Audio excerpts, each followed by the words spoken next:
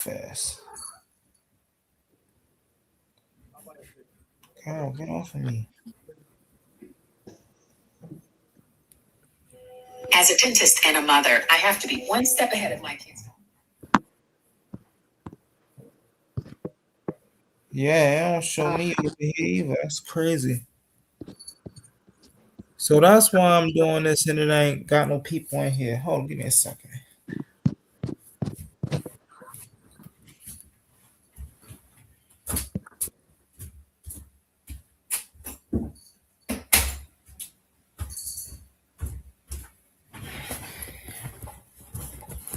Ah, bro, that's stressful. Oh, I see it now. It's counting people now. Hold on, let me see.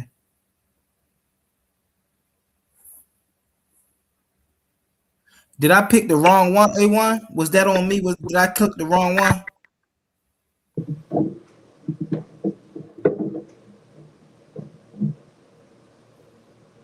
Okay, I fixed it. No, I was saying, did I click the wrong one?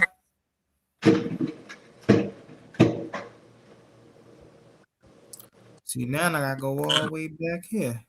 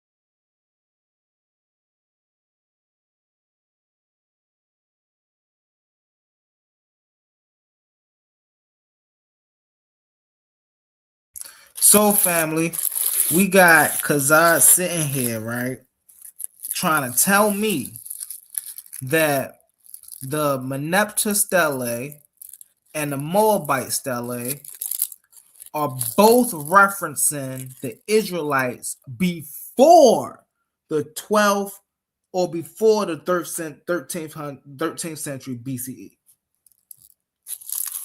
He's literally trying to sit up here and convince us that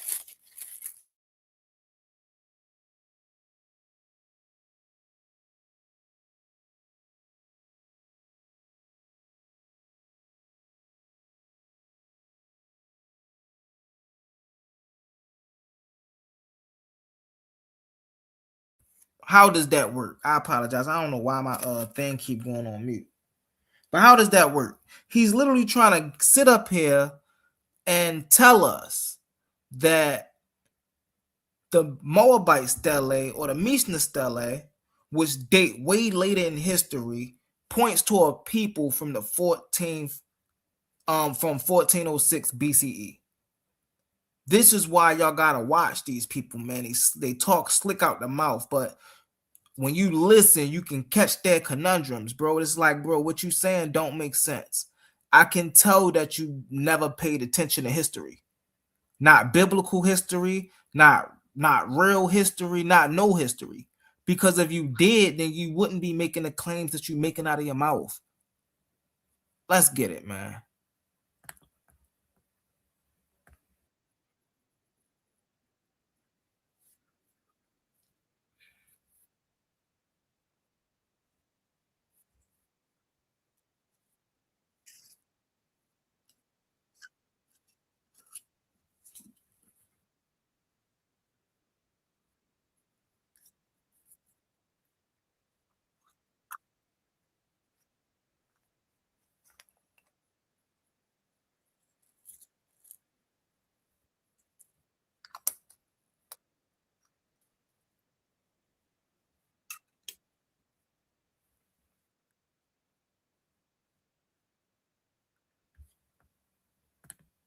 So later on in this video, we're going to get into it. But later on in this video, he also does something again that's very fallacious.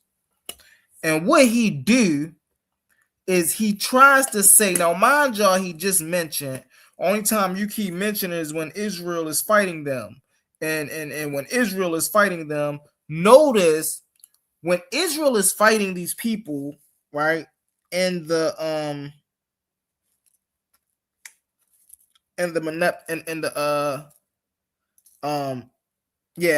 stele, when Israel is laid to waste, Israel is not a nation, which he's going to try to defend that in this in this argument as well. He's going to try to defend that Israel was laid to waste in a Meneptah stele, that they was a nation, which they was not. The determinative used for Israel during that time was a tribal people. So I don't understand where he get, and even if that's still so late in history, where do you get off saying that proves that they was here in 1406 BCE? That's crazy. Let's get it, y'all. Let's get it.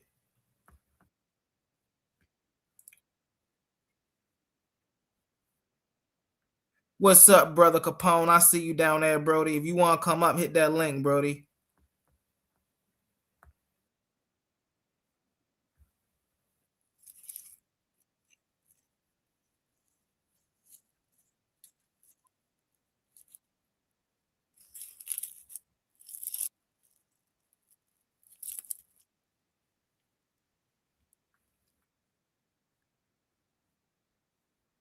Now, y'all see how I just let these brothers talk?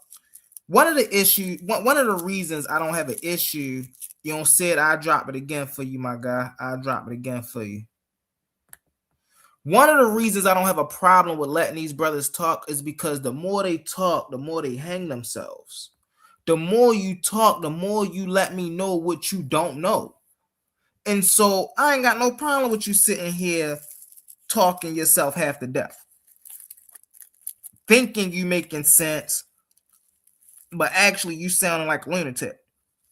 And I get it because you're talking from your faith. So you feel like, okay, as long as I can back it up with my faith, people are listening, people will pay attention, and people will follow. But bro, you can't back your faith up with anthropology. It don't work at all. What's up, brother GD and Capone? We got GD and Capone on the stage. What's up, brother GD and Capone? Hey, shalom, peace to the panel. Hold Nah, on, I was just zooming in over this. Man, hey, so Capone, let me ask you a question, bro. When do you say Israel was established or first established or even first notarized or put on notice to the world? well. That's so Israel was known as different things throughout times. When you see in the when when Jacob when Joseph not Joseph when Jacob dies and Joseph goes to bury his father in the land of Canaan, uh the Canaanites say this is a great mourning of the Egyptians. So that's one thing. Then when they make the exodus, they when they make the exodus, they are known as what they call them captives, the captives that left from Egypt or whatever, something like that. But then they established themselves during the judges period, where they go through What these, where time they have period these would you give that? what judges. Yeah, what chronology would you give that? Judges is happening during the going into the Iron Age Mm-hmm. because it's 300 years, And so what? So you said going into the Iron Age. So that'd be 1200 to 1000 BCE, right? preferably. Yep, because So Solomon builds the temple in like 900. So Judges is think it's a 3 year period of Judges. and so we don't see. So But that but means during the we don't Judges see them in period, history in 1406 BCE, do we? do what you mean? So Kazad is trying to say the first time we Yeah, see, all that stuff all that happens before. So yeah, you do see them. But you got to understand that they are coming from out of Egypt. So they are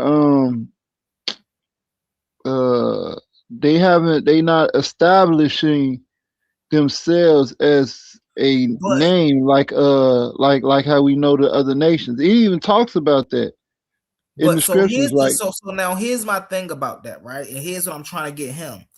And when we go back to the chronology, right, to like you said, the Iron Age or the Iron One, 1200 to 1000.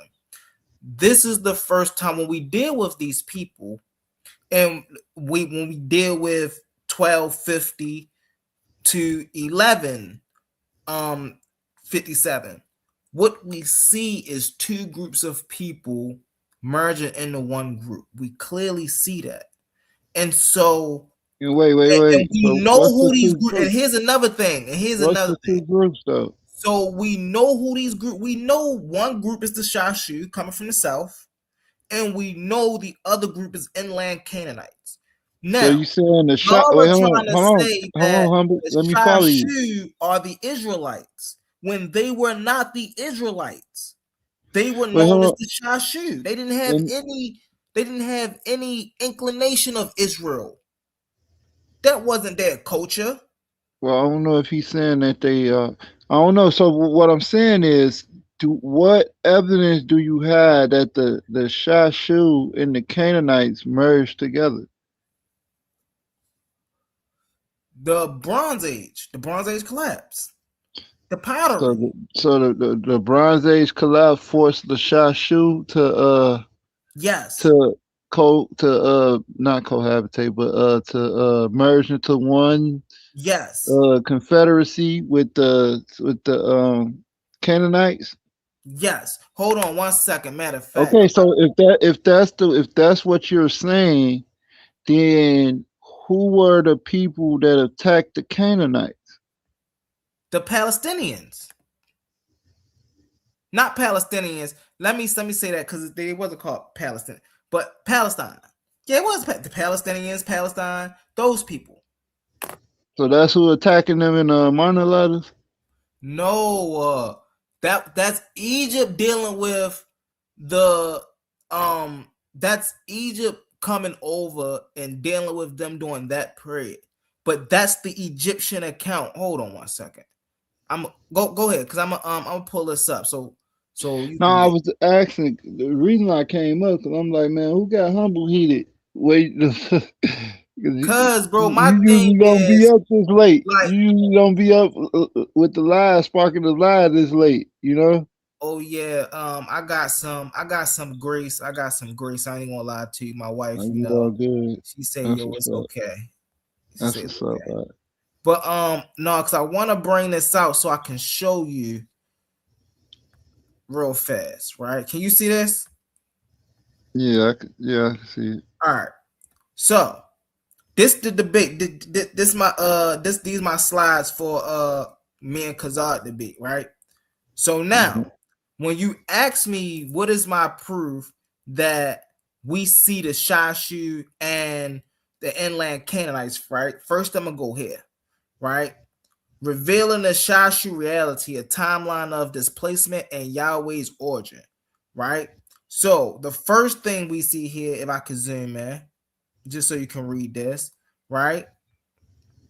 The 14th, 12th century BCE Egyptian typographical lines, book of land of the Shashu of Yahweh, exclusively in Edom and Midian, right? This is Mhm. by Dr. Israel Frankenstein.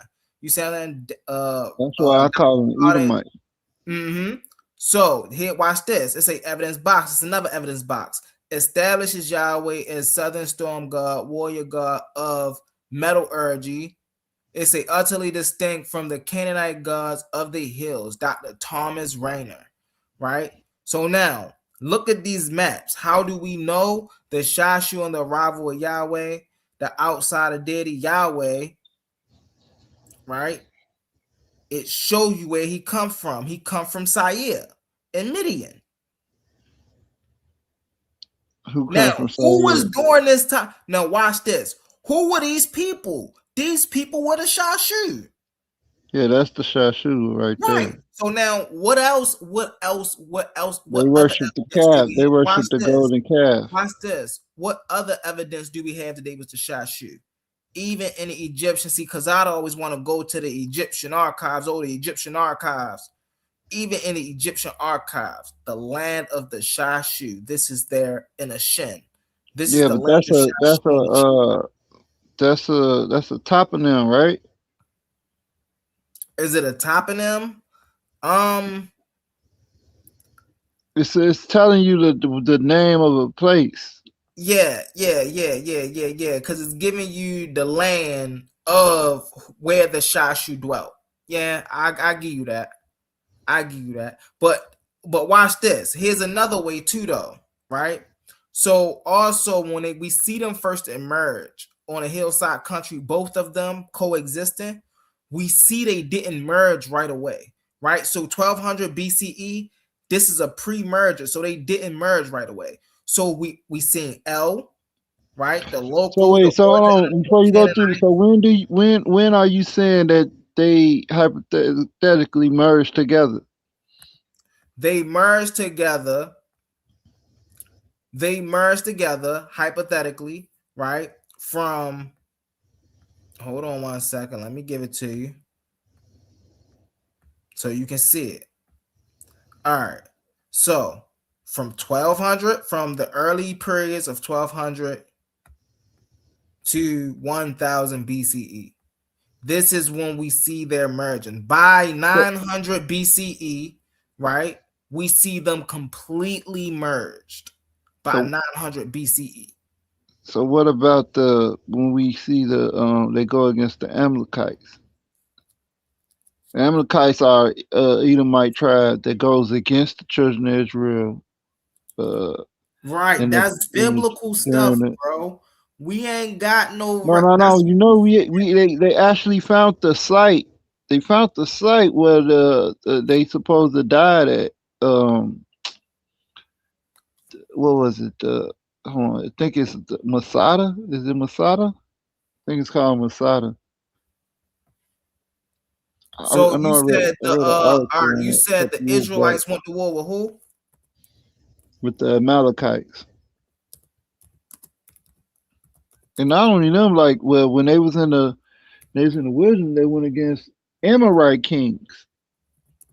That's before the time that you're talking about right there. But during that judges period, they was going against they was having wars against like the Amalekites, the Moabites, the Ammonites, all those Transjordan, including that'll be including that Shashu tribe as well. So they was going against those people uh, during the period of Judges, and yeah, because the conquest of Joshua was over. So yeah, so you can trace. So in the historical record, you can trace it from I say from the Amana letters, because in the Amana letters they would have just if they was Shashu, they would have called them Shashu.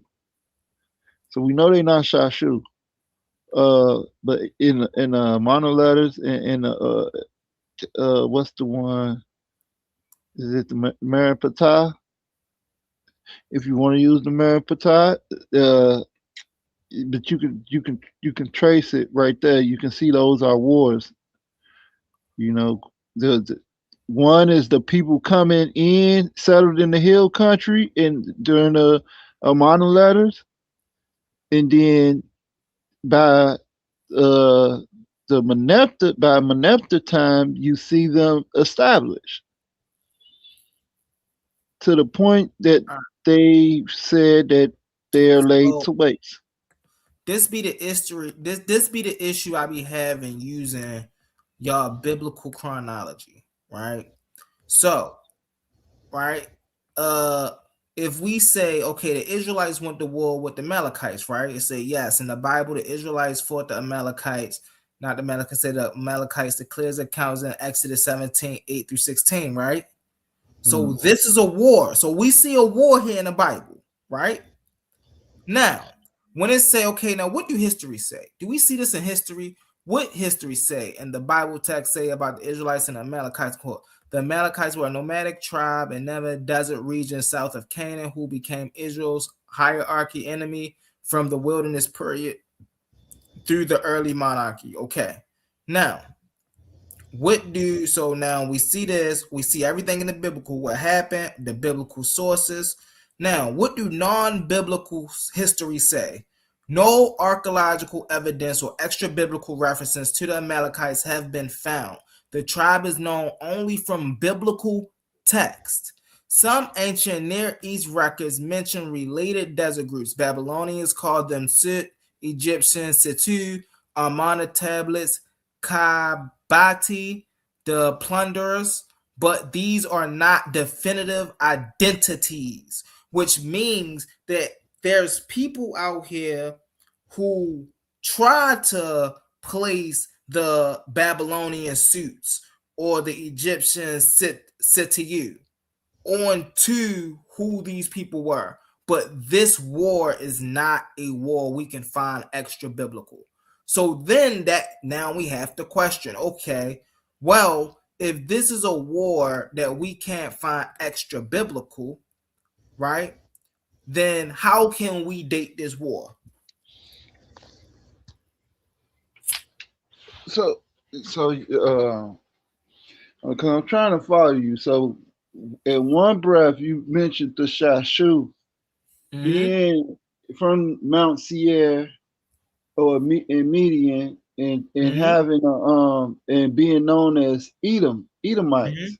So Amalek is one of Edom's sons. That's that biblical stuff again. No, so Don't I'm telling stop you, going biblical. Amalek comes out from Seir, from Edom. Amalek is it would be one of the like Wait, you chief say he is whose tribes. son? You say he is whose son? Esau's. He's All right, one of he Esau's Esau's sons. son.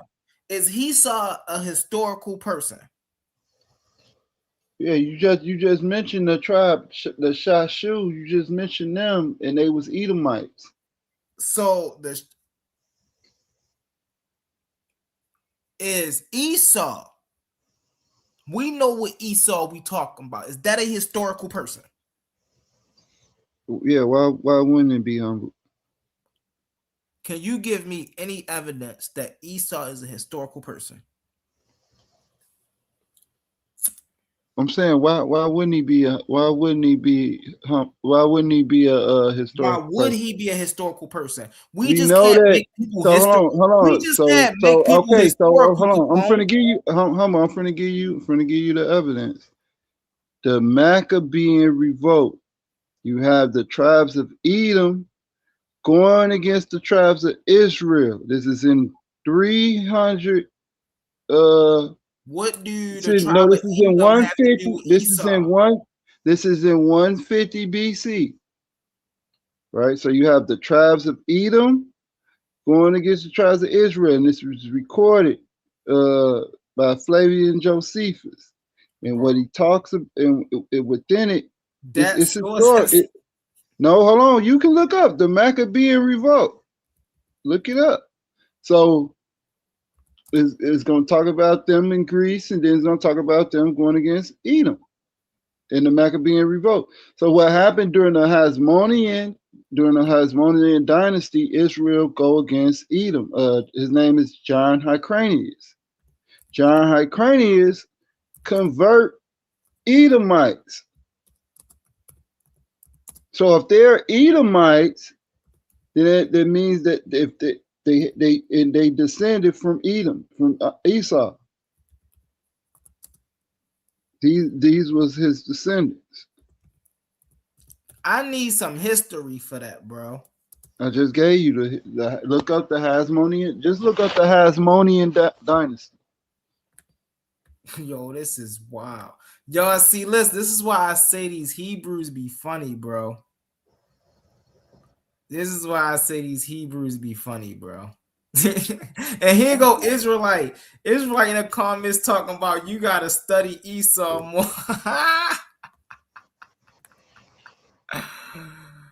Hey yo. Yeah.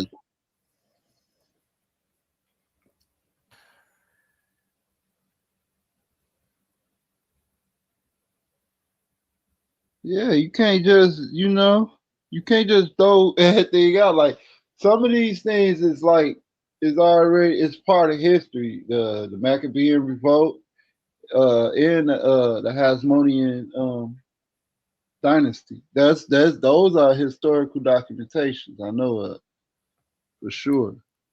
All right, so And I know in Chittim, they supposed to like deify their father Esau. So watch this, y'all. Watch this. Only in the biblical narrative do Edomites descend from Esau, right? Where else they gonna descend from? Hold on 1 second. When we get into history and archaeology, right? These stories are biblical tradition. They not independent, verified facts. This is why I tell these brothers when they start getting to hold on, Capone, I got you. When they start getting to talking about Esau and things of that nature, no, we gotta stop them. We gotta stop them, right?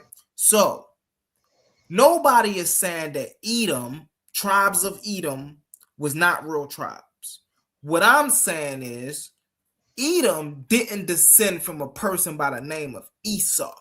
So are you saying that Esau is an eponymous ancestor for Edom? I'm saying Esau is not real. That's what I'm saying. Are you saying that he's an eponymous ancestor for Edom?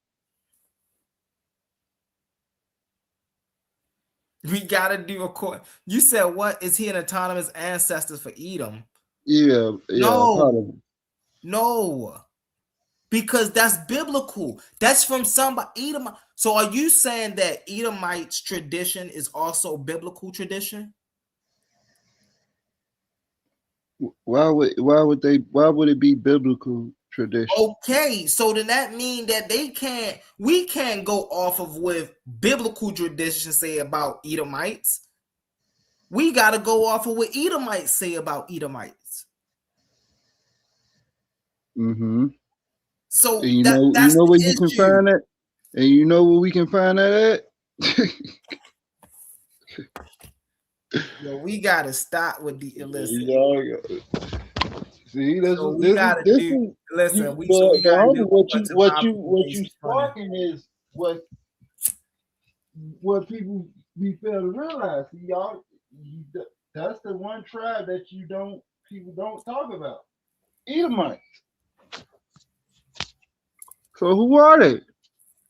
Listen, Where they go? What happened to them? Because we know that they was around. So you know that'll be a good study for you when you find out who the Edomites are and how they operate.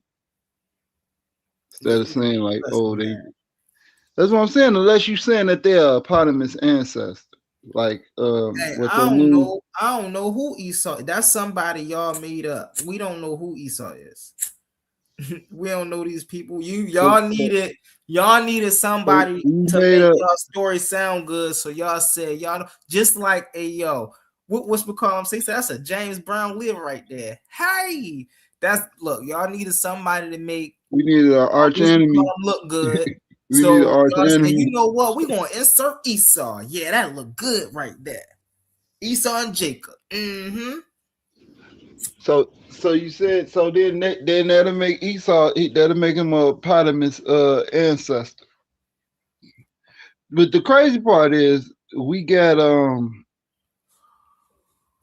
because Esau is very interesting though because Esau he assimilate into different Canaanite and like Nabatean Why tribes, when y'all talk about these people, y'all talk about different these people as if Transjordan they're not tribes, Canaanite people? huh? Why when y'all talk about these people, y'all talk about them as if they're not Canaanite people? Cause so what about the Amorites? The Amorites dwelt in Canaan too. Are they Canaanites? Mm-hmm. How if they are Amorites? So the Amorite is their tribe. They dwell in the land of Canaan. That makes them Canaanites. So that's what make that's why you so oh now I see it. So you saying by like citizenship they'll be Canaanite, but Yeah, there'll be distinct people. There'll be two distinct groups that's in Canaan. yeah.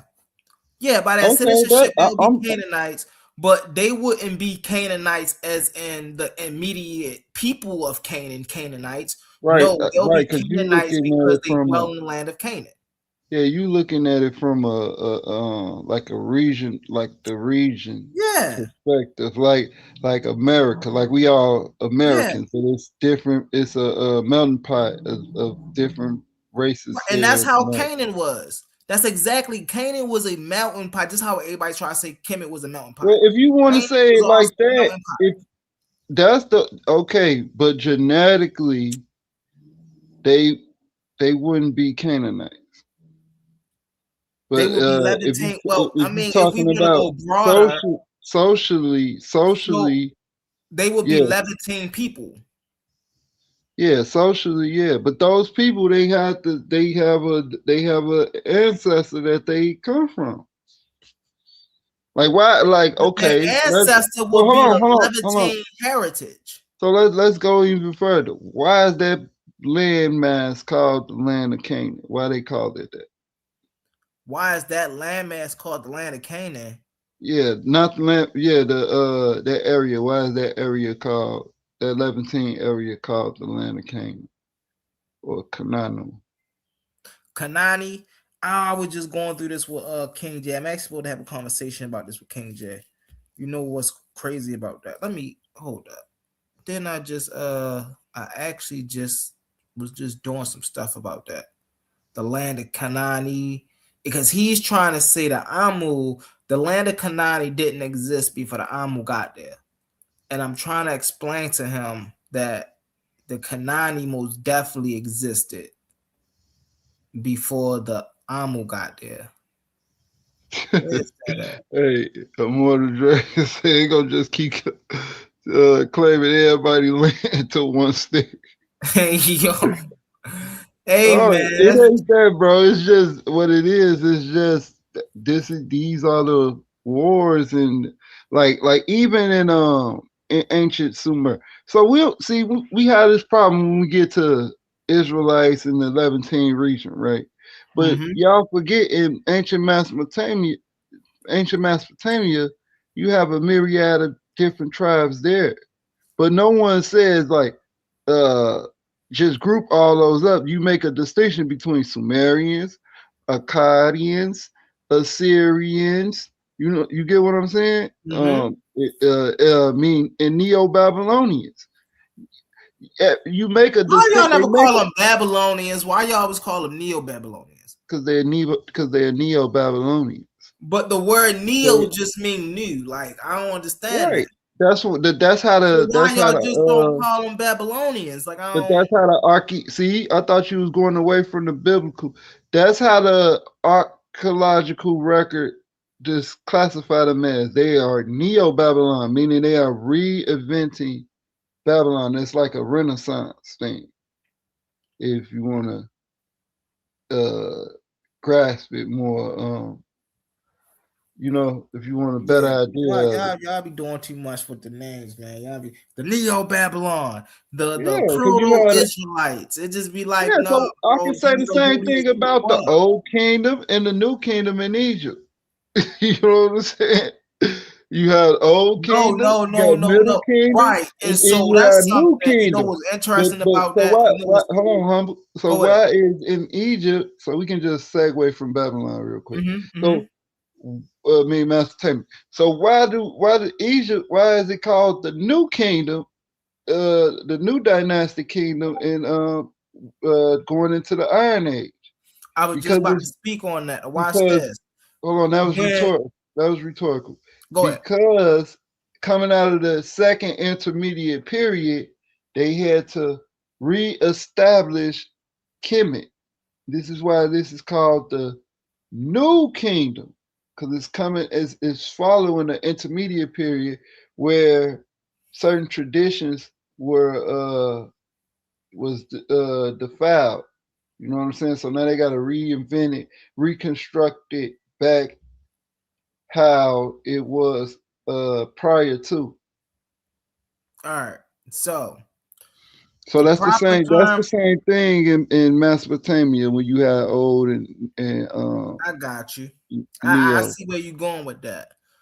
The thing is, when you study, and this is why I always tell you all about Kemet, right? Unlike a lot of these other traditions, when you study Kemet, you have to study it for what it is. You can't study it for the overlayers. When you study Kemet, you see, okay, these dynastic, the people that study Kemet call them golden ages or the dynastic periods or the kingdoms, as y'all call them.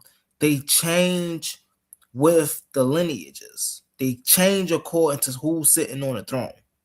They don't change due to and this is something that me and Kazad was talking about too. They don't change due because of archaeology say, okay, we're gonna place this here, we're gonna place that there, we're gonna place this here. No, they are placed the way they are because of who's sitting on the throne at that time. I get what you're saying though when we're talking about for an example, when we're talking about the Bronze Age, right? We got the early Bronze Age, the middle Bronze Age, and late Bronze Age, right? But that's archaeological stuff. That's what they put on that. So I most definitely get where you're coming from with that. Yeah, so these are. I ain't saying that this is what the people said, but the actual people. This is how we classify these groups. Even like, give you another example, like the language, right? Where you have Proto-Sinaitic, you have uh, Phoenician, you have Canaanite, and you have Phoenician Canaanite. So these are different period of No, no, times no. You don't where have the Canaanite and then Phoenician Canaanite. yeah, you got Proto-Sinaitic. So so what happens is these are um these are classifications Mm-hmm. that they use when this language is being used, far as the writing and the stuff in the archaeological record. Mm-hmm. Um, but it evolved a bit. You know Yeah. what I'm saying? So so they have to classify them. So you have Canaanite, then you have, oh well, this is later on when you get into the period of the Phoenicians, I mean Carthage and everything. The Carthaginians, they spoke Phoenician. You know what I'm saying? So that's when we say Phoenician Canaanite, we know that we're talking about from it's a geographical Dialect. yeah, it's a geographical identifier as well, just like Chaldees. Chaldees, like all these are uh, identifiers from the period of time that someone will be using these language, and uh, and it also shows their location. You know So where what is it's the being see used. now that's where when we get back to chronology. What is the period of time, just for an example, because you know we get into this a lot, for the Chaldees, for an example? What chronology would you give the time period for the Chaldean people? When people were speaking Chaldees. So Chaldees. No, So no, I'm let me saying explain. So Chaldees is the language. It's a language that was used in the Pacific region, that being southern Mesopotamia. Chaldees. okay. In English, Okay, that's the way. let's even get In there. Let's English, even get there. when you say What time period would you say this was about? that they was using that language and it was distinguished, it'll be in the what they have, they in the record, they have the early Bronze Age, like from 1000 BC. Right. Okay. So in 1000 BC, you saying that was there?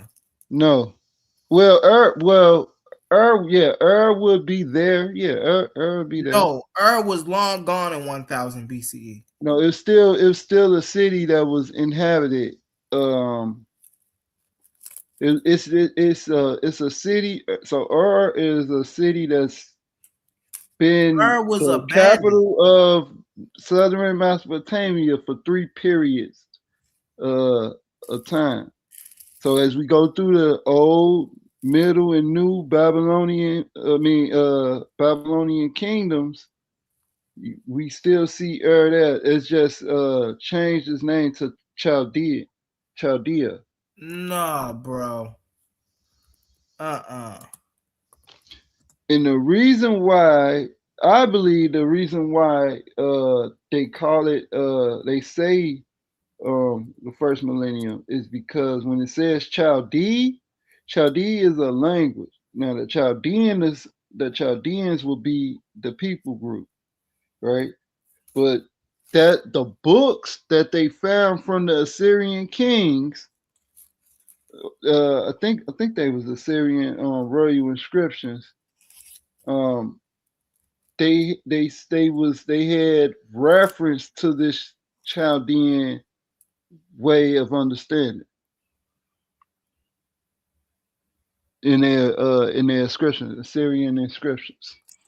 So the king would say, I forgot the exact inscription, but I know they royal inscriptions. But they had the books of the Chaldeans, who the Greeks knew as astrologers, or this mystic class of people. That's how they described them. So some of this stuff it gets convoluted over the over a period of time where you, and that's why they use classifiers. That's why you got to be able to classify things. But we way off. We Hey, way off the listen, we point. having convos, Brody. Take it where you want to take it. We way off the point. That's what I'm saying. Like to get back to it though. But that's why they say neo. It's the reinvention of a pre-existing thing. So when we got the So, hey, Neo Capone, Babylonians, so who was the old Babylonians? When you go into the old let me ask Babylonians, you this question real you fast, get Capone. into Let a me ask you this Akkad. question. Oh, go ahead. Did the Chaldeans conquer Ur? Did the Chaldeans conquer Ur? So the Chaldeans was known as the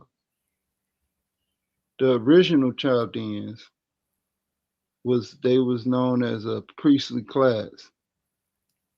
Right. Did they And conquer Ur? these people that conquered Ur or Babylon, where Ur is south of Babylon, but these people that conquered that, those was a confederate group of Babylonians.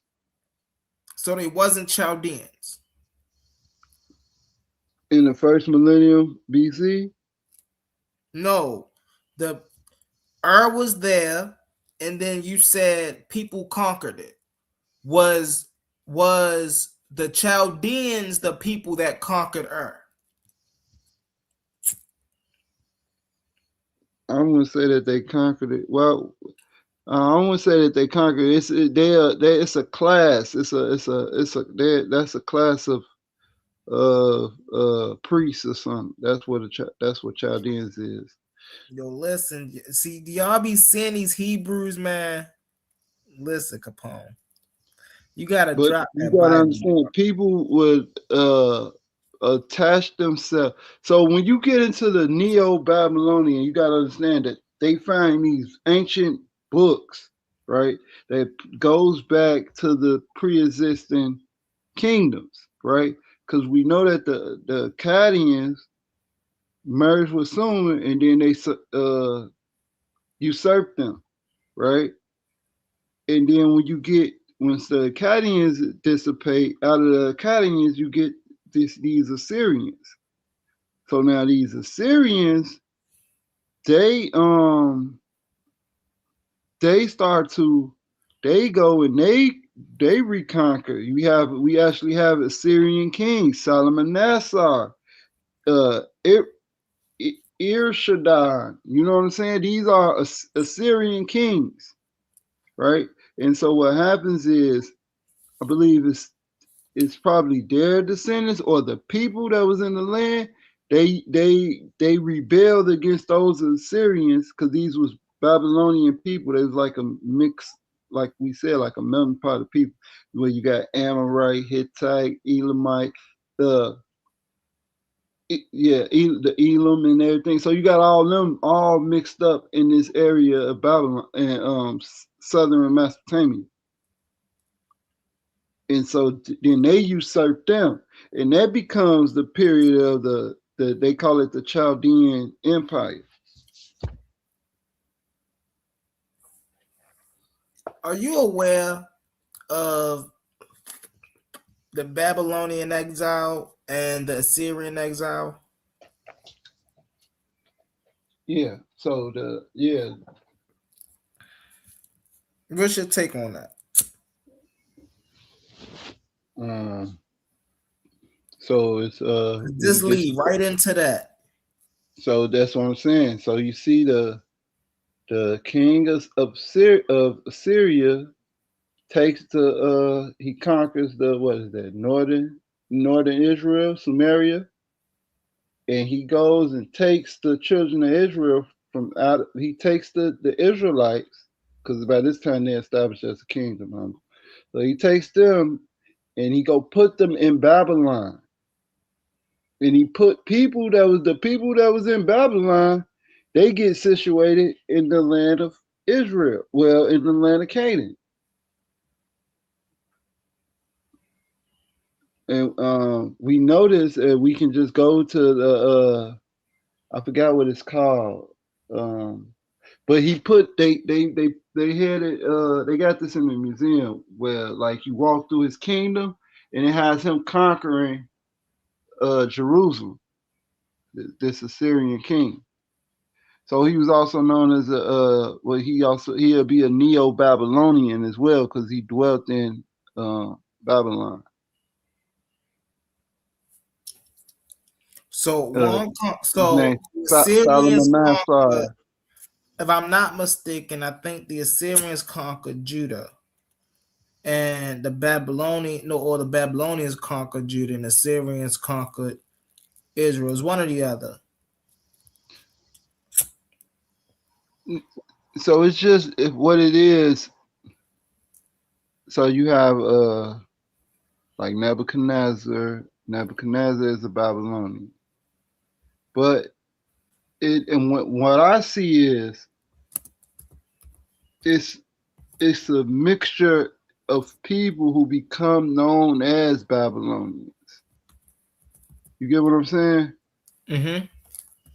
Because when I was researching about the or the child in the from the record in the first millennium BC, why is a distinction between Chaldeans and Babylonians and Assyrians? I was looking that up. I was going into that Right. research, and what you have is we have cylinders of the Assyrians, and we have uh, is it cuneiform? Think we no they no those cylinders tablets as well of like um Nebuchadnezzar, and then you have the Persians as well. So it's All a right. So it was period. the Assyrians. The Assyrians exiled the northern group of Israel, and the Right, Babylonians exiled the southern group of Judah. right, right, and that's what. But that's where you get it at. That's so yeah. So and that's when and the reason and this is what hurts King J. Because I was gonna go right into this. So what happens is the Babylonians they burn the first temple, right? And Mm-hmm. the children of Israel now they all up in Babylon. They're carried away into Babylon, into Mesopotamia. And what happens is they uh this is when they're when the Israelites revolted against them, or when they were welcomed back from Babylon, they built the second temple under the Persians, Cyrus under Cyrus the first, I think it's That's the Cyrus the first, Babylon. right? So they rebuild the temple, and this is why the text says Ur of Chaldees, because that area is known to be the land of Chaldea, the city of Chaldea. So that's how we know that that's a southern location, and they use that word, that phrase, or to let you know what they was talking about as well, so you won't get confused. Well, if you don't want to say city, it's a place in the land of Chaldea, and that's what that was saying. That's why I say Ur of Chaldea.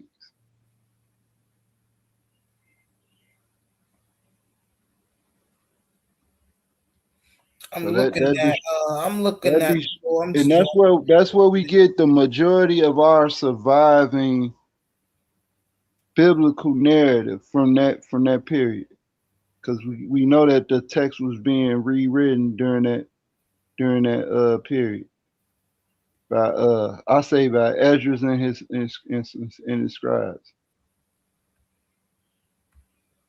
that shit. That's oh, let me get up, yeah. Who said it was Ishtar lingo? You say I don't know what I'm talking about.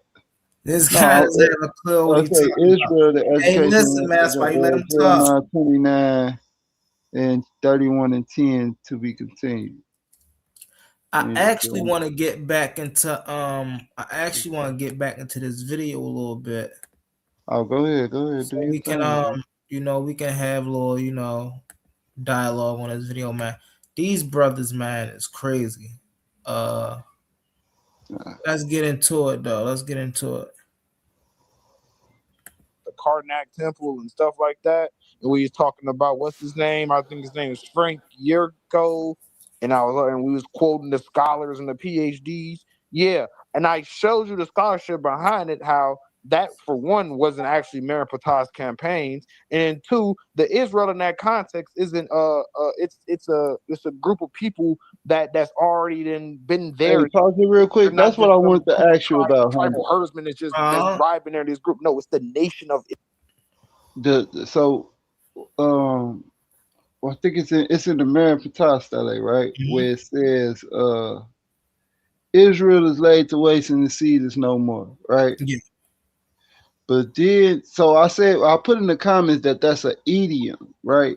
To Mhm. say that they are laid to waste or they seed is no more, because we see the reason why I say that, and it's like figurative speech, is because of two things. One, I know that the Egyptians was very arrogant in how Yeah. they spoke about conquering other nations and stuff. Yeah. And two, and I know this from Kamos. Kamos was saying a lot of stuff.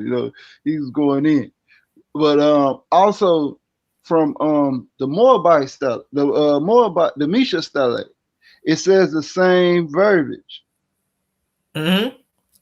So one But thing, we one thing I never argue against is that with victory steles, and this is why if y'all go check out, I did a shout out actually attacking King J, not personally but intellectually, on the fact that he don't know like this. These are victory steles, and I never argued against the fact that victory steles wasn't exaggerative, right? We know victory steles were exaggerative. So when it say like Israel was laid to waste, right? We know that was an exaggeration. We know he didn't kill everybody and there's like things of that nature. Like, you know what I'm saying? So I never make that argument that everything that the victory steles is accurate, 100% true. No, but they do just point out, and one reason why a lot of people use that stele is because that's the first time where we see Israel in history. And an interesting thing about that, and what y'all about to hear Kazad try to make his point, is he tries to say that during that time, Israel was already flourishing as a nation. And I have to correct him. A couple of us, well, not on this panel, I don't believe, but previous panels, we had to correct him on no, they was not a nation during this time. They were villagers. And so that's but but see, that's the narrative they have to push to keep their religion true.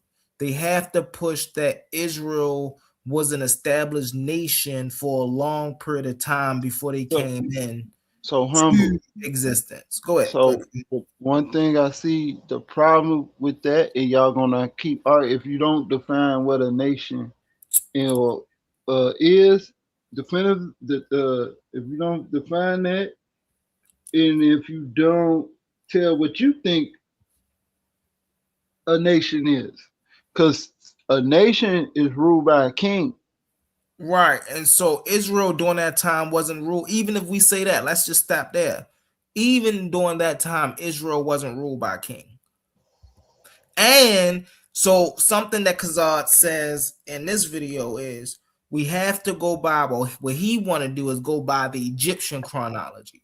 And if you go by the Egyptians and what the Egyptians say when they use the determinative to determine who these people were, the Israelites, they use a tribe determinative, which means these was a tribe of people. These wasn't a nation. They didn't use the nation glyph. They used the tribal glyph. Yeah, So because they wasn't. I that's the wouldn't say that they was established as a nation, but I would say that they was like a band of brothers yeah. that was Yeah, together, I have no like tribal, argument during like that you time say, with like tribal, yeah. Because we find that in the record, in the historical record, that it's a band of brothers that being released from Egypt and they attacking Canaan. I mean, yeah, they conquesting the Canaanite kings. So we know that they're not now Canaanites. you see how me and you just agreed on that? Watch how in this video they try to argue the complete opposite of what we just said on this panel. Watch this. Israel. Crazy. They have chariot horses and stuff when they're fighting. That only occurs during the monarch period. So your Bronze Age collapse, that's the monarch period. They're already there. You didn't miss the judges. You didn't mix Oh my the gosh. conquest, all of that. And you continue to ignore that point, and you don't bring any scholarship.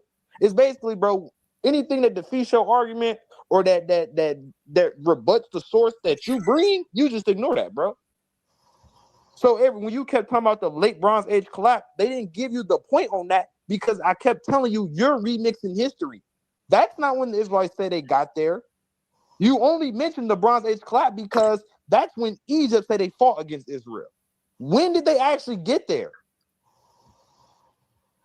Well, he got a So point there it's my time. Watch Yeah, this. go ahead. All right. because they So have the to reason the predate. Bronze Age collapse is so important, I'm gonna say this again for y'all. I want y'all to go do your research.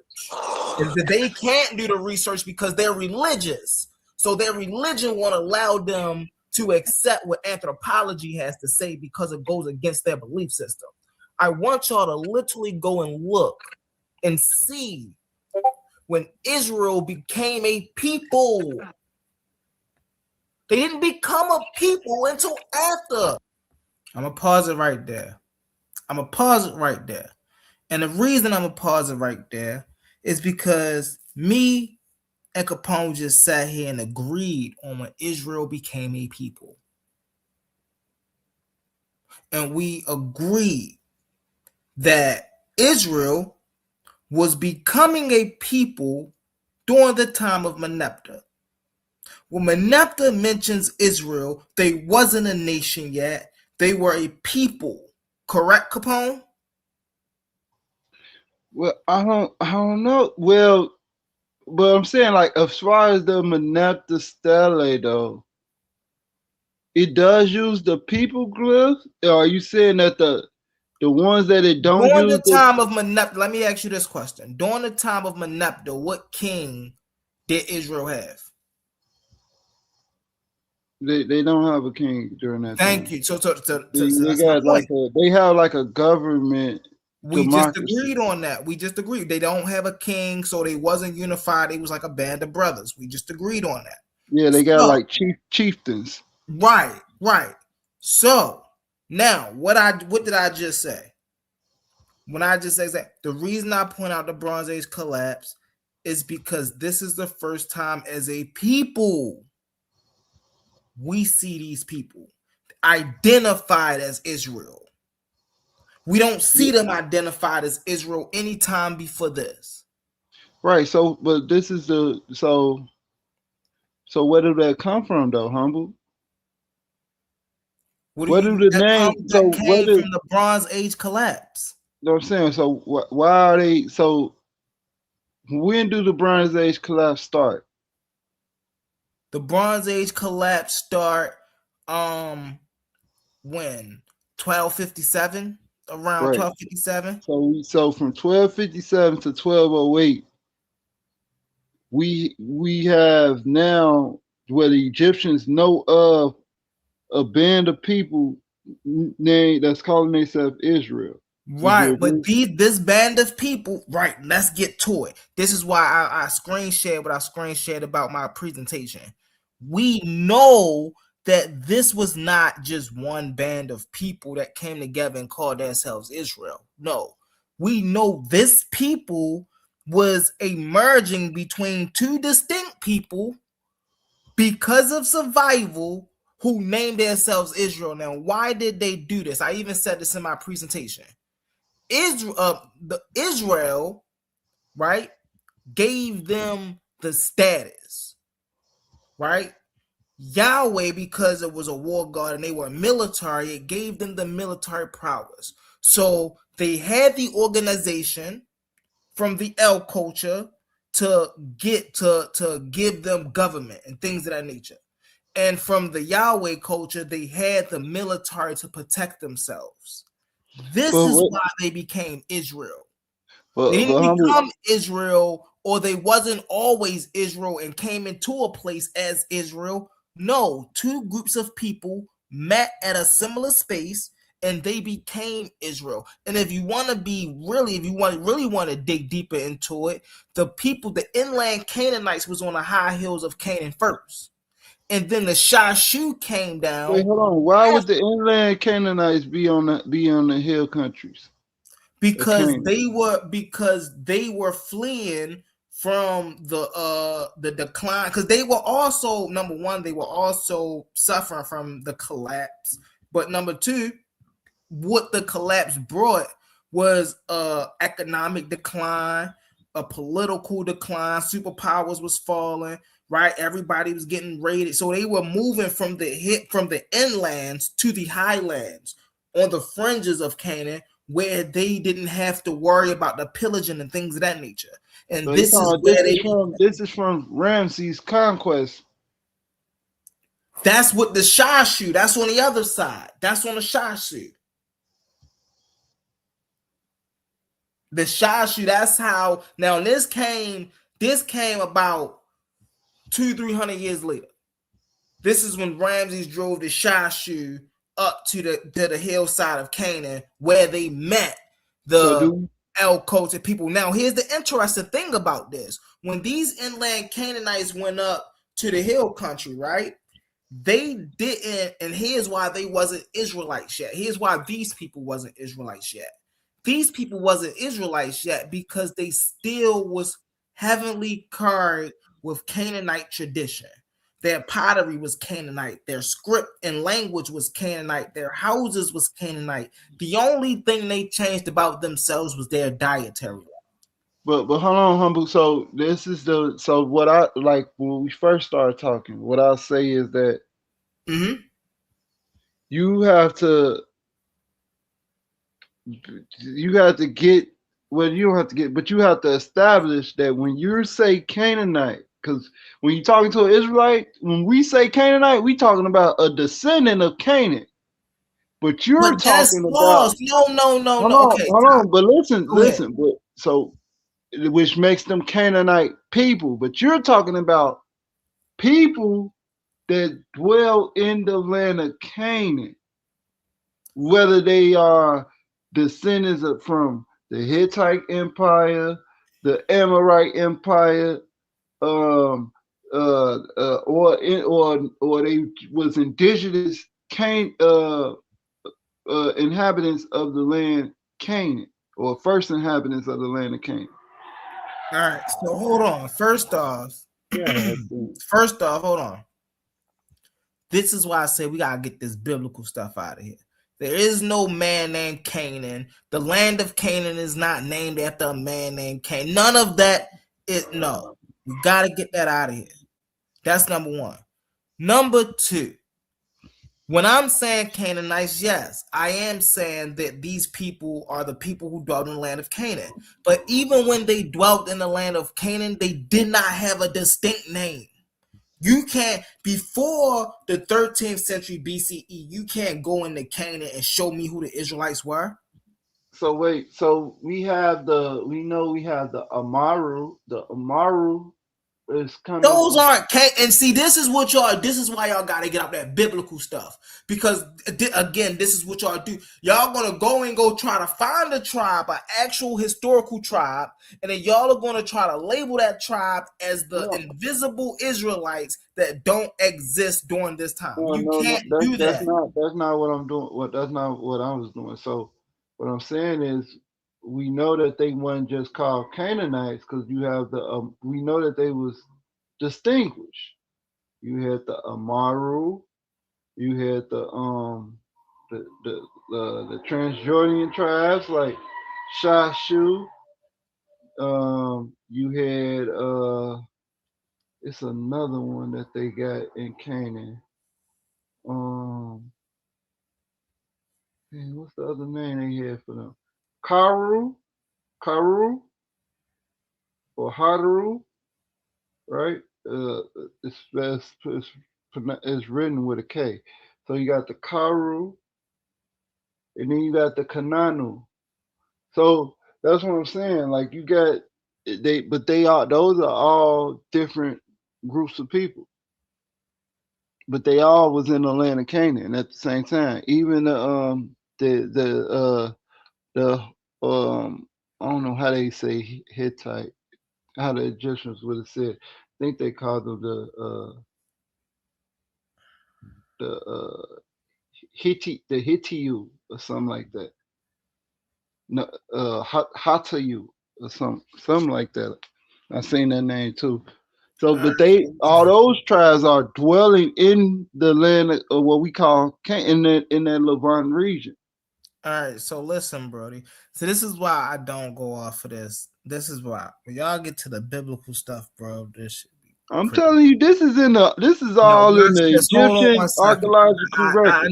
I know, but the reason you saying, I know why you saying what you saying, because you're saying, okay, well, these people were here, but they were different tribes settling in this land. And so the land of Canaan, right? Even when we just deal with the Levant region as a whole, right? We know that the people there, right? No matter what tribe they from, let's throw it out the window really fast, right? The people there all followed a common social government. I'm talking about before the Bronze Age collapse. The people there all followed a shared social way of living. This is why they were polytheistic, right? Because there were, as you're trying to say, the Amaru, right, maybe somewhere, and they might worship one deity of the pantheon differently than the other deities in the pantheon, but they still acknowledge all the other deities and they still worship them, right? And then these people over here, they might worship one deity. Now, when we get into history, again, this is why I got to get away from this religious stuff and we got to get in history. What we find is normally the reigning supreme god of Canaan is whatever tradition holds the most land. So this is why in Canaan, and people keep trying to run from this fact, definitely Khazad, El was the high god of Canaan, of Wait, the hold on. Canaanites. You Because but that tribe of people, hold on, Capone, I'm gonna give it to you. I'm gonna land my plane though. Because that tribe of people is what dominated that region. So that was a god of Canaan before it became a generic term for God. see you saying you And said go ahead. before L became a generic term, because I was just gonna say, that's a Go ahead. generic term, a general term, but you saying before that he was the god of Cain.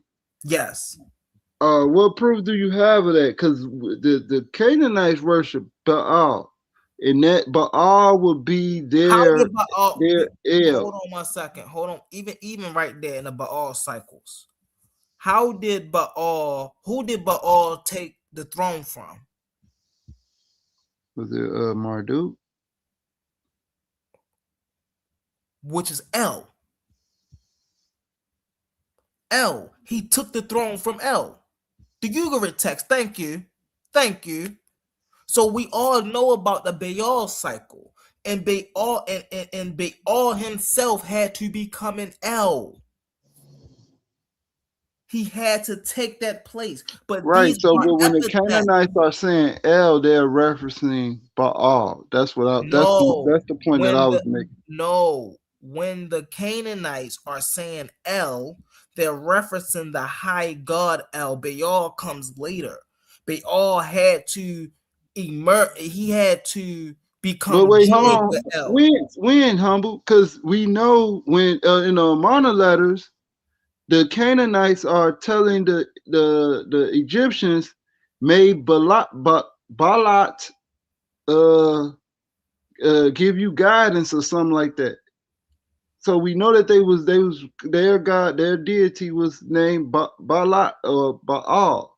It's in that And you said what? group All right, Balat. you said what tablets?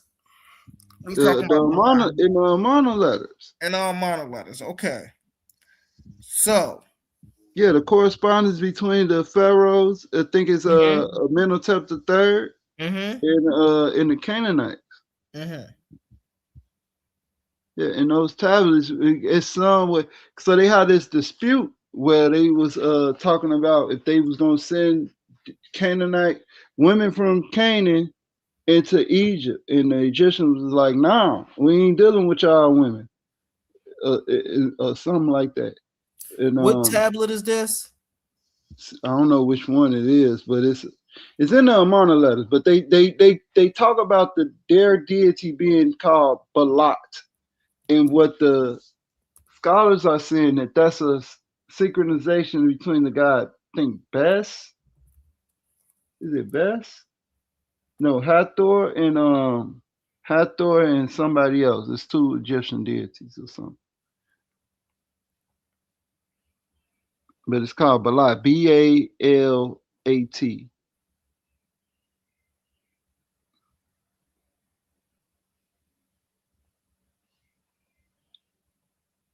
This is why I say that So they the was always Amana letters worshiping Baal. is collection of 300 Greek tablets, and the Akkadian cuneiform around 1350 discovered the Tel Amarna in Egypt.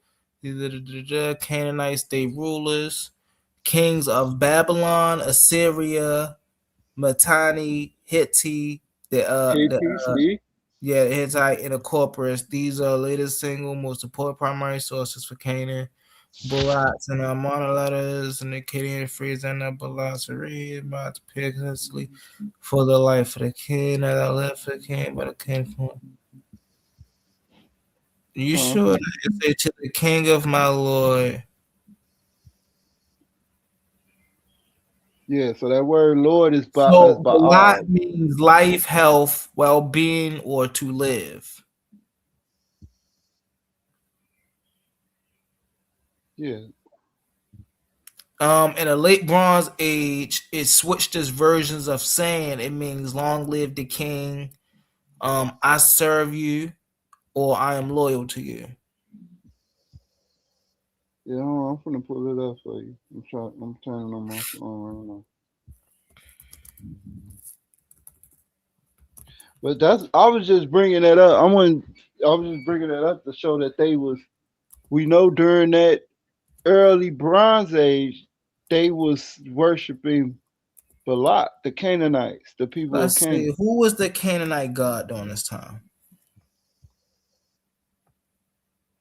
The Canaanite gods during the time of the Amana period, 1350 BCE, late Bronze Age, Canaanite pantheon is well established. The main god of Canaan. This is the late Bronze Age and the Canaanite pantheon. What's up, Prince? I'm in. I see you down there, Brody. What it do? What it do? Peace, man. Y'all rocking out. Y'all rocking out. Who that? Hey, Shalom, man. Peace. Peace. This Emmanuel.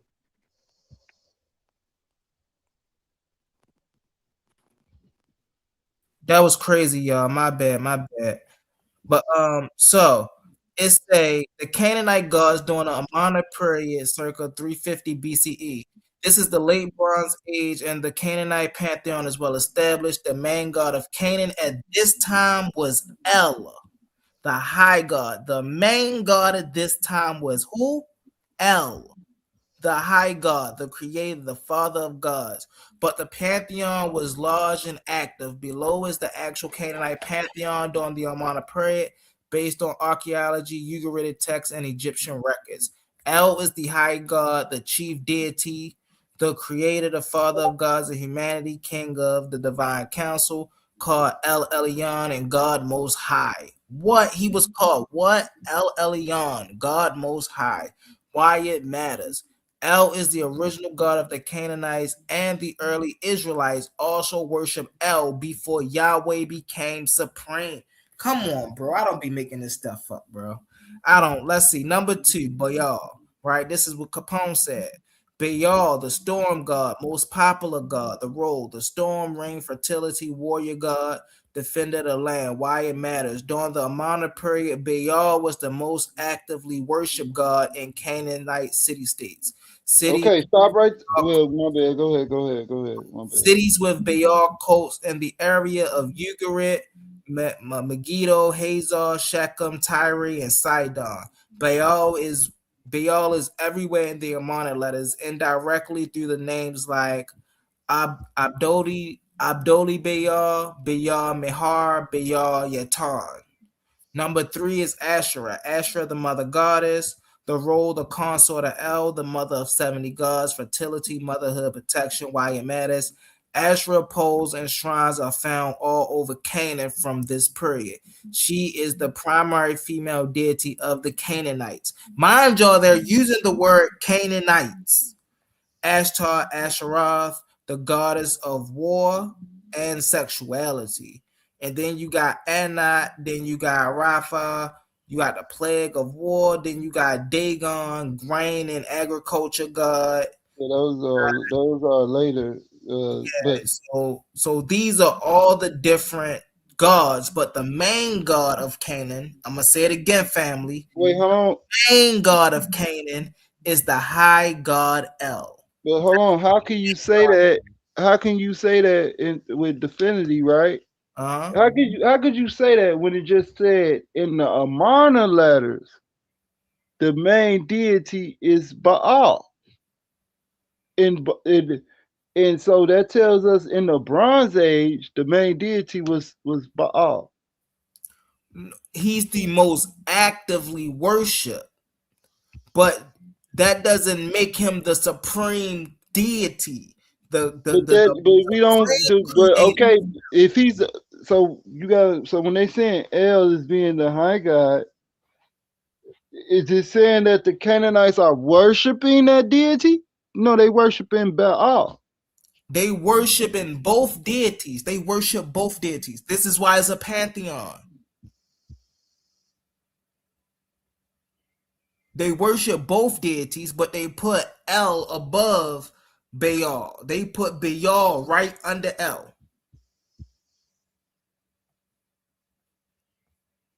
Yeah, I understand that.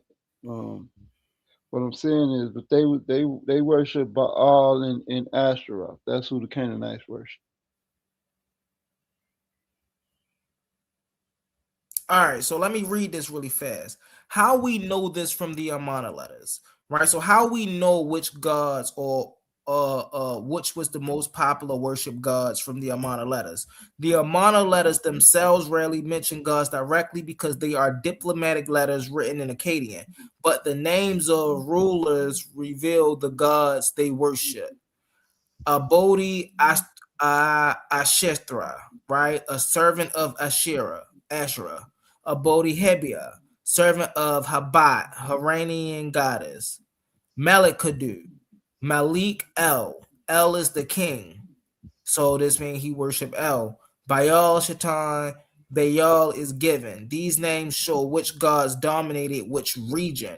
Right. So this is how they know in the name of who they're talking to, which god dominated their region. That's something else that y'all don't be understanding, Capone.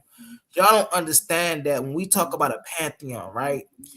Every god in the pantheon governs a region of that land. So if you're depending on what region of the land you're in, you worship a higher god. It lets you know what god have dominion in that land. And so out of over all of the lands, El is the high god. L education lessons. We have to, man. But look, it's crazy. Let me cam up when I say this. It's crazy a non-Israelite have to educate an Israelite on their own doctrine. They should know this. They Bro, know this. you're not educating me. I already know this stuff. So listen, the deity name is, so you have Baal and you have Balat, the lady of Biblos, right? Or Balatis, right? And she is this is equivalent to Hathor of the Egyptians. And her name is, you pronounce her name is so it says she is mentioned in a number of literary texts, including the so-called letter of Hori in the writings of, oh, that's in Philo of Biblos, right? I'm trying to get the reference when she's mentioned in when the Canaanites are speaking to the Egyptians, they say may Balat give you peace or something, like it's in the greeting.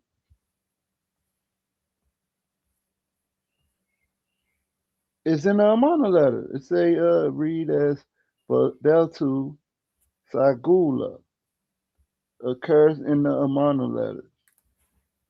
Yeah. But now who is that to? So in the Amarna letters, what king or chief is talking that have that name? The name of that god. You said what king? Yeah, what king is talking that got the name of that god? Oh, I'm reading this in just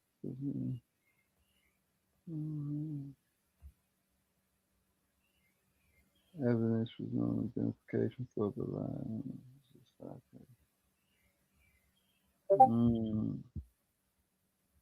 I don't know. I gotta find the we can pull up the Amana letters and we can read it, I guess. Not pull the Amarna letters. We can read it. Hey, really That's what you're fast, gonna have to Brody. do, man. Hey, You're gonna we have to, got Prince. We got Prince and Mon in the building. What's up, Prince and Mon? gonna have to pull it up and read. You in the building, Prince and Mon? Yes, sir. Yes, sir. I'm in here making a waffle, man. I'm trying to see when it's gonna land. I'm just seeing where y'all gonna land at, bro. Cause you got a point, but I'm trying to see what GDN gonna come back with. Cause the truth is gonna come out eventually. You know what I'm saying? I'm trying to stay Well, quiet as long as I well, can. yeah. The truth So is But coming. what? yeah, And What's your understanding of I guess El actually being a title that's given to a deity? that came later. El was a god before it was a title. El, because like eventually El became a title over time, but El was originally the high god of Canaan. Now it's interesting, right? I even point this out in my debate. Yahweh started off as a title of a god and became a god, but El started off as a god and then became a title. All right. So this is where the burden of proof on your position will have to come in at. Where is your proof that El came to those people and said that El is his name versus the people giving the deity that title as a name? You see what I'm saying? Because you gotta remember that You yourself are saying that this same term has a definition. So whether it's a name or not, it has a definition. So it's on who was given.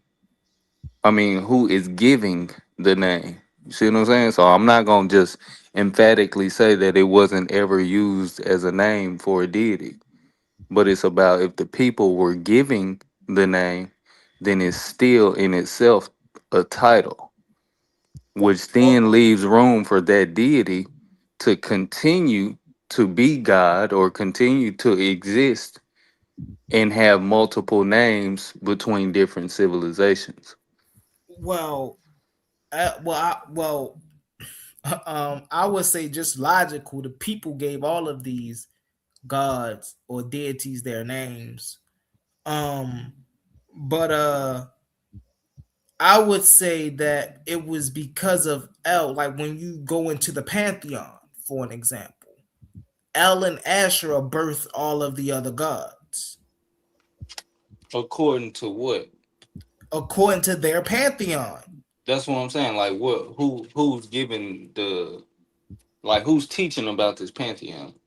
The Canaanites. What do you mean? Who's teaching about this pantheon? Yeah, so that's what I'm saying. You saying this is a teaching of man, basically. I mean, all of this is a teaching of man. What? All right.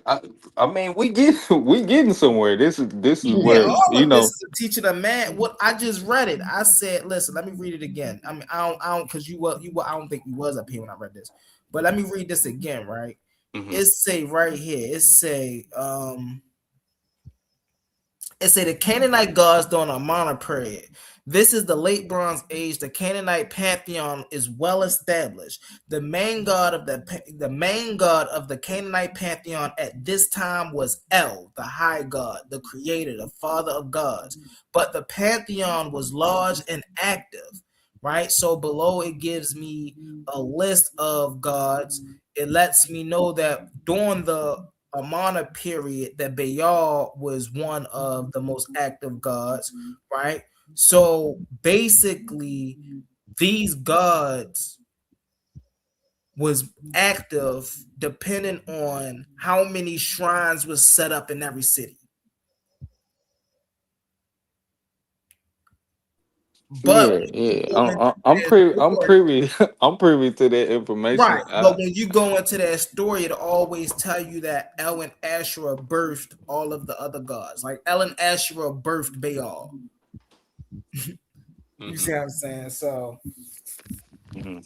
And basically what I'm saying is this is like this is pretty much the same thing that you're dealing with when you're dealing with the Bible. You're dealing with a group of well, this people. is where the Bible come from.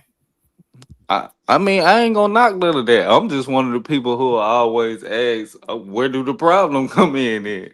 You see what I'm saying? Because it's people that, in a sense, will say they don't believe in certain things or say, oh, this wasn't literal. These people didn't really exist.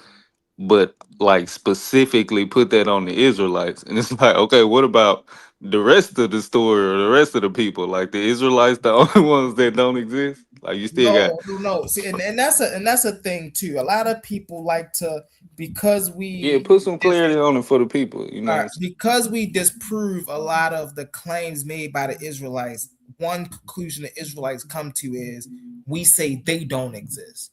No, Israelite people most definitely exist. Their motifs are not true. Their motifs are not original to them. For an example, what we're talking about right now, right? We're dealing with the motifs of the Canaanites, which we know they descend from, which we know they are Canaanites. And so we're talking about El. We're literally right here, literally say El is called El Elyon, God Most High.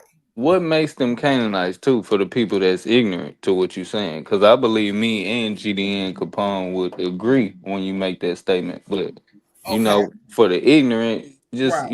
elaborate a little bit. So what make these people Canaanites is the fact that they were among the inland Canaanite people before the Bronze Age collapse, when the Bronze Age collapse was happening, these inland Canaanite people, right, that's following this tradition, we talking about the pantheons and everything. These people migrated upwards into the hilltops, right? These people took their traditions with them. So they kept the script and the language, they kept the customs, they kept the housing, they kept the pottery, they kept the agriculture. The only thing they did not keep was the way that their dietary laws. You see what I'm saying? And that was because they wanted to have a clear distinction, or they wanted to make themselves distinct from the inland, the groups that were inland and themselves. So that's why they're Canaanites. Yeah, I appreciate that. That was definitely some clarity that I agree with as well, which is why I come to the conclusion and and I will ask you if it's possible on your end. I'm sure you don't conclude there like I do, but just glaze over the possibility um, that in other documentation these people could be listed or followed as Canaanites. Mm-hmm. Oh yeah, oh yeah. So it's like that's why I was just telling Capone. Like, also we can't miss the fact that even when we deal with these deities, each of these deities govern over a certain region of Canaan. And so when he's speaking about the Amu and the Amorites and these people who dwelled in the land of Canaan, like, yeah, but they dwelled in certain parts of the land of Canaan, right? Now, why these people are so distinct and how we know these people are so distinct is because their pantheons and their culture and things of that nature resemble per Canaanite culture. When we go to the Amorites, it resembles Canaanite culture, but it's their version of Canaanite culture, basically. You see what I'm saying? When we go to all these other places, it's Canaanite culture, but it's their version of Canaanite culture. But when we go to, and that's another thing, when we try to trace back to the earliest or the proto-Israelites and we try to find out who these people are, one of the issues is their culture is so overlapped in Canaanite culture. This is another reason why we call them Canaanite culture. Like, for an example, when you look into the Amorite culture, then you look into the typical Canaanite culture, you can see similarities, but you can also see differences. When you go to the Proto-Israelites and then you go to the Canaanites, there's no differences. You see all same stuff. Down to the pottery is the same. So it's like, okay, well, we can't make no other conclusion, but these are the same people. Go ahead, bro. I hope that answered your question.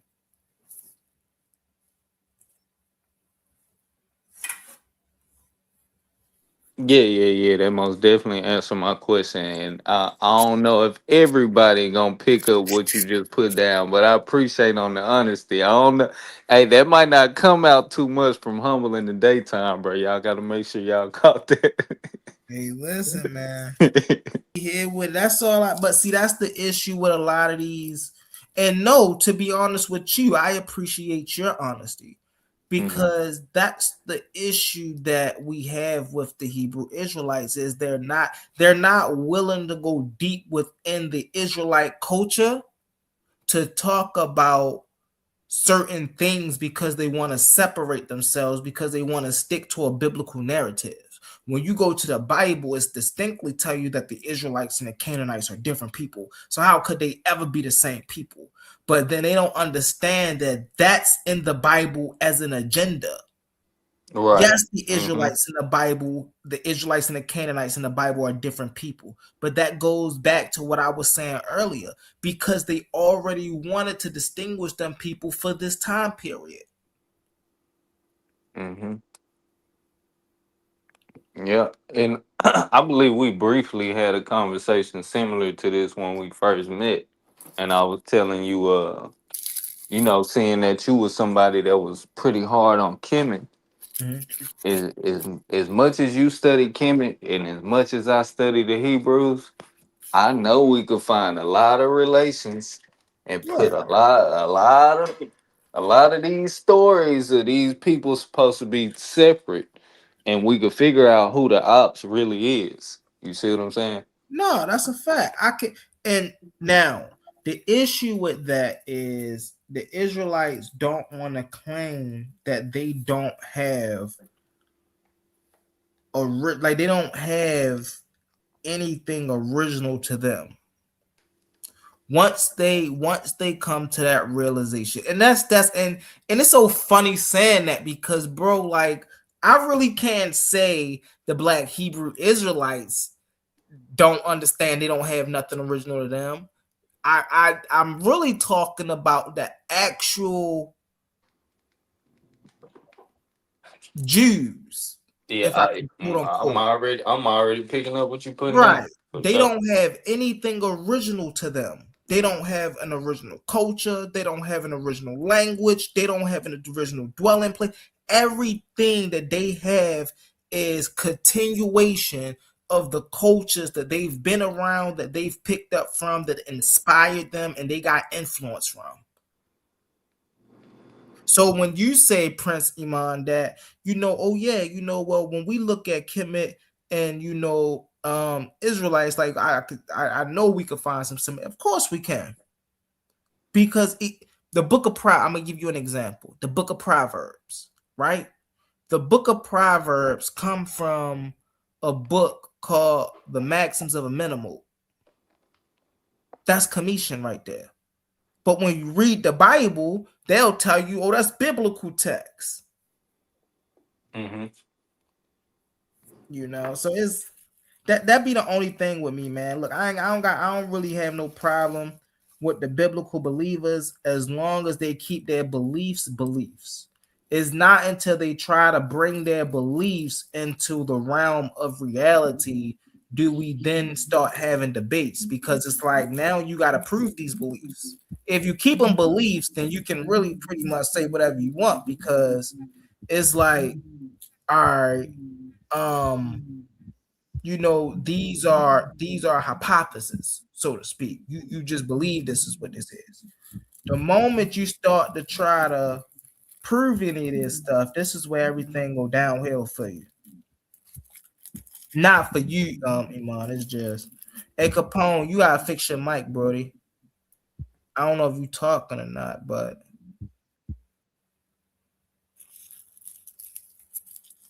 My mic messing up. oh, it's better now. I hear you.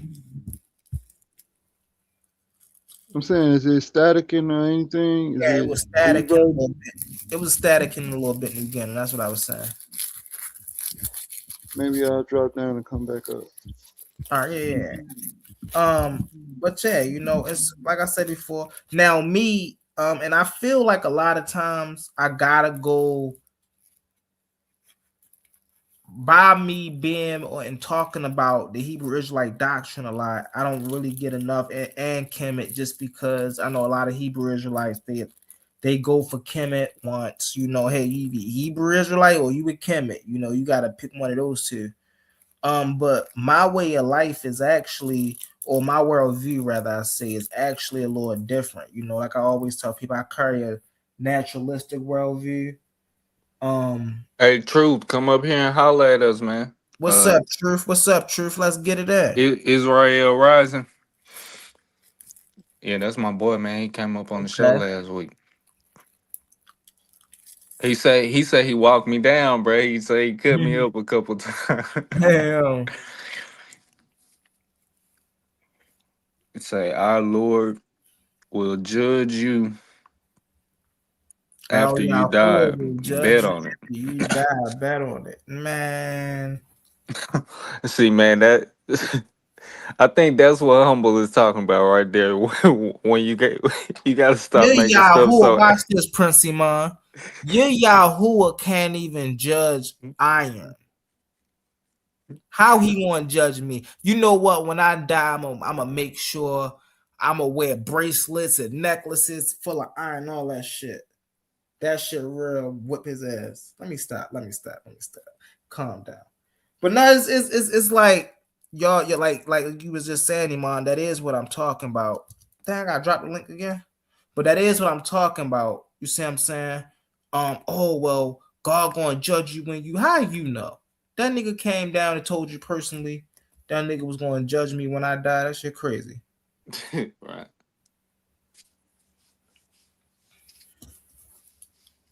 And I think like that comes from, and see, I hate to try and even make a statement like this, but it's biblical with me always. Mm-hmm. Uh Man, the children went into Egypt first for a reason. So when you talk about any type of comedic philosophy and understanding the natures and how forces became deified and personified, like all that, Mm-hmm. I've had an understanding of that. Bro, my Instagram name, when I was like fresh out of high school back in probably like the early 2010s, like 2012, 13 and shit like that. It Right. was the demigod, Sway the demigod. And it was because I was having an understanding that, a lot of these mythologies was according to our people. You see what I'm Right. saying? And then Mm-hmm. I had to go down rabbit holes of understanding what was literal and what wasn't. Like what was allegoric, what was expressions, what was just illustrations of understanding versus what was an illustration of shit that was actually seen.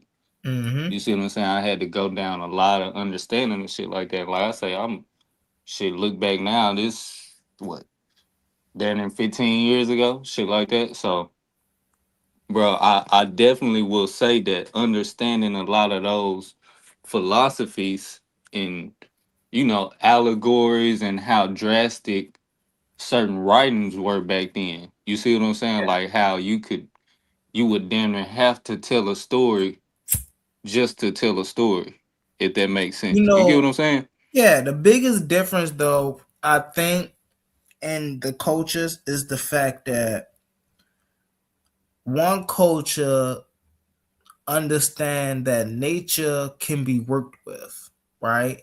So Mm-hmm. even I use the term gods just for the sake of conversation. Mm-hmm. One culture, such as the Kemetic culture, they look at gods as um natural. They don't look at gods as supernatural. They look at them as natural. Mm-hmm. When we look at the Abrahamic faiths are supernatural. This ideal is or would be confusing to the Kemetic person. And the reason would be because we would understand that, or let me not say we, because I know I get a lot of slack for that. The Kemetic person wouldn't be able to understand how something that is supernatural will be able to interact with the natural, because for it to interact with the natural, it will first have to become natural itself so it can follow the laws of naturality or Hey, physics, as we say in science. let's veer off on let's stay on this specific topic right here for a Uh-huh. couple seconds, because I want to ask you your understanding of like supernatural versus natural Okay. according to our human perspective. Because I say all the time, bro, we just say supernatural, but everything is really natural. Like Mm-hmm. we don't even really, we don't have an observation of something super to try Right. and say it's supernatural. You see what I'm saying?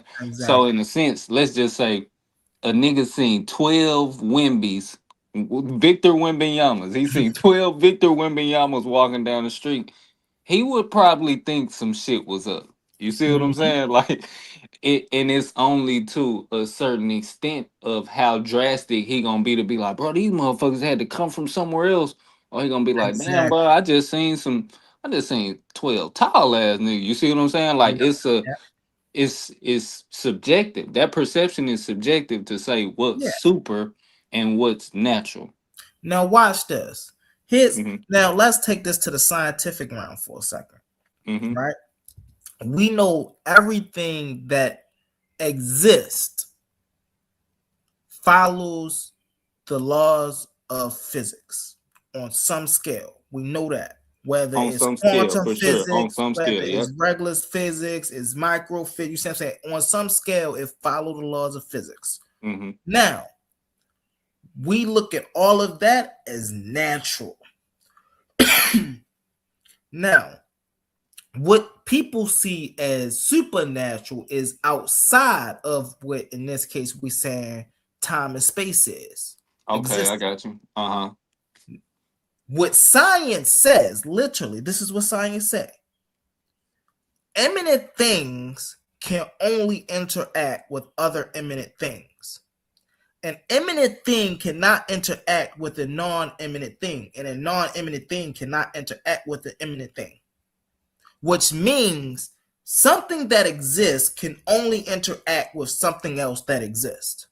Mm-hmm. Something that does not exist in this time and space cannot interact with something that do interact with this time and space. Mm-hmm. So let's take this God for an example. Let's put this in the framework of real life. Here I am, a believer in a Christian God. I get on my knees and I pray to this Christian God who is supernatural, which is not inside of time and space. The issue here, according to science, is number one, God can't hear my prayers because I cannot connect with it because it's supernatural, it's outside of time and space. That's problem Mm-hmm. number one.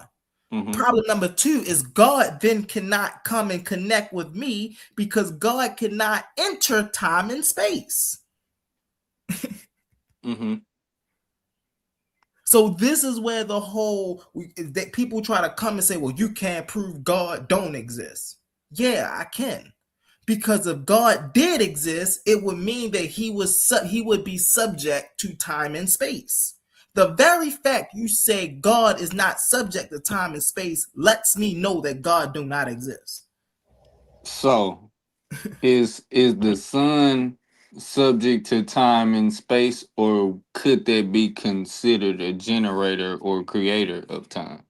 The sun is a subject to time and space. How is it subject to time and space when it's a part of Because what mainstream time because is the generated off of? sun because the sun is subject to a greater force that pulls on it that make it move around the Milky Way. See, the sun is not stationary in the sky. The sun actually orbits the Milky Way galaxy.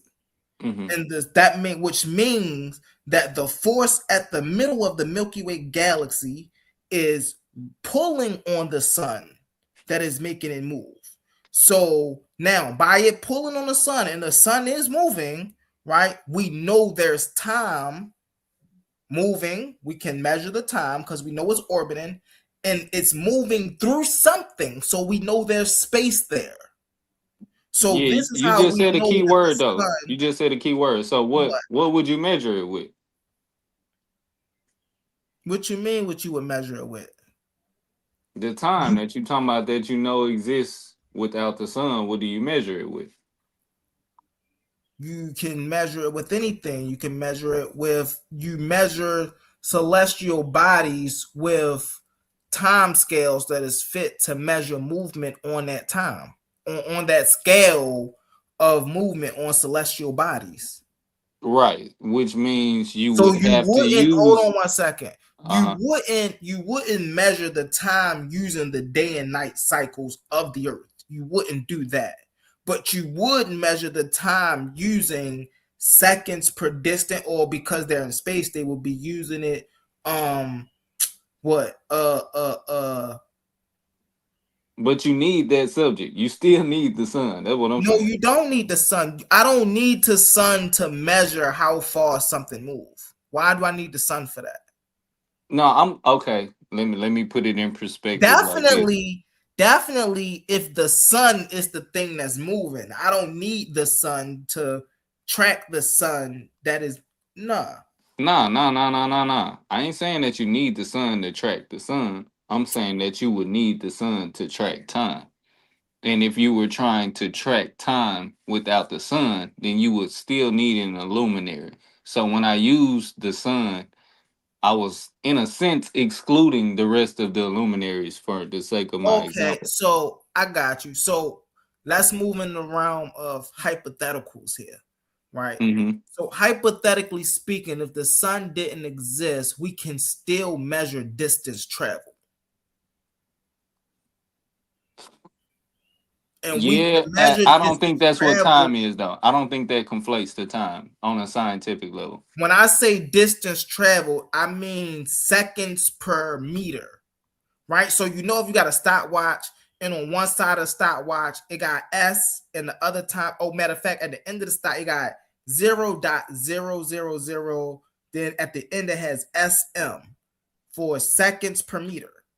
So when you start that Yeah, I think that's a clock, speed and a distance, though. that's what I'm saying. You can track that without knowing the locale of the sun.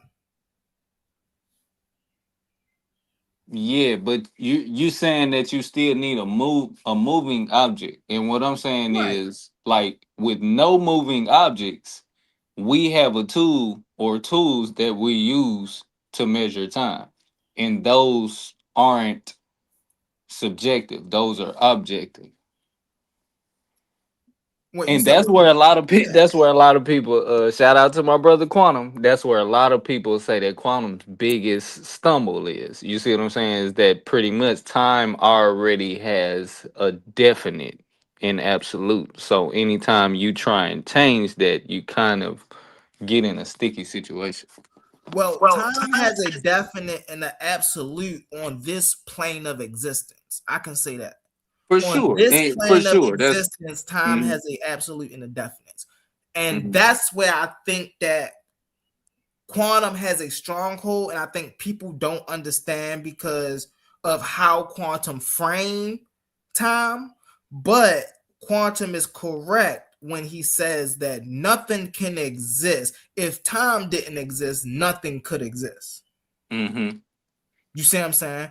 And now, how I would frame it personally, right, is the fact that Come give us some verbal pushback. Israel Rising, I see come you in on, the comments, Israel man. Rising, hop up here, y'all. And by the way, while before I continue my dive in, like the video, man, share the video, share the live, subscribe. This is your first time here, man. Shout out to you. Thank you for coming to the Titans Debate League. Hey, you can catch your boy on my own platform on Humble Mystic Soul Tribe. Shout out to the brother A1. Shout out to the brother Quantum. Shout out to Capone and Prince Iman. I appreciate these brothers for coming up on the panel, man. Always good work. I love the conversations and the builds. Come on, man. Look, it's an open panel. We come up here to talk about whatever y'all want to talk about. Y'all got me for probably another hour 30 minutes. Then I'm gonna throw on a video and hey, we're gonna turn this into a watch party. That's a bet. That's a bet, man. Like I say, he said he chat chilling right now. All right, that's a big Chat. bet. That's a big bet. But no, though. Back to the time and space thing. Yeah, that's one thing that we can not only measure with tools, but even with experience. We Hmm. can understand that nothing exists or anything that do exist exists within this ramification that we call time. For sure, 1,000%. And that's kind of what I was getting at. For the sake of anything, anything claiming to be supernatural or interacting outside of that, Mm-hmm. um, I don't think there's an absolute from our standpoint to where we can say it doesn't exist, Mm-hmm. which is why a lot of scientists give reverence to multi dimensions and things like Right. that. Right. One thing that I agree with you, but I kind of think that the Bible gives a different concept, is God being outside of time and interacting with us inside of time. Right now, that's the thing as well. And before I get there, I do want to say this. Christians will hate This me is for that where statement too. this is where I feel like the practices of Kemet are way better and have way more validity than the Abrahamic faiths, because you can put the practices of Kemet into the natural world as we're speaking. I often use the netter shoe, right? Shoe just means the air. Mm-hmm. We talk about the wind all the time. The wind is something that exists. We know the wind exists. You see what I'm saying? So this isn't some, as me and you were speaking, Prince Iman, some supernatural thing that's coming from outside of existence, acting on existence. This Mm-hmm. is something this is a natural force that is acting within existence. I don't have to believe in Shu. I know Shu exists. So in a sense, uh, you know, Shu, from my understanding, Shu and what's the word? What's the Hebrew for spirit? Ruach. Ruach. Shu and Ruach have similarities. That's the Hebrew word for spirit. Which pretty much, like I say, would be like a wind, but it's an understanding of, I don't wanna sound pseudo and say the divination within the wind, but it's not the understanding that we would have on a ignorant Yeah. observation, just saying, feeling the wind blow, saying, "Oh, that's Shu." You see what I'm saying? No, listen, watch this. If Israelites frame their ideology like that, no issue. No Mm-hmm. issue for me. And the reason is because now you're equating the Ruach to something that is tangible in the Mm-hmm. sense that it can be measured, in the Mm-hmm. sense that it can be worked with, in the sense that it can be experienced. You see what I'm saying? Now, Mm-hmm. we understand something called um poetic language, right? And one of the things in poetic language that's taken for granted is anthropomorphisms. And the reason to me I think that's taken for granted is because human psychology states that humans relate to human concepts more than any other concept. So when we're given examples, we relate to human relatable examples more than any other example. So, for an example, when you talk about the Ruach and now you are explaining it in the terms of the wind, but now you're giving it anthropomorphisms as a voice. You see what I'm Mm-hmm. saying? Mm-hmm. This make it make sense. Of course, we know you're being a little um explanatory, right? Mm-hmm. Idealistic, but we get the concept that the Ruach is identified with the wind. We get Mm-hmm. that. This is why I have no issue with when Quantum be saying like Father Time and Mother Nature. I have no issue with that because he's not saying it as a god or anything of that nature. He is saying it because it is the parental. He's putting a parental status on Mm-hmm. these things, just as religious people put a parental status on God, quote unquote. Mm-hmm. Eh? Parental meaning you don't have anything preceding it without it being the creator or generator. Exactly. Exactly. Hmm. You been in my head a little bit in the back chat, but bro, me and Oli been chopping it up. He just sent me the books, bro. I'm finna study 'em. Cause I want to perfect the understanding just to make somebody able to be hated along with him. because I know for a fact, like, I'm just as articulate as he is, and we're two brains. So if I can be able to explain the same understanding with a couple different words, to help it get out there and shit, Yeah, it is what it is. That's where I'm at with it. Like, facts. I ain't. I tell people all the time, I'm not confined to the Bible. Neither does my foundation tell you to be confined to the Bible. Mm, It pretty much just tell you to be careful when dealing with these spirits and these deities and these hmm. entities, and you know what I'm saying. But you know me, bro. I'm not radical with that shit. Yeah, and that's cool. And right there, I ain't gonna lie to you, bro. Much respect on that because now at least you're open to now go outside of the Bible and find concepts, and you can say, okay, well now I know I'm not tripping when I read this in the Bible. For I sure. You can continue to use that in the Bible, but like you said before, don't be radical with it. This is why when we get in the ring and people like, oh yeah, man, I'm gonna prove this, I'm gonna prove that. Hmm. You can't And prove your belief. know when you reading something in that book and it's clearly a manipulation, or it has something to do with man starting to scribe. You see what I'm saying? Hmm. That's Hmm. another thing a lot of niggas don't want to attest to. It just got to be infallible. Nobody could have made mistakes. Moses didn't never add throw nothing in extra by itself like that. Nah, they know everything for a fact. And I don't feel like the book tells us that we got to confine to that.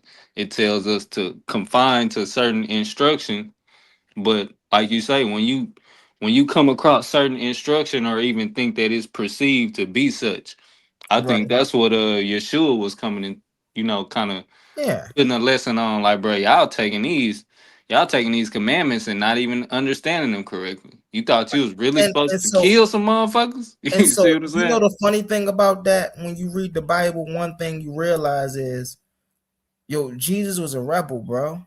Jesus was a revolutionary. He didn't come there to fight against the old Israelites he came there to fight against the Roman people that was there taking over and shit and implementing new laws. That's who he was fighting against.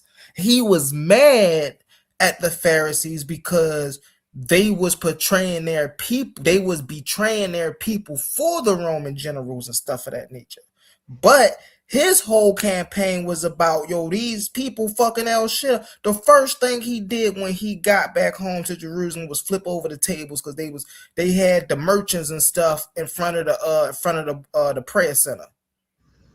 Those was those was Greek merchants. Those wasn't Israelite merchants. So people misrepresent Jesus' campaign when he came to back to his homeland. He came to challenge the power that the controlling power that was in place during that time. And it was said that the people that he was talking to, they so if we can equate Jesus to anybody in modern day, it will be Malcolm X. Last, the only, one of the major differences is, Malcolm was, hey, look, you put your hands on us, we putting our hands back on you. We putting our hands back on you. Jesus was more like, hey, listen, we got to turn. He was more like Martin Luther King in that sense. We got to turn the other cheek. But they You were speaking revolutionary. from a rebellious sense, not from Yes. a personal sense. I get what you're saying. And who killed Jesus? His own people. Who killed Malcolm X? His own fucking people. The But same is people Malcolm I'm X a trying to myth? free you from is the same people that turned around and killed me because you are too stupid to pick up what I'm laying down. But hold on, is Malcolm X a myth though? Is Martin Luther King a myth? No, those things are myths. Those are well documented in history. Yeah, but but you just said that they follow the same uh life story as a mythos character, being Yeshua Hamashiach. So would it be safe to say that if you believe in it being some truth to the scriptures, but the way that the Bible, especially the modern Bible and the doctrine teaches, is what makes it mythological. The truth, okay. So here's the thing. It goes back to what I was saying earlier, right? Is there truth in the Bible? There is truth in the Bible. But the truth in the Bible is not original to the Bible. The truth in the Bible are truths, and these are even if I want to say, dang, can we really even use the word truth? We could just say knowledge, right? This is Wisdom. not wisdom, right? Mhm. But this is wisdom that comes from other cultures. Yeah, That but who? But nobody is the author of wisdom, and it's not So, pertaining to one. Wisdom is not pertaining but it to one specific culture, though. but is not when I say that wisdom isn't the wisdom that's in the Bible isn't original to the Bible, right? Um the fact that I'll give an example, right? The wisdom that comes from Noah and the ark, that's not original to the Bible. That's not original to the. Let me not say that's not original to the Bible. That's not original to the Israelite culture. all right, I can in a sense agree with you because nothing before nothing before Jacob technically would be Israelite culture. So that's why I don't confine myself to the Bible, because the Bible tells you that it's the history of the Israelites. So that means you would be able to find possibly previous histories in other sources, especially Mm. with them telling you that they weren't in that area. You see what I'm saying? So if Abraham and Noah and all these people weren't in that area, then why would you get the story about the history of the people from the area of, Levantine, Africa Yeah, area? Like, why would it even be in the same book in a sense? Like all of it. You yeah. see what I'm saying? So that's why I don't even say that it's My supposed thing to be is all in that one book. right. My thing is, for an example, right? How you was just speaking about like Jacob, right?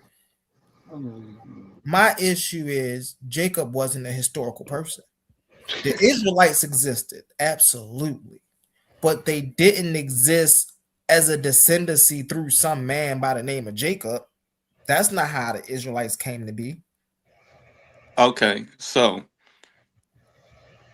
That's my the only thing claim with that they that, make, though, humble.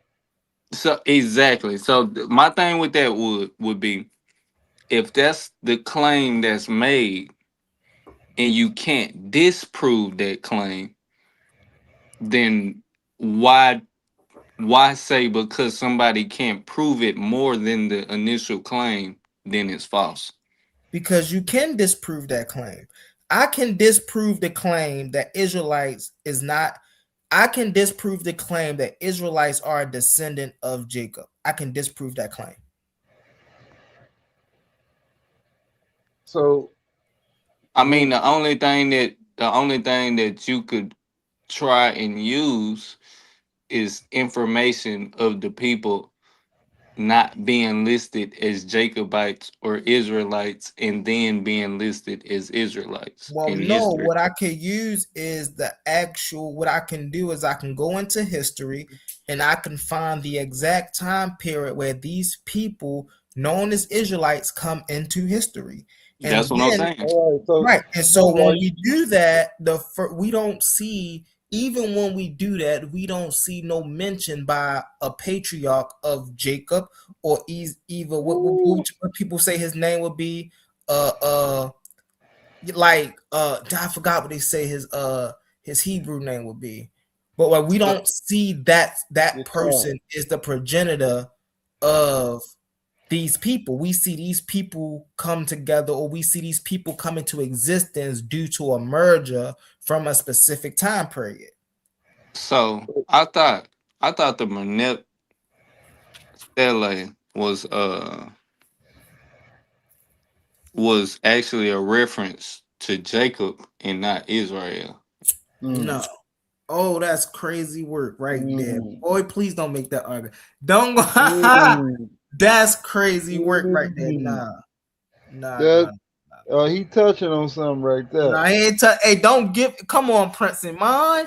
Nah, Come hey, on, that's bro. Yeah. how I came No across one the ever looked at it information. Nah, like man, that. let him look. Capone about to take that idea and jump out the window with that mug. You hear me? No, I'm saying no one Boy, ever he looked at about it to like put that. all type of So Hebrew Nah, what Israelites I in would that's say how I is came across the information. That's how it was. That's how it was Boy, he about brought. to put what And all what type of it what wasn't Hebrew no it Israelite was spin on actually a white man too. He was basically saying that the way that scholars decipher it is that the seed of Jacob or the seed of Israel has been laid waste.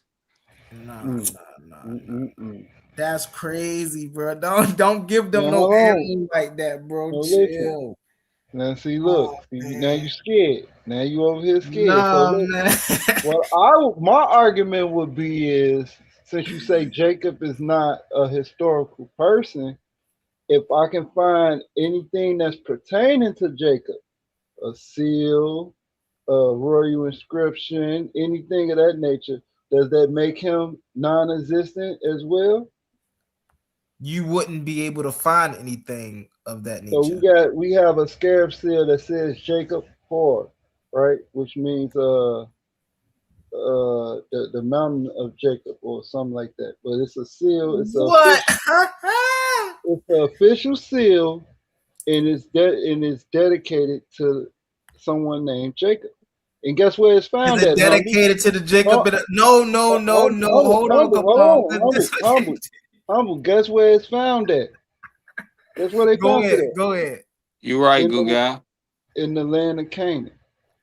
Okay, so now let me ask you this question, Capone. Is that still reference to the Jacob in the Bible? Possibly. Nah, you see, yo, they be Possibly. terrible, bro. This is And why the the reason Hebrews why I be say crazy. possibly is because we know that Hey, see you yo. want to get rid of the biblical narrative, that's fine and dandy. I can make 2 points about it. I'm gonna do Mhm. historical, I'm gonna do biblical, I'm gonna do historical. We know that when Jacob died, his son, according to the narrative, his son was an Egyptian official, right, of high prestige, similar to a vizier. And we know when they went into the land of Canaan to bury him, the Canaanites in the text called this the mourning of the Egyptians. Remember, I led with that, the great mourning of the Egyptians. So if his son is a vizier, the items, his burial would be it'll be all Egyptian stuff. You know what I'm saying? So then my question to And hold you on, would let me be, let me tell you the historical what happened historically. The Hyksos was pushed out, right? The Hyksos pushed out of Egypt, and then but they don't get uh they don't get exiled. What happened is well they get exiled, but what happens is Kamos then attack them afterwards and then takes them captives and take them captive into Egypt. But when they leave, they settle in Judea. And then Kamos, after they settled in Judea, which is in the land of which became the Judea, which is in the land of Canaan, we know that that Kamos comes, he goes there, he makes a expedition there and conquer them there and bring them back captives into Egypt. all right. So here's the thing, though, right? You can't get around that. Listen, man. Here's the thing. When Jacob was, for an example, okay, so his name was Jacob, right? Yeah, cool. Like you were saying, they got a seal, or you trying to say they have a seal, and then you said everything would be in Egyptian, and then you said in Egypt they had this thing called the Egyptians' mourning. I would have to challenge you on. You would have to show me in whatever diet or whatever time period this supposedly happened where Egypt had a great mourning for a person by the name of Abraham or Abram even. Nah, it No, ain't for it Abraham. ain't It for would have Aaron, been for for Jacob. Oh, for Jacob. Oh, so you would have to show me where they had a great mourning for Jacob. Well, it's not. So what I said is the people that the inhabitants of Canaan said this is a great mourning of the Egyptians.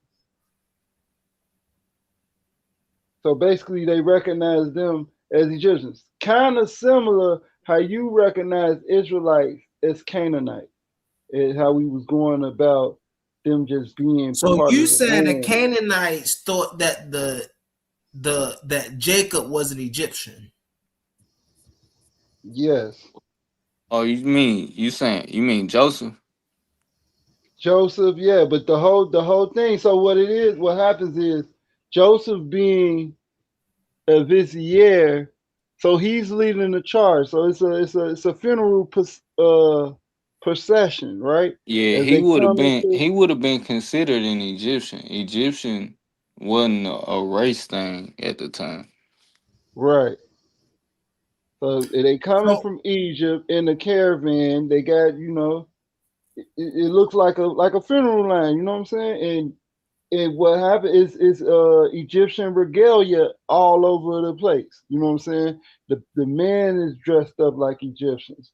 The ornaments and everything. And at this time, we know that the Canaanites and the Egyptians, they had like they was like kind of confederate. They had something going on because So you're speaking about during the time where the Egyptians had. So you're speaking of right around the so time of this, Akhenaten and I'm right gonna give you after the time Akhenaten. period. Give you the Yeah, time where they period. had No, this territory not over this. there in the Levant region. No, this not Akhenaten time period. This will be like 16. This is like after this. This is like sometime around the expulsion of the Hyksos. That, It'll be like 1600 BCE. no, Or whoa. See, that's what I'm saying about this chronology. the 16, entering the 1500 entering BCE. the Hold on, entering the Capone. entering Hold on, Capone. of Hold the on, Hyksos. Capone. Hold on, No, Capone. no, no, no, no, no one. This would be in the middle. In the middle. This would be during that second intermediate period. That's what I would say. All right, so Capone, how there is no Israelites during this time? See, that's your why you Nah, keep it's looking not a for nation. Israelites. It's They're not a not gonna be. nation of people that's called Israel or called Jacobites or anything of that nature necessarily by those people, but they would have been considered whatever they were amongst. That's why a lot of people, according to, I guess, documentation, the only thing that was separated would be the illustrations in Egypt. But when you But see it on the paper, Egyptians only they talk would about the hold on, shots. hold Go ahead, on. go ahead. Not they would have actually been considered Hyksos because in the time periods that they were following these people or studying these people on a historian level is how they keep up with it, not the writings of the Hyksos or the writings of the Egyptians saying that a separate people besides the Hyksos came in after them. Because if you had writings in Egypt talking about um, people that entered Egypt a couple years after them, then that would be all the proof anybody needed to validate the Bible. All But right, so here's the thing about that though. mhm, So number one, people like to claim the Hyksos. The issue with the Hyksos is Semitic don't equate the Hebrew. Semitic don't equate the Israelite. There's a lot of Semitic people during that I time. don't even know if they was considered Semitic. Yeah. The Hyksos was Semitic. Yeah, there was West Semitic people, but that doesn't mean that they were Israelites. That's what people have to understand. This is why it goes Are back to the what I was Israelites saying West earlier. Hold Semitic? on, Capone, real fast. This goes back to what I was saying earlier. When there is no trace of these people, then what people try to do is they go back and they find a group of people, Semitic people preferably, because that now they links them back to Canaan, and they say these were the Israelites. And it's like, no, bro, that's not how that worked. No, I'm just saying according to No, the I know what history, you saying. according to the history of the Israelites when they went into Egypt wasn't far after the documentation of the Hyksos going into Egypt. So why wouldn't they have been considered that if they weren't? You got to think about Now, what their history says. That's why I asked were y'all privy to that earlier. Only right now, watch this. 70, hold on, Uh-huh. 70 of them went into Egypt. 70. That's not a lot for them to be trying to separate them as their own nation of people. Right. Okay. That Now sounds watch like a this. tribe, right? Part Hold on, number humble. two. That sounds like a tribe, right? Yes, of course. A All right. tribe of Now 70, watch right? this. So hold on. So Manito says this whole tribe is called Hyksos. Yo, what? All right. So part number two. Hold on 1 second, Capone. See, this is So what I'm the saying. point too that I wanted to Yeah. make as well. So I already made the point about the Hyksos. The Hyksos were Semitic people, but Semitic people don't mean Israelites, and They they weren't a came large in group through either. right, but and they came in through political rule. They didn't come in through a battle.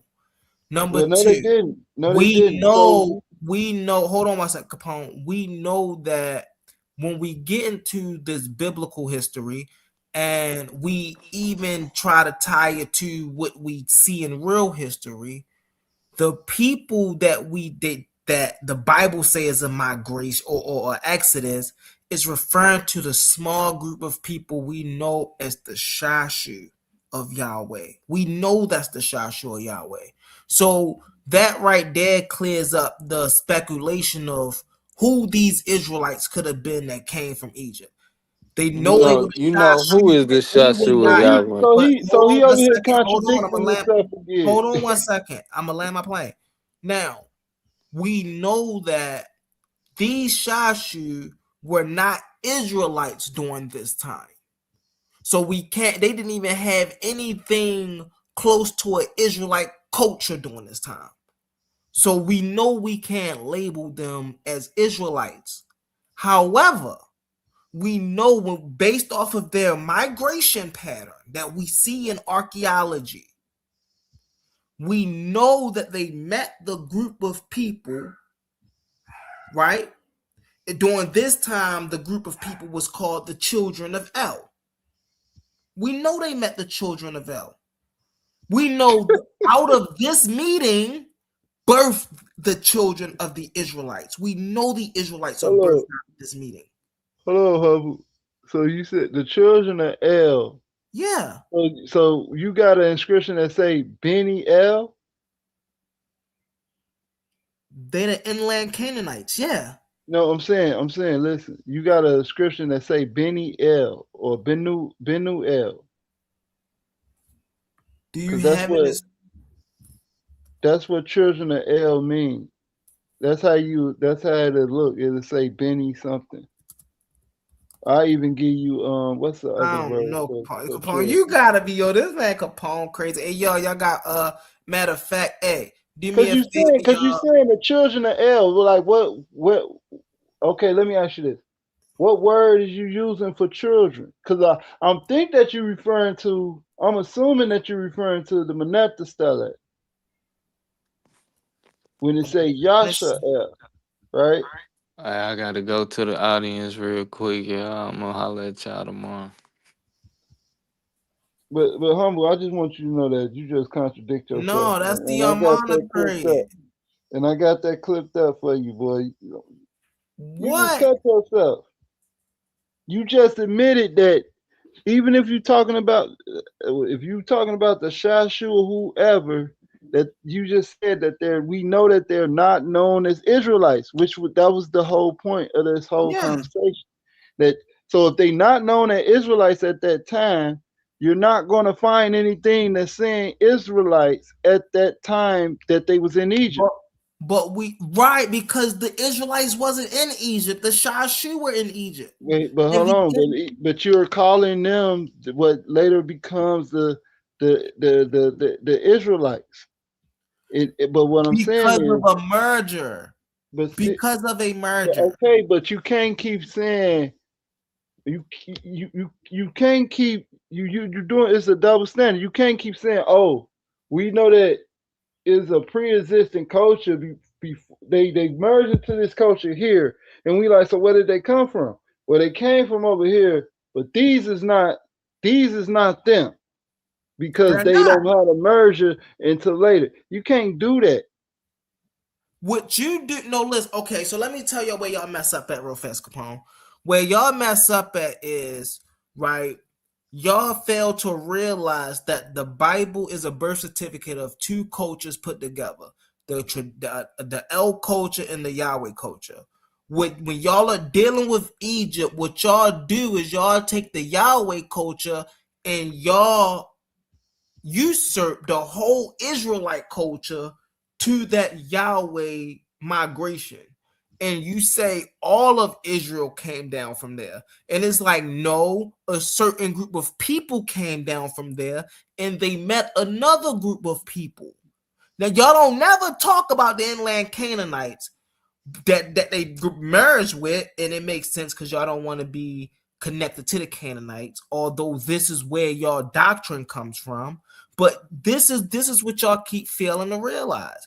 The Bible is a document of two cultures put together. So when y'all keep talking about the Israelites coming down from Egypt, the Israelites coming down, the Israelites didn't come down from Egypt. The Shashu of Yahweh came down from Egypt. The Shashu of Yahweh met a Elko that was already settled in the highlands of Canaan. After that, then they merged and made the Israelites. You don't see nowhere before that, and y'all keep telling me this as well. And y'all, hold on, time out. And this is where y'all terrible because y'all keep agreeing with me. Every time I ask y'all when is the first time Israel is attested in history? Oh, 1200 BCE, 1208 BCE, of course. Well, the reason is because the groups that can make up the Israelites, right, were known as something else. We don't have to guess what those groups is. We know what those groups are. But hold on. This is what I keep saying, that you keep contradicting yourself. Go ahead. Keep asking for when was the first time that Israel is attested in history when you just admitted that they will not be known as Israelites. So let me ask you this. So if they are the Shashu, right? And if the Shashu meet the Canaanites and then they become the Israelites, do they descend? Are they descendants? Are they Shashu or are they Israelites? Or are they Canaanites? Which one? They are a mixture of both. They're a mixture of both, right? Yes. So if they're a mixture of both, can they pertain to, can they attest for their ancestors being slaves in Egypt? No, what? No.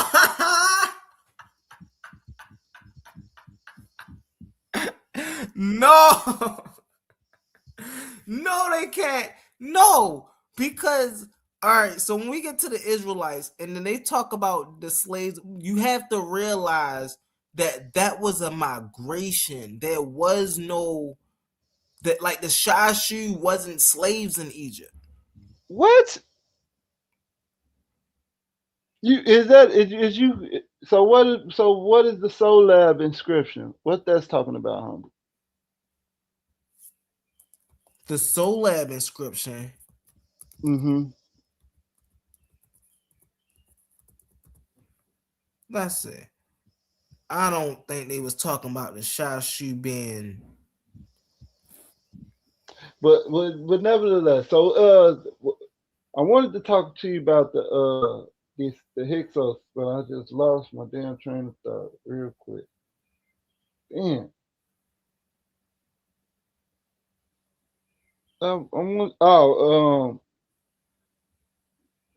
Yeah, it was something about the Hyksos. Oh yeah. Okay, so you say the Hyksos.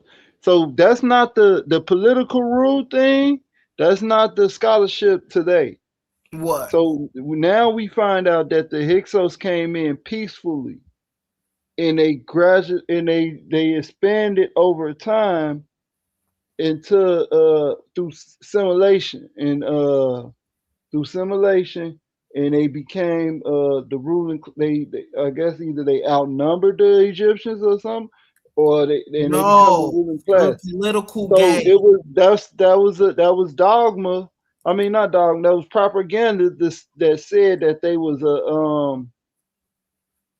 was invaders. So now they saying that they came in peacefully and exchanged certain military prowess like chariots and things of that nature, where they made a, a golden era in Egypt. Right, but see, they didn't come in as a small group and then expand. They came in through military not military, I apologize. They came in through political campaign, right? So they worked their way up through the military, I keep saying military. They worked their way up through the political ranks, and they held the seats of governors, and that's how they took over. They didn't take over because they was already there and they grew. They took over through the political side of things.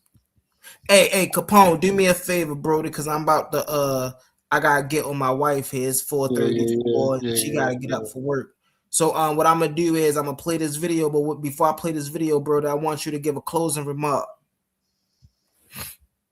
No, just all I would say, shout out to the Titans Bay League, and man, just do proper research. Stop looking for Israel somewhere where where you're not gonna find Israel there.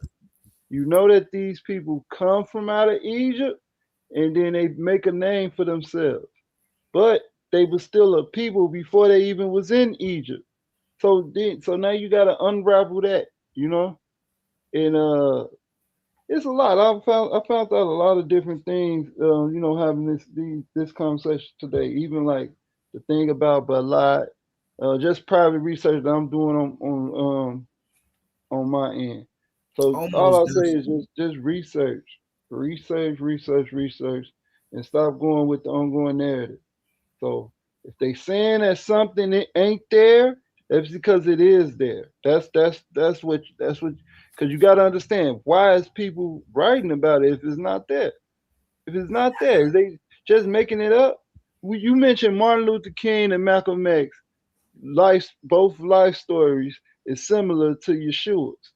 That's because this is something that happens to somebody who stands up against the norm. These things happen. Your own people kill you. You galvanize people. You know what I'm saying? It's a certain spirit or some people call you what rebellious or whatever. But it's a certain Hey, Capone, do me a favor. See if you can hear this. Go ahead.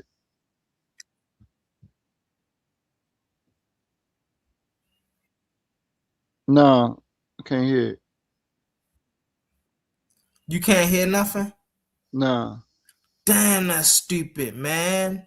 I But what? literally hold on 1 second because I had my co-pilot open, and I was trying to like see if I play it, if I play the voiceover, it'll play through the speakers, and it didn't.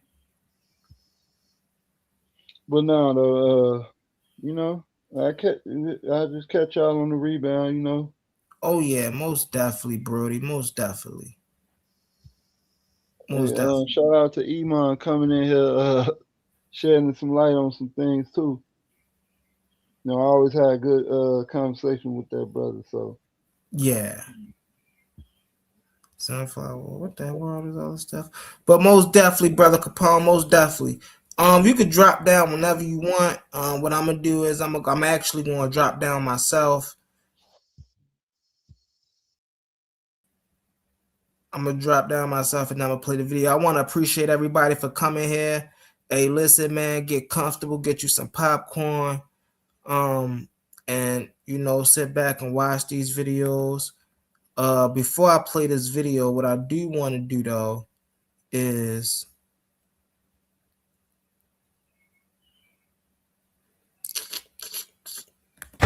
Attention all debate fans. You've been watching, you've been arguing, you've been picking sides. But now it's time to level up. From this point forward, all debates on this platform are going members only. That means the hottest clashes, the wildest arguments, and your favorite personalities going head to head will only be available to subscribers.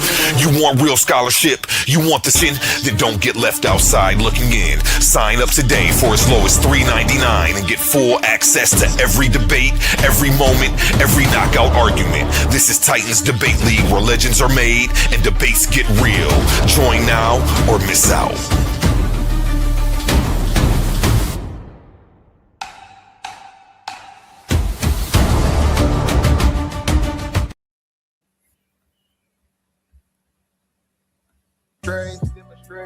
Is it your ways that they gon' imitate?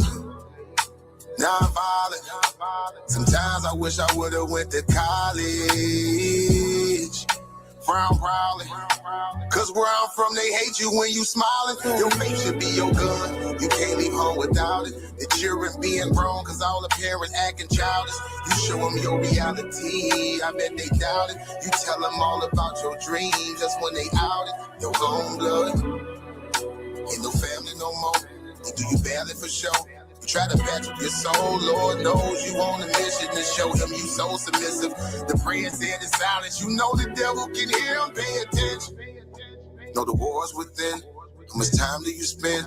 Try to balance your zen, then again, losses is lessons. You tell me you trying to win. We know about saving money. You tell me you trying to spend that blood on it. Sweat, tears, you put that love on it. Your best years was just a dumb moment. You tired of going hungry. Can't deal with fate making your life lonely. Your lack of faith that left your soul boning. But you gon' work and you gon' strive. Do what it takes to survive. What is truth? What is a lie? You know that war's inside. Some get draped into the fate. They don't know what to decide. Wrong choice meet your demise. Keep that between you and I. You realize some people you gon' let go. You visualize the things you need to feed your soul is on the rise. They not gon' wanna let you go, but it's alright. It's cool to bury what's gon' grow. Went from wrong to the right and to the dark to the light. It was a hell of a fight. You give it all your might. Gotta hold on tight and you stay strong and precise. You fight the war that's inside, cause it might change your life. From wrong to the right and to the dark from the light. It was a hell of a fight. You give it all your might. You just hold on tight and you stay strong and precise. You fight the war that's inside, cause it might change your life. I ain't the person that I used to be. So what I do today ain't things that you used to see. Stay the same, no, things change usually. Some folk I may know might get reintroduced to me. Yeah, I ain't the person that I used to be. So what I do today ain't things that you used to see. Stay the same, no, things change usually. Some folk I may know might get reintroduced to me. Yeah.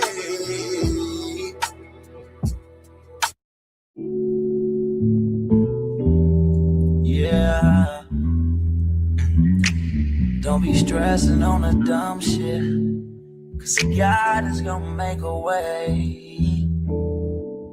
Just keep going and keep your faith, so you can win this race called life, yeah. This race called life. This race called life, yeah. Race called life.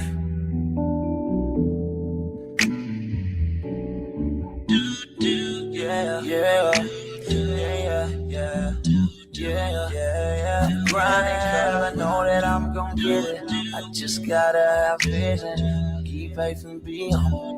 Have some patience with it. I've been A1 since day one. And always on my job. I've never been a fight. Never had to steal and rob. Cause I do good business.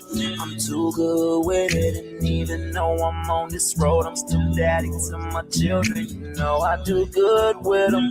And don't like being missing. But I hate when my bills are thicker and my pockets get thinner. But I can't stress upon the dumb shit. Ask God if you'll make a way. I keep going and keep my faith in my face, so I can win this race called life.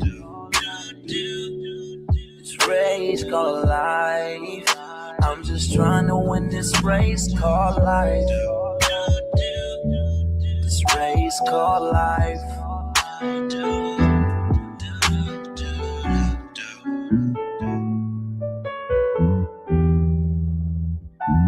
Just trying to win this race called life. Yeah. Race called life.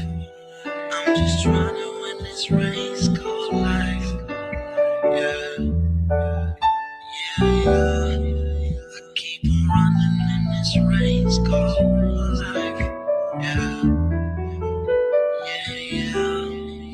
I won't come in last place in life. No. 'Cause I'm just trying to win this race called life. This race called life. Girl, I just gotta win this race called life.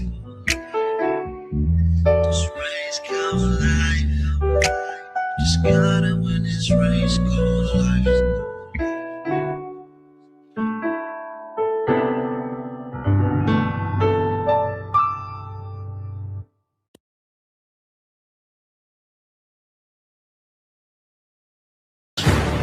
In the arena of ideas, intellect is the ultimate weapon. Welcome to Titans Debate League. This is Majority Rules, hosted by Humble Mystic. 5 panelists enter, only one survives. This is a free-for-all where your downfall is only one mistake away. Do you have the engagement, the energy? Are your sources bulletproof? Is your conduct elite? If you slip, you fall. Every 30 minutes, the topic changes. The heat rises, then the host calls the vote. The audience is the judge, and the majority is final. Comment by comment, the weak are dropped. One by one, the ranks thin until only a single Titan remains standing in the fire. The winner takes it all. Here on Coliseum of Arguments, hosted by Titans Debate League. Only the brave speak here. Are you not entertained?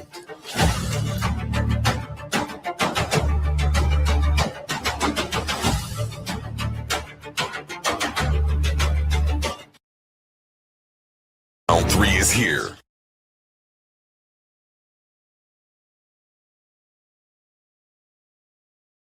And this Saturday, prime time, make sure you're here for this one. Round 3 is here. Only one walks away, only one advances, and only one gets closer to that $500 prize. It's the clash you've been waiting for. Suave Boss versus Honey Clark. This isn't just a debate. This is a battle of logic, loyalty, and truth. The topic: can you be patriotic and treasonous at the same damn time? Taking the affirmative, Suave Boss stepping into dangerous territory, arguing that loyalty and betrayal might live in the same space. And you already know, Honey Clark is coming to tear that argument apart. No dodging, no filters, no mercy. This is round 3. This is elimination. This is where reputations are built or broken. Who moves on and who gets left behind. Pull up, tune in, don't blink, because when that bell rings, only one survives. Coliseum of Arguments, hosted by Titans Debate League. Only the brave speak here. Are you not entertained?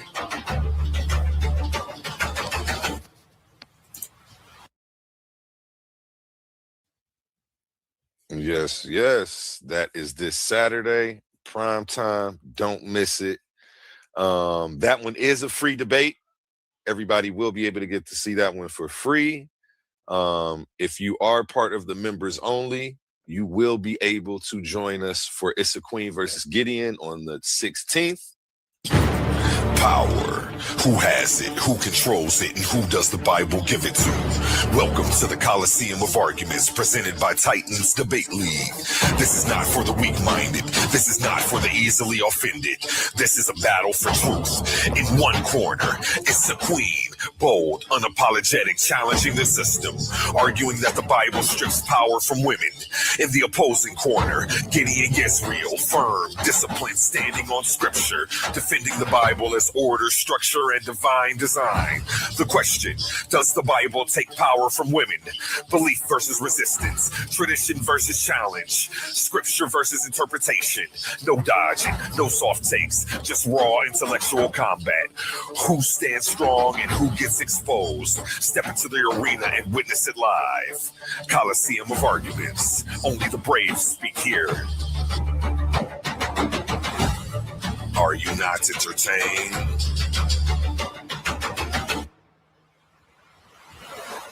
Yes, yes. And you will have to be a $3.99 member to get that one.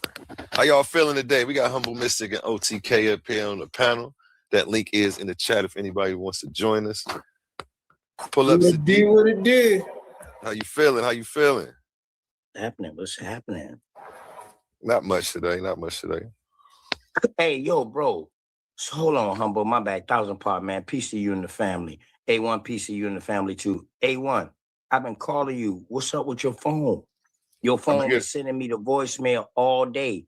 Today is Tuesday, dog. It's supposed to be my show. I've been done had a guest coming up. And I didn't know if you was coming because last Tuesday, call no show. I sent you a text. I never got a message earlier, and when you ain't get that text, that's when I started. Oh, I was talking about last week when called no show. I didn't know what happened, so I assumed. Yeah, remember I told you never contacted me. Man, my fault. I saw you last week, but you never let me know. Oh, well, but let's switch it though. It's just an open panel because we didn't have nothing planned. So if you already had somebody coming up though, we can do it tomorrow. Tell them pull up. Your background right here. Tell them pull up because we literally had nothing planned. I didn't know if he was pulling up. I'm like, well, he never contacted me to say anything about the last show. So yeah, but I would like if we do it tomorrow. That way I can put the post out and the link out ahead of time.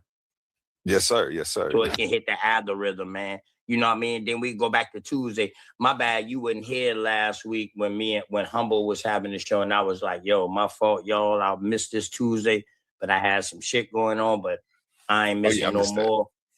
Yeah, my bad, man. My bad, then. That's my fault. Miscommunication. Phone, though? My phone messed up right now. Don't worry about it. We gonna get that right. All right, bet. Say no more. Why I blocked you? We'll figure it out. Shout out Michigan's Natural Living. Pull up, Sadiq. Yeah. Oh, yeah, he said he about to pull up. Okay, bet. Yeah, the topic today we got started is God responsible for the evil of the world? Talk to me. Let's start with you, OTK. How you feel about it? No, he's not responsible for the evil of the world. He's only responsible for the evil that's in the Bible and for what those religious folks going through. Not the world. Humble. Absolutely. In the Bible, it even tell you he's responsible. It say, I create darkness. It say, I create light and darkness. I create good and evil. I, the Lord, do all these things. So can't nobody else be responsible but the Lord. You don't believe in the Bible, though, Humble, do you? I don't believe in the Bible, but that don't change what it say. Oh, well, if we going off that aspect, yeah, he did say that. I don't believe that that's true because that, you know what I mean? We don't believe in the Bible. But go ahead.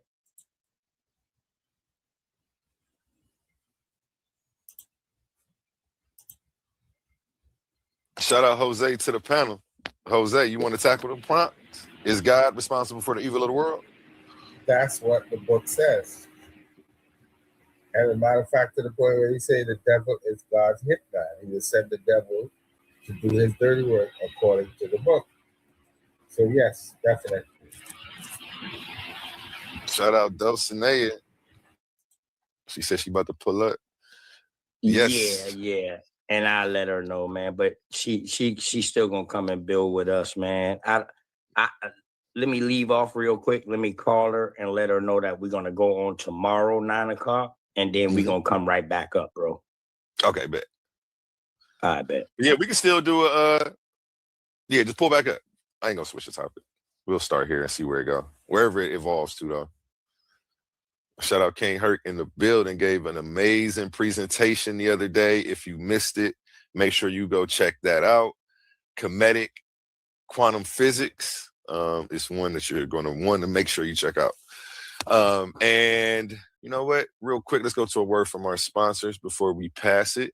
If you're not a member, you're going to want to become a member so that way you can get access to all the free debates. Well, not free debates. For $3.99, you get access. Let's talk about it. Attention all debate fans. You've been watching, you've been arguing, you've been picking sides. But now it's time to level up. From this point forward, all debates on this platform are going members only. That means the hottest clashes, the wildest arguments, and your favorite personalities going head to head will only be available to subscribers. You want real scholarship, you want the smoke, you want the unfiltered action, then don't get left outside looking in. Sign up today for as low as $3.99 and get full access to every debate, every moment, every knockout argument. This is Titans Debate League, where legends are made and debates get real. Join now or miss out.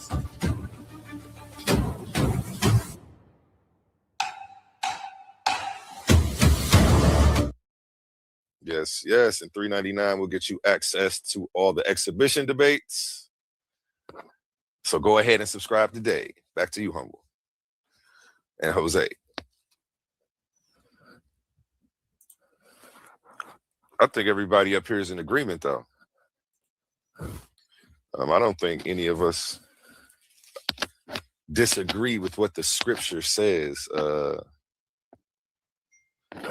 What is it, Isaiah? Let me look it up real quick. I think it's Isaiah. Just share the screen and get this on the screen for everybody. Am I muted? Oh, no, my mic working. Okay.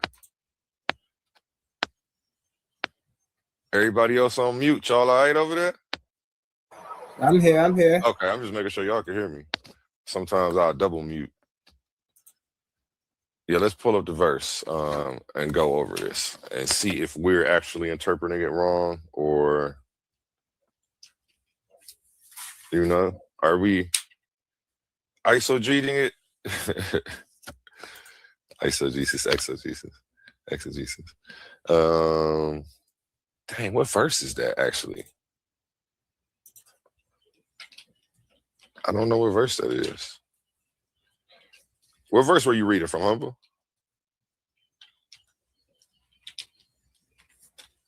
I don't know off the top of my head. I can get it. You definitely quoted it like you was doing. I don't know the verses like that. Listen, I gotta sharpen up on. I didn't know the numbers, but I knew it was in just Isaiah. Know what it I found it. It's Isaiah 45:7. Isaiah, so, yeah, look, it's too many books for me, man. It's 66 books. That's too many to be remembered. Yeah, I can't quote all them scriptures like some of the best of them can. But yeah, Isaiah 45:7. I'm about to share it on the screen so everybody can follow along. 45:7.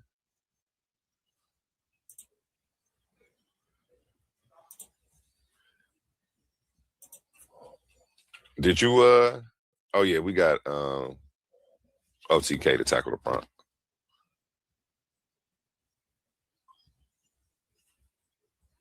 Yeah, I did. I just answered it to keep going around, but you know what I mean? I got a reason why I say that too. Why do you say that? Because you were the only one who had a different answer than anybody else so far.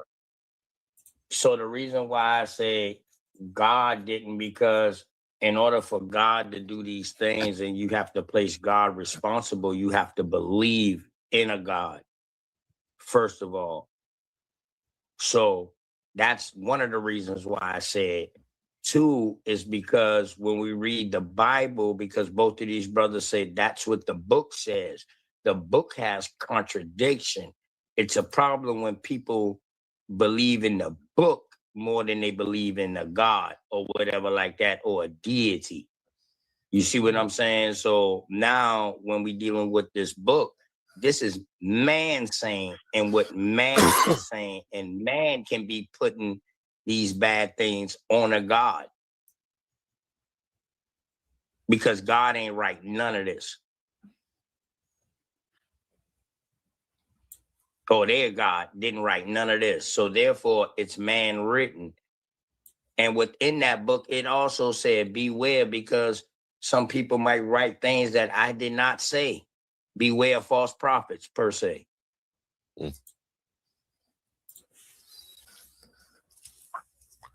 Let's get into it. Isaiah 45:7 reads, I form the light and create darkness. I make peace and create evil. I, the Lord, do all these things. So it definitely, evil was created by the Lord. Now, I'm not sure. It's funny because it says the Lord. Now it makes me want to look up what word they're using for that. But yeah, go ahead while I look this up.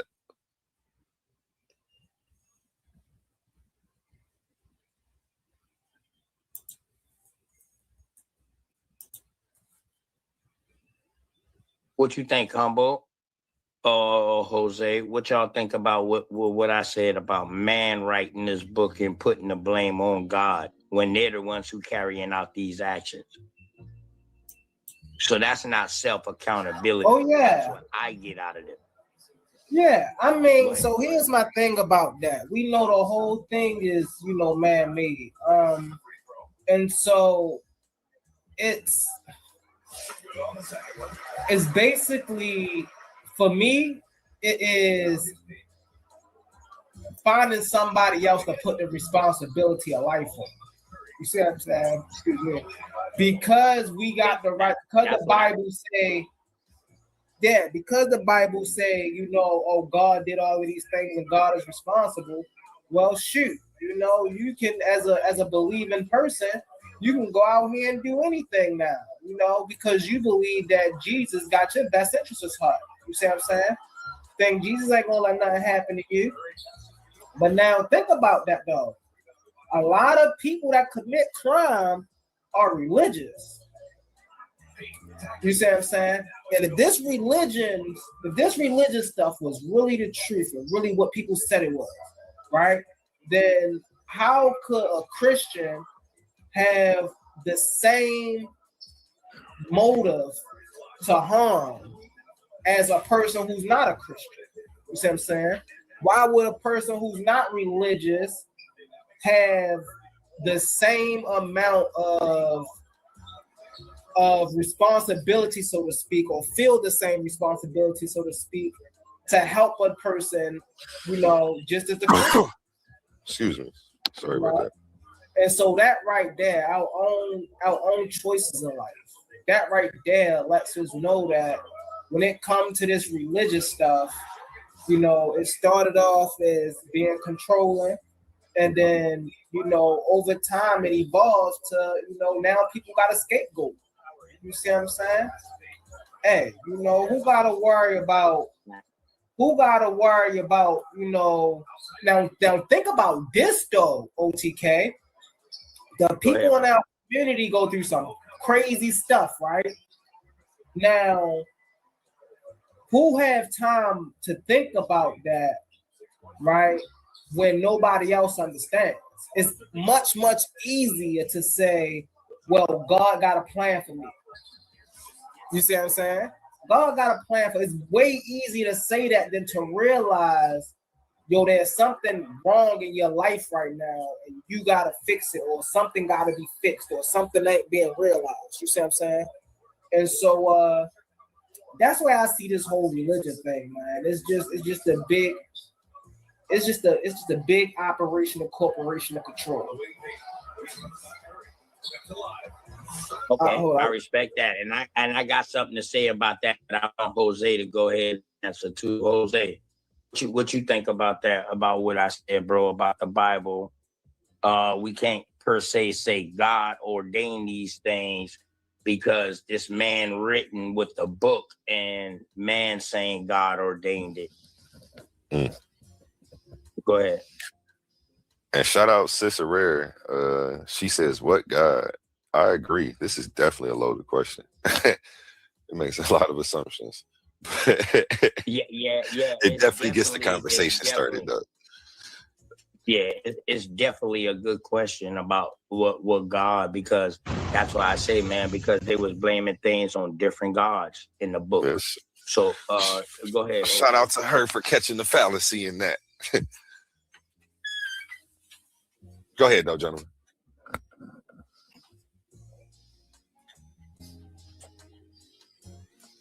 Jose, you still with us? You were saying something when I cut you off, OTK.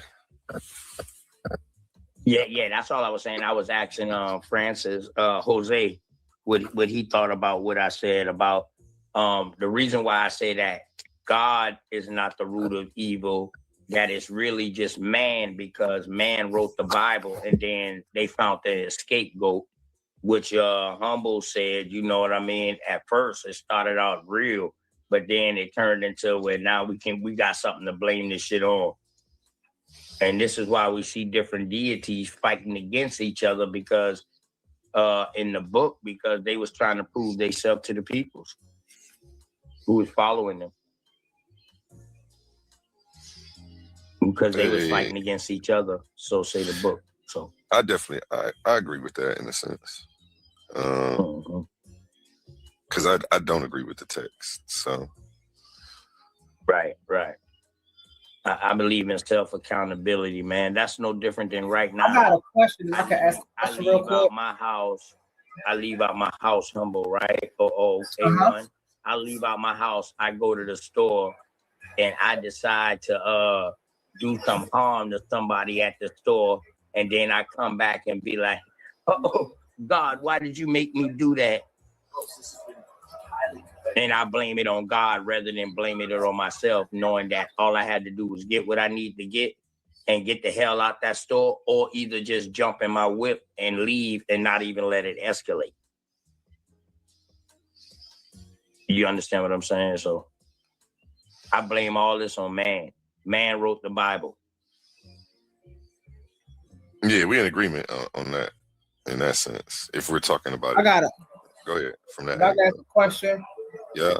So did man invent God or did God invent man? Man invented God, bro.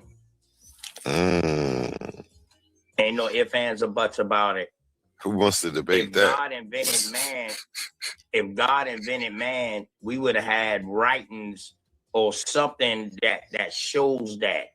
Remember, this is why science started splitting up within themselves. Most of the first scientists was theologian type people. So when they couldn't prove God, bro, that's when the science really started splitting up. The science world, you know what I mean, at its preconception. But what we call today modern science, my bad, modern science, not old science. Damn, I had to correct myself before I get caught out there slipping.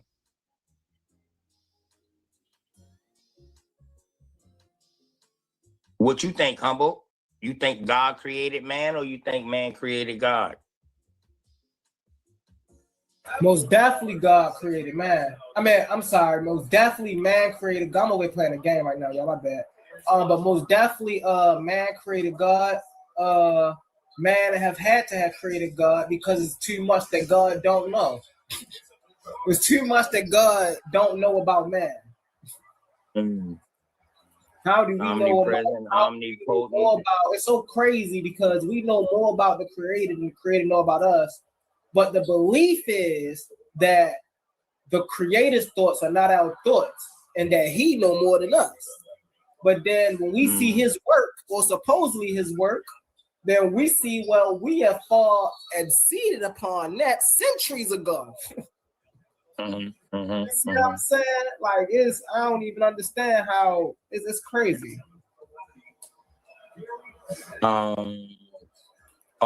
Hey, brother Nasir, you got to come over to this side.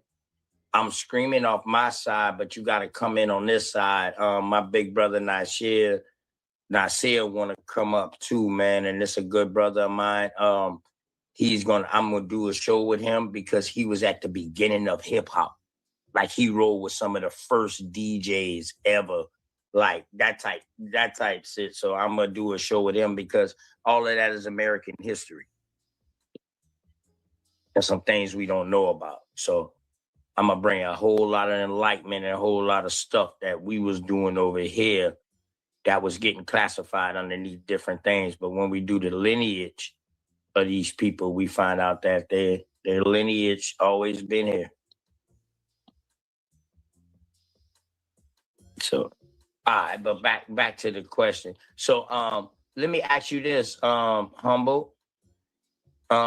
With African spirituality or Cometicism, did the man create the deity, or did the deity create men?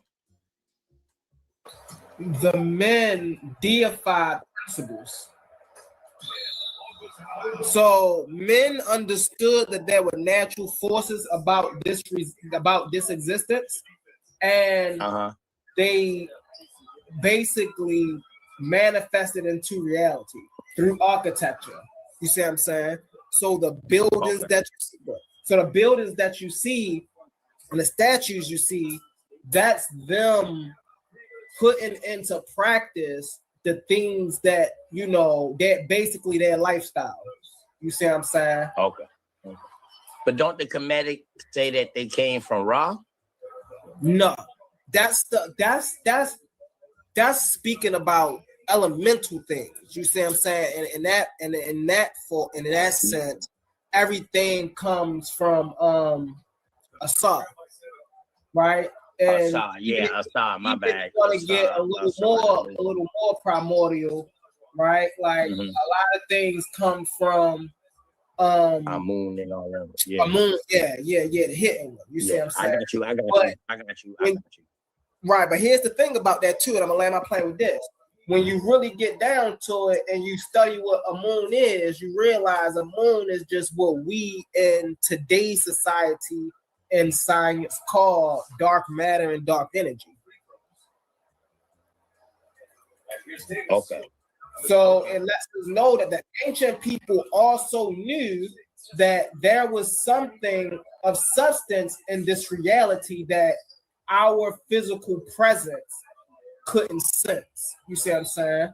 And so this is the importance of spirituality that we call it today, because those tap into our other faculties that can sense this stuff. You feel me? And you know, when people see it on the outside looking in and they don't understand it, they think it's magic or they think it's woo-woo, and they don't understand that it's science of the body. I land my plane with that, Charles. So in other words, you saying that they was dealing in the knowing and not dealing with a belief. Exactly. Because they knew it was something. They knew it was something. Okay. So that's like they was in tune with nature. That's why it's spirituality and not religion. Yeah. Okay. And it's not belief. And the reason it's not belief is because these things were experimental, right? Like these were practices. These wasn't things that you couldn't ask questions about. These wasn't things that you couldn't observe. You couldn't do experiments on, right? They did experiments on these things. So this is why they know these things. They didn't have to believe in them. Okay. I got you. Hey, Sister Dosey, what's going on with you, man? Peace and love. A1, Sister Dosey just pulled up. Peace, OTK. Peace, everyone. Peace, A1. Peace, Dustin. How you feeling? Peace, sis. Good. How are you? Amazing. Thanks for asking. Appreciate you pulling up. I'll switch the background, OTK. I like this one better, man. The other one too busy. I don't know. But it ain't a Dosey. So you gotta get my text, sis? Yeah, that it's tomorrow. That's cool. Yeah.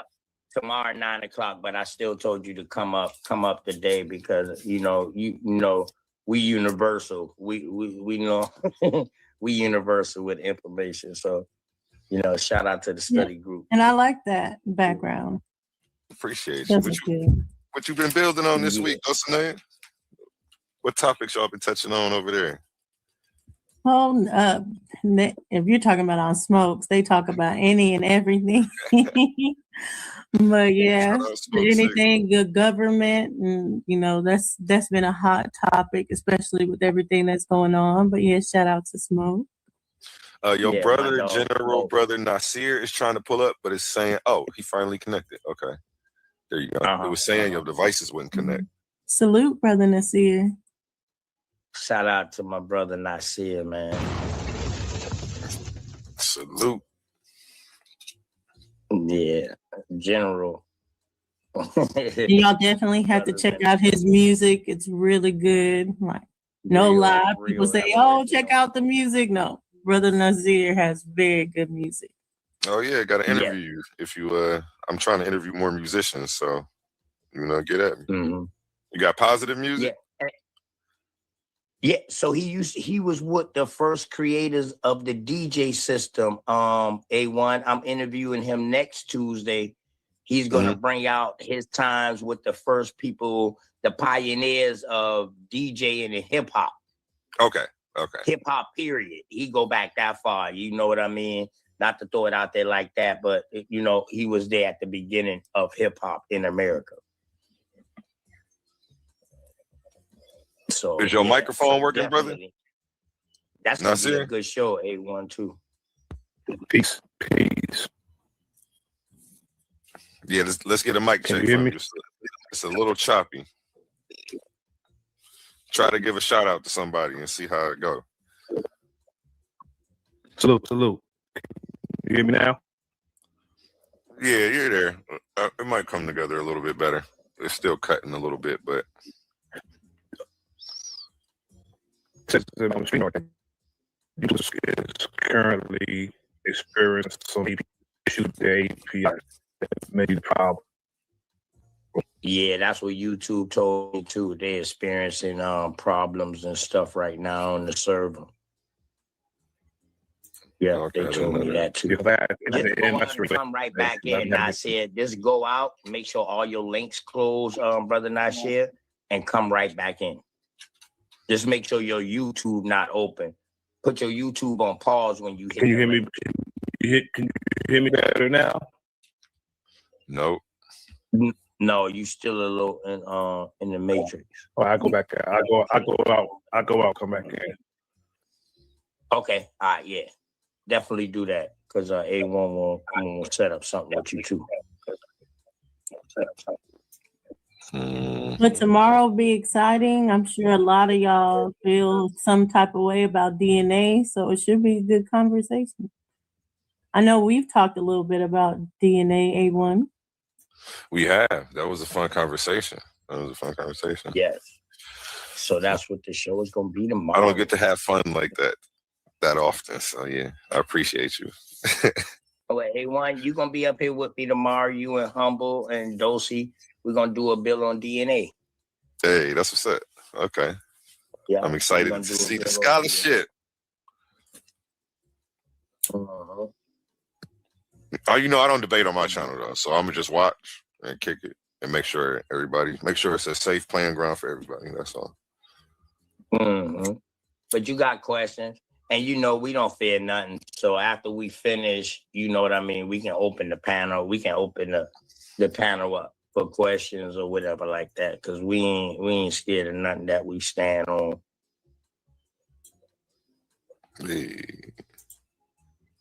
Okay, let's see if we can get the brother back up here. Mic check. Let's get a mic check. That's better. That's definitely better. Better. Way better. Let's hope it keeps up. Indeed. How everybody doing? I'm doing amazing today. I'm gonna throw some topics out there. Anybody familiar with the Dawes Act? Yeah. Yes. I was just looking up topics for It's usually the roles everybody talks about when it comes to ending roles, but it's most famously because of the Europeans that were able to, and others that were able to pay $5 to get on those roles. $5 Indian. Like people, where you get the term $5 Indians and going on the Dawes roles. But actually, there's a plethora of roles. There's different roles for the different 5 civilized tribes and for different regions. Yep. Yes.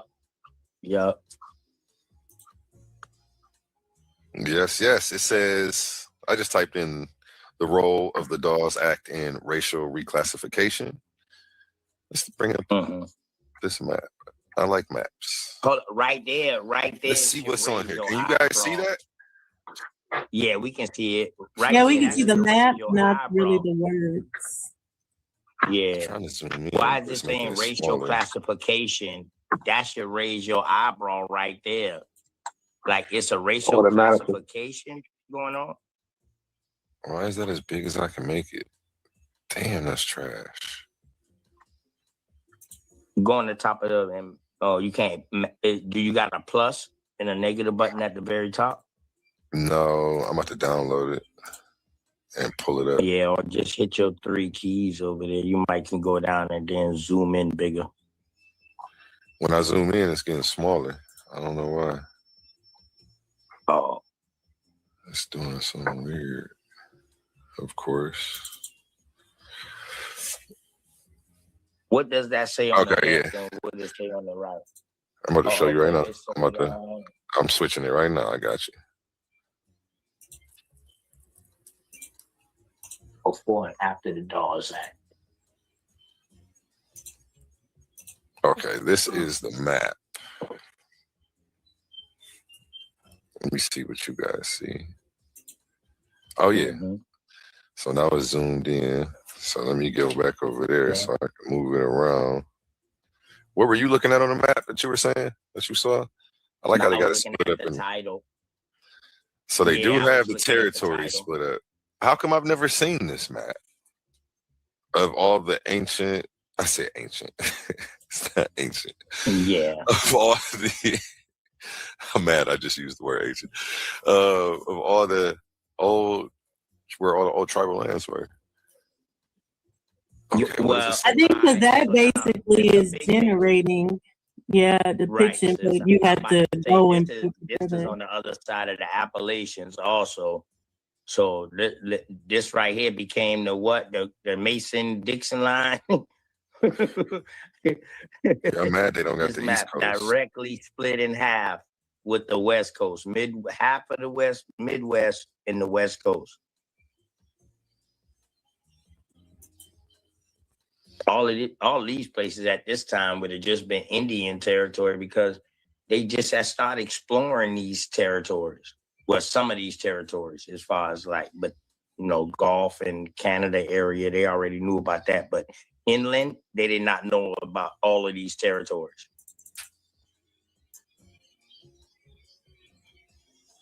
Shout out to you 2 explorers, man, who had an Indian guide to help them go, Lewis and Clark, who helped them go. And because of Lewis and Clark, that's the reason why they was able to come in and be like, okay, we only need 1,000 troops to go over here to get this American Indian chieftain. Because what they was doing like a reconnaissance mission. Like they was acting like they was coming in peace, but they was documenting everything they was seeing. So they were going back with the information saying like, yo, it's only 100 people inside this tribe. It's this in this chieftain. It's 100 people in this chieftain. This is exactly where they're located at. And after that, that's when you start seeing different things start happening on the other side of the Appalachians.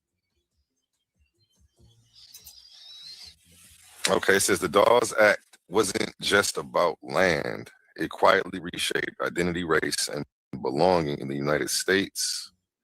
If you're building a panel, I typed in panel questions because I didn't know. I've never even heard of this before today. So what was the Dawes Act about? Oh, you never heard of the Dawes Rolls? I've never heard of this before. I just looked it up right now. Oh, shit. For the people who've never heard of this, go ahead. Where do we start? Dosey, you still here too? So, man, it's deep. It's deeper than just a simple explanation. Let's go over the time. Yeah, let's go over the time. So give me a second. I want to bring up a certain act that's going to go into this. Okay. Okay. Sweet. She about to share a screen.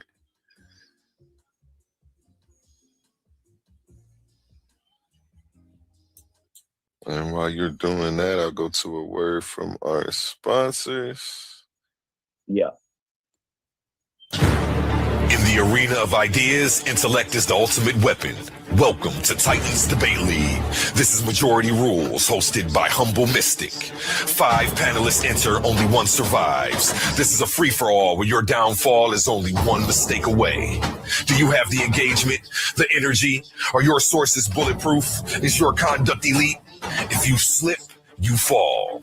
Every 30 minutes, the topic changes. The heat rises, then the host calls the vote. The audience is the judge, and the majority is final. Comment by comment, the weak are dropped. One by one, the ranks stand until only a single Titan remains standing in the fire. The winner takes it all. Here on Coliseum of Arguments, hosted by Titans Debate League. Only the brave speak here. Are you not entertained?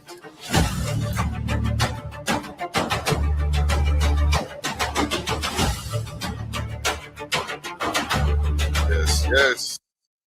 Make sure to check that out. April 23rd. Prime time, baby. Let me know when you share your screen, though, Slay. Oh, please. Okay, I will. Give me 1 second. It's free. Amazing news! At Titans Debate League is now looking for interns. We are expanding our team and seeking driven individuals who are ready to make an impact. We're on the hunt for talented people to join our marketing team, and charismatic new hosts, and creative minds who can produce amazing content. If you have a positive attitude and are used to winning, because that's what we do here, then we want to hear from you. Join us and contribute to a culture of excellence and success here at Titans Debate League. Email us today, titansdebateleague@gmail.com. Looking forward to hearing from you. Where Infinity Gauntlet is a mere toy compared to the intellectual prowess built and destroyed the site.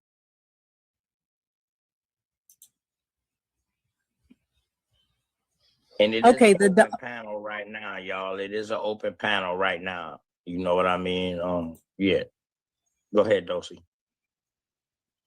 Okay, so the Dawes Act is in 1881, but I want to go back to 1871 so we can take the framework of what's happening before they do the Dawes Act. So in 1871, and I'm going to pull up the act, but right now I'm just going to pull up the law. And it talks about no Indian nation or tribe within the territory of the United States shall be acknowledged or recognized as an independent nation, tribe, or power with whom the United States may contract by treaty. But no obligation of any treaty lawfully made and ratified with any such Indian nation or tribe prior to March 3rd, 1871, shall be hereby invalidated or impaired. Such treaties and any executive orders and acts of Congress under the rights of any Indian tribe to fish are secured and shall be construed to prohibit to any other prohibition. The imposition under any law of a state or political subdivision thereof any tax on any income derived from the exercise of rights to fish secured by such treaty, executive order, or act of Congress in section 7873 of Title 26. So basically, this is going and imposing that here on out, they would be making no treaties with Indians, any tribes, or any such nations or powers. And they would be saying, as far as if you live under the United States, you're under the United States jurisdiction and not an independent nation. As well with saying that before 1871, they would keep those treaties that were in place, but no new treaties would be made. Oh, wow, that's deep. So this is when they said, hey, y'all cut off. Let's be for real. No giving you all you're gonna get. ever was withheld. Let's make that clear. No treaties that they made ever was held. It was only in system for a little while, but it never stood ground. They did not abide by any treaty. And later on, they treated, when Andrew came in, he took the treaty name out of it and started calling it agreements. But then even that got wiped out. So yeah. You know what I mean? So what Dosey is bringing up right now is is key, because y'all got to know these things, man. That y'all didn't know. Because and it's why I brought it up with the Dawes Act, is because this is the groundwork. This is where they're coming in and saying, okay, we're not seeing you guys as separate anymore. You guys are under the United States. So then we come to like the Dawes Act. What are they saying with it as far as the enumerations and the allotment of the Indian tribes? Right. And you also got an allotment act. Right, exactly. This is an allotment act. And that's why it's so important to understand the difference between a treaty and an act, because of the fact this is why they push forward, okay, no more treaties, because treaties are between sovereign nations, but acts means that you're in subject to. This is a law passed in jurisdiction.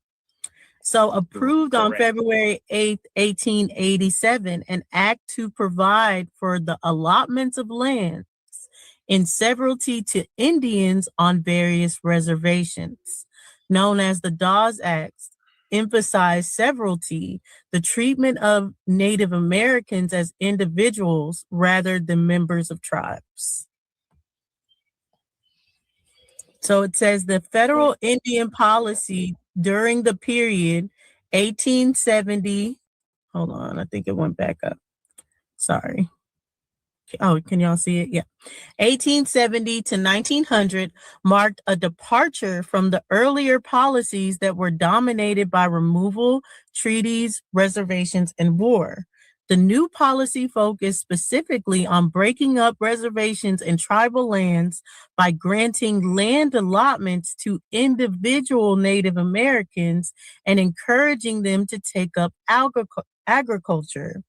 It was reasoned that if a person adopted white clothing and ways and was responsible for their own farm, they would gradually drop their Indianness and be assimilated into white American culture.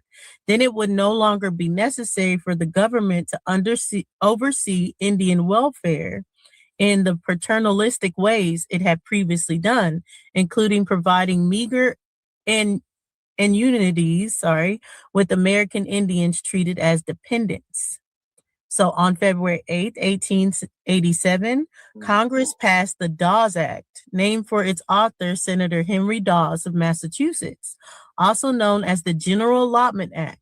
The law authorized the president to break up reservation land, which was held in common by members of a tribe, into small allotments to be parceled out to individuals. Thus, Native Americans registering on a tribal roll were granted allotments of reservation land. To each head of family, 1/4 of a section to each single person over 18 years of age, 1/8 of a section. To each orphan child under 18 years of age, 1/8 of a section, and to each other single person under 18 years of age now living or who may been born prior to the date of the order of the president directing an allotment of lands embraced any reservation, 1/16 of a section.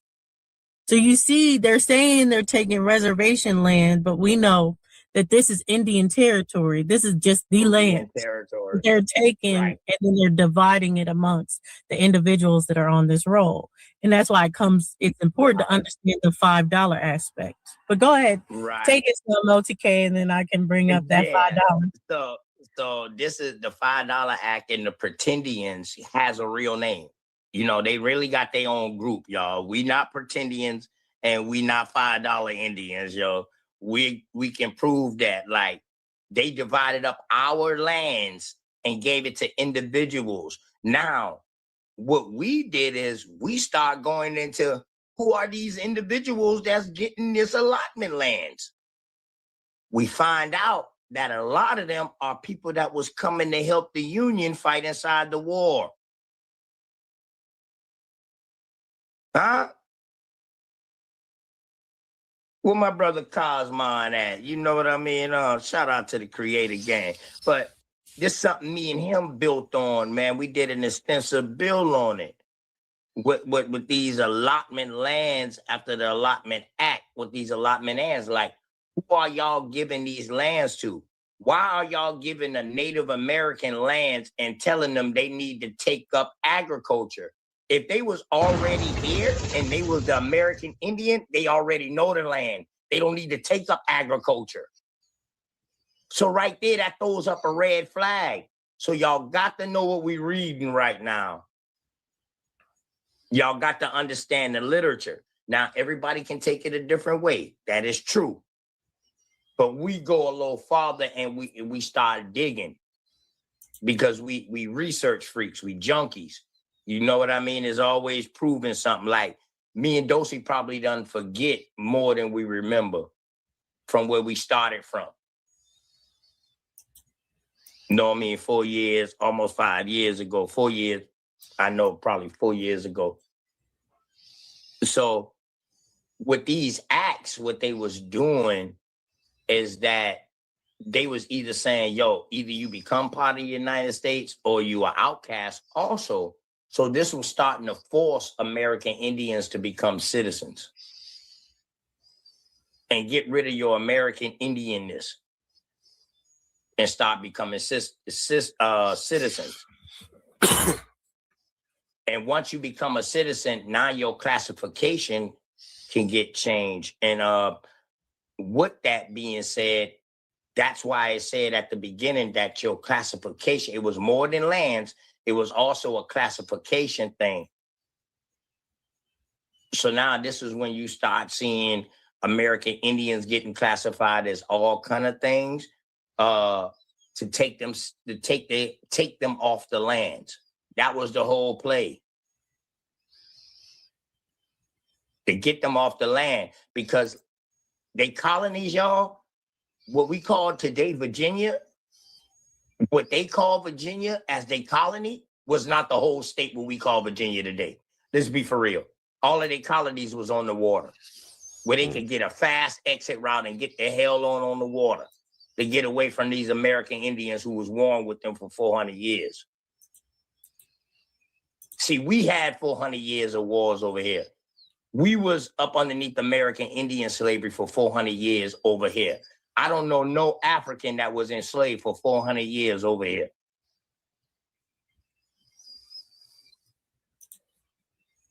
So, you know what I mean? We just coming to bring out the information that we all know now, that we finding out now because we have access to these things. Now, some people already know this information because they was in Indian territory. They got taught this in school. But me coming from South Carolina, we was always taught a slave narrative once school started. Mm-hmm. So my grandmama, great-grandmama, was an American Indian. My grandmama was an Indian. My mama came home from school because during her era, that's when school started. She came home saying that she was colored and a Negro. I came home saying, yo, I learned that we African Americans, y'all. We Africans. We came from Africa. We came from kings. We came from queens. Man, how the hell everybody over here that came from Africa came from kings and queens? So y'all mean to tell me this was an incest thing? Like the king and the queen just bred everybody? Everybody came from kings and queens? It ain't no way. And then once we started digging into African history and seeing that these kings and queens was conquering their own people and selling their own people, oh no, that's not us. You had a couple of rogue American Indian groups, but we know who they is. But they got wiped out too because they was going against the culture of America. Hit the link, Cosman. Don't you think that'd be easier to say on the panel than to type in chat? We're going to bring all that out, man. A1, I appreciate you for having me to come through to open the door for American Indians on your channel, bro. You know what I mean? Because other brothers, they studied, they state. So my whole mission was to get people to start studying their state. Don't worry about the whole American Indian thing right now. Worry about your state and find out what was going on in your state or where your peoples them come from in your genealogical tree. Once you know that, now you got something to stand on. When we all come together, we are formed like Voltron. That's why I'm at IMS committee, bro. You know what I mean? That's your boy who is an African. Yeah, Cosmin asked. Oh, yeah, word. Civil War. I understand. Yeah, Cosmin's that word, but he said break it down. Break down Nicholas Said for us. Yeah. So Nicholas Said was an African that was brought over here to help fight in the Union. You know what I mean? And he got registered as an Indian. And the crazy thing about it, I think when they found him and they was looking for him, he wasn't inside the colored troops. He was like in the white section or some shit like that. I be getting Nicholas Said and your other boy, Muhammad, who brought the Mohammedanism Bible over here to America. I be getting them, but they roll neck to neck. You know what I'm saying? But yeah, Said is really like a Persian African, or what you want to call it, or like that, or a Muslim Islamic African. But yeah, they brought him over here to fight inside to help the Union out. So they was bringing people from other countries to help the Union out because they was losing against the South, the Confederates. These are some of the people that started getting allotted lands. There was a lot in them lands that they took over or whatever from the war.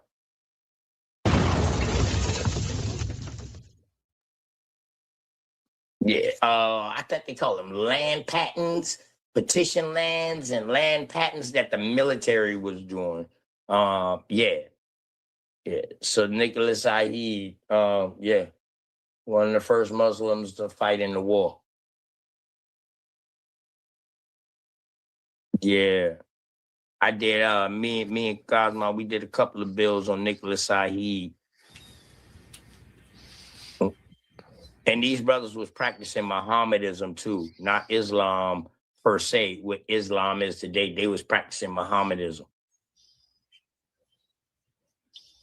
Yeah, see, I wasn't hip to him either. Yeah, that old Garveyite stuff. So Garvey was a Mohammedan. And Garvey, underneath Garvey, you got Master Farad, you got Noble Jew Ali, you got William boy Elijah Muhammad. All of these boys was up underneath Malcolm X daddy, Little. All these people was up underneath Garvey. So Elijah and them boys already knew who Malcolm was when he was a child because all of them been rocking with Garvey. They was pretty much in the temple together, the Garveyites. They was what you would call Masons. At the time, they would be like Masons, and they all was in these things together. And Garvey was their leader.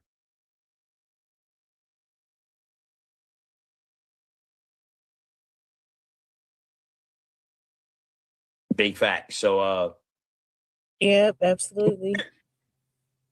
So one thing we got to understand, the Nation of Islam up underneath Elijah Muhammad, after he started following Masfarad. Masfarad was up underneath Garvey too.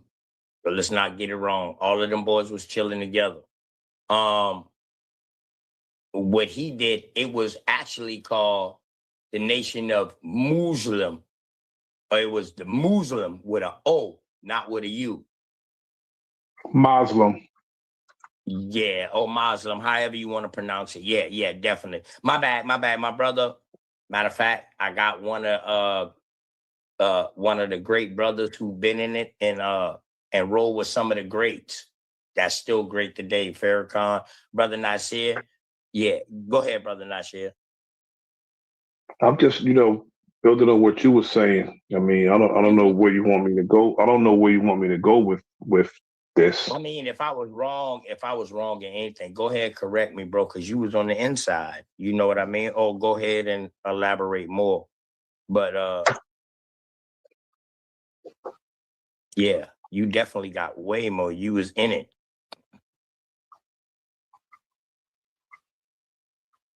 You was in the rebirth of it at that.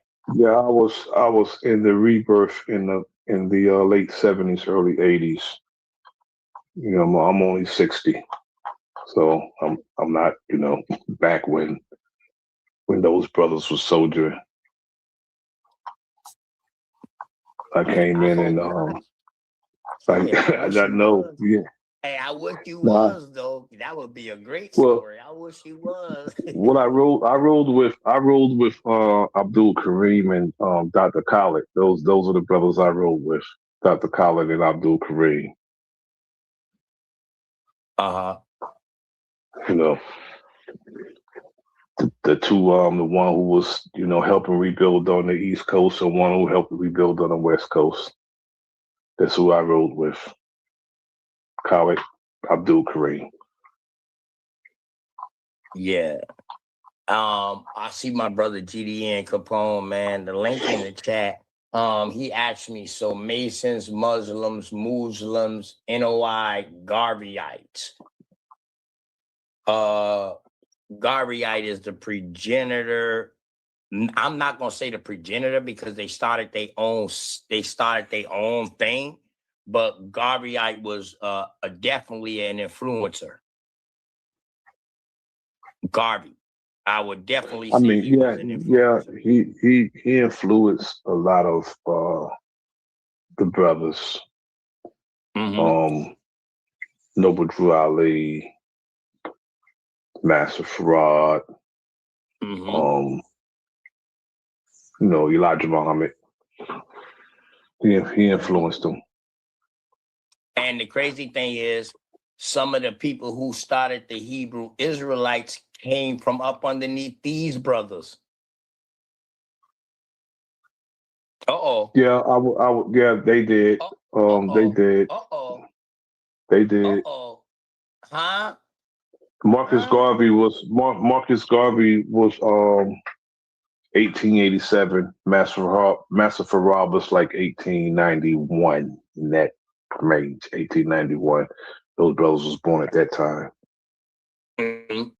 Disappeared like in the 1900s. I think Master Farad Muhammad left. Master Farad Muhammad left in, I think, 33. He left in 33. And that's actually the year the minister was born, in 33. Salute, Smoke Signal. Always looking for a fight. A1, you see, he not too far. He sees what's going on. But salute to you, Smoke Signal. And I'll have to take this down for a second. I'll be right back.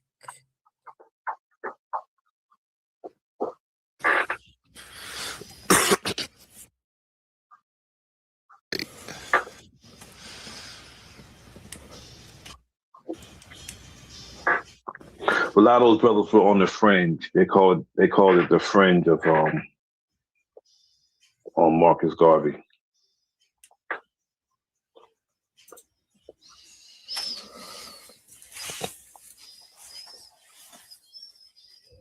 Yeah, I'm not hit.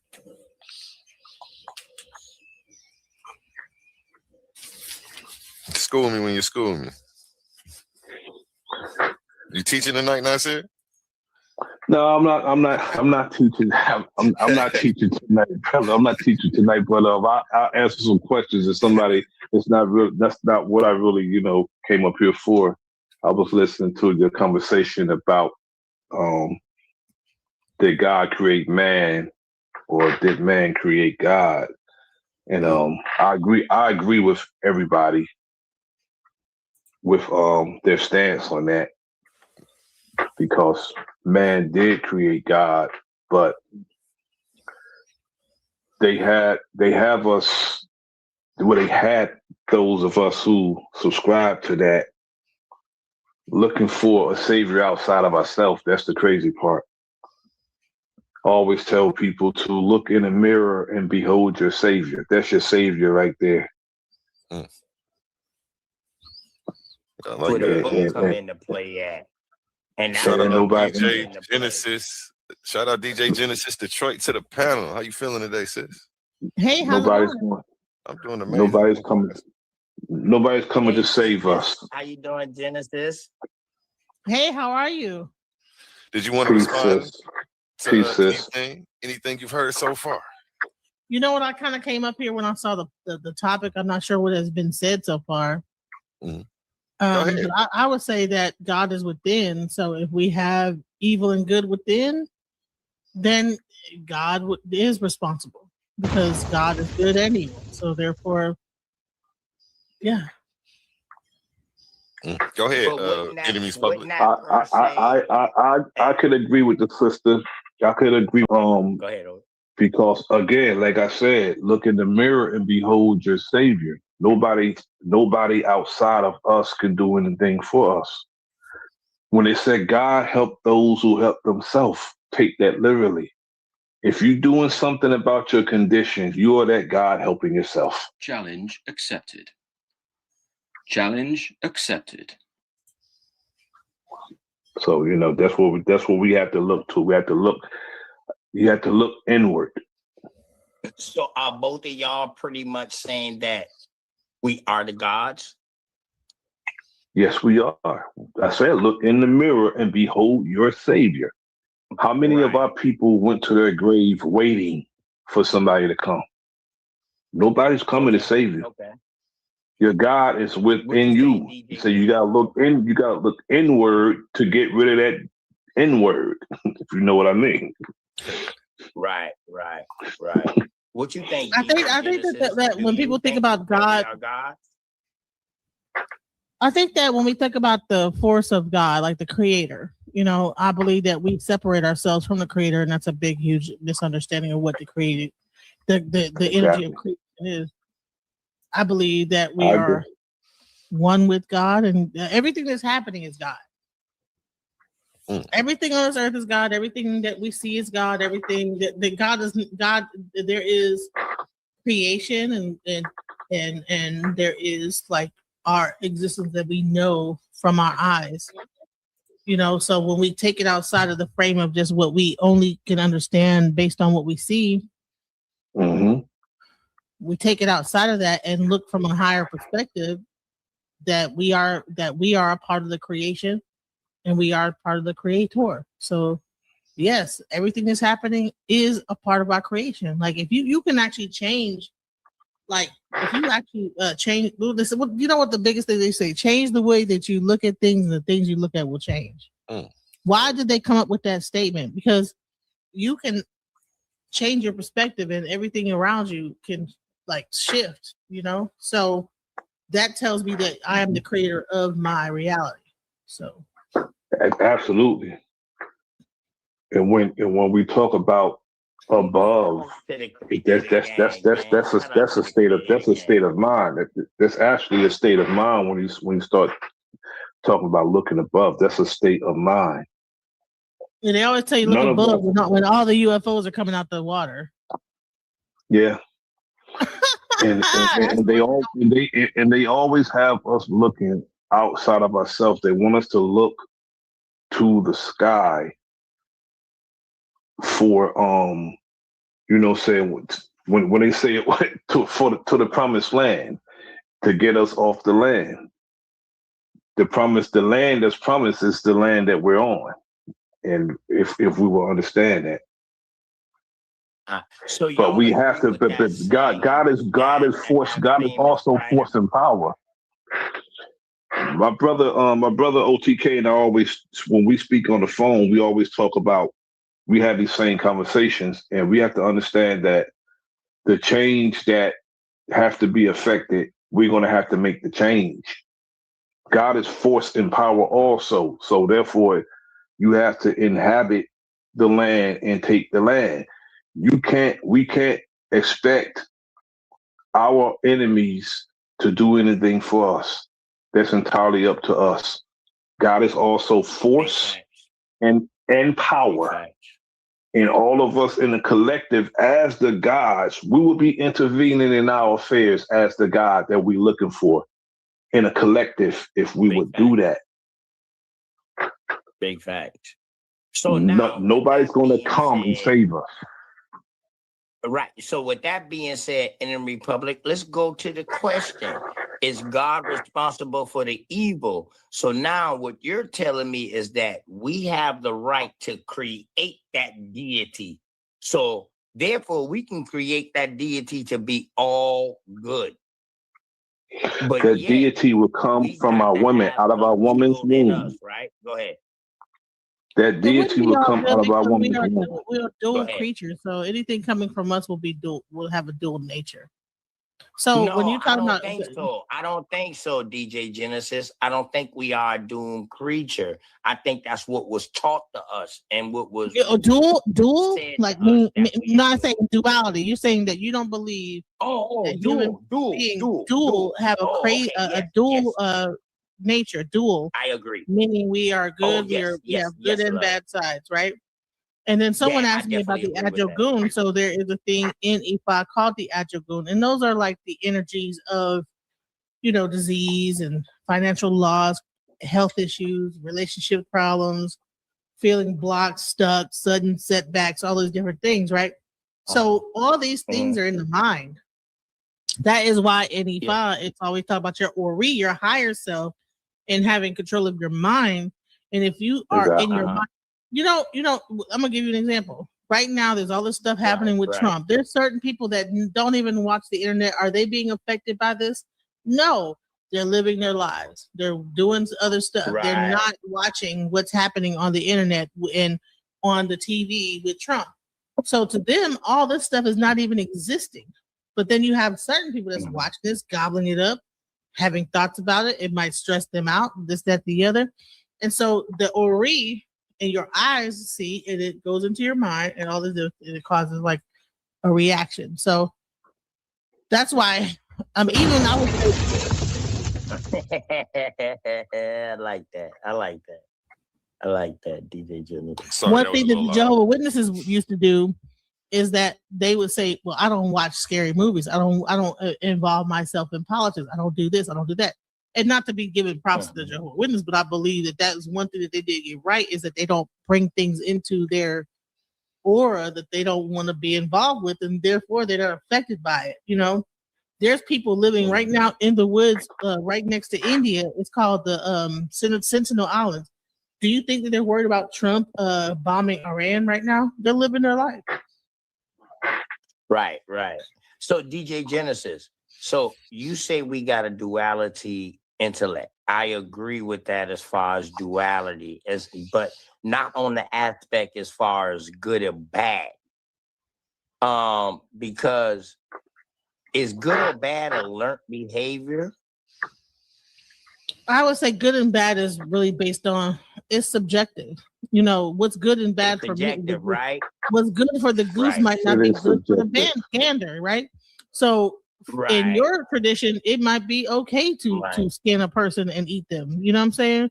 But in another culture, it might not be so accepted, right? So as cultures begin to form and we begin to make laws and rules and whatever based on whatever reason, they come up with these rules and laws, and then those things dictate society, and then therefore we determine based on a community, a council, what's good and what's evil, right? As we come together as people. But at the end of the day, there's certain civilizations that's acceptable. So do we say that they're good or they're evil? That's just their culture. We can't throw a label on them. So I would say that's what makes it subjective. I respect that. That's what makes it subjective, and that's what makes it a perspective also, because a perspective is only how one person sees something. So it's to the eyes of the subjective and a perspective. Yeah, it's to the eyes of the beholder. If all you have to do, if you can't eat nothing else but meat and you're in Antarctica, you can't be mad at me because I'm not a vegetarian. You know what I'm saying? You can't be like, well, why are you eating them seals? Well, I'm in Antarctica. There's no vegetation out here. I'm in Alaska. I can only eat seal. Exactly. You know, so you can't be like, oh, Right. and put your, well, that's evil, that's mean, that's this, is that. Well, you know what? Hey, you know what I'm saying? If you're stuck in Alaska and the only thing you could do to survive is eat another human being, you got to do what you got to do. Right. So is that And evil? see, Are you that, is that's that now that dealing person's with evil? natural law, correct? That's dealing with nature Yeah, and natural law, right? what makes this what make yeah, I mean, you know, That's the law of adaptation and dealing with natural law. yes, exactly. Correct. But when So nature. but when you when you in a position where you do things that somebody would deem like uncalled for in the Yeah, circumstance, extreme. that's what's Right. that's what make it evil. That's what make it evil. Now, when Okay. you have circumstances like the sisters described, that it'd be only about a perspective, or definitely make it subjective. If you see something evil that, oh, the sister, she live in the Antarctic, but you expect her, okay, she should be only eating fruits and vegetables. That's a non-reality. It's a non-reality. Right. Correct. Correct. Correct. Correct. But when you have people snatching children off, we have people snatching children off the streets, and then we never see them again. And then they harvesting their damn organs. That's some evil stuff. That's evil. That's evil as hell. Right. Right. Right. By That is, anybody's And see, I standards. agree. I agree with that, because now that goes back to the title: is God responsible? Because a lot of these people who was doing unsanctuary things to other people, that and they was putting it on their God, like, God told me to do this. This is where we can say God is responsible for evil, because people who did these things say, my God sent me to do these things. Perhaps it is their God. Perhaps it is their God that sent them to do it. It doesn't mean that their God is a good one. Right. So they the thinking problem is that you guys are talking about God outside of yourself. That's the biggest mistake that you're making. You think that God is something outside of you, but it's within you. And so when you talk about I never refer to a God outside myself. We was talking about the book. We was talking about the book, the people of the book, right? Just now, okay, DJ Genesis, not us. DJ Genesis. I'm a spiritual person. I'm American Indian. We don't believe in gods. We got deities, but we don't believe that they was real people. You know what I mean? We don't. I always say, no, we don't. I began the conversation by saying, look in the mirror and behold your savior. That's your savior. It's that's the person that you can really depend on to save you if you would do it. Nobody outside yourself can do that. Man, I want to say this is that what about like the thing the biggest thing that the biggest thing that they come into thing is like there's this thing called narcissism, right? But what if narcissism was a natural thing that was created for people for survival for a certain group of people? So in order for them to be able to get through or make it, they had to be manipulative a certain way and had to like be tricksters, you know? So I believe that every even personality that exists, psychopathy, sociopathy, all these things, there is probably a birth of it and a reason why this whole personality type exists, right? So big fact. Now, to you, it might feel evil when you are subjected to that, but it might also be a matter of like that might be the survival tactic of a certain thing. Correct. You know, I can get with that, because if you look at the behavior of certain people, they are a people who will see that somebody's prospering is their failure, and that's a survival tactic that certain people use. I can get with that statement, because that's the way a lot of people act. A lot of people behave like that. Fact. Yeah, I mean, Caucasian people behave like that. The problem in the divide comes in at is when we don't respect each other's point of view. See, I honestly think that. Well, I honestly, I mean, you know, but you know what I mean? Today, yes, I think we have a lack of communication right now with the youth. And I think that's why we see this spiral effect with the youth because of the communication. You know what I mean? And that leads back to our people them being indoctrinated with religion and getting out of spirituality. Now, yeah, and I also think that religion spirituality and put both of them together and then become a better person. But some people don't know how to separate their spirituality from religion. And that right there can cause a problem, especially when you got a following of people. You understand what I'm saying, man? And I think that caused a real I understand it. With religion. What? It wasn't per se the religion, it was the people that was inside of the religion. You know what I'm saying? So that's my point of view. That's my subjective thought, which I got the right to give. I got the right to give. You know what I mean? That's everybody I know. Everybody I think religion is the undoing. The undoing of spirituality is religion. Yeah, religion was never meant to be a spiritual thing, right? It was only meant to look like to be a spiritual thing. You see what I'm saying? Exactly. And so religion is rule. That's what religion is. It's rule. That's what religion is. Can I actually? You guys are not gonna like me very much for this. Religion is the masculine side of understanding God. Spirituality is the feminine. I'm not mad at that. I think I would say if I can. I think religion is it's actually evil towards women. Because that's what I think religion is.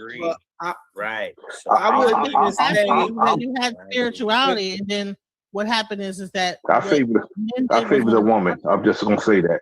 On the structure, and then I favor the woman. Religion. They made religion. Right.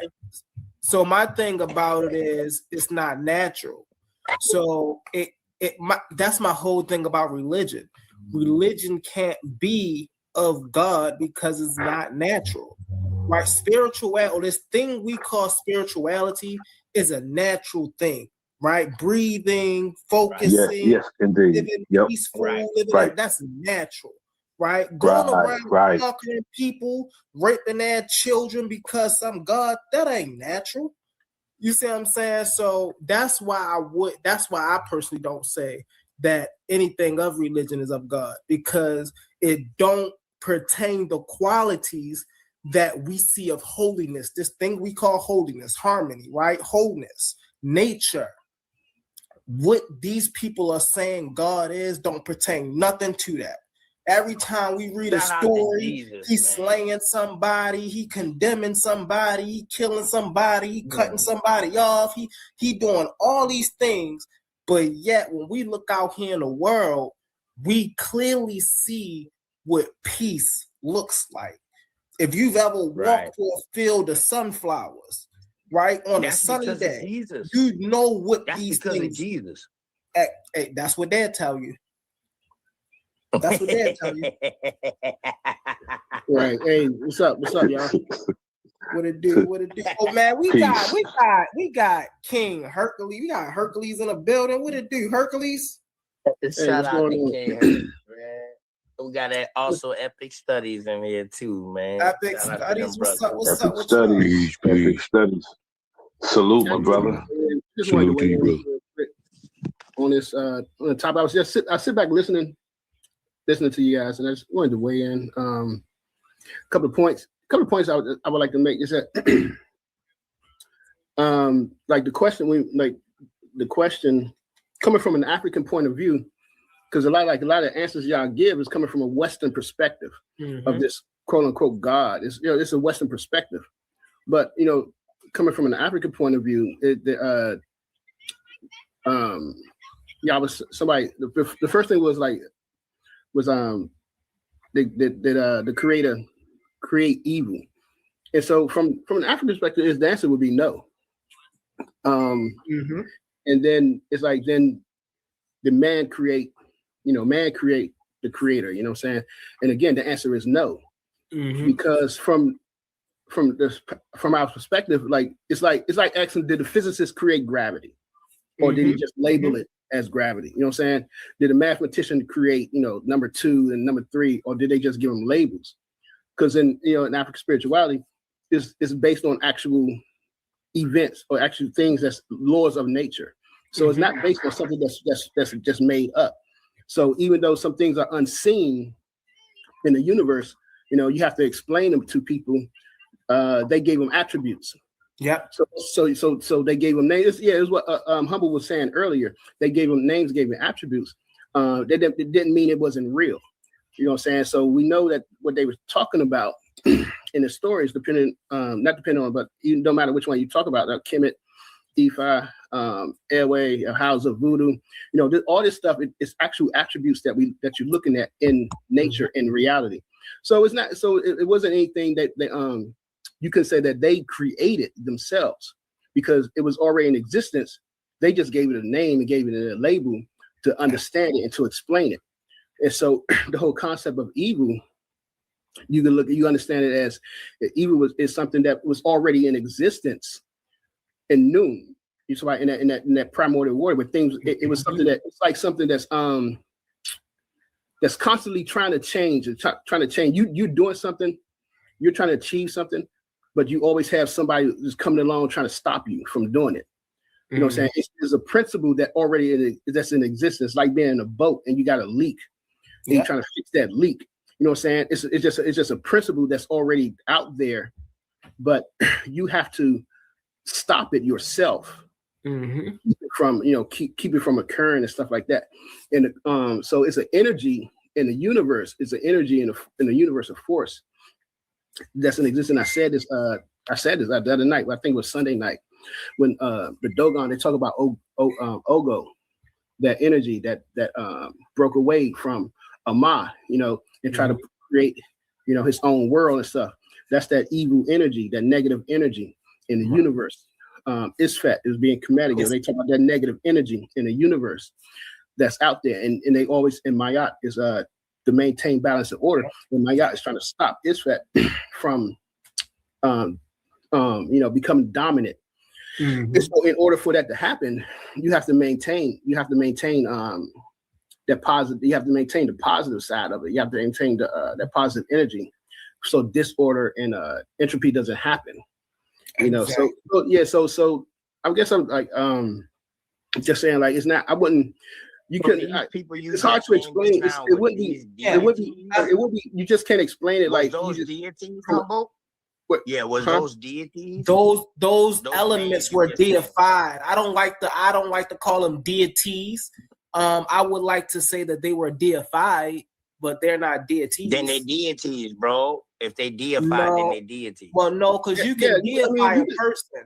That doesn't mean that person is a god. He's just deified. No, he could be a deity though, but that don't mean deity. Don't mean God. So God is not a deity?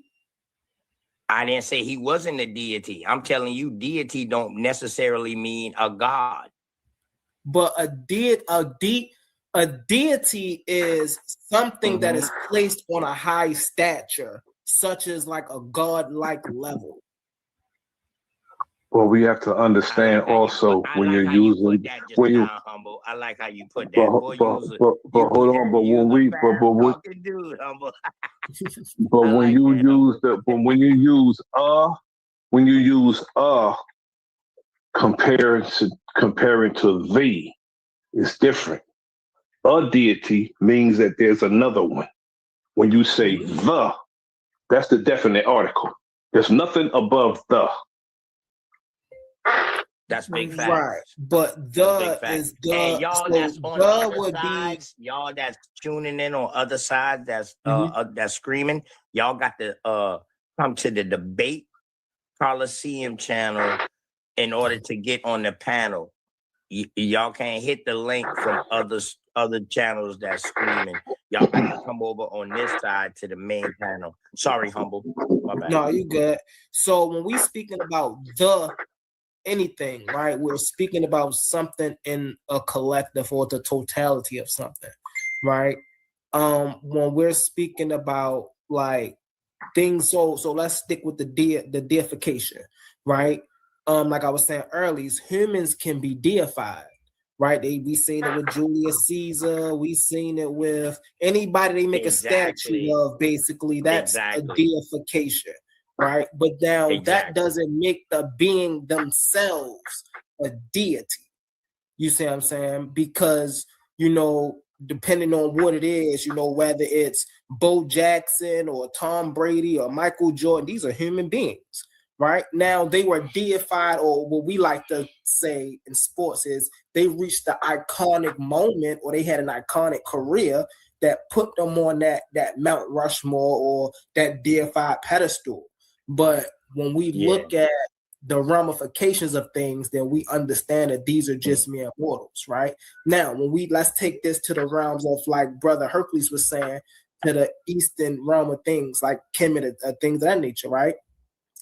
These things are forces of nature, so to speak, right? And so they're no different than what we say the air is, what we say the water is, what we say the sun is, what we say helium is, what we say oxygen is, what we say, they're no different than those things. Now, when I say they're deified, it's because those people, those ancient people who were studying this stuff, right? They then brought it to a physicality to where people can understand these things, right? This is why the Temple of Ma'at is important. The Temple of Ma'at is not a place where just a place for people to go pray to Ma'at and say, oh, but this is Ma'at, we worship her. No, the very temple itself is Ma'at. The very way that it's built, the very structure, the very shape, even the way it's faced, all of that is dedicated to something called balance and order. Not some goddess, not something that alien that came down to earth or what. No.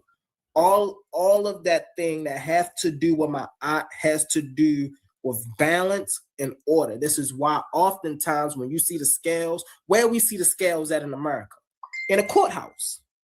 Why is Libra that? scales. Yeah. Why Libra is scales, that? the Libra scales. No, the the reason we see the scales in the courthouse is because of Ma'at.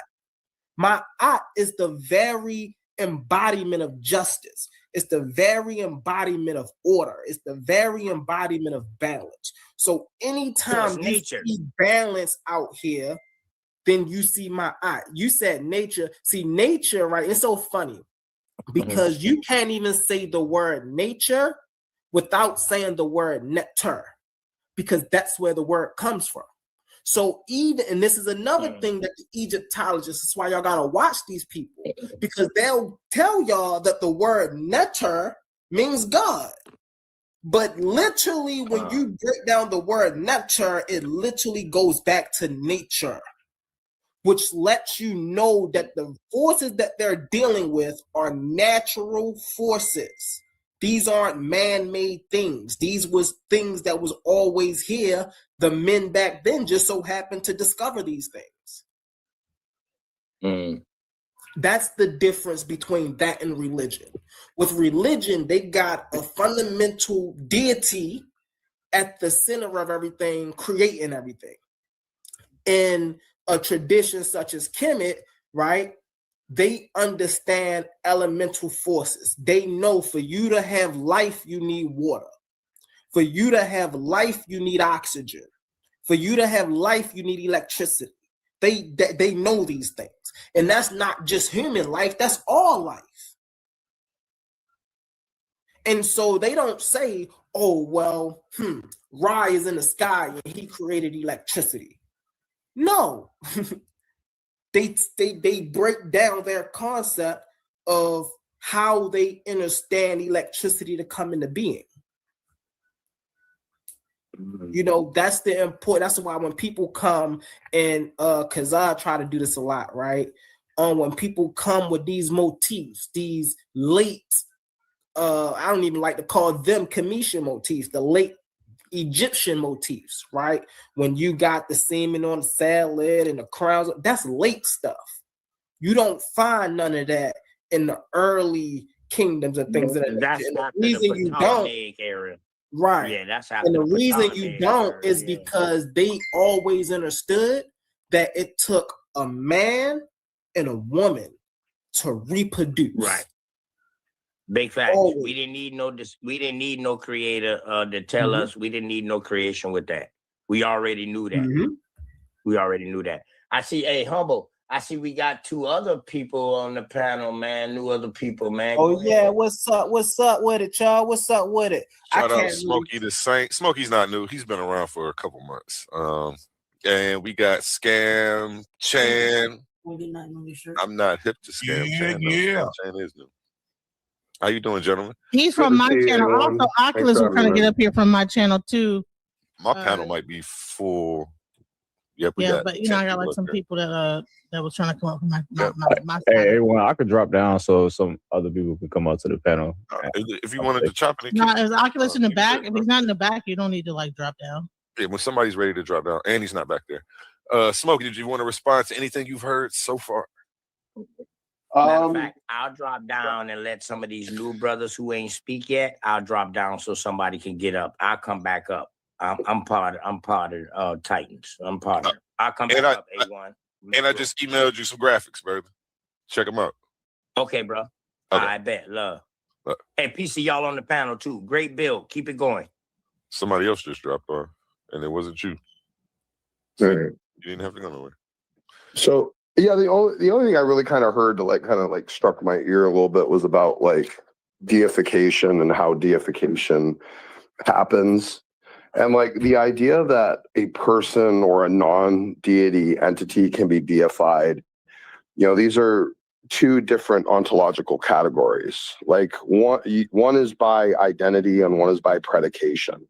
When you deify someone, that's attributing them an attribute, but it's from an external source. It doesn't have to do with their identity, nature, or what they actually are. So that's basically an identity via predication. It's not really what they are. However, a deity that is a deity by its nature, this is a different ontological category. And I just wanted to mention that because I feel like maybe in the conversation I heard something where that was kind of maybe being muddled a little bit. Just because someone from an exterior source can deify or predicate deity upon something doesn't mean it has the actual nature of the ultimate or a deity itself. So that was just one thing that came in my mind. Yeah, that doesn't equate in African spirituality, but yeah, whatever. I don't know how it doesn't, but okay. Okay. I came a little late. I ain't even gonna lie, but I see the prompt, and I mean, anybody that believes in the God of the Bible or the Torah or the Quran is going to say yes. I mean, well, not anybody. Some people are ignorant, more ignorant people are going to say no, but it's going to say yes, because it literally talks about how God created evil for the good of man. I don't know how that works, or like free will or whatever, all that other good stuff. Like, yeah. Oh, okay. Yeah, you answering the question on the screen. Okay. Yeah, maybe I came a little late in something because I heard something about African deities and stuff like that, and I was like, I believe that was Herc that said that. But I mean, you know, I missed out because I was doing my thing. Okay. Yeah, Well, I look at it like this. I mean, before you can put blame on something, you have to nail down that what you're trying to blame actually exists to do anything. And so far, all we doing is making claims. We have So my initial statement, I came in and said, if you believe in the God of the Torah, the Bible, or the Quran, you would say yes. That's what my initial thing. I wasn't talking about you. I'm talking about the whole conversation. Okay. You can't put blame on something if you haven't proven it can do anything in the first place. I think the idea is like almost an internal critique though. So my thing is, okay, and I'm going to step out of the literal Abrahamic religion for 1 second. I'm still, I mean, but what I'm going to say is, whoever created everything is the one who created evil. That's just that simple. Do you have to do it? Does it have to be a created thing to create evil? Can evil stand on its own? No. Really? It has to, evil came into existence. So when you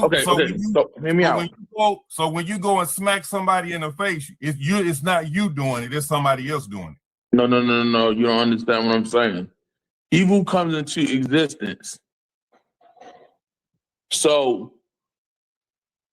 let's say there was nothing before the beginning. Let's say this.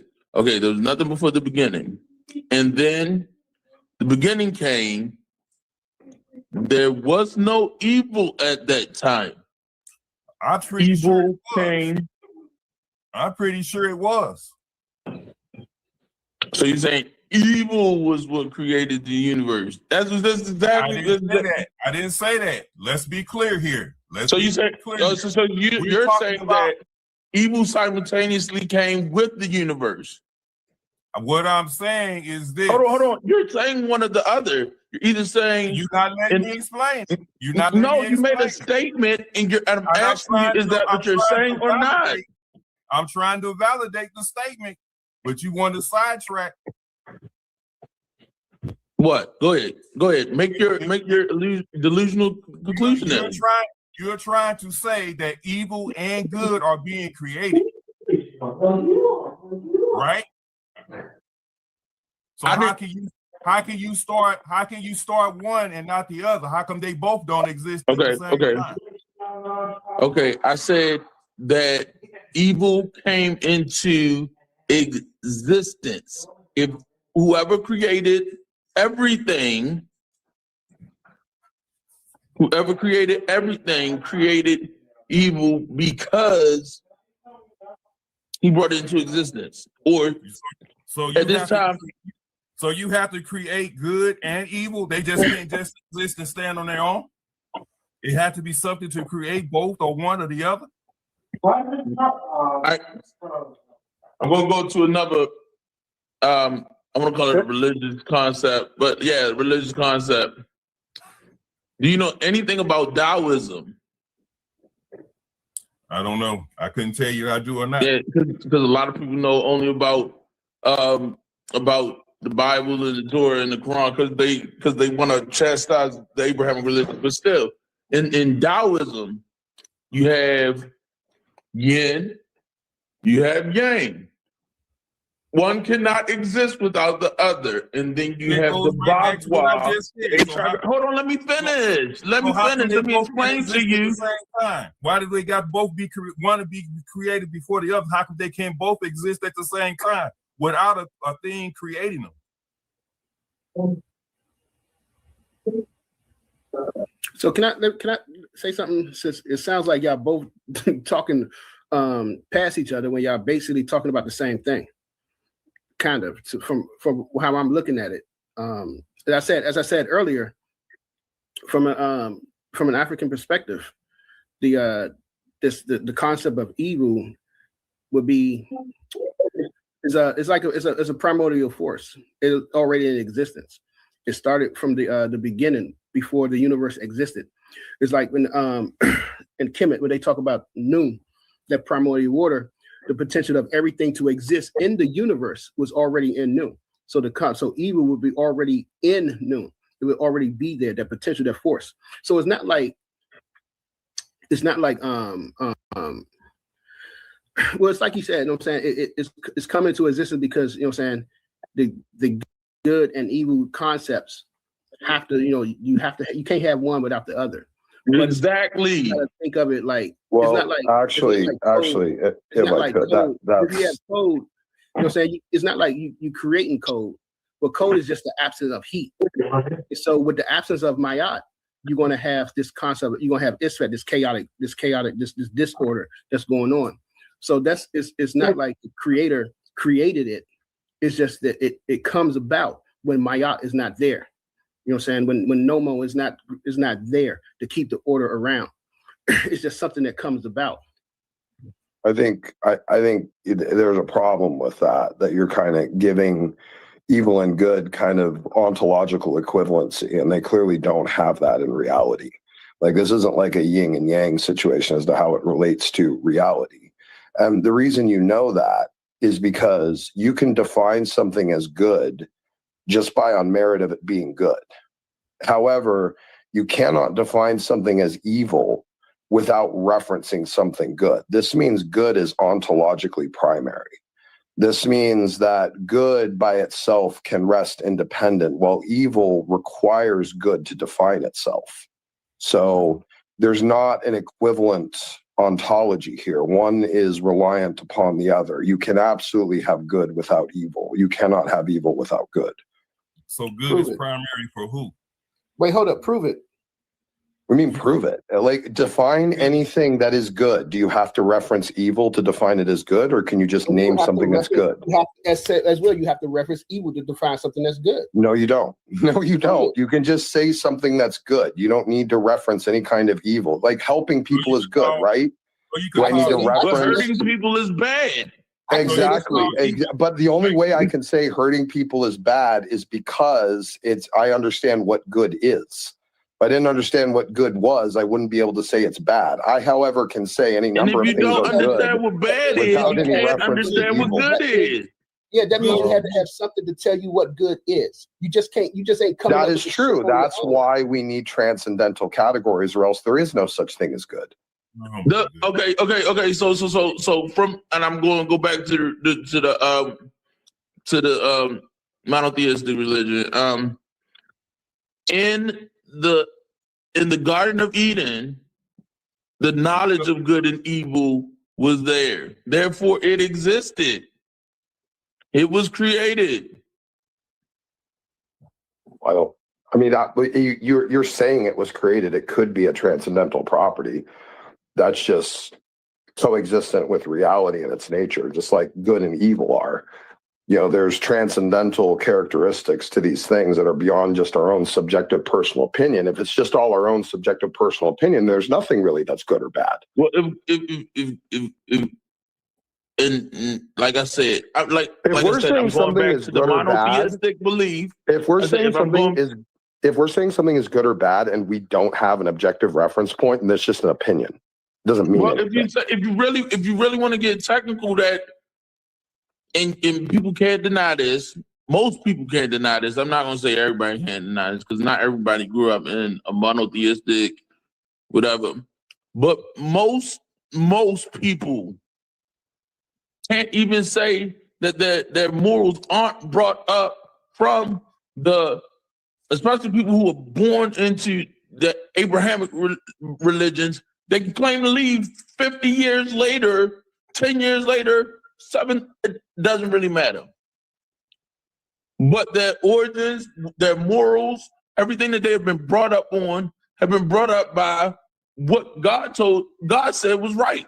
Oh my goodness! Stop it. I can get into those things, but I don't know why anecdotal instances of people's own personal volition as to what they choose to believe means anything at all to this conversation. Hold on. No. Hear me out. God say, don't kill people. God says be slaves. How about that?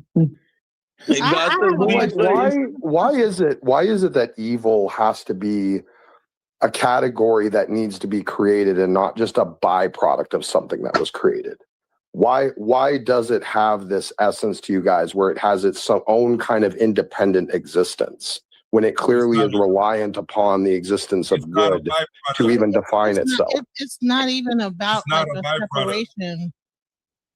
They exist together because in order for and I go back to the Taoism, and it makes sense because it makes sense with the monotheistic belief that God gave us free will. If free will is bunk. Okay, you can say that. All right, you can believe that. And I'm not telling you not to believe what you think you know. But what I'm saying is based off of the monotheistic religion, which I'm going by, and can you please stop cutting me off because it's disrespectful as shit. You cut me off before when I was I'm just asking you to stop cutting me off because it's disrespectful as shit and let me finish. Let him finish. Yeah, you do be cutting people off your back, but go ahead and finish because it's still not rude for other people to cut you off just because you did it. But you do be doing it, just so you know. But go ahead. All right. I don't. But okay. Okay. Free will. If God, if all things were, if we were only programmed to do good, or if all things were only good, then we would not have the option to do wrong, to do evil. I'm not saying it's right to do evil. I'm just saying free will gives you the choice to do good or evil. Say you land your plane when you do. I'm landing. I'm not rushing you. I would just sometimes you take a long pause. And it's hard to tell. Even I was about to. No. I landed. I'm right in my ass space. I landed right in my So PWI right here. I'm gonna say this. I just want to say how you doing, DJ. That's Hey, all hold I on. want to say. Before you go, DJ Genesis, everybody listening, please do me a favor and share this live so everybody can get a bite of this. And we are going to hold the bat to the rules that he asked for. He asked that nobody cut him off. So now we're going to make sure that he doesn't get to do it either. Right? Okay. All right. Because I was letting you go, but that's how you've been dominating the conversation a little bit, but it's because you do cut people off. That's how you end up getting the mic a lot. Is it all right if I say something? Yeah, of course. Hey, my name is Oculus. Peace to everybody that's on the panel. DJ, what's up, baby? How you doing? Hey, what's up? Long time no see. Exactly. I've been really, really busy. I'll say this. The gentleman who was just talking, I think that he's absolutely right. I just think his delivery mechanism and the way he's articulating what he's trying to get out, he's trying to force feed it. I think he got a lot to say at one time and he's trying to get it all out. But he's absolutely right about the way of the Tao, 100% right. And I don't want to go into a whole soliloquy about, how I can prove this because I don't want to hog the platform. But I do agree with him 100%. That's what I will say. And DJ, what's up, baby? I just want to say that again. How you doing? How you feeling? I miss you. I miss you too.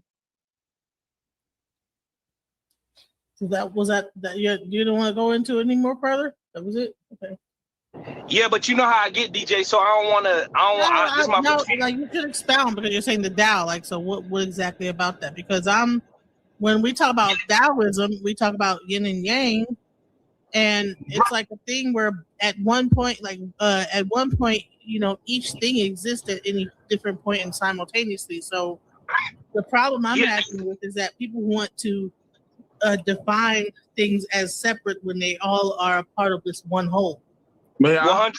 Agree with that. 100%. There's never been a time in this universe, this multiverse, this omniverse, where good has existed without evil. There's never been a time in this omniverse, this multiverse, this universe where evil has existed without good. You cannot have one without the other. I will say that. And I don't want to hog because I know how I am. DJ, you know how I am. But I'm gonna say this is that what if we just take the word evil out the word and see balance versus imbalance, structure versus non-structure. Like I think that what's happening is that because it's the word evil, there's a certain kind of when we hear evil, it goes into our mind, and then there's this picture that we see of what evil is. But the bottom line is, if we take out the word evil, we say balance versus imbalance, structure versus non-structure, ease versus dis-ease. You know, the bottom line is that when we do it like that, then it makes more sense to say that, yes, of course, that there is a dual nature to things to say, okay, when either you're in a state of dis-ease or you're in a state of ease, you are in your balance or you're unbalanced. And then you'll be able to see that there are times in everything where both of these, where you feel either or, and one does not exist without the other, because there is a balance to everything. There is a other side. Everything has a nature, dual, even quadruple of a nature. So yeah. Right, to expound on DJ 100%, I agree with it. That in this lifetime, in this reality that we exist in, I like to call it actuality. Most people might call it reality. But there is a dualistic nature to everything. So even in oneself, if I kicked in your door right now and I'll hit a AK in my hand, you're not going to pull from no positive perspective and say, hey, Mr. Robber Man, please don't rob me and my family. Please don't shoot nobody in. You're going to pull from that negative energy or that evil, right? We'll call it evil. And you're going to say, hey, man, what the fuck you doing in my motherfucking house? And you're going to open up fire, right? Cool. The idea behind it is that we all trying to reach a state of nirvana in this reality, and that's a balanced state. So in this reality, we got forces that diametrically oppose one another. I hate to hear somebody try to say like peace, namaste, you know, everything is, you know, great. You eat the prana, you live in the pranayama, all this stuff. Those type of people I got to keep a watchful eye on. And then I hate the people who where, you know, everything is about negative energy. Because what I'm saying is that we all pull from both sides of the fence. We pull from both forces. And what I try to reach in this reality is a state of balance. I'm not this positive church going, oh, I love the world. Everything needs to be great in the world. If I could change the world, I'll make everything positive. No, we need this imbalance and we need this balance in this reality. So I'm trying to stay at a neutral point, a neuter point. The same thing that people will reference they Jesus, or what the Helio-Belials call a Jesus Christ. Jesus Christ, a God, is Jesus Christ, a God, or whatever you call it, it's a dynamo. It would be a neuter. It wouldn't have a gender, because that would be what? Imbalance. The whole concept of this deity is to be what? Balance. So when you're speaking about the alpha and you're speaking about the omega, you're talking about masculine and feminine energy. When you're talking about the devil, when you're talking about Jesus, you're talking about the same entity. Just like you, God call himself the Alpha and Omega, God is also God and or Jesus and the devil, or God and the devil, however you want to look at it. It's the same energy. It's the same force. It's the same force that's pulling inside of your body right now that compel you to do something positive or something that compel you to do something what? Negative. All right. Can I expand on what the Tao is? Could I just ask that guy, what's his name? The dude who was talking about the Eastern philosophy. Can I ask who the guy is? I was talking about Taoism. Before you go to bat, we got 10 people up here. Let's see if anybody else wants to touch the topic. Anybody else want to touch? No, I agree. Because I agree. Because it's the same thing I was just saying. You can't have one without the other. They both exist at the same time. It's just, you're just not going to have pure. You know what I'm saying? Mayat doesn't exist by herself. You know what I'm saying? Isfet has to be there. It's the other side of the coin. It's like having light, but you don't have darkness. Having light, but without any shadows at all. So definitely. It's I definitely agree with the same reason why in your Bible they call God a hateful God or a spiteful God. It's the same reason. No, it's not, my brother. Hey, first of all, I just want to say all praises to the Most High in the name of Yahshua. What's going on, A1? What's going on, everybody?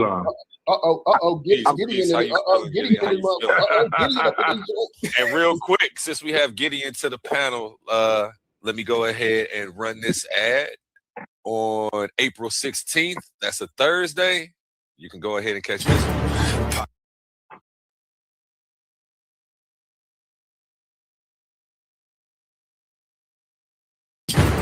Power. Who has it? Who controls it? And who does the Bible give it to? Welcome to the Coliseum of Arguments presented by Titans Debate League. This is not for the weak-minded. This is not for the easily offended. This is a battle for truth. In one corner, it's the queen, bold, unapologetic, challenging the system, arguing that the Bible strips power from women. In the opposing corner, Gideon Yisrael, firm, disciplined, standing on scripture, defending the Bible as order, structure, and divine design. The question, does the Bible take power from women? Belief versus resistance, tradition versus challenge, scripture versus interpretation. No dodging, no soft takes, just raw intellectual combat. Who stands strong and who gets exposed? Step into the arena and witness it live. Coliseum of Arguments. Only the brave speak here. Are you not entertained?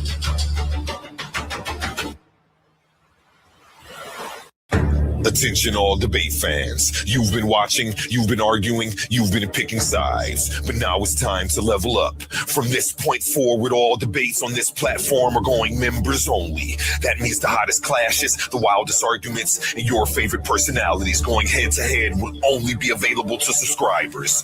You want real scholarship, you want the smoke, you want the unfiltered action, then don't get left outside looking in. Sign up today for as low as $3.99 and get full access to every debate, every moment, every knockout argument. This is Titans Debate League, where legends are made and debates get real. Join now or miss out.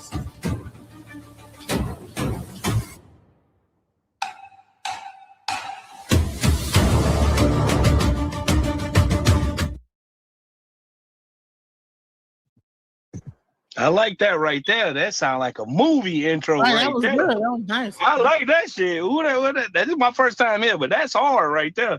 Appreciate you. That was me on the voiceover. I do all my own stunts. Majority view is that Catch me all next week. messengers bringing law were men.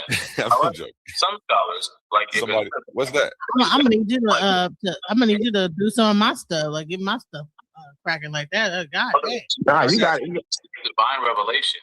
The bat. You got The bat, you got in the mute up, bro. background. I don't know if you're watching a movie, Batman or something. But does the Quran say that Deborah, Sarah, Miriam, Hannah, Abigail, Huldah, or Esther are not prophets or were not prophets? Like Gideon, it was on you. Yeah, nah, I mean, just real quick, man. I'm just listening. The Quran does not explicitly list those women. It's definitely a good topic. I mean, my bad. I'm hearing a lot of I'm hearing a lot of people say things, and a lot of it is making sense. But what's crazy to me is, but when it comes to the Bible, their antennas just turn completely off and just ascribe it to God, like God is just some maniacal, character. But when they remove God from it, now they can get intellectual and get a little more deeper into it and see that the creator of all things is not responsible for evil. So like I say, man, they just like to pick and prod at the Bible for some reason. I don't know, but yeah, when just like how we're listening now, we hear what they think about evil, and they're not ascribing it to no quote unquote God. You know what I'm saying? So it's just funny how they like to lose all type of intellect when it comes to the Bible. That's all. All right, can I comment on that real quick? Hey, hold up. Earlier, wait, real quick. I just want to say this. They quoted the Bible. I don't know who did. I think it was Humble. He's not up here though, but they did quote it. It was like the quote in the Bible with it. They said like the God said, "I created everything good," and he was something like that. Oh yeah, I was reading Isaiah 45:7. It's right here. That's what It they quoted. says, I form the light and create darkness. I make peace and create evil. I, the Lord, do all these things. Quote unquote. Can I say KJV. something real quick? Go ahead. I appreciate it. In regards to the gentleman who just actually spoke, that was Gideon. I do, Gideon, I do believe there is some misrepresentation on. Could we all on the panel agree to say we all come from different walks of life and we all have different understandings, right? Will we all agree on that? Would everybody that agree on that just say, just so I can use this as a Nah, you're right. reference You're point? right. Okay, All cool, right. cool, cool, cool, Yeah. cool, cool, cool. So Gideon, your notion when you use the word God is a different notion, right? Because if I ask you this question that I'm gonna ask, give me like 2 seconds, it's gonna be a different reference point of what I know. Not what I think, not what I believe, but what I know, right? So I'm gonna ask you this question. Define God. Because when you use the word God, right, you got a different understanding or belief system. I'm not going to say you know because I don't know if you know. But when I use the word God, my reference point of what I know, knowing is facts. We know the sun coming up tomorrow, right? Believing is something different. In the word belief, it's a lie, right? So what I'm going to say is define God. Because when they're using that coded science book, that heliobiblios that you referencing, they're talking about something totally different than probably what your notion of what the word God is. You see what I'm saying? So I what would is agree. God? Define God. That's what I need you Yeah. to do. Yeah, so I would agree. Everybody have different walks of life, come from different backgrounds, but still in all, we have a body of knowledge and words that we all use, and they all have the same meaning. So when I'm No. talking I'm about, not talking about words in this colloquial sense of what we all just piggyback and bounce off each other. Oh yeah, you know what God. No, when I'm talking about science, and not only am I talking about science because that Bible, again, going back to that heliobiblios, that's Greek for holy Bible, referencing helios dealing with the sun, biblios, right? Also dealing with what? Time, chronos, biblios. You see what I'm saying? The inception of time predicated on the what? The sun. So can you define God? See, DJ, they don't know they talking to a scientist over here.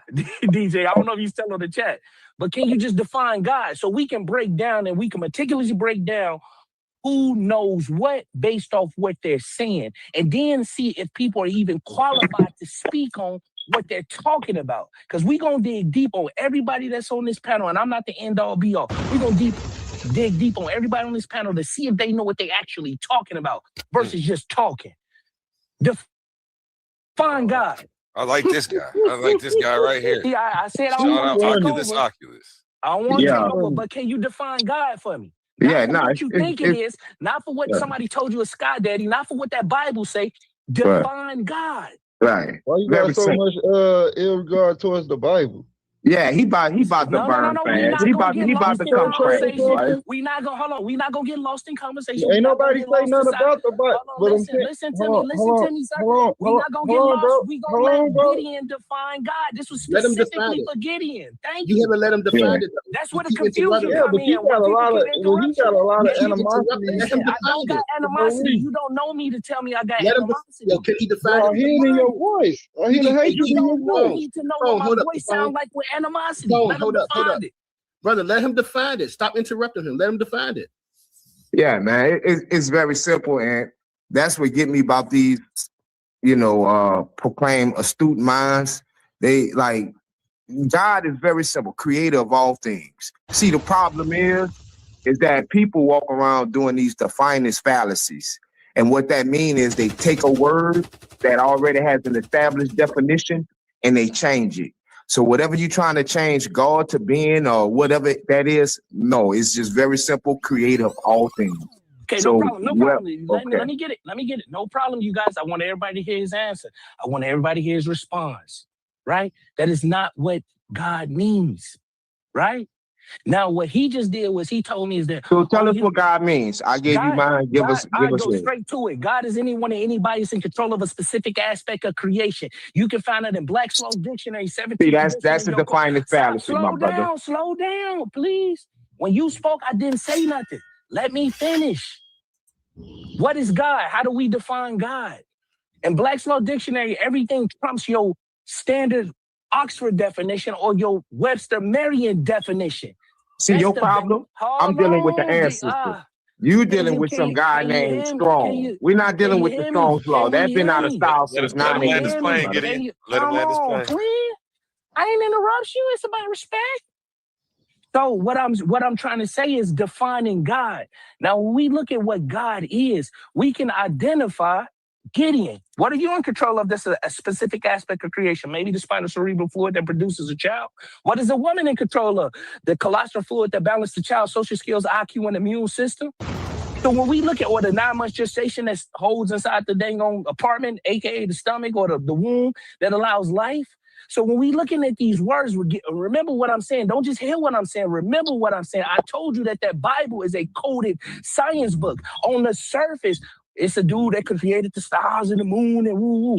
But the individuals, the Masons, the brothers, the travelers like myself who actually helped create this, it's code. And if you're not eligible to decode the information, then you maybe shouldn't be speaking on the information because you're not qualified to decode it because you haven't traveled. You hear me? All right. That's all I'm saying. All right. So this the problem with what you're saying is that you think there's some type of invincible episode where there's like 100,000 different invincibles. That's what you're trying to do to the creator. So what you're saying is everybody is a creator. That's fanciful. That makes no sense, bro. Because when I'm saying a creator, I'm talking about the one all be all. You're talking about different people and different that's just what you're doing, bro. So I mean, instead of getting lost in the sauce versus asking me what I'm doing. See, I'm hearing what you're doing. I hear it. You're making these vague definitions of a concrete thing. You asked me what God. Hold on, my brother. You asked me what God is. I gave you 4 words. When you said what God is, you just went off onto a mini soliloquy talking about women as gods. I'm a god, bro. That makes no coherent sense, my brother. Listen, yes, it does. I oversimplified it so a child can understand what I just said. It don't take no complexity. Okay, repeat it over. Who is God? Who is God? Start right there. Who is God? Anybody can look this up. Who is God? It's not. We're not talking about looking up stuff. We're talking about.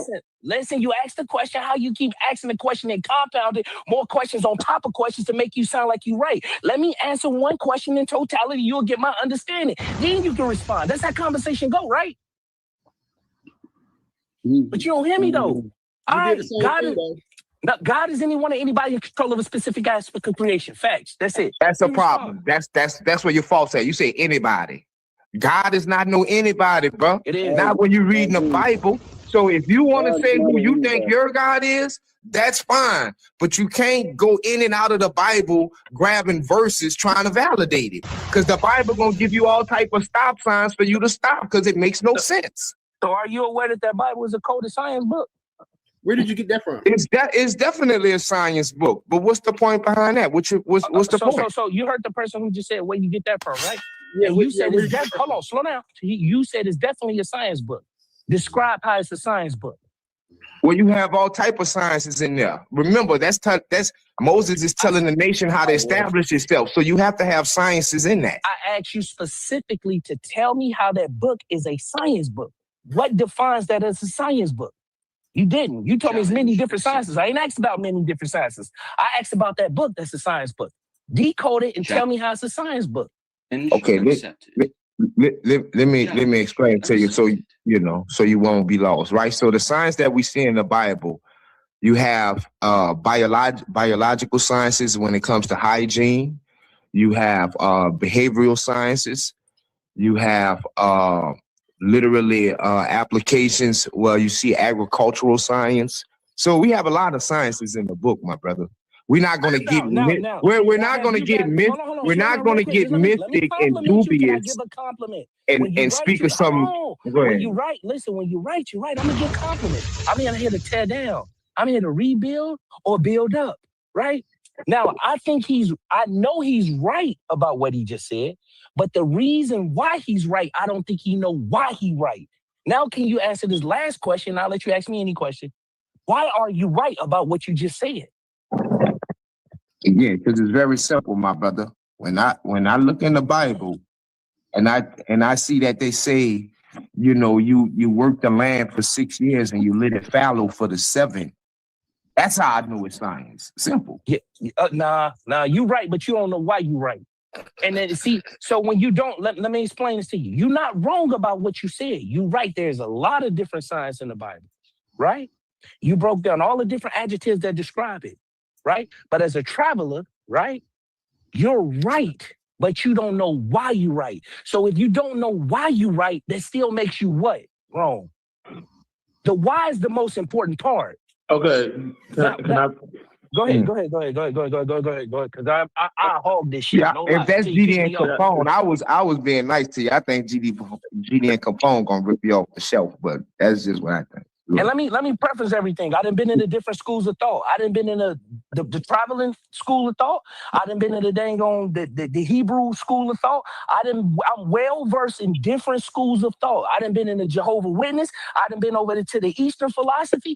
I'm traveled. So why you ain't stick to one? Okay, so I was going to say, what's your degree? Why you bouncing? Hold on. We talking about discipline. Why are you bouncing around from everything? Why are you not sticking to one school of thought? Because in order to have things, in order to have things in totality, you need to understand that science book that you call it, that I call a science book. You have to have things in. It is a science book. Hold on. You have to have things in totality, so you should be able to pull from different schools of thought. Because all these different schools of thought, now some people might have a negative connotation about, let's say, who could I think of? Malachi Z. York. In order to have that good offense that you have to have a good defense. So you have to study every school of thought. So don't ask me why I'm bouncing around. Hold on. Because this science has been coded in different philosophies. This science has also been put into different religions for you to go out and seek knowledge or enlightenment so you can put it all together. But you know what people do is they get stuck in one school of thought and think that school of thought is the end all be all. It is not. And with all of that, you know that there's a creator outside of yourself or anybody that's on this earth. No. Slow down, Ice Cream Chuck. It ain't no creator outside of myself. Myself is the creator. Yourself. Hold on. Hear me out, Ice Cream Chuck. Ice Cream, can you hear me? Listen to me. Did you create the sun? Yes, and I'm gonna tell you why. I want everybody to hear what I'm saying. He's gonna keep no. Explain us how you created the sun and the stars. Explain it. Keep compounding questions because that's how confusion set up. When a person asks you a question, let me finish. No, I'm not. I'm definitely not. When a person keeps compounding questions, it's setting up a level of confusion where the viewing audience, listen to like, well, he don't know what he's talking about. No, you won't let me answer one question and you don't got the time to receive the answer. You want some ready, quick-made shit like some McDonald's shit. You talking about the start, block, man. You circling the block, yo. Man. Yeah, see, it's not fast enough for you. See, some of this information is not no dang on McDonald's food. You blast through the drive. You still ain't got to it yet. Are you gonna hog the mic all night, or you just gonna keep hogging the mic? That's what I said. That's why I said I ain't want to hog the mic. I said that from the beginning. You don't know. This was his last question. I thought he said. Go ahead. He ain't answered the question. Everybody saw that he dodged that question, right? I didn't dodge. Y'all keep compounding questions, and you want to tell me how if fast you a God, hold on, bro. Hold on, bro. If you a God, why you have to die? Say that again. What was this question? I heard it was God. Why do you have to die? What you talking about? Death? What death? Dying and what? As a guy, I'm confused with you. What's the question? Why do you have to die? I'm done, What bro. the hell? Nah, it ain't even no damn death. Like, what is this motherfucker talking about? It is not no death. Bro. All these There guys is with no doctor death. appointments, bro, they be killing me, bro. Okay, this is what I say, and I'll move myself off the platform off of this. I say it off there. First off, there is no death. Second off, this the next part.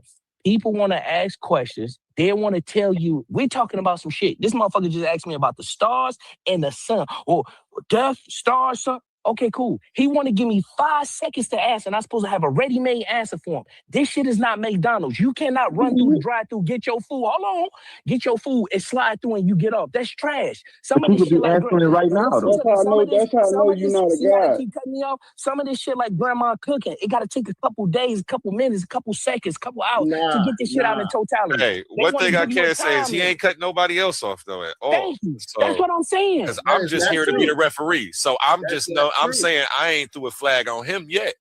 You feel me? I don't do that. I let them talk. He And then keeps guess what getting they do? fouled every time he Yeah, touched the ball though. come on, cuz. And they want to compound questions to create confusion as if they right and they not right. That's a fact, though. You sound like you had this conversation before, but you cannot answer a question directly. Because you keep compounding questions to make you sound like you know what you're talking about. When I'm answering the question, you asking a question. Ask him you one not question. doing it. You not doing it, but Answer other his people are question. doing it. I'm battling 4 motherfuckers on the Okay, stage. no, we just want you to answer the one question. You never answered it. So I'm gonna try to do this as simple as possible. Go ahead. What's the question? I think he asked. Ask him again, Capone. I said, if you're a God, how did you? I said, how do you create the sun? And let him answer. Let him answer. Nobody say nothing. Let him answer. Oh, okay. The sun. Okay, creating the sun. First, let me get this out. The conscious mind of God, right, is all and all to be. There is nothing outside of the conscious mind of the Creator. That's what I want y'all to hear. The only thing that the conscious mind of the Creator doesn't know is itself. The experience that we're experiencing inside of this reality, and it's going to go right into the sun. The experience that we're experiencing inside of this reality is the conscious mind of the Creator trying to become more forever aware of itself as itself. Anything in this reality that reaches the apex of perfection in this reality dies in that perfection. Listen to what I just said again. Don't let it slide over your head like a landslide. Anything in this reality that reaches the apex of perfection dies in that perfection. This is where you get the story. Hold on, please. Which Jonathan? I don't know who the hell is that. Somebody screaming in the mic. I can't hear, bro. Somebody need to mute out. Somebody screaming in the mic. Facts. That's a fact. That's Hey. That's debate. I know y'all cannot. Y'all lying if y'all see y'all don't. He walked away from the phone. Y'all got to mute him. Who is that? All right. Somebody screaming in the mic. Go ahead. So this is what I'm trying to say, and I give it up. Let me finish. Anything in this reality that reaches the apex of perfection dies in that perfection. Where there is perfection, there is death. Listen to what I'm saying. Where there is perfection, there is death. This is where you get your story of Adam and Eve in the Garden of Perfection after eating from the forbidden fruit. Now you surely die. This is what you see on an everyday level. Any disease in this reality that reaches the apex of perfection, HIV working towards replicating itself so much so that it advances into the stages of AIDS. After reaching that apex of perfecting itself by replicating itself so much so, guess what happened? You die and it dies. Look at artificial intelligence. Any illustration that you have seen artificial intelligence in, once it eradicates human beings and seeing human beings as inferior to its superiority, guess what happened? It self-destructs. Where there's perfection, there's death. So the inevitable question is, so it is above, so it is below. The question becomes, how could God be what? Perfect. Unless what I'm saying is actually true, God isn't perfect. But my brother, who is God? Because you said you're giving God to everybody. I want y'all to see the compounded questions. I want y'all to see the compounded. I'm not answering it fast enough for you. He ain't cut you off though. That's what I'm saying. I'm not answering it fast enough for you and your satisfaction. I'm trying to Actually, you're not. If that's what you're trying to do. Get back to the sun. Hey, Oculus, do me a favor too. Drop your email in the private chat because we might need to get you a little interview. I'm gonna keep it real. Ask DJ. I don't know how to do that shit. All I know how to do is when I see DJ online, I tell her, "Hey, send me the link," and I come up. I don't know how to do the. I ain't that fancy with the shit, nigga. Like keeping it a bean with you. I don't know how to do that. You can call me. You can call me. My number 444-1000. You can't even answer the things that's in your reality, but you got it. All right, so can I answer Oculus's question? We got somebody in the back. Sorry, I didn't see you back there. Natty. Is that cool? Natty? Yes, the back. Go ahead.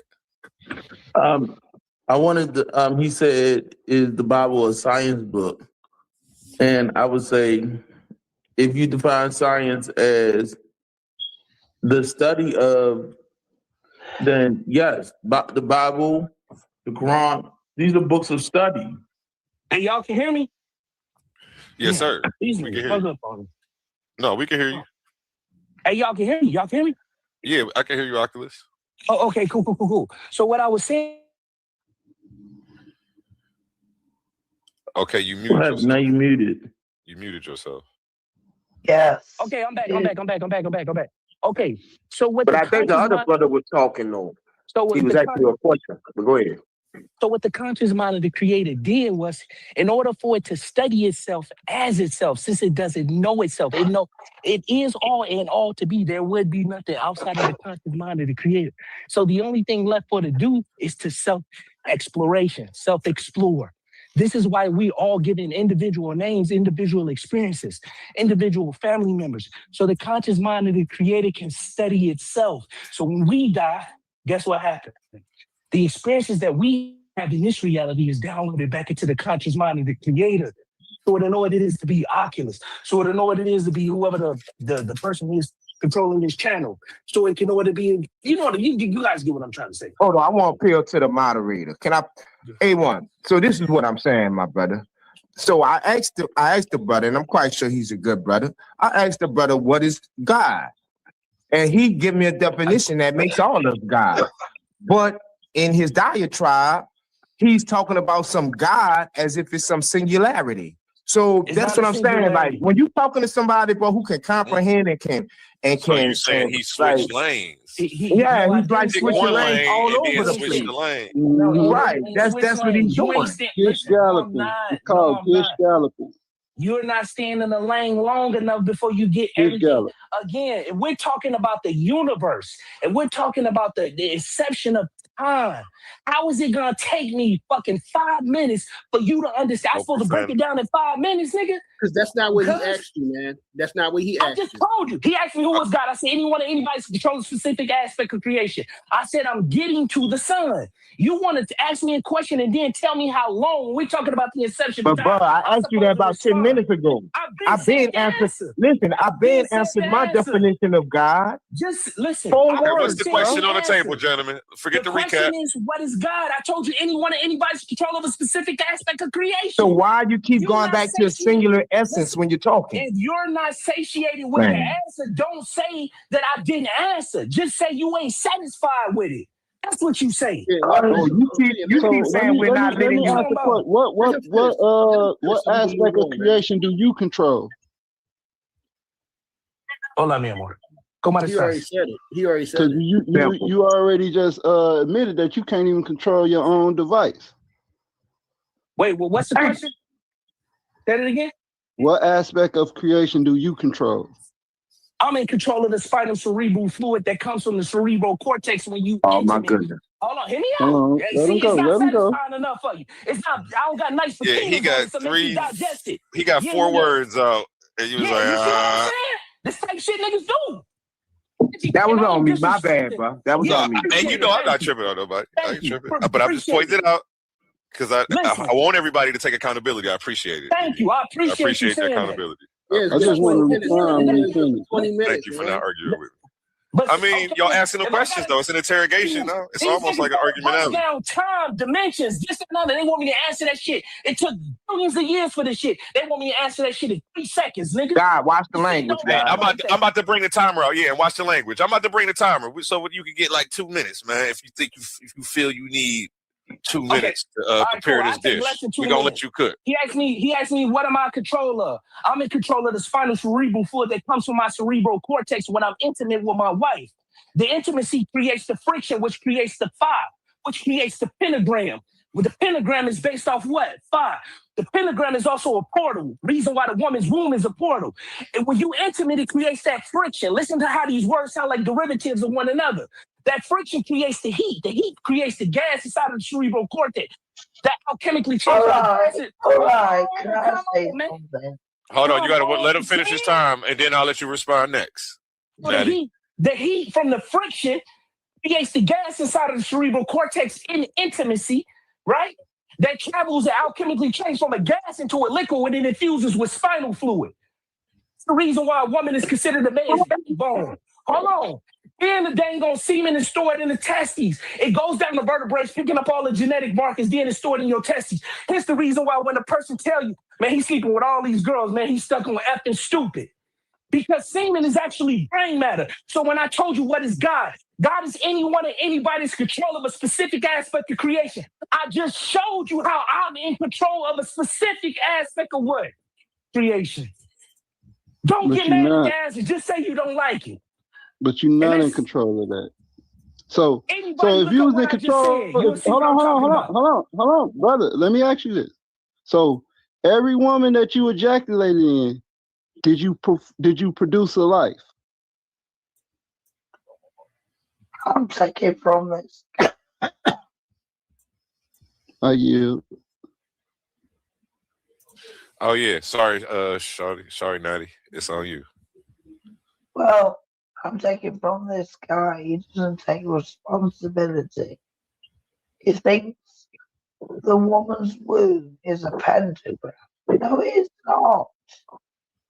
It says in the Bible that God was with them in the womb. So, if God can be in the womb, it's not a pentagram. Okay, appreciate you. Who Yeah. So wants to respond to the him? brother. Go ahead, you got it. G. So I just want to elaborate. So the brother is misinformed on how the actual create a life, right? So he thinks just because he ejaculate in the woman that's gonna produce a life. That's not the case all the time. So if you in control of that, so you saying every man that ejaculate, they should produce a child. That's not always the case. Right? Specific things have to happen, part of your anatomy. You're not even in control of your own sperm, right? You talking about you control of the cerebral fluid that create the sperm. You're not in control of that, because once it come out of your body, you have no control over that. You don't even like these things is stuff part of our anatomy that's working. That's like, Natty, can you turn your camera off or come back when you finish drinking and smoking? Sorry, I'll turn my camera on. It's certain parts of the anatomy that work is autopilot, right? Through our genetic coding, right? And for this brother to say that he's in control of that, it's flabbergasting. So he's gish-gathering. He's using a lot of words that he probably don't even know the meaning of. But I'm gonna say that he do. But he using a lot of words in sequence that's not even making a complete thought, and he just trying to end it with a statement. When you just talking around, it's called gish galloping. That's what you're doing. And people that learn can see that. Yeah. You don't even know how life come into this world. Yeah. But you a God. Are sperm cells dead or alive? Yeah, alive. What kind of cells? Right, and so sperm cells, dead or alive. Okay, you said they're alive. What he just explained is that they come down from your brain down your spine into your nutsack, and then that same thing gets ejaculated out into a woman, and it creates a human being. But before the actual human is alive, the sperm is alive too. Otherwise, you wouldn't be able to look into a microscope and see it wiggling around alive. So you're saying so you guys have to like expand your mental capacity to really understand what he's saying, because you're only thinking about the end result, but the actual result of what he is saying by something going this seminal fluid going into your thing in your butt. Listen, even women, when a man is having sex with her, there's a certain level of seminal fluid that actually attaches to her and actually can get into her system, and that's where you share like DNA and all kind of wild stuff going on with the man and all the things that happen. So I think that what's happening is that sorry. Right. So I think that what's happening is you're thinking about the end result, but you're not thinking about the result of the actual sperm being alive before it even hits the egg cell. No, I think the problem is. Hold on.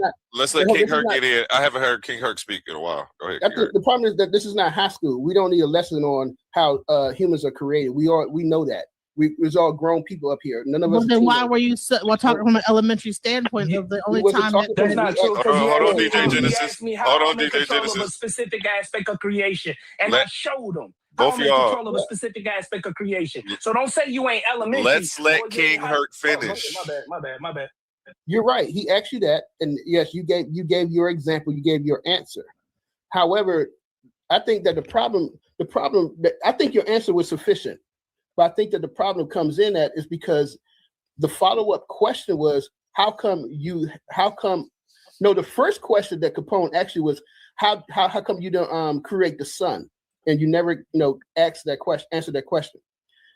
It was Gideon who asked you what are you creating, what are you in control of creating, and you showed them about creating life. That's what you're in control of. And then you didn't answer the question about how come you have to die, how come you're not in control of death. So you didn't answer that question either. And it sounds like you're very well versed in this. So I know this is not your first conversation. So therefore, you should be able to give your answers in sync. You know what I'm saying? That's what I'm saying. You should be able to do this in sync. And said you said you're a scientist, so I'm curious. What's your background? Because you said you was a scientist. If I may, I don't want to. No. Hold on. Yeah, I said I was a scientist. No, I got a PhD in psychology. That's first. Okay. That's science. That's science. I'm 51 years old. That's the second thing. Number 3 thing is I'm well traveled and well seasoned. Number 4 thing is it was so many questions being darted at me that I was just going at the air trying to grab one to answer it. So if I missed the question, I apologize. I got a right to do that. And everybody on this panel can see that everybody was throwing some dang old darts trying to get their questions out. And then when I don't answer it, oh, you ain't answer that, so he don't know what he's talking about. No, it's just that how fast you want it. You want a response that suits and is catered to you as fast as you want it. This knowledge that we talking about is not some 5-minute, 2-minute-ish. I'm trying to give it to you in a short version, and it's still taking a long time. Imagine traveling, being a traveling brother or a student to get this information. You feel me? That's all I'm saying. And I want to say this real quick. Let me give an example. He did answer the question about death, even though I don't agree with it. He answered it. Let me ask Genesis a question. Hey, Genesis, what is Ephi? Ephi is the literal corpus of like the word of Olodumare. And you see how quick she answered that? Because she's had this conversation before. So I know you had this conversation before. So when somebody asks you a question, you should be able to answer in sync. That's all I'm saying. And we spent like the last 30 minutes.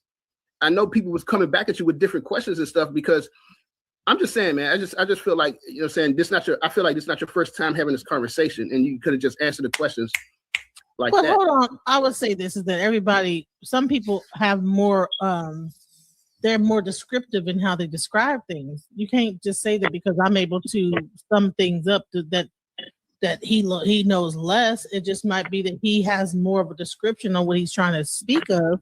Because I could go into, it's divination, it's this, it's that, Yeah, I know. I went all deep into what Ephi was and this, that, the other, but I just know, I think he was answering them directly. I was. I think as soon as he kept getting 4 words in and pieces that's suitable and digestible for they dang on energy, they feelings. We not dealing with feelings. I don't got to respond the way you want me to respond or how fast you want me to respond as long as you got the message. I got to put it up and put it into a form and deliver a package that make you feel comfortable. I'm me, she. You hear me? That's it. Okay, let's try to get back to the talking about the conversation instead of the dynamics of the conversation. Can I make a suggestion to like fix all of this? Yes. Shout out like Drew, A1. the new host here. This is No Love Drew. You see, he's an amazing host. He's been sitting back. He ain't jumped in and been unbiased once. Go ahead, though, True. Yeah, peace to everybody on the panel. So my suggestion is kind of like piggybacking a little bit off of what A1 was trying to say to Oculus earlier. If you want like assistance with getting your email over to him, I think it would be more beneficial to just do the argument alley. That way you can get out everything that you feel is necessary to formulate your perspective in a way that everybody can comprehend it, and give you that time, and then everybody can come and challenge it like one at a time if that's what you need to respond effectively. Yeah, like I was gonna say, I have different setups than this open panel where you can come and talk to me first and everybody gets to listen to you present your case, and then they can come in and ask you all the questions. But you're able to get everything out first. Go ahead. I'll just say this. I don't got all the answers, but on particular subject matters in regard to this one, I know what I'm talking about. Now, I believe I know what I'm talking about. I'm not the end all be all, but Right. DJ will let you know, and that's me being humble, right? Because none of us know it all. But on So my this brother, right. Jesus. So Go ahead, no, go ahead. I'm asking you a question. So just to be real specific on it, right? Because I was confused, you know what I'm saying? But where I'm confused, and people get confused, where some people just keep going with what a person is saying, I excuse me, I tend to stop and be like, hey man, I notice a contradiction what you're saying. So when you say that we are all of gods, and then in your expositions, you're talking of a creator in a singular sense. Explain that confusion to me as succinctly as you can. Okay. If I took a piece of paper, right, and I then gonna cut the piece of paper into 7 billion pieces, is it still one piece of paper or is it 7 billion pieces? 7 billion pieces. It's one piece of It's paper still expressed. paper. It's Man, still come on, man.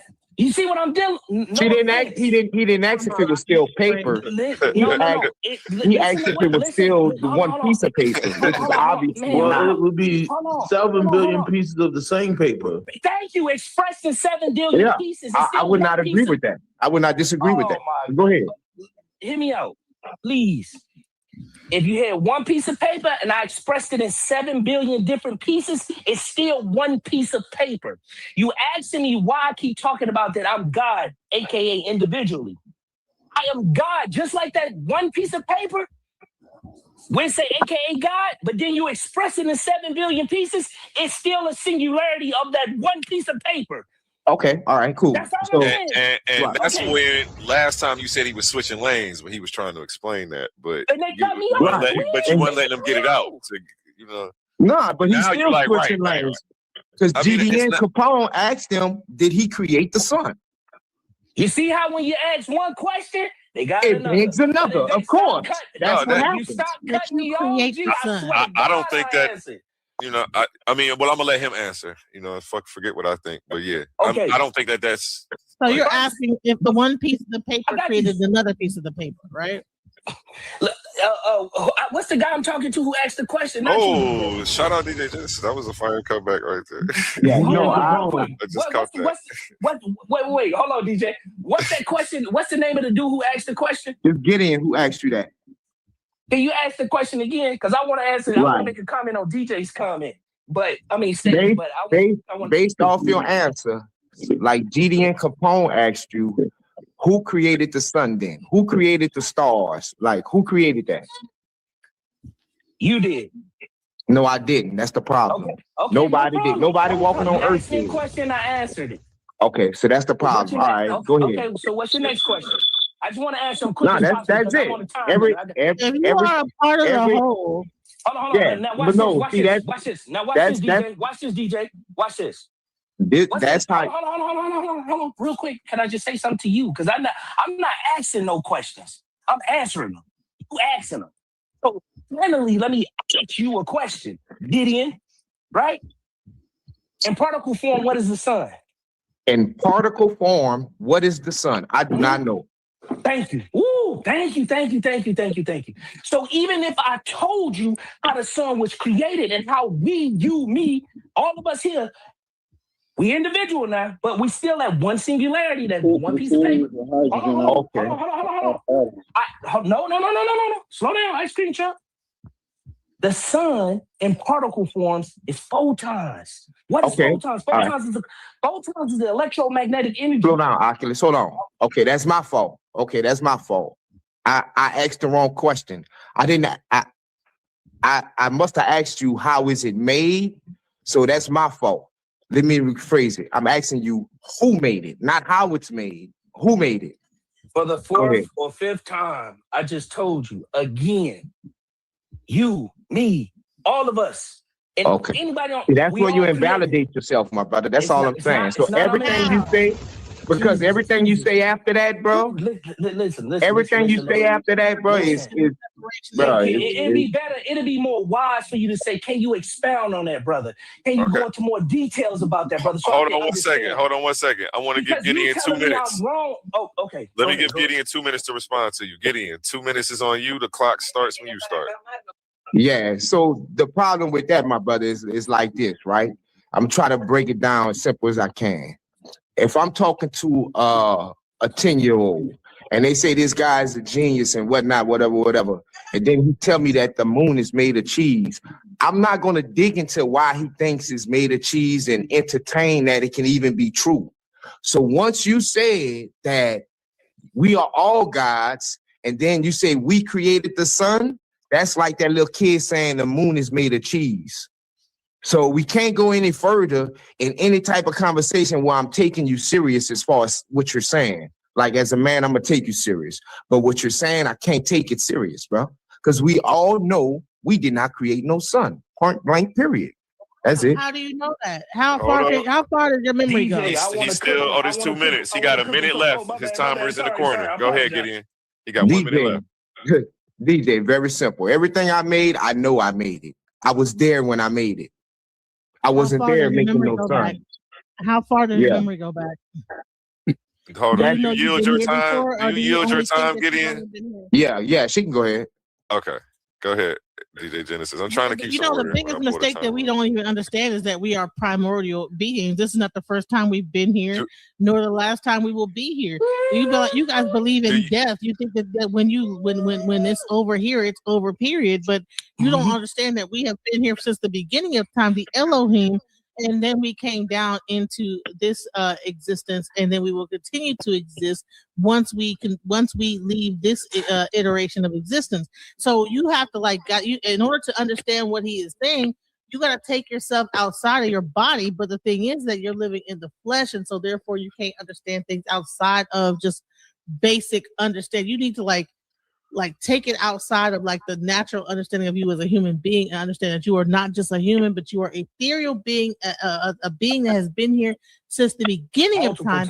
And so therefore you created the sun. Yes, absolutely. Now, hold on, Oculus turn, but real quick, give me 2 minutes. What he need to do, and I'm talking to DJ, what he need to do is go back into that ribonucleic acid or a deribonucleic acid, that DNA or that RNA, to go back into his library, because the DNA is a library that holds what? His story. Reason why they call a woman the library, because it holds semen. It comes from the mind that I talked about. Thoughts, information. So with this being said, everything that he needs to know is already inscripted on his DNA and his RNA. And if I was to ask him what this RNA does, probably couldn't tell me.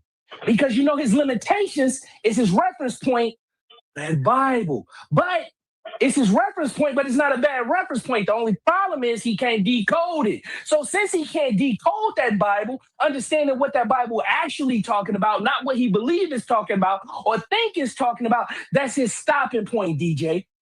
That's the reason why. And then Scam Chance said not that don't the son, but the bottom line is that you don't know how old you are because you haven't even his time's still running. Past that. I'm sorry, my bad.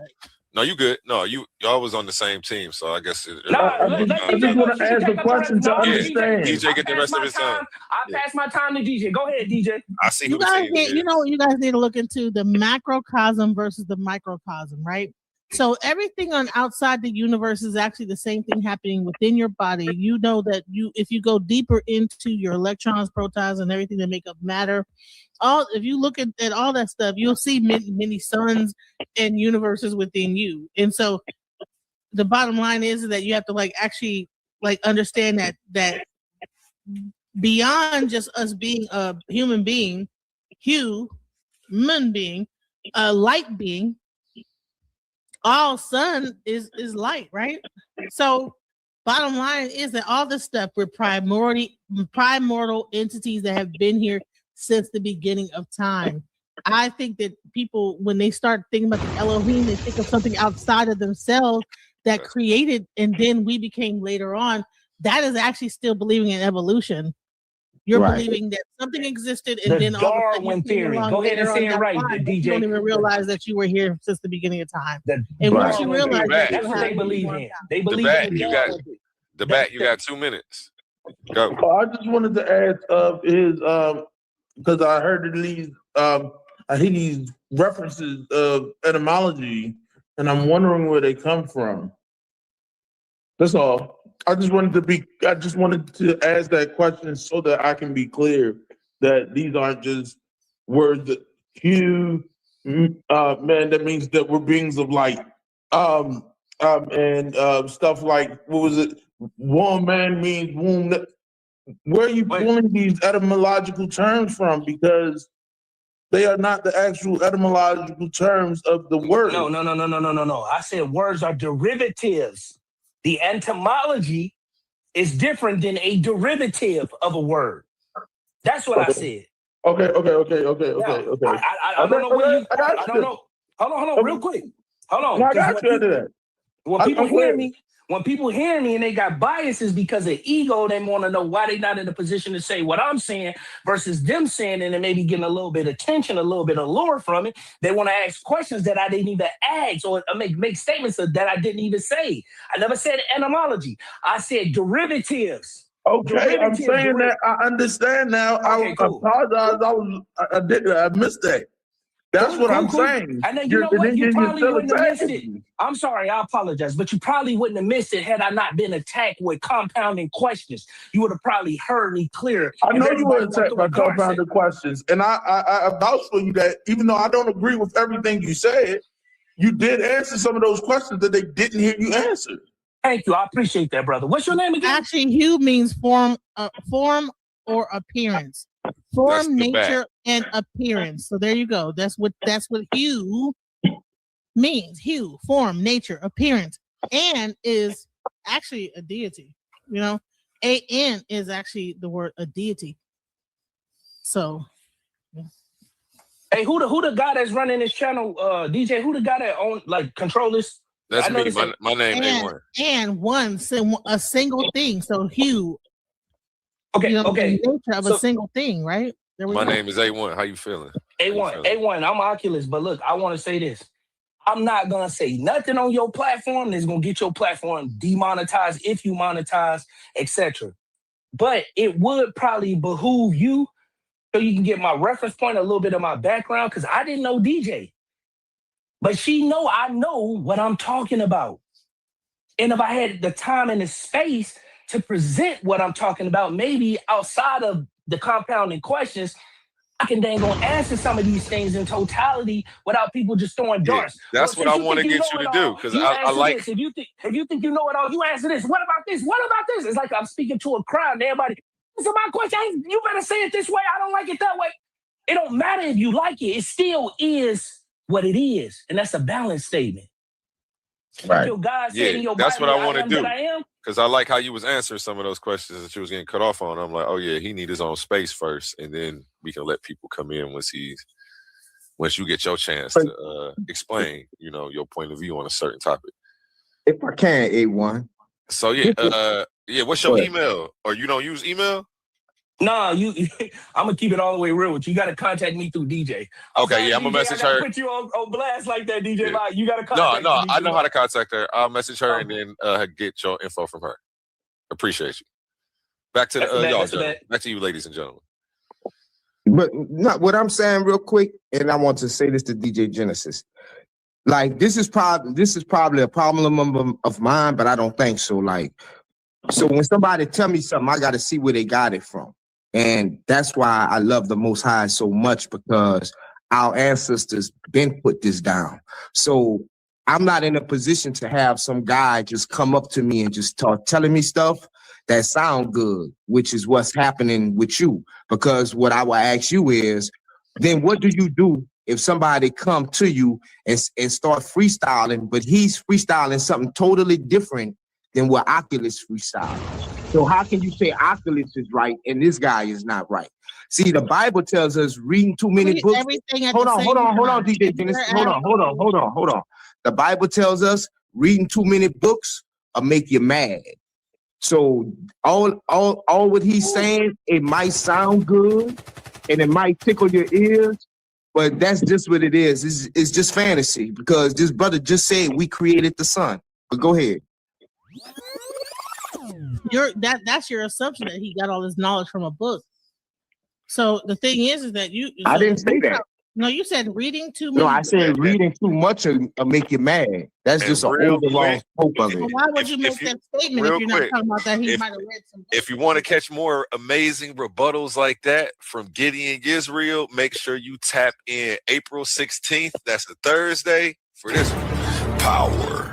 Who has it? Who controls it? And who does the Bible give it to?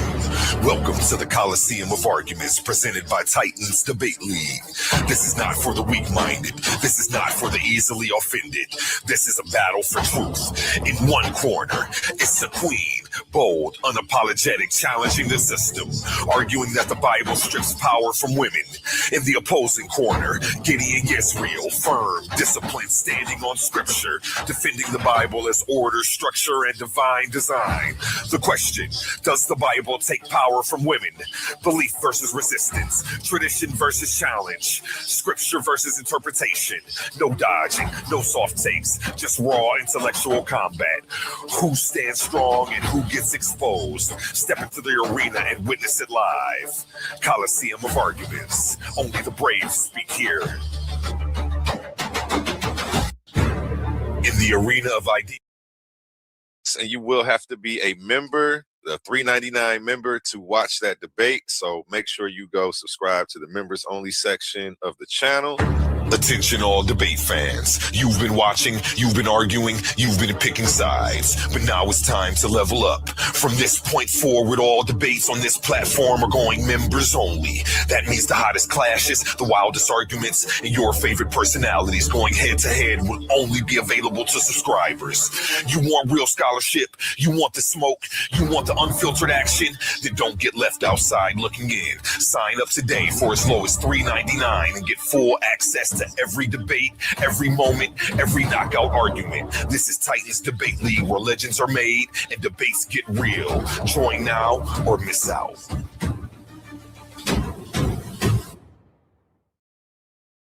April 16th, Gideon Yisrael. And back Can I say something?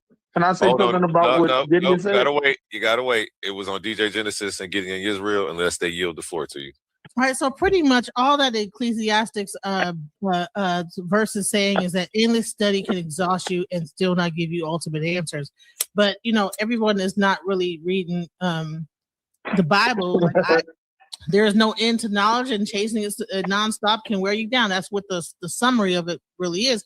But the thing is that I don't think he's coming from a biblical standpoint. He's coming from the knowledge of oral traditions. Everything is not in a book and reading and things like this. So yes, sometimes knowledge is passed down, the information is passed down, and you take it in, and then you begin to have, based on your mental sharpness, your ability to figure things out, you come out upon your own understanding. So to say that reading too much or whatever is it makes you mad or crazy. Well, reading too little can make you stupid. So I would say this is that at the end of the day, all this stuff is relevant. It's just a matter of what level of it of I would say your spiritual alignment is to be able to receive it. So you might not be in the receptive of that at this point, but sometimes the more that you the more that you grow, the more that you know, the more that you are open and receptive to the information. You just might not be receptive to it now. It does not mean that his information is him just reading too many books or looking into too many things. It's just about that he has reached whatever it is in his life to be able to impart whatever it was based in his life about what he sees, how things are. Everything can be true at the same time. people say that everything can't be, but actually it can be. That's the thing that people are missing. But this what I was saying in regards to why I brought up photons. Photons is a quantum of light based on electromagnetic radiation, but has zero estimate. All of us on this platform have photonic energy inside of our bodies. That photonic energy is a contributing factor to our photonic energy, aka our souls, which makes the sun a portal, right, for our souls, right? Because anytime you see a soul or anything in any illustration, movie, or whatever, it's always illumination. Illumination is light. Light in particle forms will be photons. The reason why when a soul comes out of the body is able to move at the speed of light because it doesn't have resting mass anymore. The reason why your body is electro and magnetic, when you put those two forces together, it creates radiation, right? Reason why girls say, girl, you're radiating today. Or when you around and you talking and there's some certain type of peoples and they say, they come around and they're like, dang, these two N-words make me sick. Yeah, really am making you sick. And if you stick around too long, maybe you might get radiation sickness from the energies that electro and the magnetic force between those two people communicating, giving off radiation.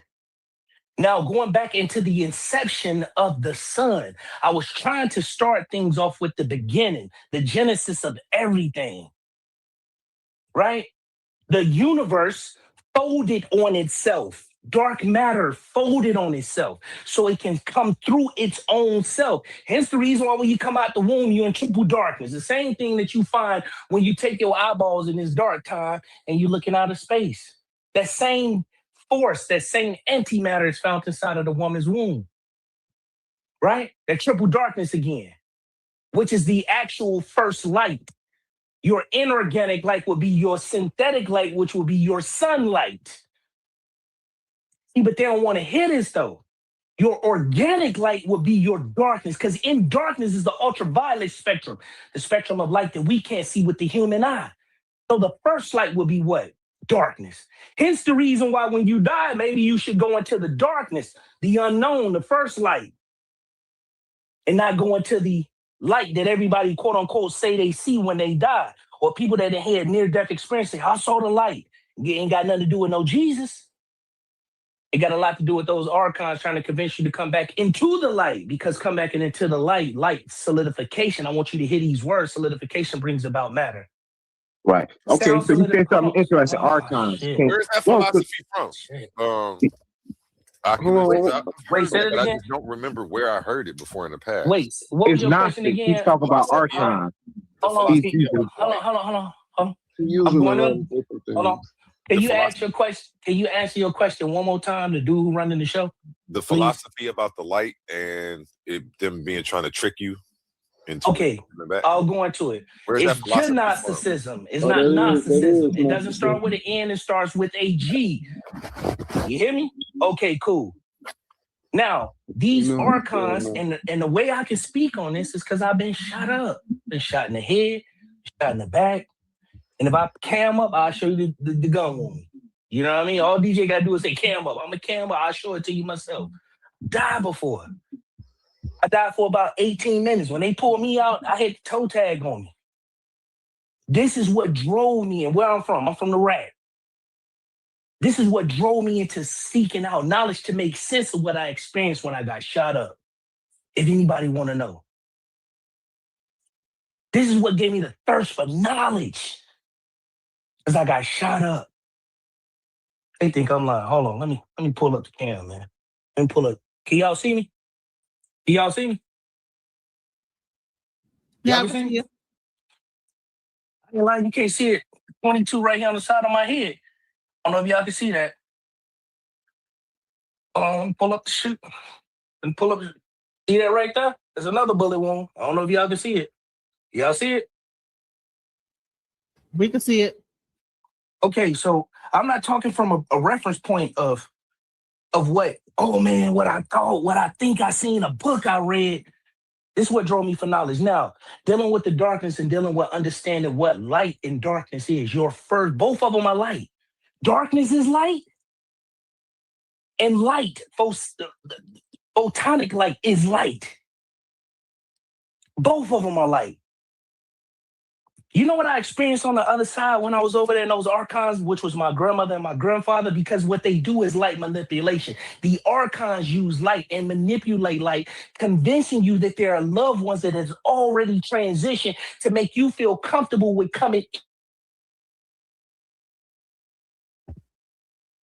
That's what's up. I don't know if we can still hear you or if it's just me, but can I ask when you come back, what are archons? What you talking about when you say that? You lost your sound, Oculus.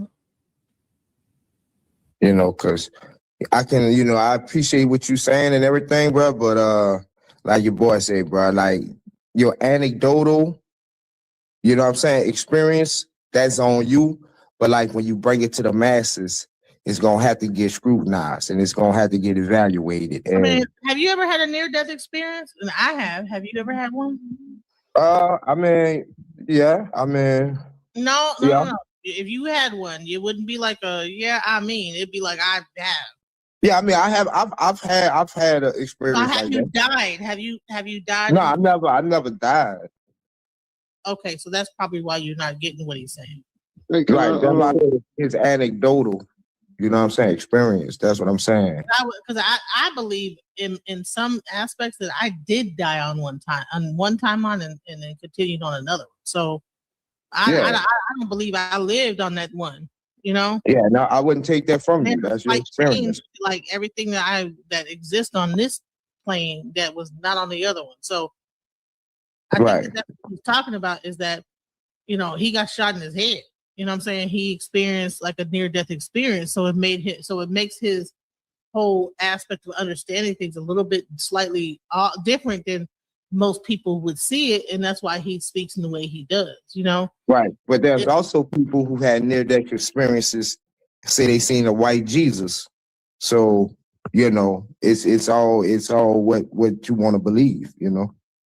But what I'm saying is the things that he's deducing from that experience, it just don't add up. You know what I'm saying? It sound good. I think that was GD and Capone. I think that was Manson said it. You know, that was GD and Capone. He has his words laid out. It's almost like a script. That's why you really can't get into when you go to questioning what he's thinking, he really can't break it down because then you got to break apart that script. But if you let him go once he get that running start, it's on. Because then he's into his spiel. I need to break down. But I need to break down that spiel, like what's going on. I'm back. And when you break down that spiel, we see he said we creating sons. Well, hold on. Let me ask you. Mad because I get. No, but I'm not mad, bro. I'm not, bro. I'm not. But it's just I'm damn near 50 years old, bro, and people are grown, and you know that. Let me just say this. Can I ask you a question? Because a lot of things that he said, I'm not sure if you guys picked up on the things he said, but a lot of this information is Masonic information. Are you a Mason? What's your name? Gideon or whoever the person was talking? Are you a Mason? Who me? Whoever's talking. Gideon. Nah, of course. Nah, Gideon's definitely not a Mason. All right. So I believe that what's happening is that he's breaking down Masonic information, and what's happening is that's probably why there's a disconnect. Facts. I can definitely hear like that. He said several different cues, letting people know that this is Masonic. Yes, he said he was a traveling man. Yeah, once he said he was a traveling man. I'm waiting for anybody to say they're traveling. He was a Mason. I'm definitely finna check. He was a Mason. He said he built up. I'm finna see what part of Jacob ladder anybody on this platform that travel. Listen. I want to see anybody. Can I have the floor, please? Can I just go ahead? Go ahead. Go ahead. I want to see any part of Jacob's ladder that anybody up here can climb. And this is what I'm talking about, control the world and it control you. I'm talking about everybody on this platform. So don't tell me about no dang on G-O-D, no God.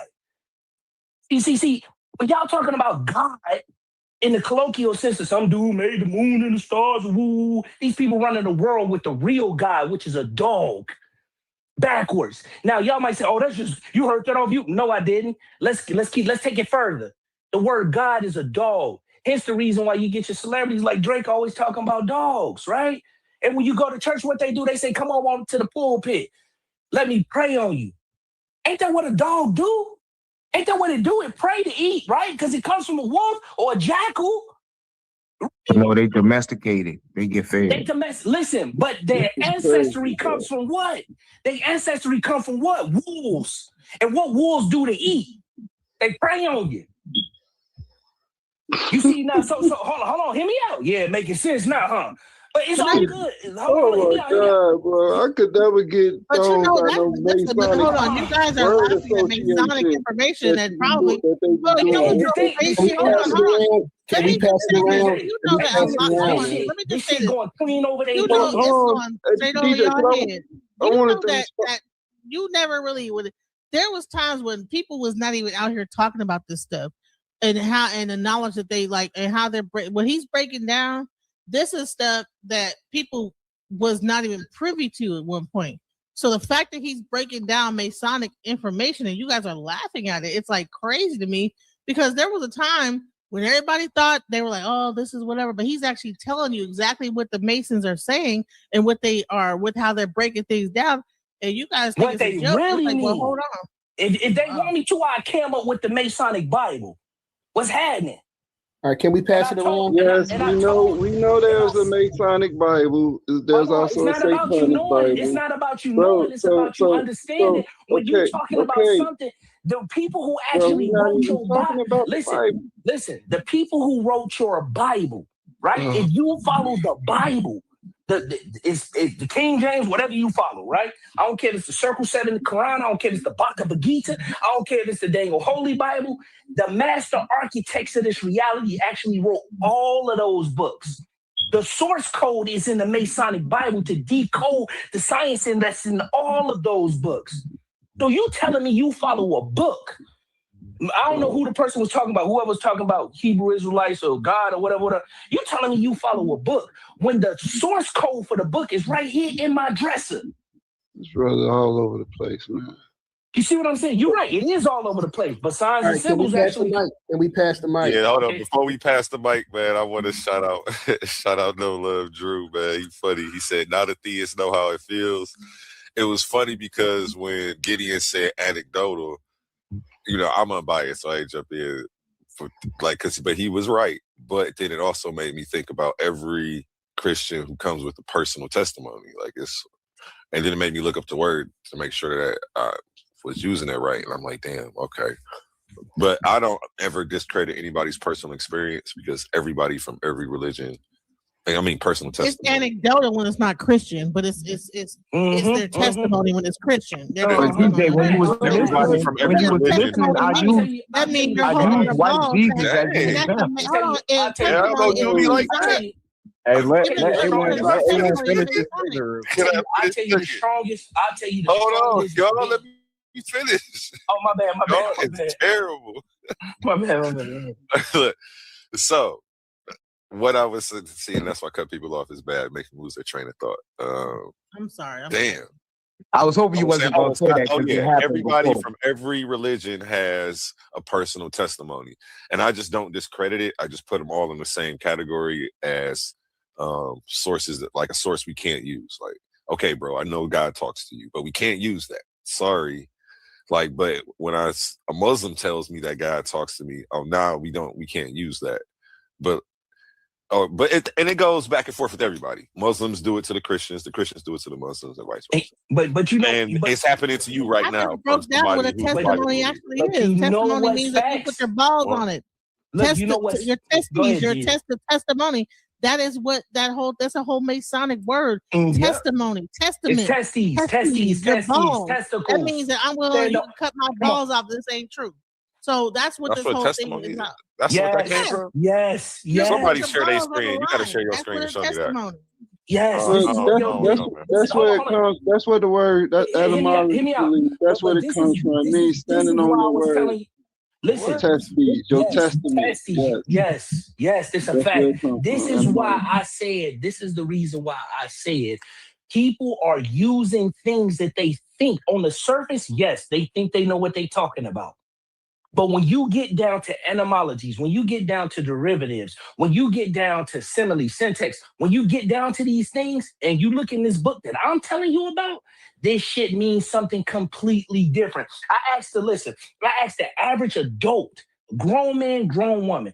I say, hey man, yeah, you a minority? And they be like, yeah, man, I'm a minority, man. I'm black. You know how they doing us out here? And I chuckle and I laugh to myself. I ask a grown person, I pay my bills, I'm a man. Or girl, I can do whatever I want to do. I'm a grown woman. That's cool. But where's the knowledge? The word minority is anyone or anybody that's incapable of making decisions for him or herself. So when your government is calling you minorities, the only person in my house that's incapable of making adequate decisions for themselves is my son. They calling you a child, nigga. But see, nobody want to hear that though. So when I'm talking from one reference point, I'm talking about from knowing. I started off with saying, I know what I'm talking about.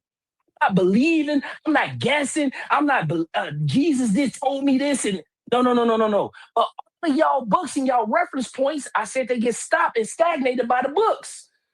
It come from my book. And that's just one reference point of school of thought that I have studied. What's your book? That's one book. I just told you.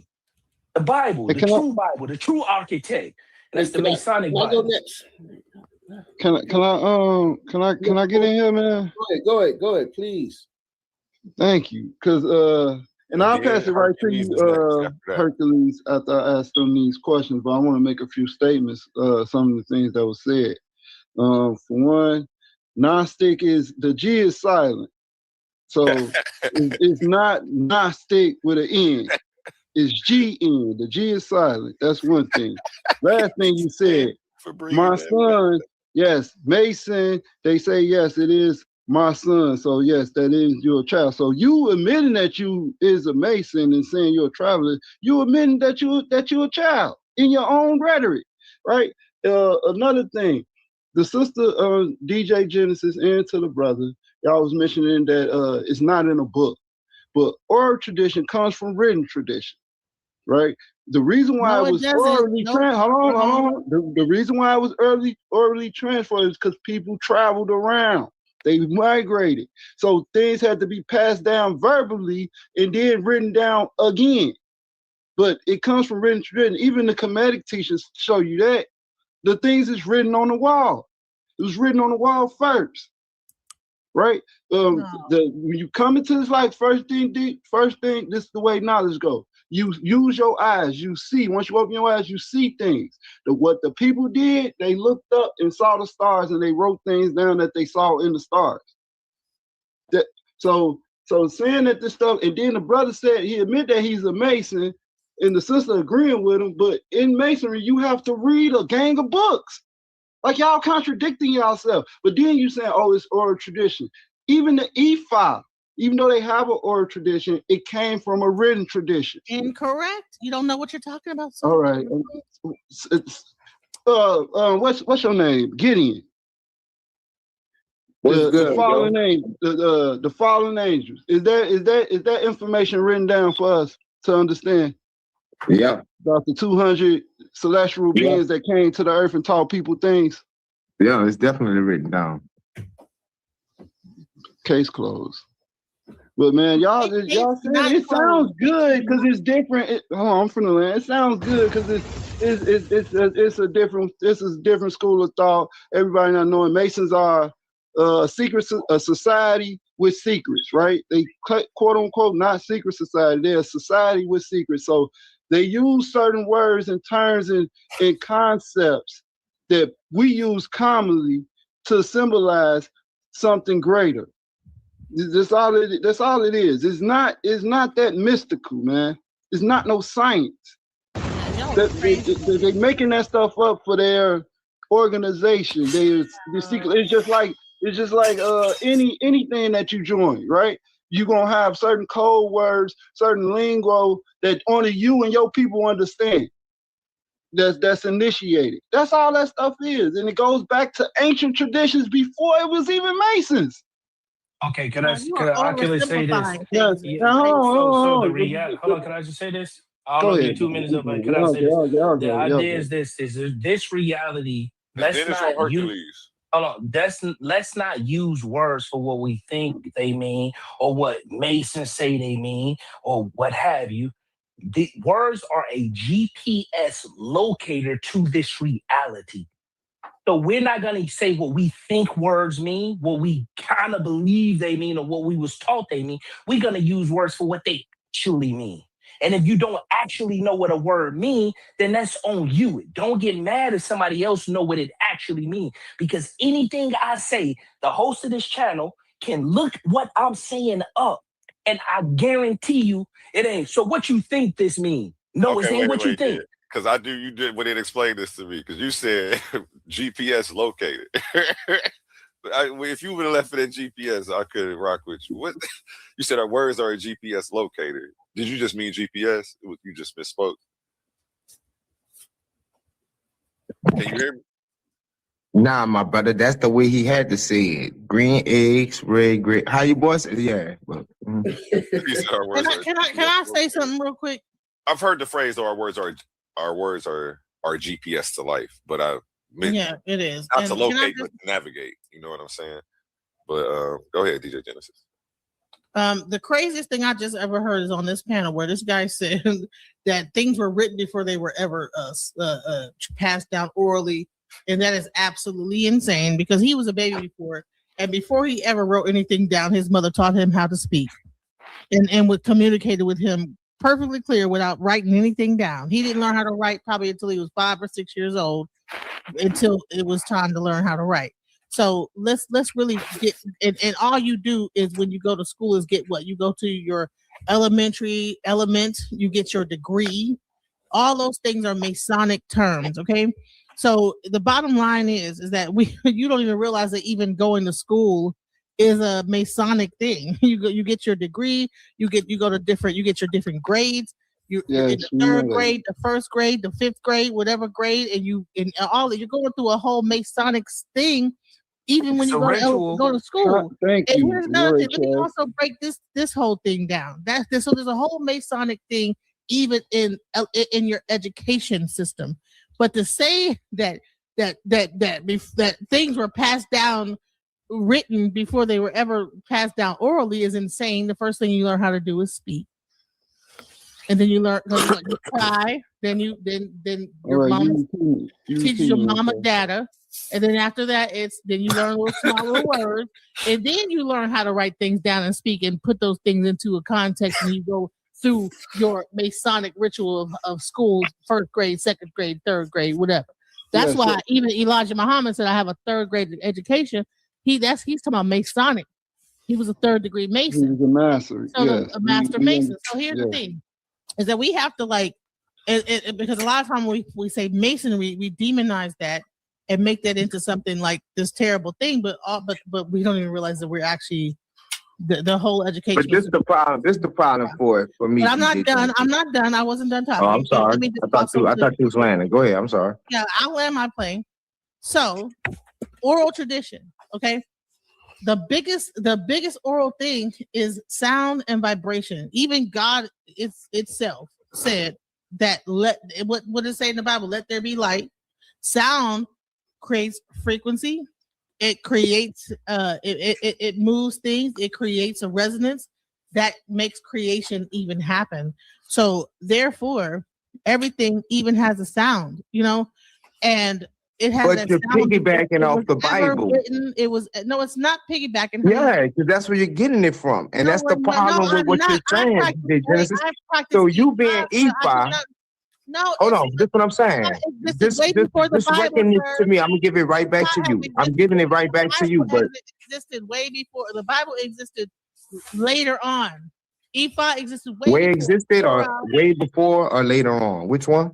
No, I said Ephah has existed way before, thousands of years before any Bible was ever created. Sir, sorry. So you can never. No, but what I'm saying is you're drawing from the Bible. You said you was using a verse out the Bible to verify what you were saying, and that's the problem with what I'm saying. No, here's the thing. I was trying to identify what the guy said about what he was talking about in Ecclesiastes. Right, you're back. No, And testimony. And that's where I brought Ecclesiastes into what the real. I'm not talking about Ecclesiastes. So when you was backing up what the brother Oculus was saying about you testimony said, and testify. yeah, What he said about the he's word. giving his anecdotal experience, and I brought up testimony and how people will give their testimony in the Bible in biblical terms, and that is putting your, no, I'm talking about the word. When you said sound, that's what I'm saying. When you was talking about sound and all that. In the Bible is the only place that they talk about like sound resonance. So why you grabbed it from the Bible? That's what I'm saying. I'm not grabbing if it's from other the Bible. places, go to the other place.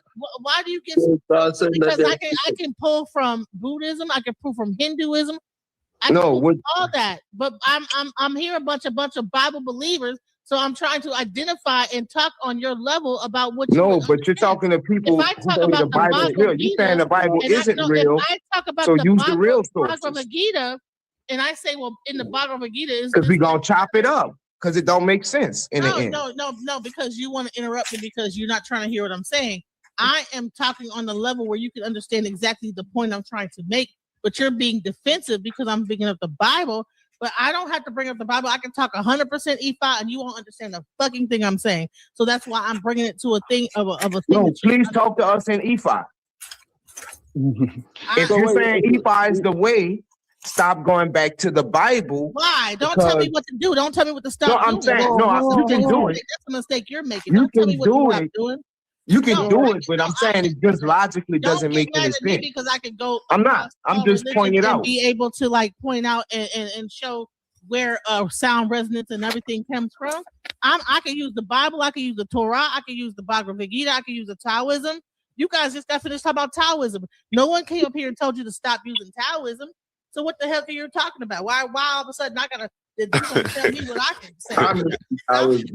So I just want to say. Oh, well, y'all got all the way into Taoism. Come on now, bro. Ain't West American Buddhist monk. What are you talking about? Let me get in. Hold on. Go ahead. I just wanted to respond to some of the things she said. Well, let me. Go ahead.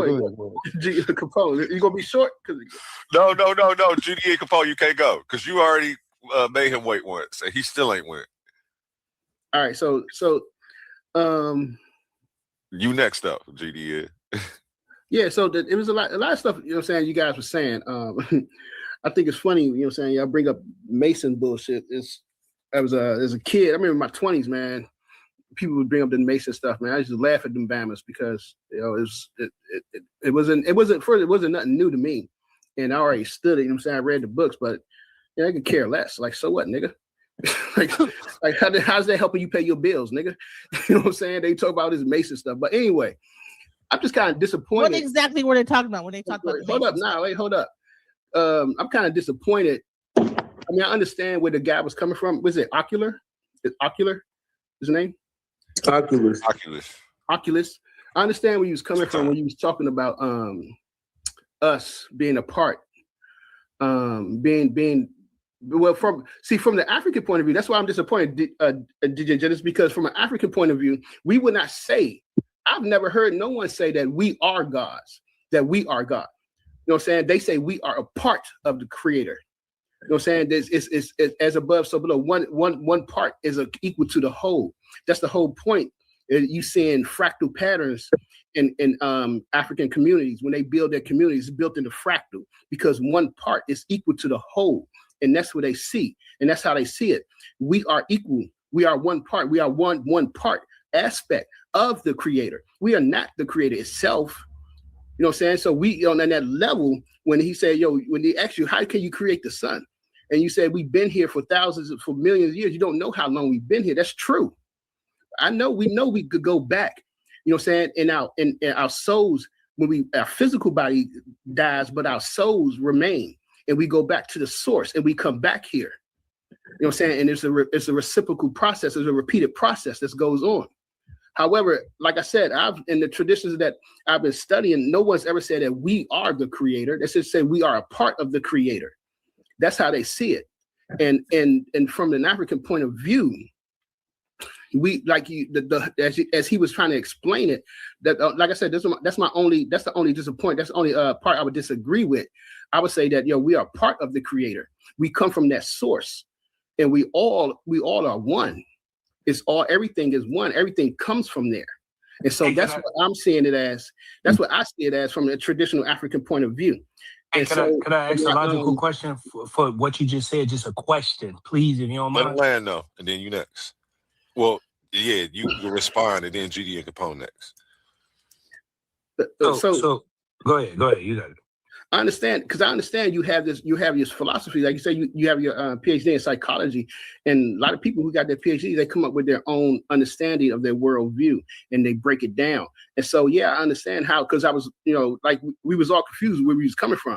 But once you said you had your PhD, I was like, oh, okay, that means he been studying this for a while, and he came up with his own point of view, and he got his resources and stuff like that. He's given his own philosophical point of view on what's on. And I find it interesting. It's like people always, I think in modern times now, everybody wants to try to connect what people in traditional African spirituality has always been saying, have always said, and it's never been different. Now they want to try to connect, these different, their religions and belief to the same stuff that we always been saying, that our ancestors been saying for thousands of years. And so another part that Genesis was correct, brother, that, the spoken word comes first, then the written word comes. So in African communities, when you look back traditionally, it was more, oral tradition came first. And you could go over there today. I lived in West Africa. My dad passed away over there. So you can meet the elders, you can meet Babalaos who could recite stuff, thousands and thousands of verses, because they're trained that way. So the oral was always first, and then they wrote stuff down. So I just want to, you can have that clear up and stuff. So okay, cool. Well, let me ask you a logical question, right? Go ahead. Are you a man? Yeah. Okay, you're a man. Okay, you have a father? Yeah, had. Yeah. Okay, so let's imagine if you're in transition. Let's imagine that your father is still alive in this moment. Right? Okay, so let's say your father, and your mother all live together, right? Let's say at this point, your father transitioned, right? So he was the man of the house, right? Would you agree with that? If he was alive, he would be the man of the house, right? Everybody logically would agree with that. The man of the house, right? We all go with that, right? Just keep going. Keep going. Okay, yeah, cool. Ask your question, man. Hey, I get it, but don't rush me, please. The idea behind what I'm saying, and I told you that we was God, if in monotheistic sense, right, people say God is their father, right? We know logically that a man, when his father transitioned, he becomes the man of the house. I just want y'all to hear this logically. Don't use your emotions to hear what I'm saying. Use your brain. My question becomes, if God is people's fathers, at what point, just like physically, your physical father had to take a back seat and eventually you become the man of the house. At what point do God take the back seat and you become who?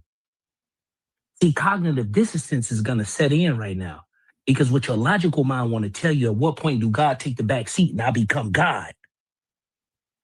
Versus you telling yourself, no, I can't become God. Okay, wait, you're cutting me off, brother. You're cutting me off. You said you had a question, but you're going into a paragraph now. Yeah. Okay.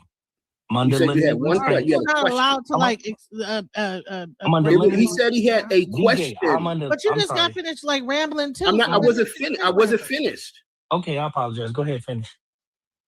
Yeah, King Hercules hasn't spoken all night, actually. Well, I ain't gonna say all night, but wait. So your question? Was your question? It was at what point does the son becomes the father? Basically, yeah, that's what I was trying to get at. Because people are trying to tell me in regard, I don't know if it was you, because y'all, only the host and DJ don't sound the same to me. The rest of y'all sound the same to me. Okay. I was trying to say, y'all telling me that I said that we gods. And I'm trying to show you, and I'm using logic, right? Because if it's so above, so below, so below, so above, At what point do God or your God take the back seat and you become God if God is your father? Just like naturally we know if your father transition or your father leave the house, you become the man of the house. See, when you use logic, logic is going to separate from cognitive dissonance. Okay. I'm waiting for the question, the answer. So, yeah. So again, from an African point of view, you don't become the creator.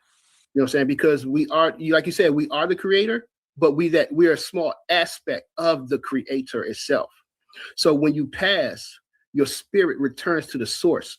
If you've done everything you were supposed to do here on the planet, and DJ Dennis explained Iwe Pile, if you've done that, then you return, you become your soul returns to the source, and you become a Netaru. You become the Orisha.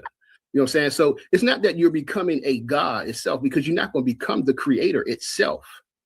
You know what I'm saying? We can't do that, period. Okay, we're no aspects problem. of it. Okay, No, so I'm just saying the philosophy. I understand where you're coming from. I understand it, and I kind of, like I said, I agree with it, except for that small part, because I see us as an aspect of the creator. We are aspects of it. We're not the creator itself. Okay. You know what I'm saying? Anybody So that's my only disagreement with what you're saying. I understand what you're saying. No problem. You know what I'm saying? I appreciate I understand the that part of it. response. Anybody else want to give a Right. shot at It it? sounds like Anybody else want to real give a quick. shot at it? Tomorrow is separate from his creation. He does not have any part. It's all the same. Anybody else want to give a shot at it? Because he answered, I'm not going to dismiss what he said. I'm not going to talk down to him, derogatory, nothing. Anybody else want to give a shot at it logically? No. A1, you was trying to say something? Yeah, I was just gonna say it sounded like King Hurt. Just kind of really disagree. Do you disagree with the terminology? Because you would agree that we are like all pieces of the paper. Like, yeah, we're all pieces of the everything up paper. to that point until you call ourselves. But we would. I think your distinction. I think Cognitive dissonance. I think the distinction is trivial, but if okay, hold on. Cognitive dissonance is setting in. Hold on. Host of the panel. we can't call ourselves God because we're a piece, but hold on. Hold on. Yeah. I know it's setting in. Look. We can't call ourselves. He's saying we can't call ourselves God because we're a piece, but when we all come together, then that's God. Cognitive dissonance. How can you go back, return to God, and become part of God and not be one with God? Like, all I'm gonna ask the host of the panel to do is look up the word. Let me answer A1. Please. Could I just say one thing real quick? Wait, he asked me a question.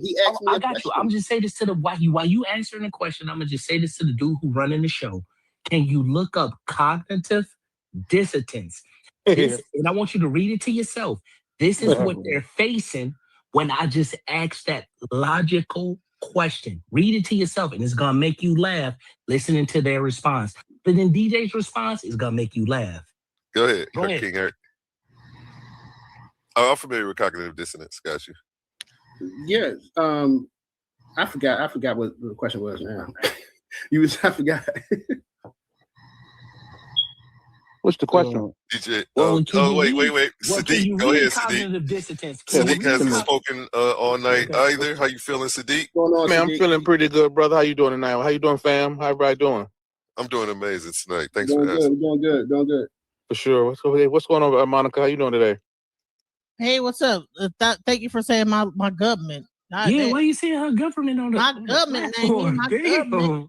It's either DJ or Genesis. That's it. Yeah. It's just okay. It wasn't intentional. It wasn't in bad faith, right? Don't say my address next to Sadiq. You have a preference, and I use DJ Genesis. I used to call you DJ Genesis, right? I usually just called you off the top of what came first. It's okay. We be I know on it's sensitive. Yeah, I remember next time. Trust me.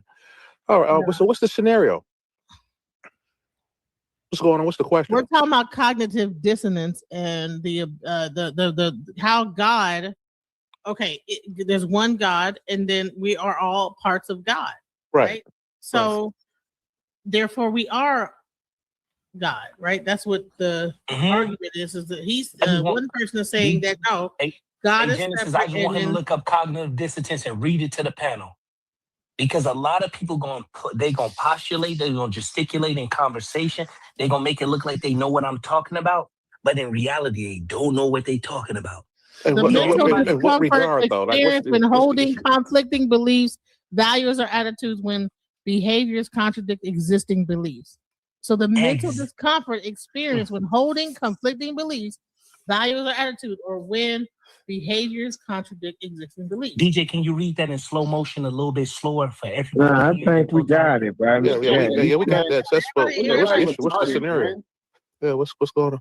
We know the definition. Yeah. Okay, cool. Y'all know the definition. But that doesn't. But that doesn't So what I'm saying, equate to spirituality, though. Hold on. What I'm saying is, anybody that's listening to what people on the platform other than me, Genesis or the panel, because the dude who run the show, listen to what I'm saying. They saying asking me questions about Masonic. Ooh, I didn't say that was one school of thought that I was in. I'm in different schools of thought. But the idea behind that Masonic talk is that y'all are participating and agreeing if y'all referencing that Bible back to that Masonic talk. So y'all can't call me no lie. And the cognitive dissonance sets in when I ask a logical question. It contradicts your what? Beliefs. Again, I started off when I came into the platform and said, I'm dealing from a knowing perspective, a belief perspective. Just because Masonry uses the Bible doesn't mean that the Bible is Masonry don't use the Bible. The Bible use Masonry. That's in the general aspect of it. Like you broaden the scope, right? When you talk about building the universe is built, it's you have to put things in its proper perspective. See, in Masonry, everything is general, so you can say that in a general sense, right? Like, does what Masonry just mean to build? Well, there was builders. God, he built the universe, he created the universe. So yeah, you can use that, but the Bible is very specific, right? The even African spirituality is very specific, right? Specific. So we're not using general terms when we talking about God. You know what I'm saying? We are being specific. We being specific, right? Specific.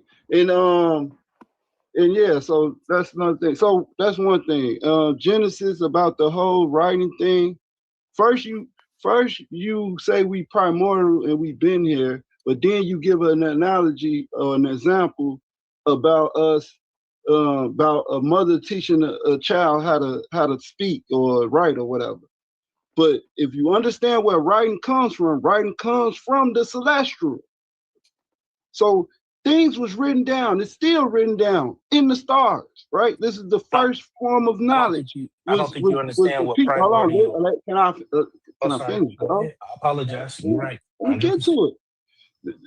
The first form of writing came from people mimicking what they saw above. That's why they say as above, so below.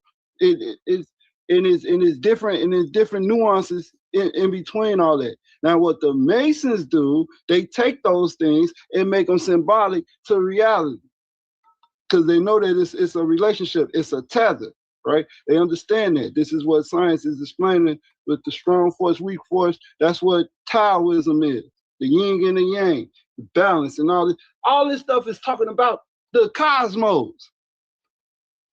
But y'all trying to make it relative to us fleshly humans, right? So and that's the disconnect that I get, because we not in control of anything, right? Because if we was, we would be in way more better situations. We'll be teleporting to whatever galaxy we want to teleport to physically. Speak for yourself. We'll be moving. Hold on. We'll be moving time back and forth. Hold on. I gotta interrupt. Stop, DJ. Hold on. Let him finish, y'all. We'll be spitting out mimics of ourselves. We'll be growing limbs when our limbs are broken or separated from our body or something. You know what I'm saying? Amputated. These are the things that we'll be doing. So we don't have that power. Nobody have that power to do that. So this is what I'm saying with the whole Christian thing. A lot of people is damaged from church hurt, right? these doctrines that the church taught them and everything. Yes, America is built off masonry. Who don't know that? So when you say elementary degrees and all this stuff, the language arts that they teach you, the liberal arts and all that, we already know all that comes back, all that goes back to ancient teachings, right? Which was the first, which was taught by celestial beings that came down here onto this physical plane. And that's all we trying to say, right? So all these different schools of thought is saying the same thing, but people just they take what they want out of it and then they form their own thing. I can do this. The same thing you saying, Dr. York said it. Before him, somebody else said it before him. Before him, somebody else said it before them. It's all the same thing, man, but y'all be mixing it up and jumbling it and doing all this other thing. The Bible is specific of what it's talking about. It's not talking about masonry. I'm going to land there. That's just like saying Ephah or the Comedics is talking about masonry. When they had a name for people that was masons, that was builders, the Phoenicians. What does masonry mean? Masonry means to build. You thought I didn't know that? The G stands for geometry. The geometry. Wasn't Jesus a carpenter? Wasn't Jesus a carpenter? Sister, that's a skip. So listen. That's what they call formal masonry, right? You talking about I forgot what they call it. Speculative, right? So that's a whole nother thing. So the geometry is the representation of the celestial, because what the celestial bodies are they're 3D, but they're a projection of a 4D. Right, so when we see it, it's 2D. The best way that the people that understood this stuff could write it down was in 2D shape, because that's how you will see it. So I'm done, man. I'm done. I went for a while. Y'all got it. But what's confusing to me is when I'm listening to DJ's Genesis affirm everything Oculus is saying, and Oculus is going back to the Freemason Bible. It's still the Bible, even though they corrupt it and do whatever inside their lodges. But as just like what they present to the public, they're presenting the Bible with added additions, but it's still the Bible. So DJ Genesis, I'm just trying to correlate, like, how can you even agree with anything he's saying, or rather, how can you say that anything he's saying you can stand on when he's standing on the Bible, even if he doesn't know it? And as far as Freemasonry, it actually started out as guilds. They actually get the concept from Egypt, but they take it from like a Phoenician standpoint, meaning that in the beginning, all these sciences and all these forms of labor were restricted to guilds. They were strictly kept from like public knowledge. So it started as masonry guilds. And then from masonry, the Europeans, they didn't, they took it to being Freemasonry, meaning it just was more than about different guilds. It was just about just a brotherhood. So yeah, but I just don't understand, DJ Genesis, how you can be amen in everything he's saying when he's standing on a Freemason Bible, which is just a corrupted version of the Bible. She must be an Eastern Star. No, I'm not. So, well, my understanding is that in Africa you have different secret societies. You have the Max Society. You have the Babalaos, which are like the what they call them, the father of secrets. You have Ianifa, the mother of secrets, and so the bottom line is that like Africa, especially in priesthood, is filled with secret societies. And all a Masonic order is a secret society. So therefore, I can understand what a secret society is. And even though, might not be a Mason, but, my grandfather was a Mason. So I understand what a secret society is. And I knew when he was saying certain things that he was giving information that normally would be a secret in a secret society. So therefore, I was saying you guys are not even seeing that he's showing y'all. But you know, everyone is really focused on, like, everybody's really everybody's defensive because the Bible, you know, everyone wants to defend their understanding of the Bible, but secret societies are throughout everything.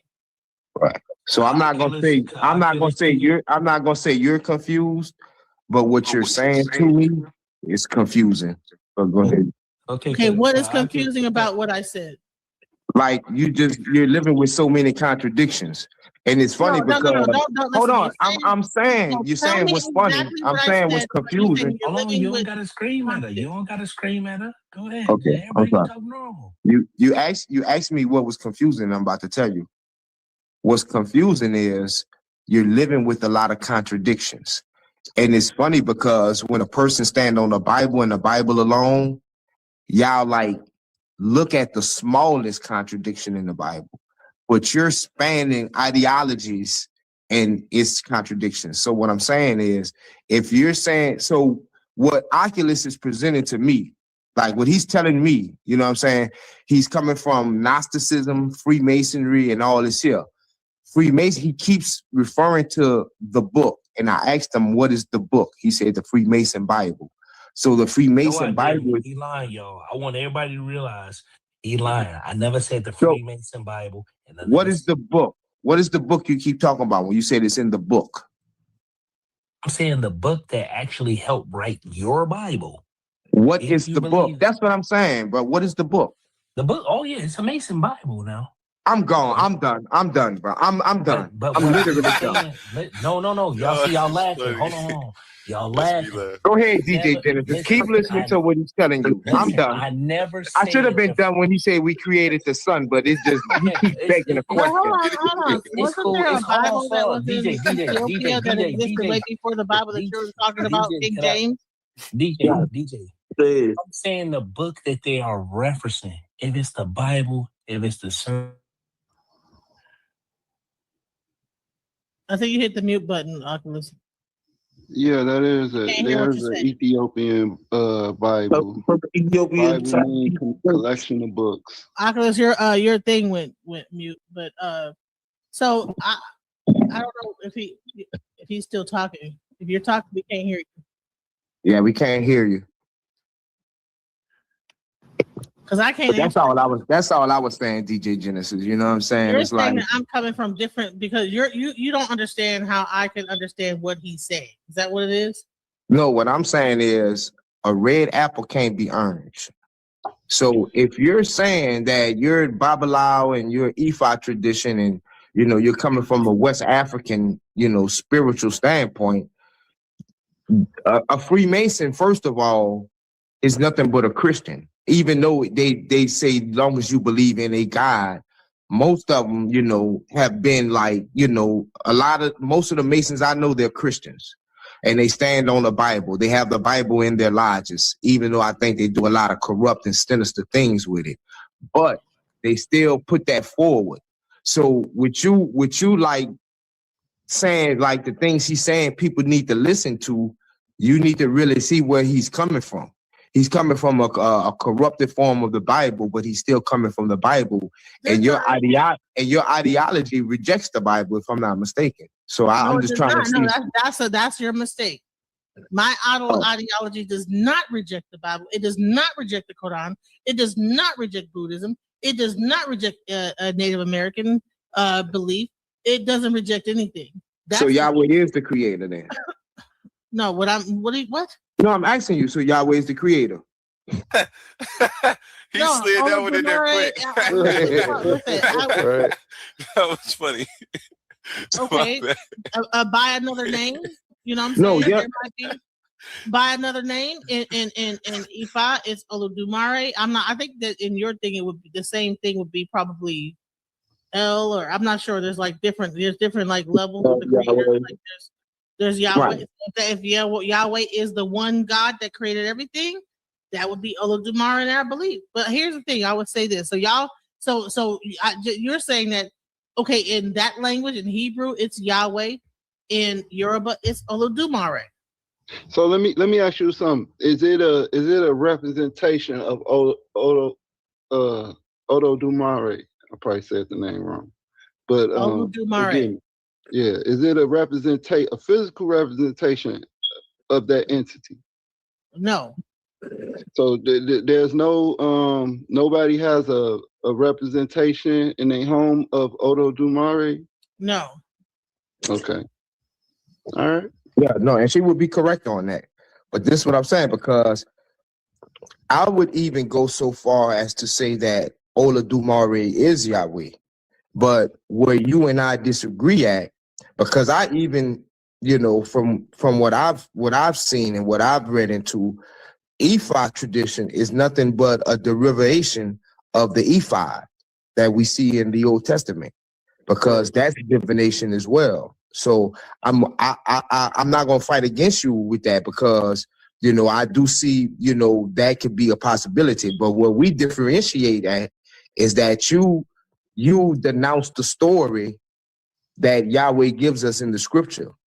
Well, that's the what problem. Story did I denounce? What story did I denounce? Which one? BJ Genesis. Come on now. Like, what story did I denounce? Which one? Yeah, I mean, are you denying the covenants? What right? covenant? The covenants that was given to the Old Testament and the New Covenant, the New Testament. You deny those. So by you denying those, I deny the covenants. I don't even know what the covenants are. Explain to me what the covenants are, and I'll tell you if it's denied. So do you believe the children of Israel made a covenant with the Most High? Maybe they did. Maybe they did. Maybe, possibly they made a covenant. I'm not gonna yes, they probably did. Yeah. Okay, so you do believe in what's written down in the Bible? What I believe in is that there's people. Listen, that's almost like an asking a Buddhist. A Buddhist. Do you believe in meditation? Yeah, I believe that you can meditate. Yeah. Do I believe that the Hebrew Israelites made a covenant with God? Yeah, if they say that they did, yeah. Like I'm over here saying that I'm not like judging saying that y'all did or didn't do anything. Yeah. If y'all say that y'all did it, I believe, well, okay, y'all must have did it. That my job is not here to judge and take anything away from what you guys have done. That's not my job as a practitioner of E5. No. I'm curious. I want to know, dude, because I read Morals and Dogma by Albert Pike, right?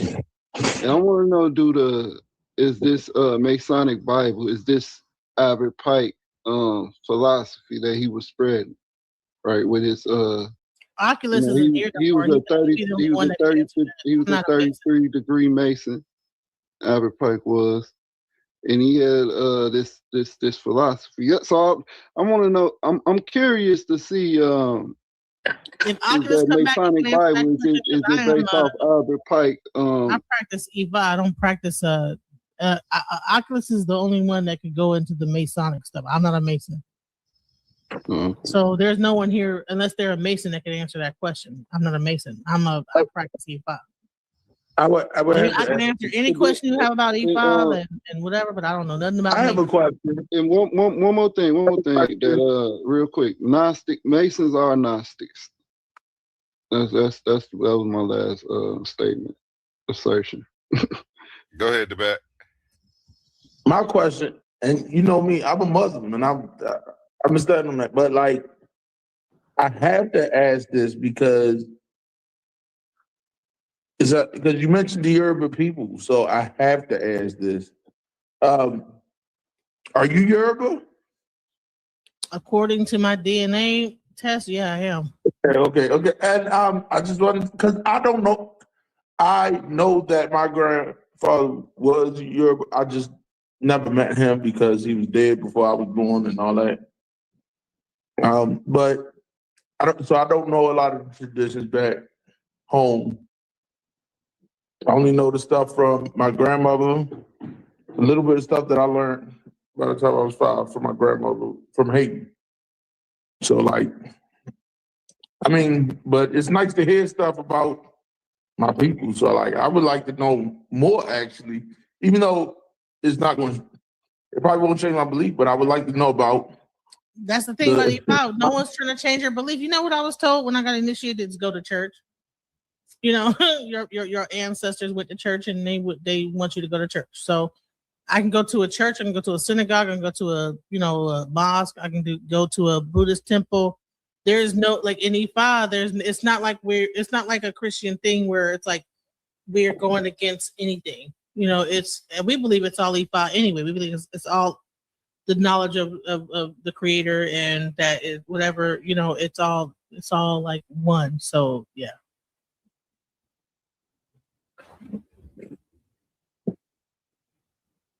Yeah, Well, I'm not here judging you as a Muslim, you as a Christian, you as a Torah believer, Hebrew Israelite, you as an atheist. I'm not judging anybody. I'm here with an open heart and open mind, just to share what I know about things, you know. I'm a Muslim, but yes, I must ask because I'm also Yoruba. That's why that's the thing I'm saying. Like I feel like knowing about my people is essential to knowing about myself. You feel me? That's all. Well, hit me up in the back and I can point you in some directions, you know, about finding out some information. But I'm not over here trying to campaign and be a missionary, you know. If it calls you, if you're interested, I'll point you in some directions. But I'm not like an evangelist about it. You know, people ask me questions, I answer the questions to the best of my ability. What I do know, you know, there's some things I don't know. I don't know everything. You know, Ifa is something that is so big. Like just one Odu, like it took like 100,000 pages, just to get through like one Odu. So there's a lot of information. So if you know what the scriptures of Ifa is, so that's like how vast the library is. So yeah, one more thing I want to say about the writing. When we look into like the most ancient petroglyphs and stuff, we see writing, we see images, symbols, and stuff like that. This is how people communicate what they saw by actually making a image or representation of it. So that's why I say writing. Everything came from the writing first, and then because people had to, you know, migrate and everything, they relayed the stories what they could through tradition. no offense, but that's not how it happened in in West Africa. That's not how it went down. So if if you want me to explain to you how it went down, I can tell you, but that's not what happened. So explain like the NASA skylines or some of the petroglyph, the cave art that we see in some of these caves, or even the hieroglyphics. Okay, so do you think these people were not like communicating with each other before they wrote things onto the pyramid? You think they were just like silent and not saying anything to each other? They just was walking around. I didn't say that. They just was writing it down, and then people would just go into the pyramids and read it, and then they would know what their loved one was saying to them every day. Like every single day, they go to the pyramid, read off the thing, and know what. Come on now, we have to understand that we communicate every single day with each other through sound. We sing songs to each other. Sound is the first resonance that ever exists. Light, sound, all those things existed way before anything was written. Period. So if that's the case, then the oral tradition should be sound. It should be beat, movement. What? That's what it should be. It shouldn't be. The actual oral tradition is done through song. It's done in song format. That's why it's done through vibration and sound and song. Drums, sound and song, repetitive. But if that's the case, the oral tradition, it should be through beats. In vibration, not through words. It's through words, beats, and vibration. It's done through all that. But not through words that have a context and that mean something. Listen. Everything can be true at the same time. It doesn't have to be. See, here's the thing: is that with certain things, it has to be one or the other. And in reality, everything could be true at the same time. Everything could be true. Here's the thing. There could be a person singing songs, During an initiation, there could be a person playing the drums during initiation. There could be a person writing things down. But if you actually, the actual information and knowledge like passed down is done in song format. That's why you're able to remember it. You sing the songs over and over again. If I asked you, Mary Had a Little Lamb, I bet you could like sing it. You know the notes and everything. That's how the Odu Ifa is. It's passed down in song format. Period. That's how it's done.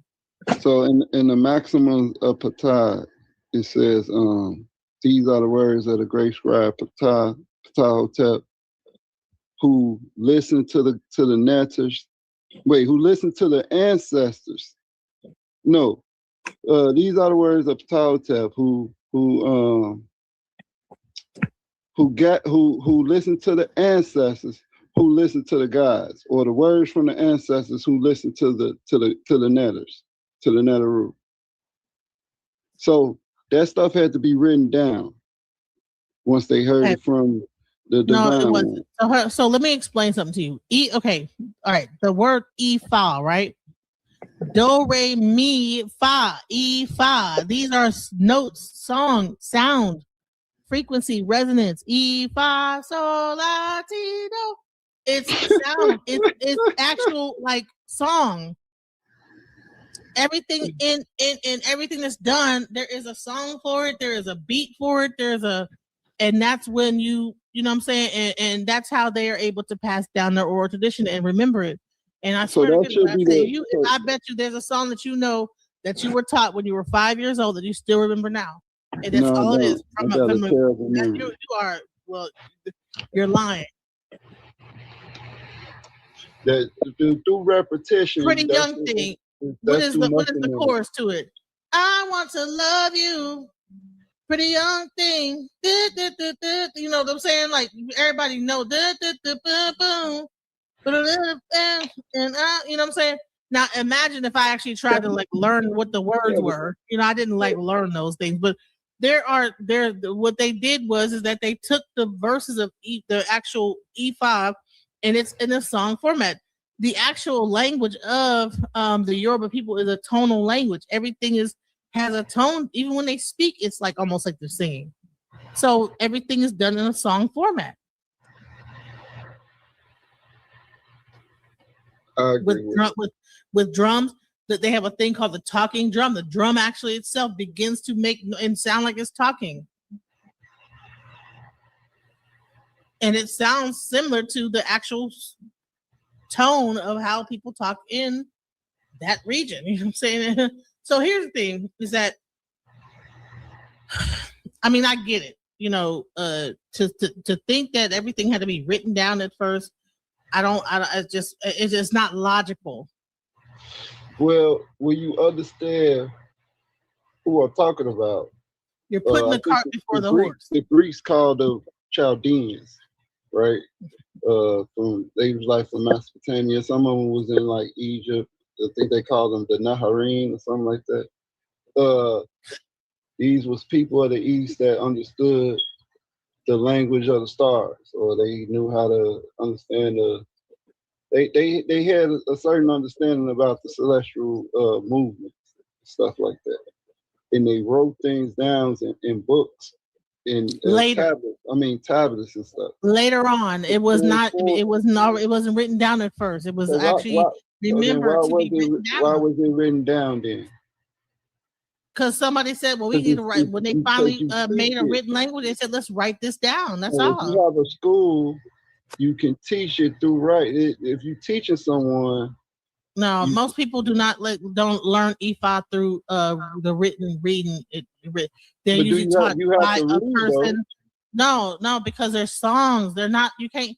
Okay, if I pass you a hymnal book, hold on, stop. Hold on. What I'm asking you. No. If I pass you a hymnal book in an AME church, and I say, okay, remember this hymn, the blood, what's it called? The blood of Jesus, it will never lose its power. The blood that Jesus shed for me way back on Calvary, the blood that gives me strength from day to day, it will never lose its power, right? That's an actual, it reaches from the highest mountain and it flows to the lowest valley. And the blood that gives me strength from day to day, it will never lose its power. That is the actual song, the first verse. All right. Mm-hmm. Now, how do you think I memorized that song? By singing it over and over again. And I was like a child singing that song in church. That's muscle memory. So I'm trying to explain to you. No, it's but you're the not. Song was written down in notes. No, it was no. Listen, I didn't learn it from the hymnal book. I learned it by listening to someone else singing it. I didn't read the book and know how to read notes. Like only a person that's like taught in how to read notes knows how to read notes. Someone else sung it and I mimicked them and I learned the song. Just like in church, all those hymnals that you sing, you begin to eventually, after they're repeated over and over again, you begin to learn them. That is the same thing in E5. It's the same thing. That's muscle memory.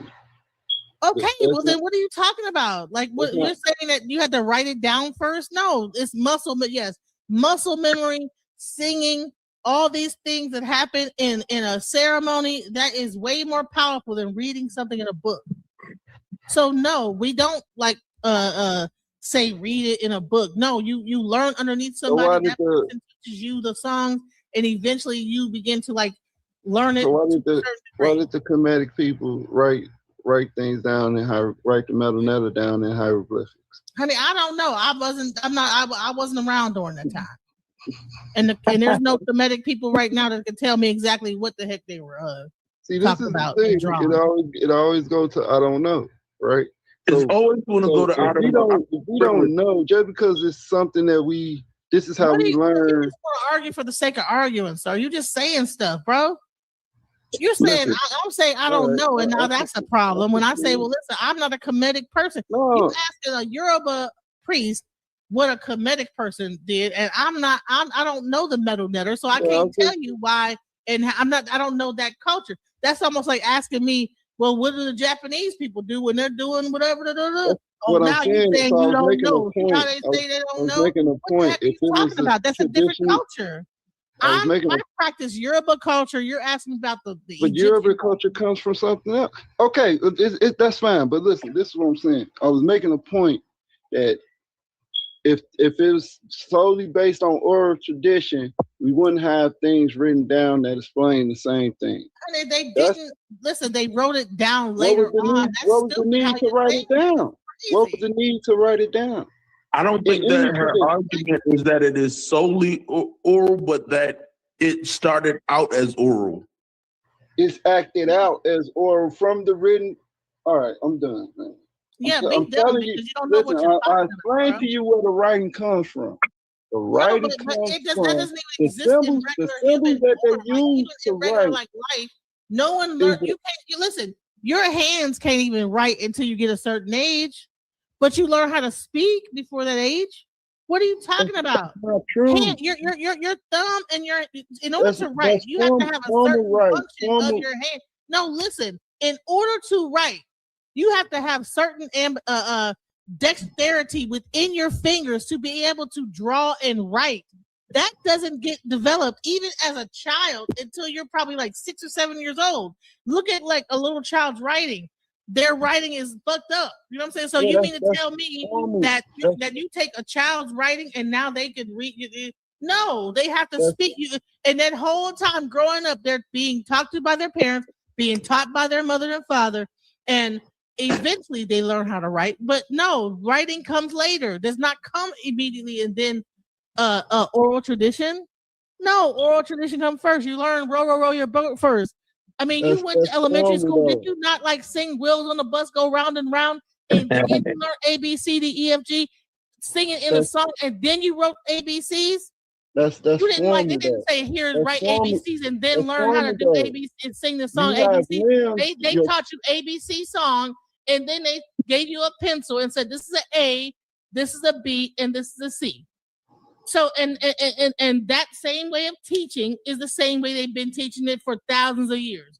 So I don't know what you're talking about. Get out of here with that. It's nonsense. That's formal though, right? That's formal. Formal comes from ancient Egypt. Stop it. The whole education system is based on ancient so now you're going back to Egypt, but then you just had a problem when I went there. What I'm trying to explain to you is the American system is based on that. Yes, but I'm not. But I was talking. But we're talking about but even in American system, you're just arguing for the sake of argument. You sound crazy. There's no way that you could really believe what you're saying, that you write first and then you speak. That's stupid. So the problem that you have. So you was writing when you were 1 year old. You know how to write before you could speak. Stupid. Well, that is stupid. Sorry. I should say I ain't. Yeah. So please don't double down on it.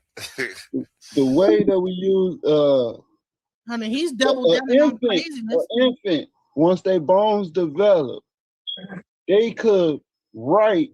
It depends on the material that they writing in, right? It's not no. It's just a symbol. It's just a symbol. Hold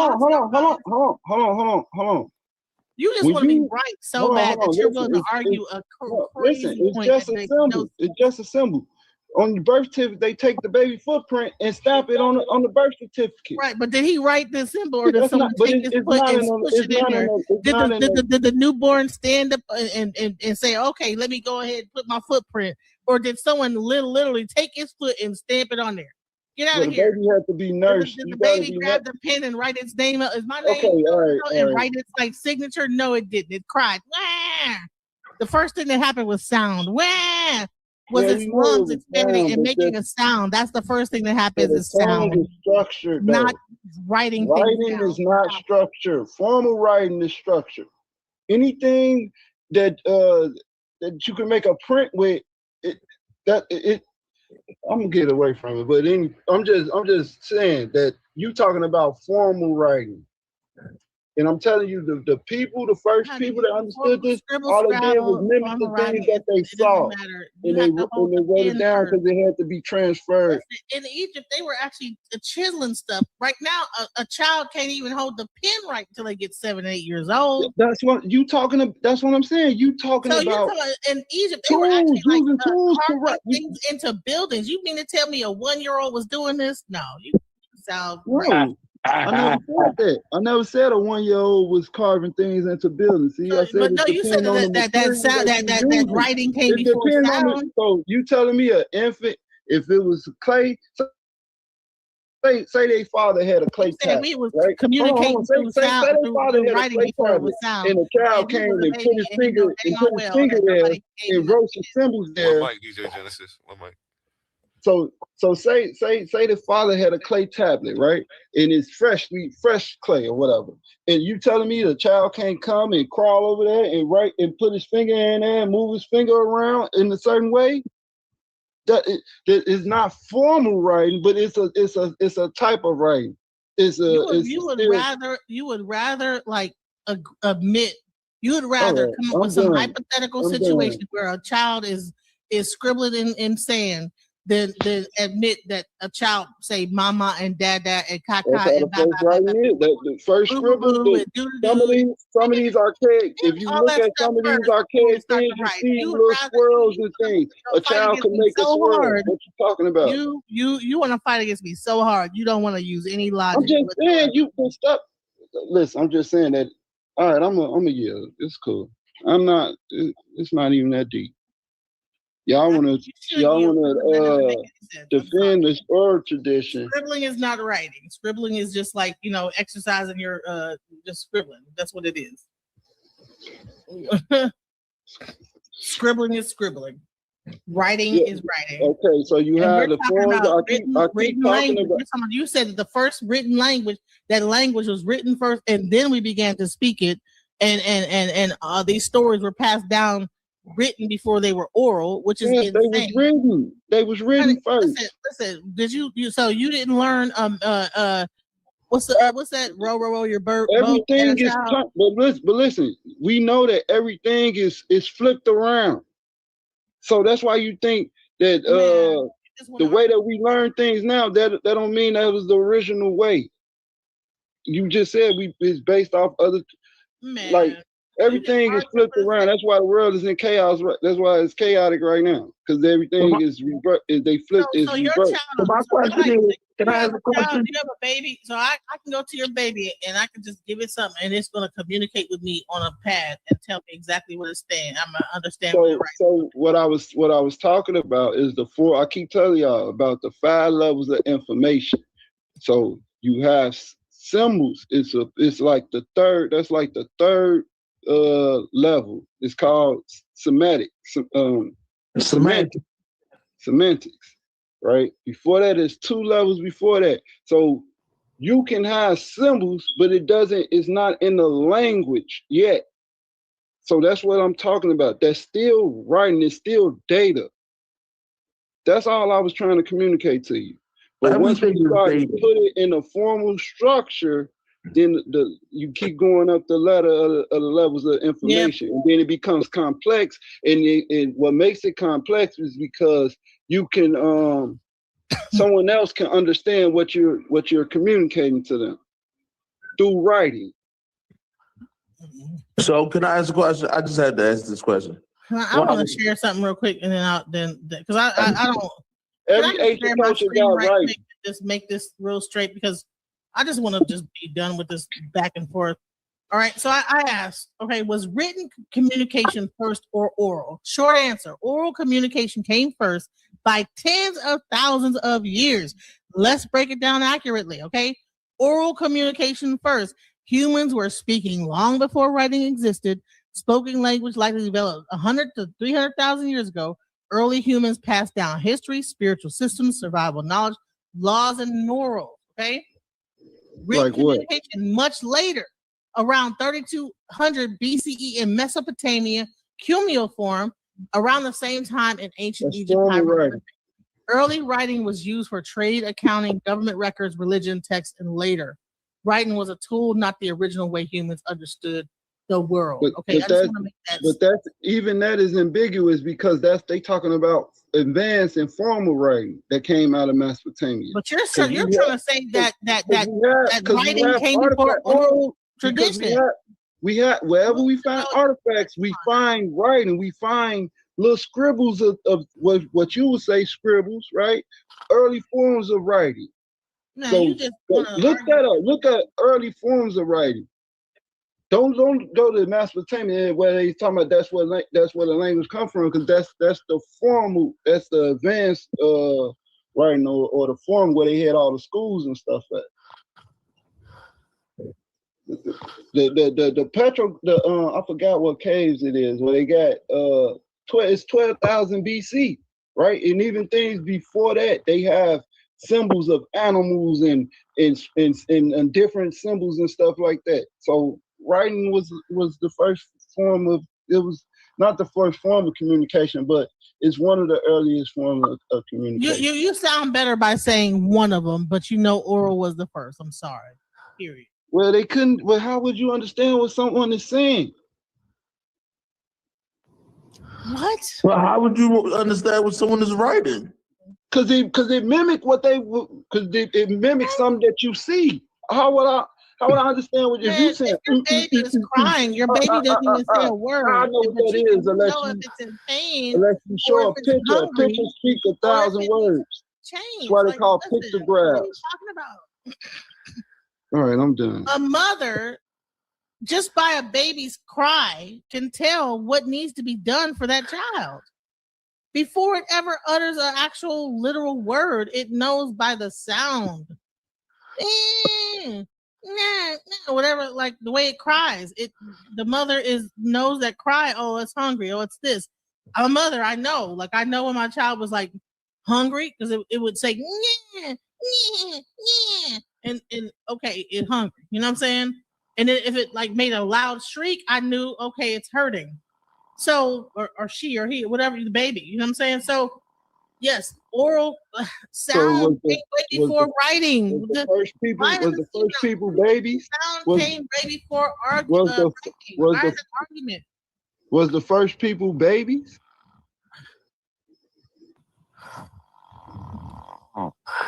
Once again, you don't know, right? Listen. Were you a baby at some point? Were you a baby at some point? And did you grow up to be a man, or did you come on this earth midway and became and then straight up like a teenager and knew how to write and sing and talk and whatever. I can still argue. I can still As far argue. as I understand, the first when we come up on this earth, we are born through the mother from her womb, and we come out the birth canal. So yeah, the human being comes out the birth canal and is born. I want to say, even if you want to argue that we were the first people were, like for example, in the Bible, God created man and woman, all that. That's cool, but they still had dialogue.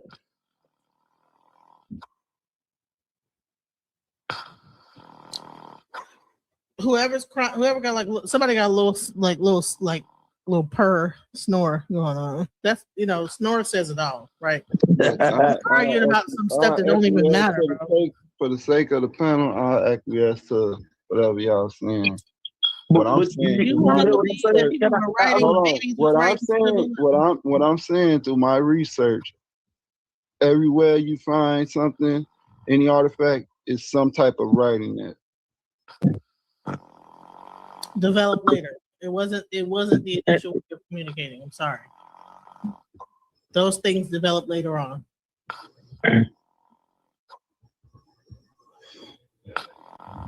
Somebody is snoring. They got their little. Yeah. Who's snoring? A1, you there? I think A1 out of that.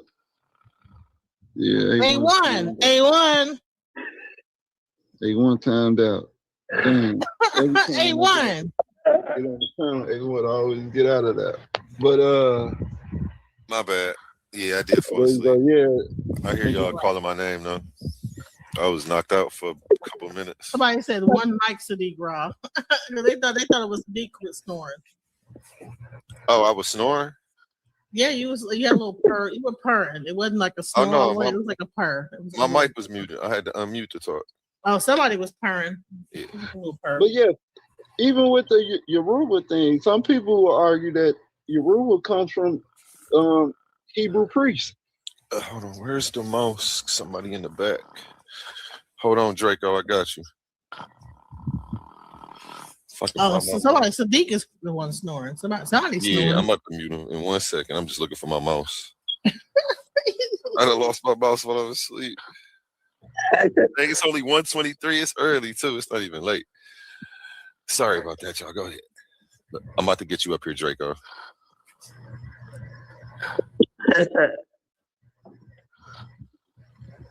I would have to, and I'm not. What's it called again? I know what that is, but and I'm not arguing because it's Yoruba, but I'm just saying it's by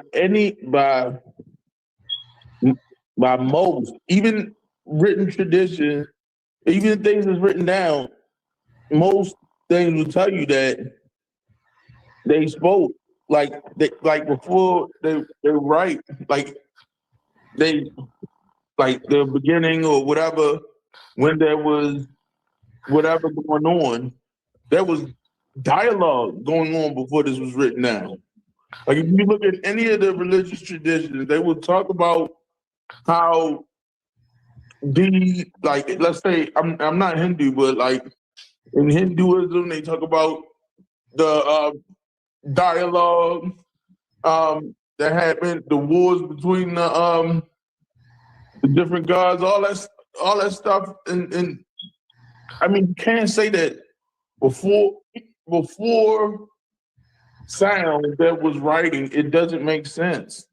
But writing comes from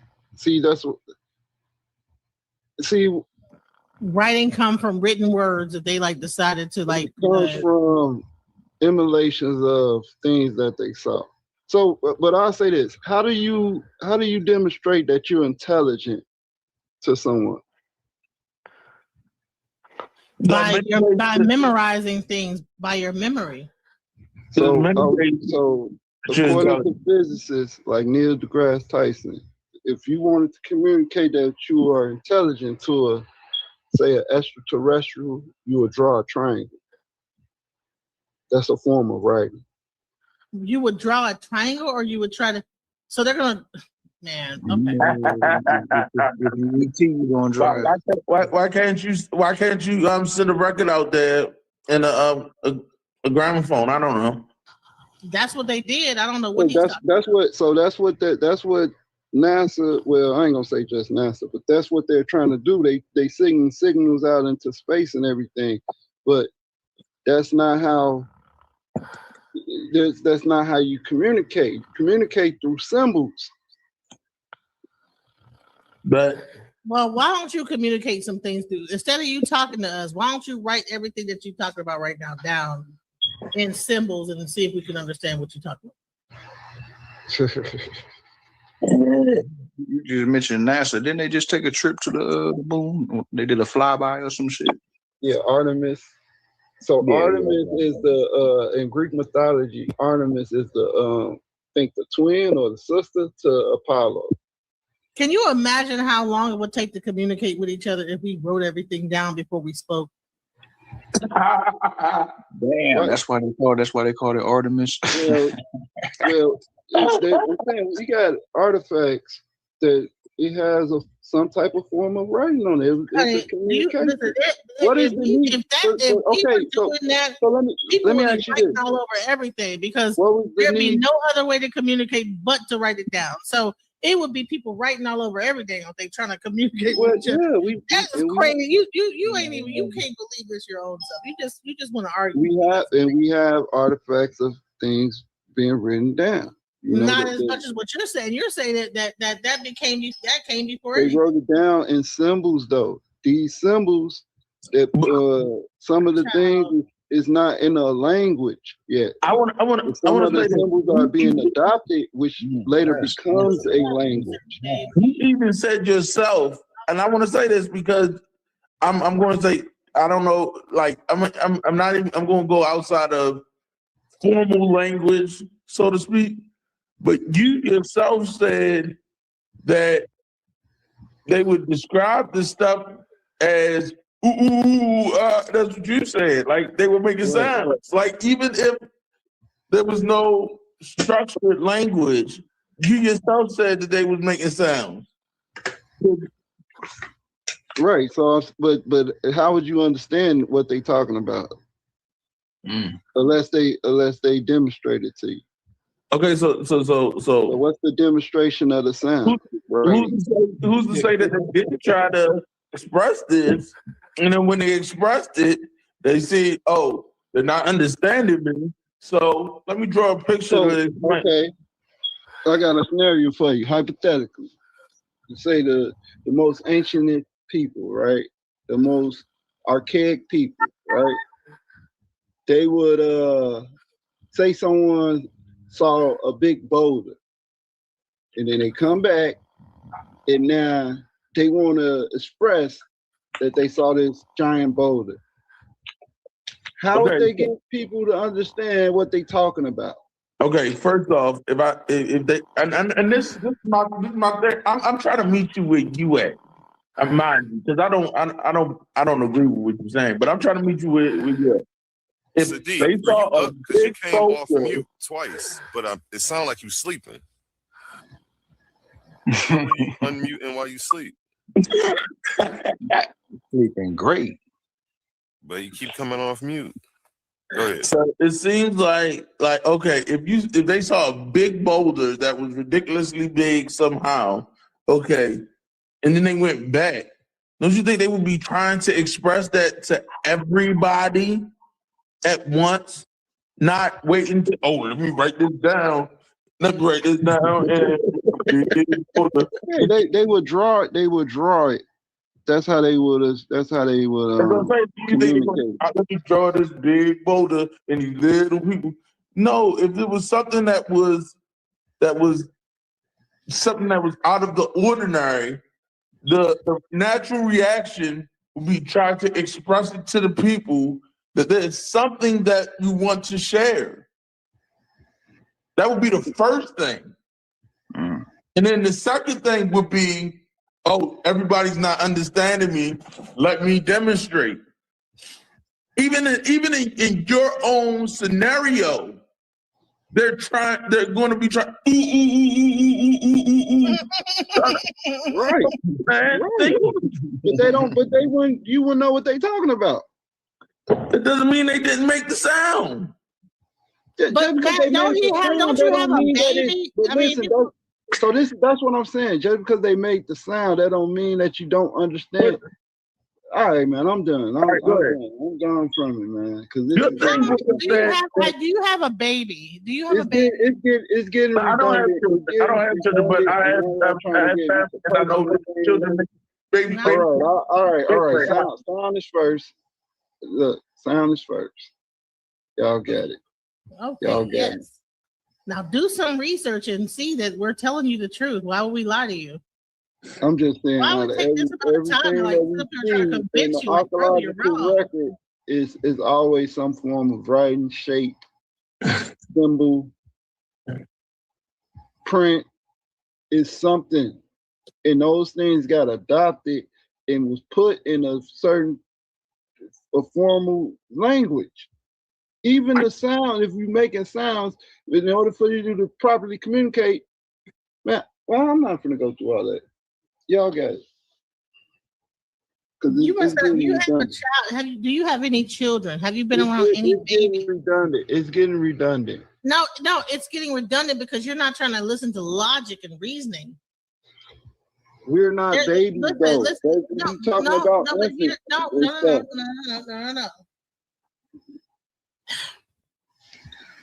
We think that nothing is new underneath the sun. Okay, humans been having babies.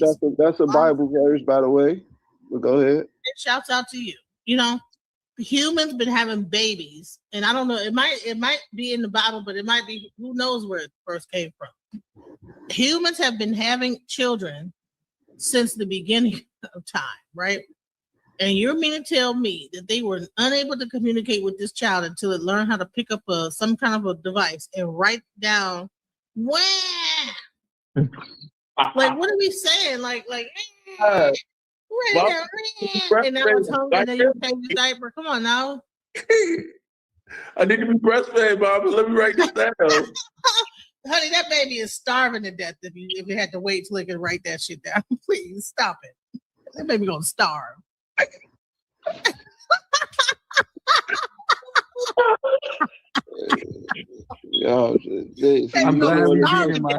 talking about. Baby gonna be cold, everything. It don't say nothing. It's like to get his hand around something and just write down how it feels and what it's thinking about. That's not how it goes. And finally, the mom is able to respond based on what it wrote down. Oh, okay, my baby's hungry. 10 years later, baby dead as a doorknob. Come on now. By the time it get right, it's no use. It's no. Baby gonna be starving. Baby gonna be still in bones. We talking about tradition. So we talking about traditions. Y'all talking about baby gonna be starving. early stages of life. And we talking about tradition. It's going to. I wasn't talking about early stages of life.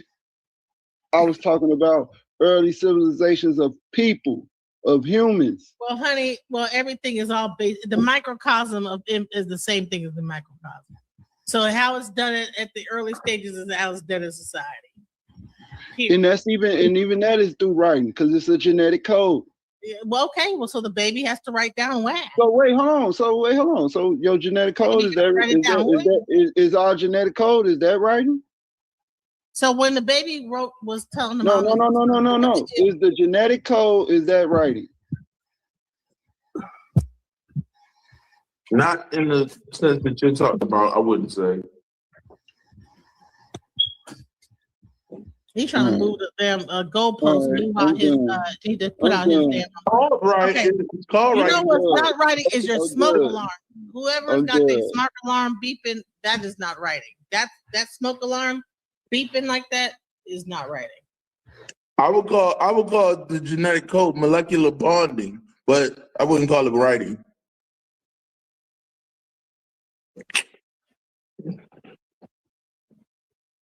That's what I would call it, but they call it writing.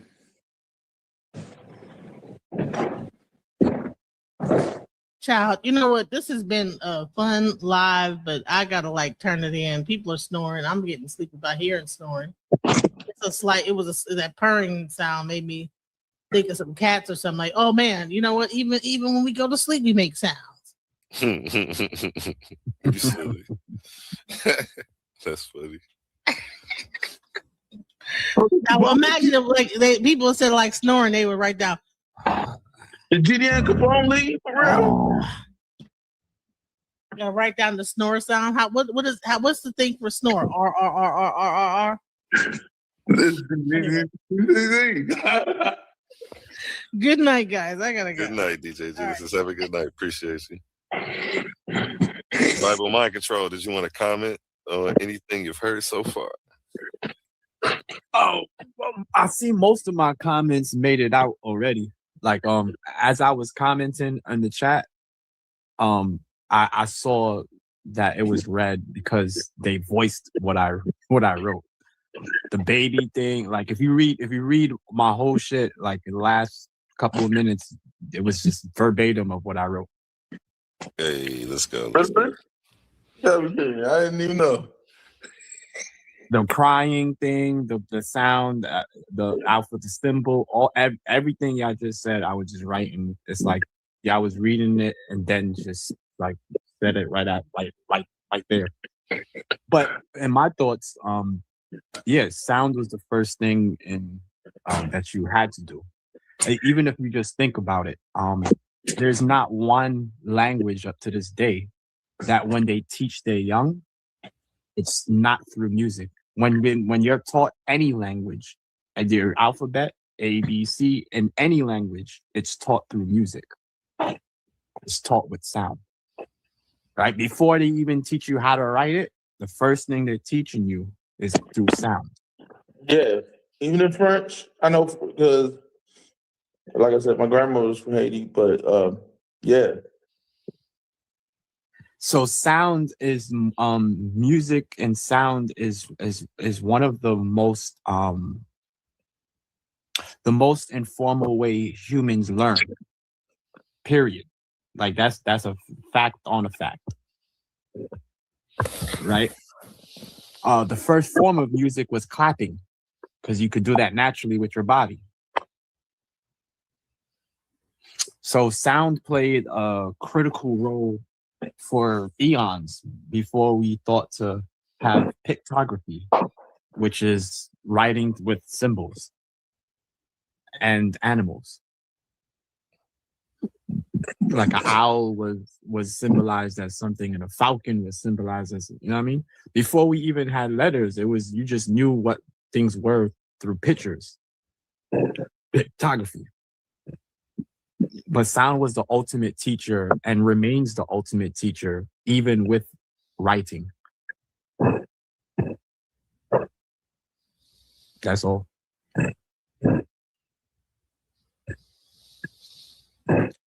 Epic Studios. Scam Chang, you there? Want to comment on anything you've heard so far?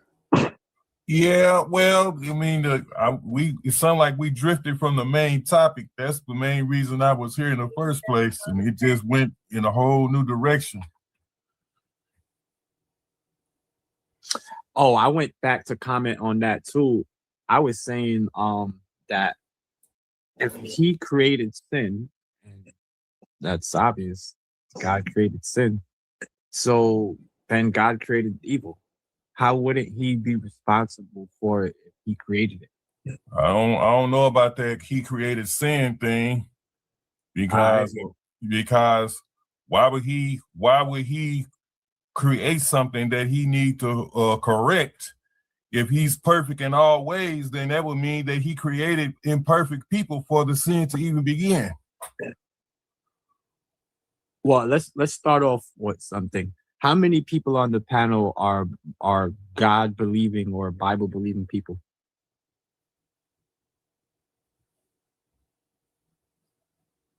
Don't all jump at once. No, nobody is. The Bible got a lot of issues, man. You got a lot to overcome with that.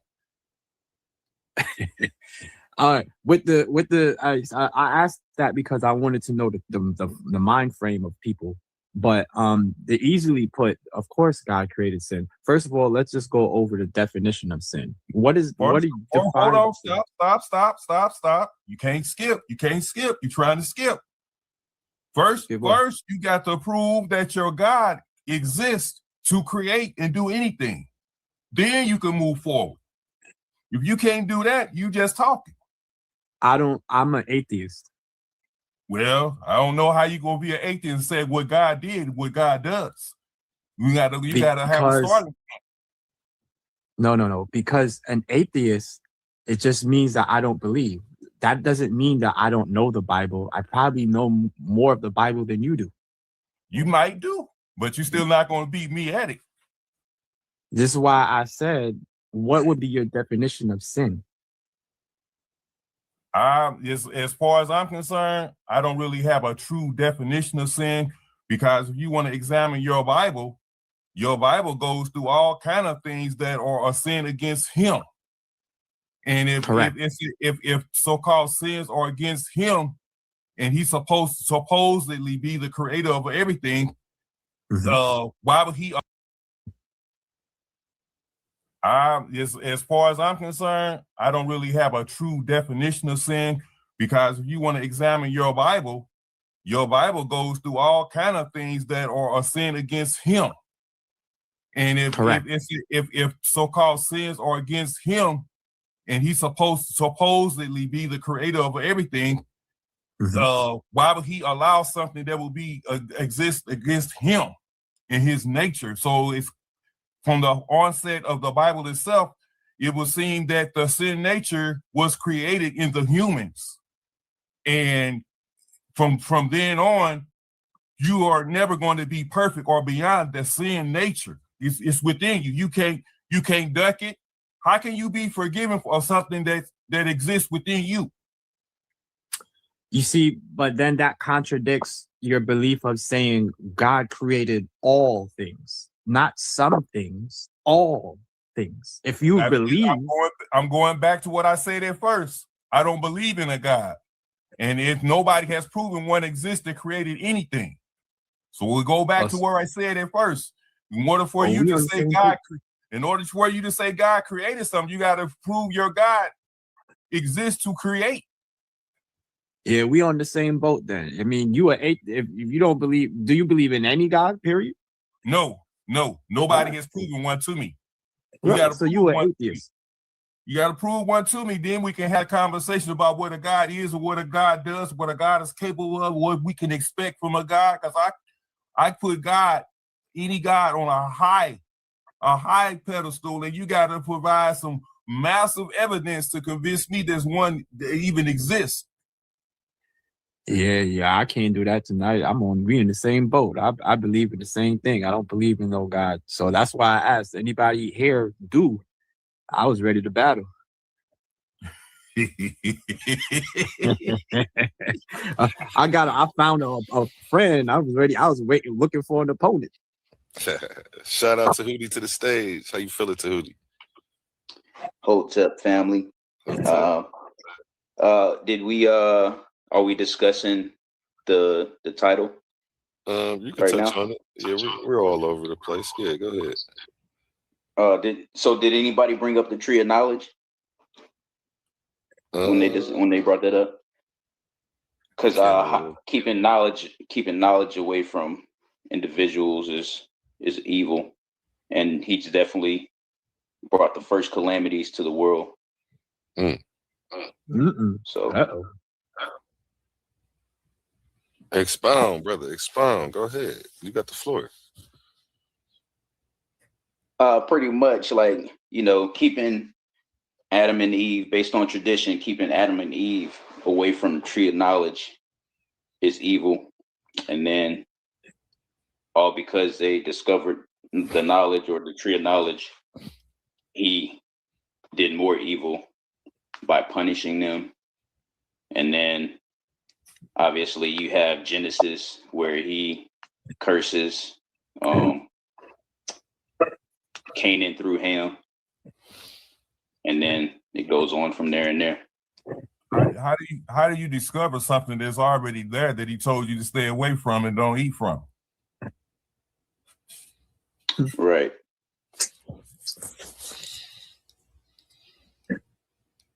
Check me.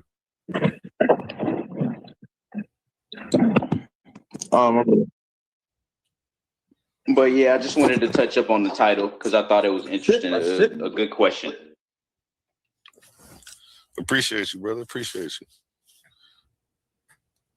You got the floor. Anybody can go. You only got to wait on me. Well, my thing is, I mean, we can debate books, words from a book, God, this God, that God, the other God. But if you don't have a root that you're drawing from, that's for sure, it's all speculative. That's true. Right. What do you think about the word atheism? And I'm asking this to anybody. Specifically, I want to hear it from the person who just said they don't believe in any gods. That was two people. I was one of them. So yeah, go ahead. Give me your definition, your own definition of atheism. My own definition would simply mean no belief in any God. Yeah, that's correct. Pretty much. Anybody else could go. I wanted the other person specifically who didn't believe in God to give me what they thought of the word atheist. Mm-hmm. Yeah, my definition is pretty much close to what he just said. I don't see any evidence. I don't see any evidence for any God. Right, and the thing about the word itself, it is that it's Greek. So we're not Greek. So why are we so held to this standard of believing in God? And then when you look at the word God, I put it in the live chat earlier. That comes from Theodore the Visigoth. And then it comes from, it's a Germanic word in itself. So we're not Greek, we're not Germanic. So why are we being met with so much disappointment and aggression per se, or antagonism when we don't believe in God? Well, I think that's a simple answer because it's obvious why certain gods, if you will, were created. All knowledge, everything started out of Africa in the first place. Everything started out of Africa, right? And if you study, especially the Bible, it's a book of an angry Greek god taking wrath on Africans.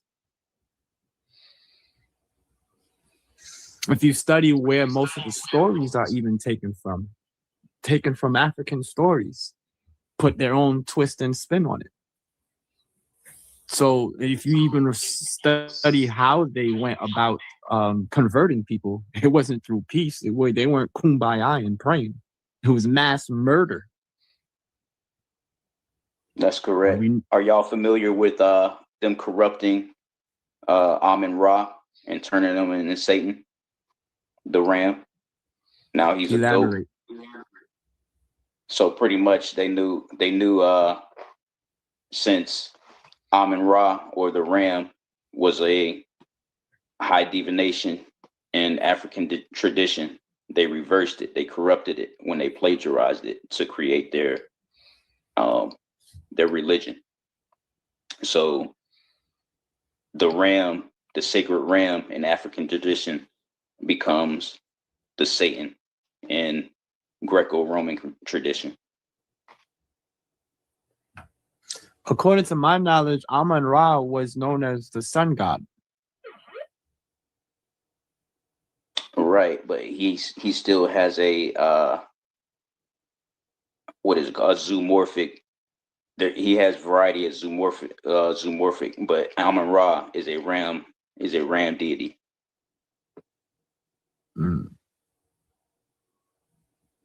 It is the sun. It is the deification of the light force that powers the sun. But it's also represented by a ram, because a ram has its habitat and its domain on the mountaintop. So that's where that comes from.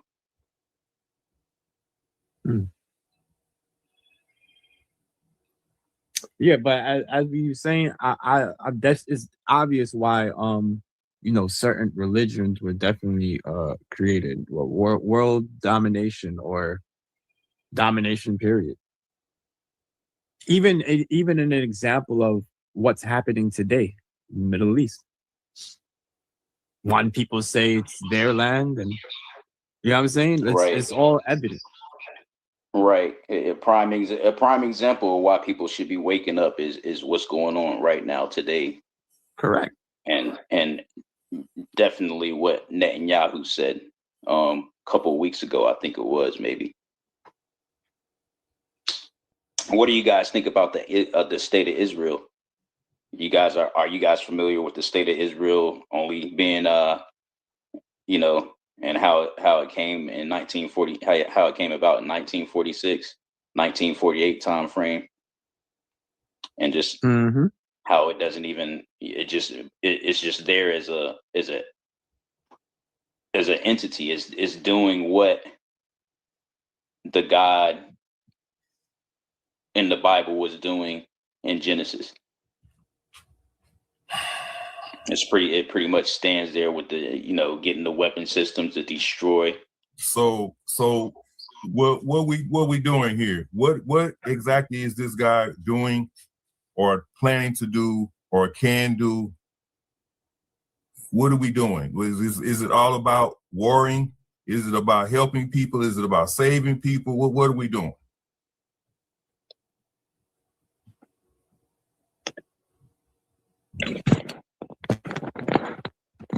Because where I'm at, I'm not in no Middle East. So where's the guy for me?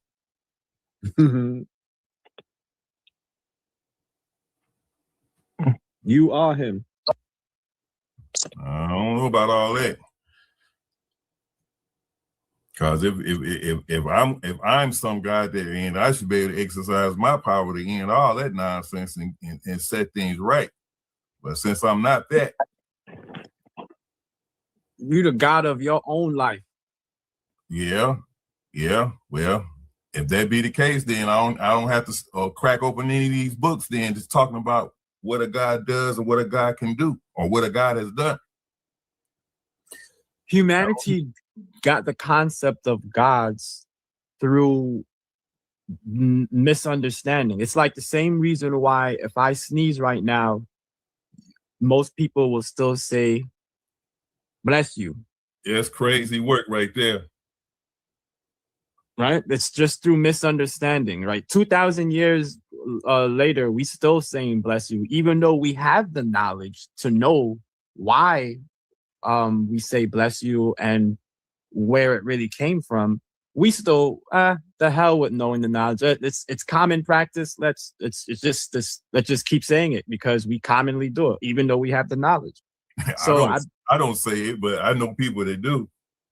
Right. Me too. I stopped saying it only after I learned the knowledge of it.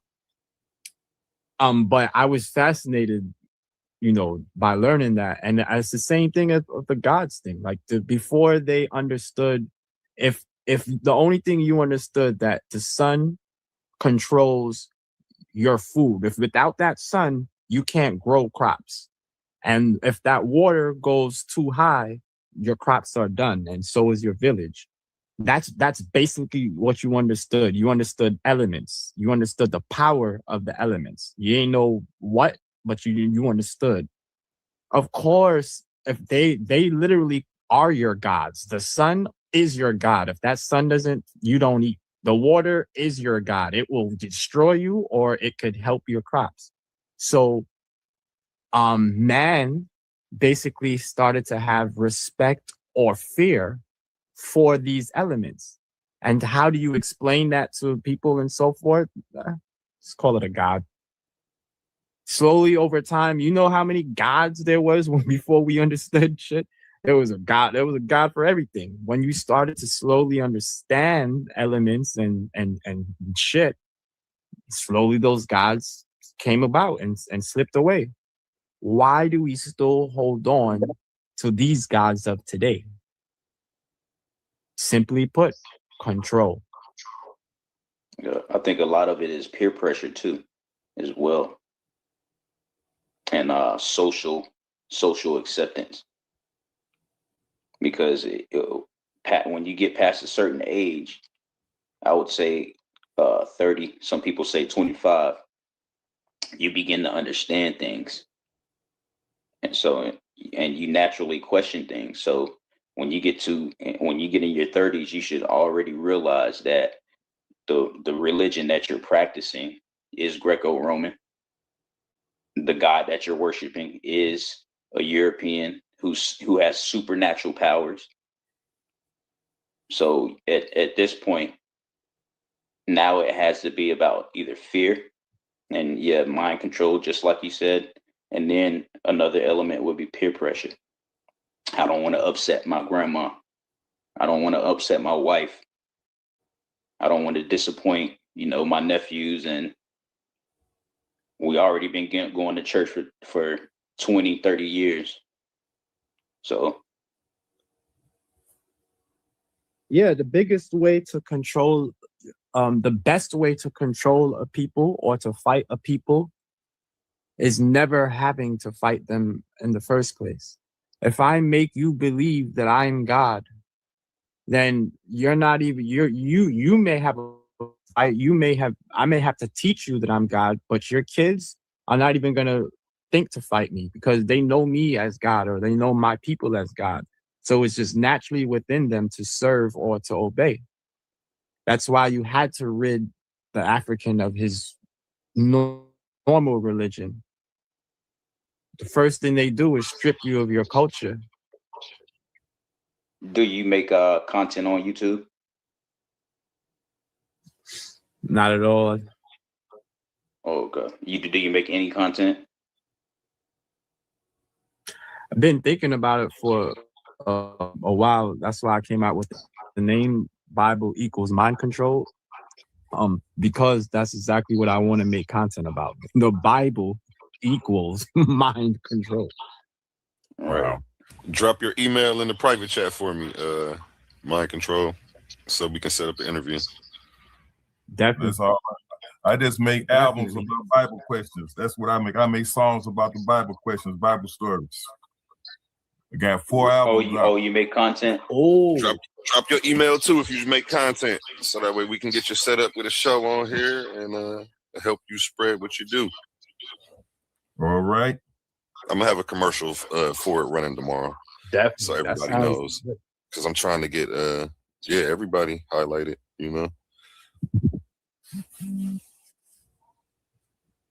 You said you make songs. Yeah, that sounds lit. Some of the Bible stories, and I make songs about them. And cause I have a lot of Bible questions, so I used to ask people the questions. I say, man, you know what I'm gonna do? I'm gonna just make a song about it. And my wife is like a real Bible thumper. And one of the songs I made, she like dancing around too. And I say, you don't even know what this song is about, but you dancing to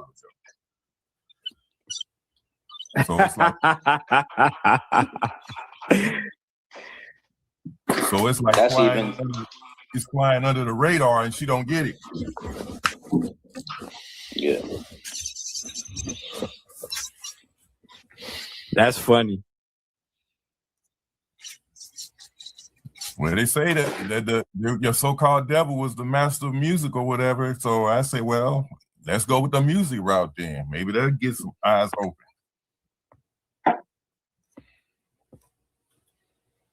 Hey, that's crazy, bro. I just finished saying that to people today.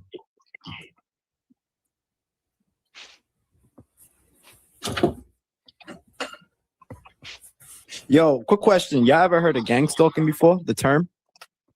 Nope. Not really. I might have heard the word a few times, but never actually witnessed what it's about, what's going on with it. That's a whole different topic. I would say like YouTube. I don't even want to go deep into it. That's like a whole different day. But we definitely might hit that one time, because I think gang stalking is the new agenda now, and they're forcing people into the Christianity. Look, you see the white nationalists. You see their whole movement now. Like their whole movement now is the Christian thing.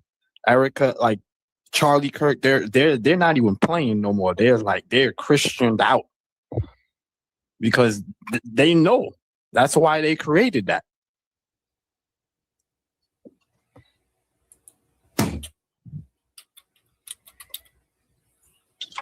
I don't know if y'all saw the new Drewski skit with Erica, about Erica, Charlie Kirk's wife. Did y'all see I the skit? actually need to catch up. I just heard about it, but I didn't get into it. So definitely, I want to hear about that. Go ahead, y'all got the flow. I'm just here to make sure y'all don't get to fighting. Basically making fun of Charlie Kirk's wife. I mean, hit that cash app. The professionalism that he does his skits in from, like, his shit be funny, but it's just not. It's more than funny. He be hitting the nail on it. It'd be truth. It'd be truth satire. I can't even describe it. You just gotta watch that shit, and you'll be surprised at how accurate it is. I'm gonna find the time to watch that. Definitely. Got you, Sam Chan. I need your email, Mind Control. Yes, sir. I'm putting it right now. Got you, Scam Chan. I'm gonna email you, and we'll get the graphics going, and then schedule a day after we get the graphics locked in.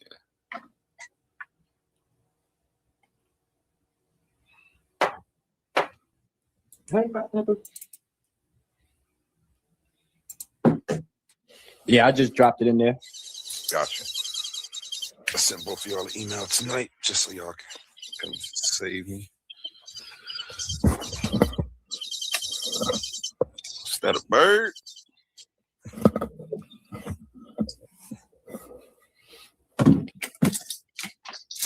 Hey, A1, real quick. I just want to ask you about some debates. Did some debates fall through that was supposed to be scheduled, or did it get rescheduled? It's the Queen is tomorrow. Well, It was supposed to be actually Thursday, but it did get rescheduled for next Thursday. And I think did you mention something about you being booked up for this month? Pretty much. Did you want to squeeze something in?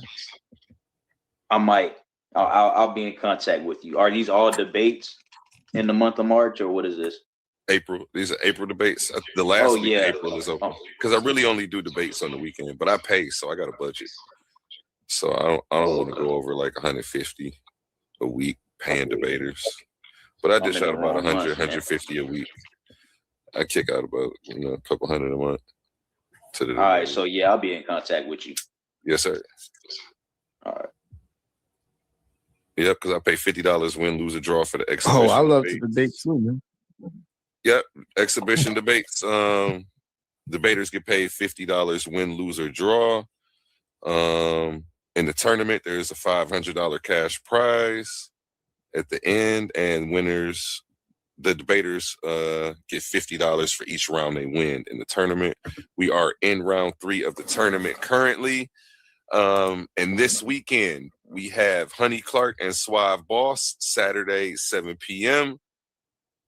Round 3 is here. Only one walks away, only one advances, and only one gets closer to that $500 prize. It's the clash you've been waiting for. Suave Boss versus Honey Clark.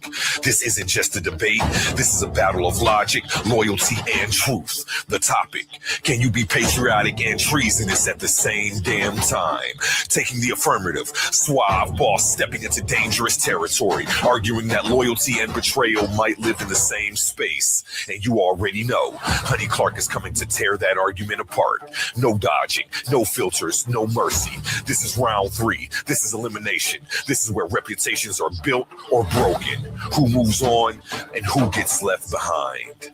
Pull up, tune in, don't blink, because when that bell rings, only one survives. Coliseum of Arguments, hosted by Titans Debate League. Only the brave speak here. Are you not entertained?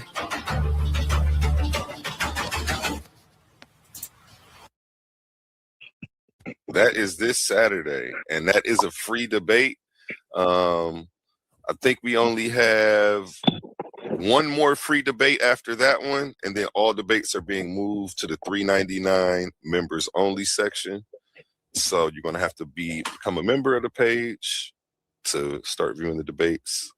So attention all debate fans. You've been watching, you've been arguing, you've been picking sides. But now it's time to level up. From this point forward, all debates on this platform are going members only. That means the hottest clashes, the wildest arguments, and your favorite personalities going head to head will only be available to subscribers. You want real scholarship, you want the smoke, you want the unfiltered action, then don't get left outside looking in. Sign up today for as low as $3.99 and get full access to every debate, every moment, every knockout argument. This is Titans Debate League, where legends are made and debates get real. Join now or miss out.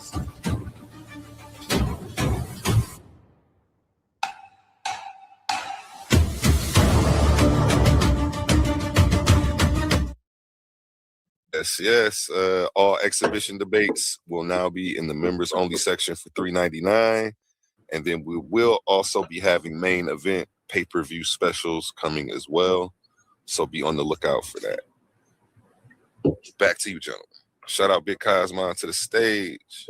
Salute to you brothers, man. Salute. Any questions, comments, or thoughts on anything you've heard so far, Big Cos? Oh man. I don't know who it was that was talking, but about the Erica Kirk stuff. But did y'all see a while ago? The Bible. Right? Huh? Yeah, that was Bible, me. Oh, Bible mind control. Hey, Bible, salute to you, bro. But did y'all see? You know, Drewski was making fun of Erica Kirk and all that stuff. But remember when she first did that thing against Candace Owens, and she looked in the camera and she said, "Stop." And Drewski and them all made fun of that and stuff, right? But did y'all see the video of the the real old lady sitting in front of the TV, and she was watching Erica Kane on TV, and her granddaughter or her daughter, whoever it was, is recording the grandma watching Erica Kane. Did y'all see that video? Where she goes, when she turns and she looks at the video all stern and all that, you dig what I'm talking about? And they zero in on her face, and she said, "Stop." You dig what I'm talking about? Talking to Candace Owens, the old lady in real time, the old lady says, "Oh, I haven't seen one of those in a while." Right? So the granddaughter said, "What? What are you talking about, Grandma?" She said, "That's a demon. I haven't seen one of those in a very long time."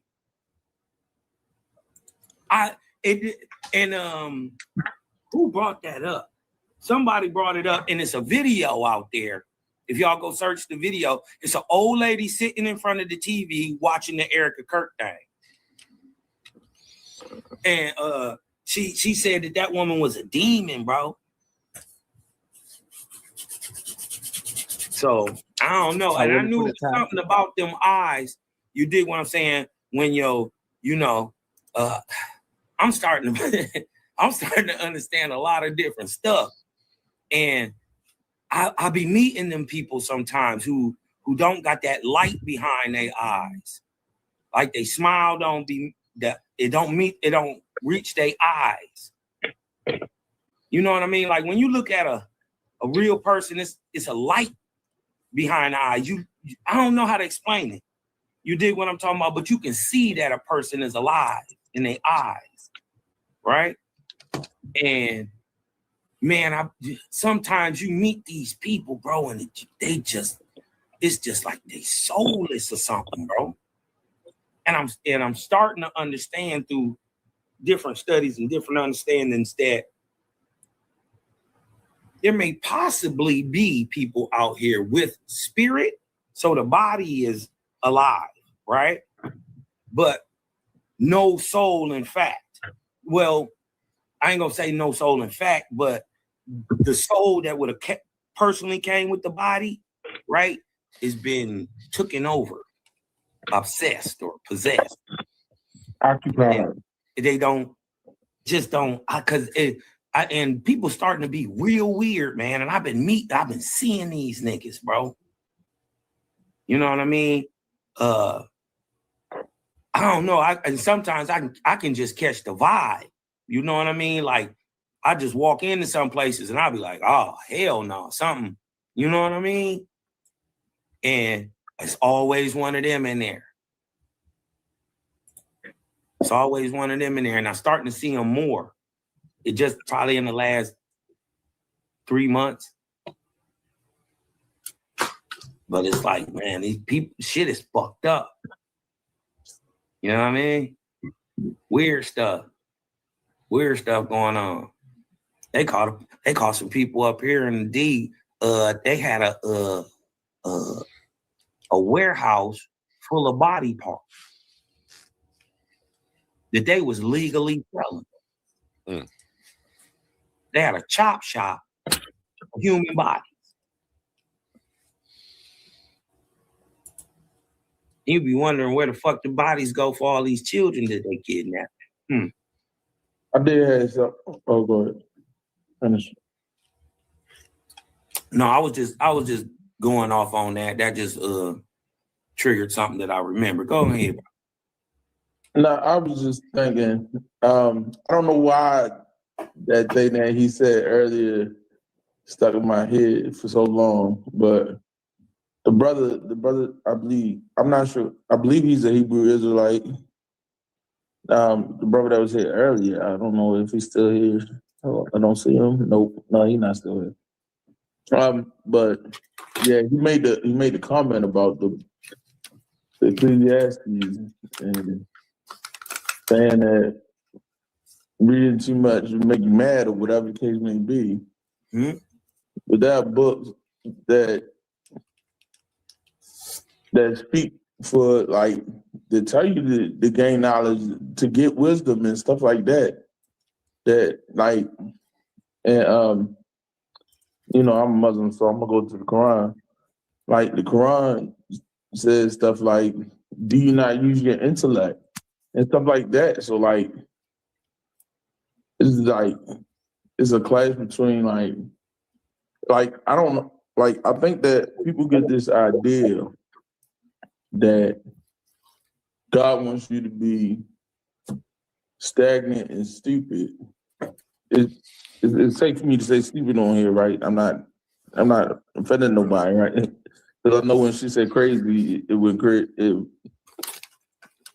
All right, so yeah, people had this idea that God wants you to be stagnant and stupid, but in most texts that I read, that's not the case.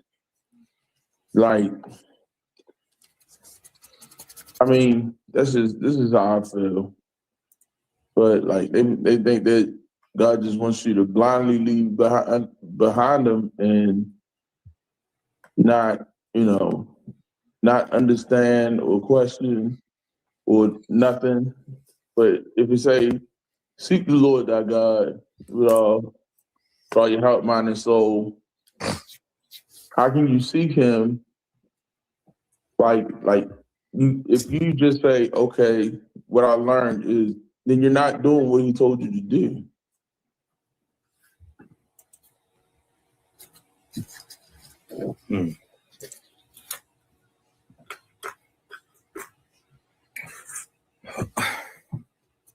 I might have missed where what is, you know what I mean? I know a lot of y'all is not theists, but I'm just making a statement that like a lot of people get this concept that God wants you to blind, or that the God of the Bible, Yahweh, for the sake of all the people who are not theists in here, if he exists, is saying that like just follow behind me blindly because I want to control you or whatever the case may be. But in a lot of the texts I read in the Abrahamic faith, it does not promote blind faith. That's all I'm saying. Well, if you leaving into the text of the Abrahamic faith, it says both. So you wouldn't be wrong in taking your position, and neither would the other person, because the crazy part is the text, for the most part, says both. So y'all both textually got good arguments, and that's a problem. So, you know what I mean? I think back more to what you saying is, you know, they gotta, even when you read and whatever you read, and you gotta discern it, be able to, yeah, you know what I mean? Discernment. It says it in there. Do you be able to use discernment? Yeah, I ain't tripping on none of that. You know what I mean? I ain't got a dog in that fight. Not no more. Only. Well, anyways, I ain't tripping. So you dig what I'm saying? I'm not against no idea. You dig what I'm talking about? That's good. Where, you know what I mean? I'm just saying, if you're gonna follow any idea, you dig what I'm saying? Live up to the highest ideals of that. You dig what I'm saying? And just do good. The crazy part is, in every religion, the highest ideals of it is to do good and then Be the best treat person your you brother can be. like you want to be treated. Yeah. That's the highest ideas of every single religion. But man won't live up to as good as he preaching. And I know I'm bringing this up because it was something that happened a couple of days ago. Somebody tried to, because I told them I was not a part of a specific sect of Islam. They were telling me, "Oh no, you're not part of a certain sect. You would get shunned and all these if you went to an Islamic country and all this other stuff. You're only doing that because you're in America." But according to the Quran that we're supposed to follow, it explicitly warns against being in specific sects because. So I don't like. It also says, Quran also says anything and everything that bends to the will of Allah. So in a sense, everything is Muslim. So, I mean, if you just want to get down to some basics on, you dig what I'm talking about? If it bends to the will of Allah, and Allah is the most high and the creator and all that, well, then everything is from him. It's a difference. So, and if you bend to that will, whether you call it Christ, whether you call it Buddha, whether you call it Brahma, you dig what I'm talking about? In Islam, you still been into the will of Islam, and you are still Muslim.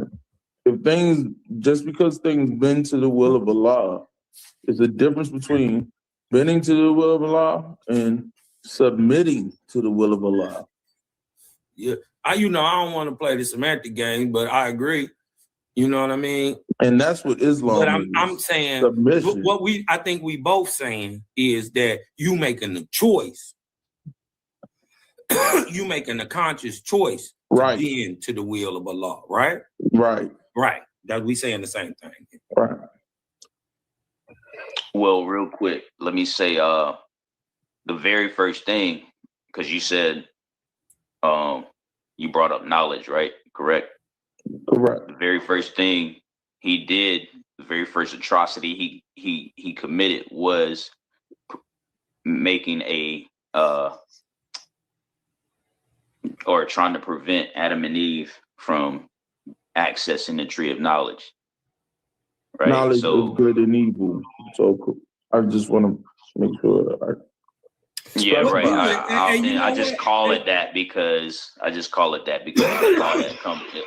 it comes from Kemet. So sometimes I do misspeak when I talk about the Bible. But anyway, that's the first atrocity. And then, it was brought up that based on the Bible, God does good and evil, but it just so happens that when you look at things, he was first evil, and now he becomes good based on ultimatums and imposing his will, just like it was brought up, you bend to the will of Allah.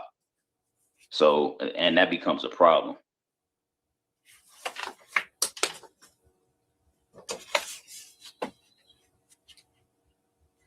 Is it really a first atrocity?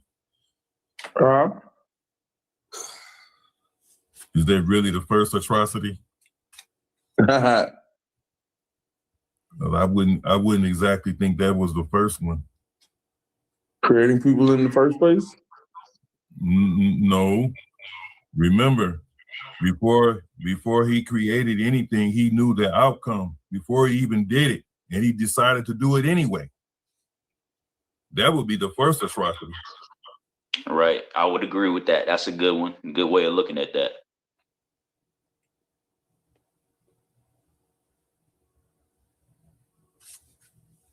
But based on the text, you're saying it was because he knew. Okay. For example, each one of everybody who goes against God, he knew they would go against God. So the fact that he created them anyway means that it was an atrocity for him to create them in the first place. No. It's the idea that this God is supposed to be all-knowing and everywhere. So not only did he know what Adam and Eve were going to do before he created them, he created them knowing that they would do what they would do, and then have regret about what they did. How do you know everything and have regret about something as though it was a mistake? So it's actually a good question. You're all knowing, so why would you have regret about something? You can correct it before it even begin. So his solution, I have a theory on that. His solution to his error is to what? Sacrifice himself to himself for something he could have prevented in the first place? Hold on, where's himself to himself? That does not make sense to me. Who's Jesus? Isn't Jesus and God and all of them the same? That's how himself is himself. Oh shit! I'm gonna tell you no. Like I don't believe that. What do you believe about Jesus? Jesus was not God. It's just simple. He made the statement. He made the statement. He said, my Father is greater than I. He said, why dost thou callest me good? There's none good but God. And if there's none good but God, and he is God, but he said, no, so he said the Father is greater than I. So, like, how is the Father greater than you, but you are co-equal? It doesn't make sense to me. It didn't make sense to me when I was a Christian. So wait, let me get your things right. You said something about God is all good. What did you say about God and good? Jesus said, why callest me good? There is none good but God. Yeah. Okay, so God is good. And then you got the famous Christian thing. God is good all the time. All the time, God is good, right? Okay. I'm not a Christian, but still, I want to say this.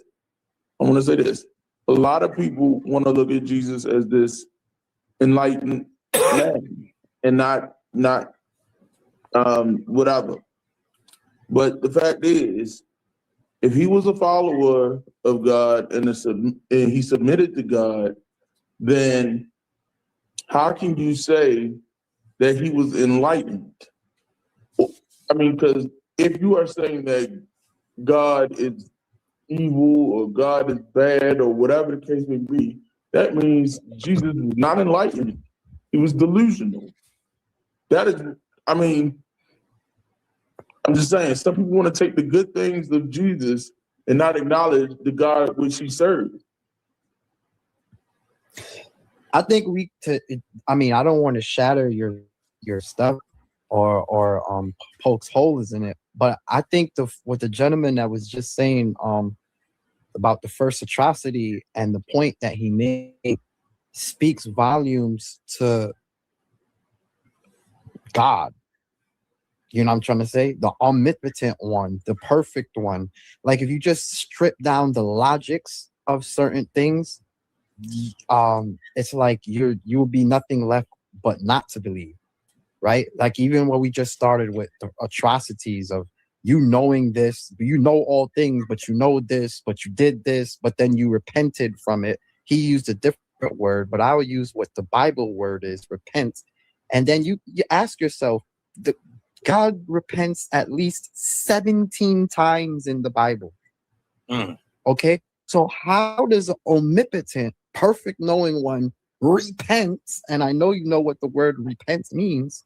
At least 17 times in the Bible.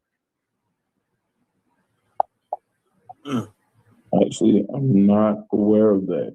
I'm going to have to be real with you.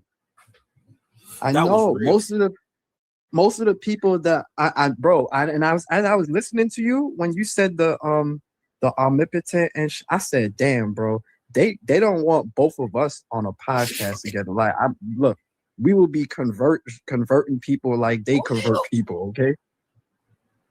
I think if we gonna talk about atrocities, and the first one, I think we need to go down in the first book of Genesis, where they tried to convince us.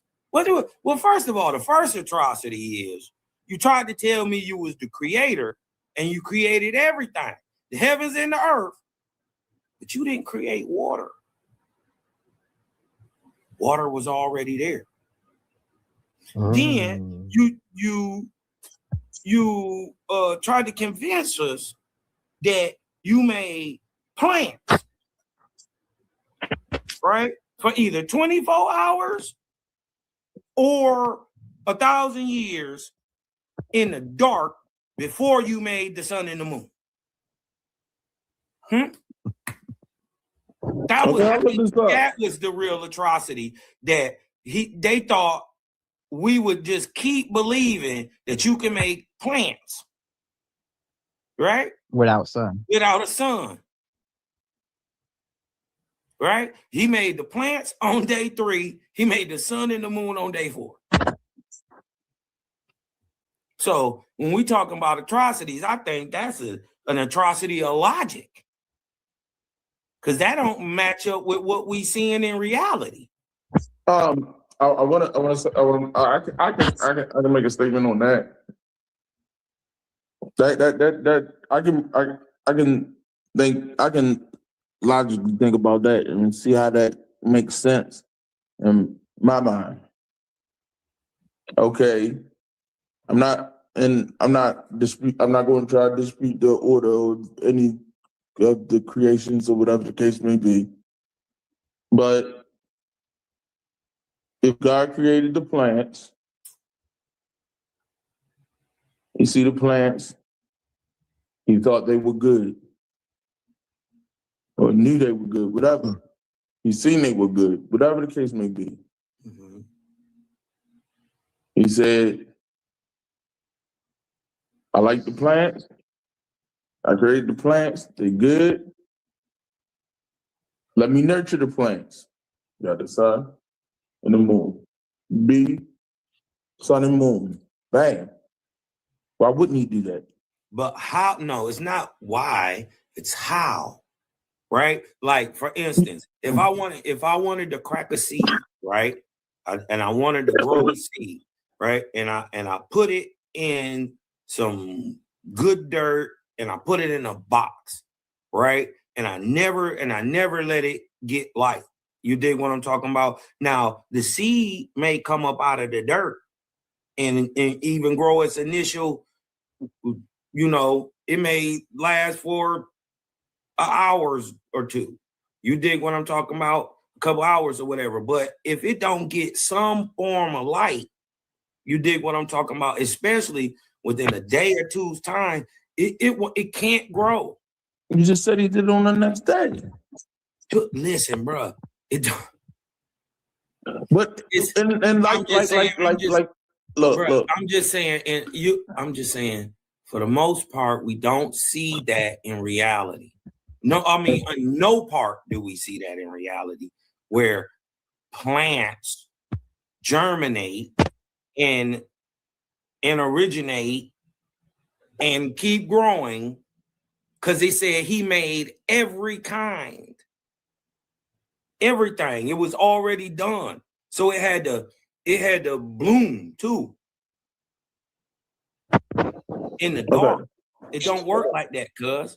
We don't. Who said that when he created it? Who said that it was in the beginning stage? It had to be.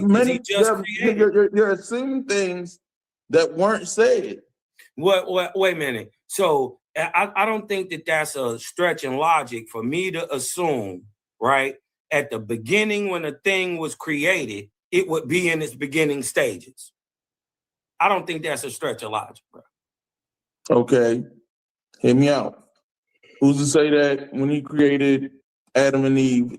Okay. No. I'm not even gonna say when. He created. Come out the sun and the moon. No. Hear me out. Because this is why I'm saying this for a reason. Mm-hmm. We know that he did not create Adam and Eve as babies because he said, "Be fruitful and multiply."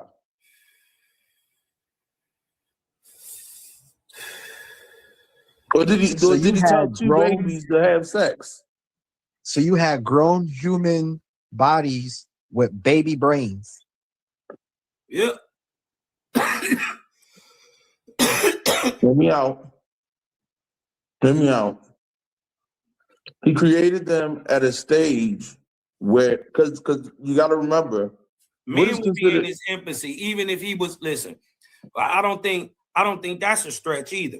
If at the creation of man, even if he was made full grown, he would be in his infant stage mentally, spiritually. Correct. He wouldn't have no morals. He wouldn't know anything. He would, as a matter of fact, he would be worse than the animals because you never have to tell a tiger it's a tiger, right? You never have to tell a dog it like bones, but you got to teach a baby not to stick his finger in a roaring fire or a rattlesnake mouth or a goddamn socket, or it'll do all three because it don't have no knowledge. You dig what I'm talking about? So I think there's a little difference though. I kind of think you gave him a scapegoat though. I think he was stuck in the repentance thing. I ain't trying to. I'm not. I understand where you're coming from, and I'm not even going. Because he seems logical, so I put logic in front of him. Now he got to make the logic not work. He got to untie the knot. I'm not going to fully disagree that they have to learn. There's no point in your life really that you don't have to learn. That you just say, I'm gonna stop learning. I know everything. You got to die. You got to die. Exactly. There's no point in living no more. Like really. Right.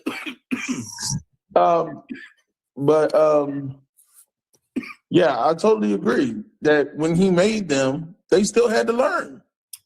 Yeah, I would say even then. But I wouldn't say that was worse. So you wouldn't call that man in his infancy. I'm talking about as a species.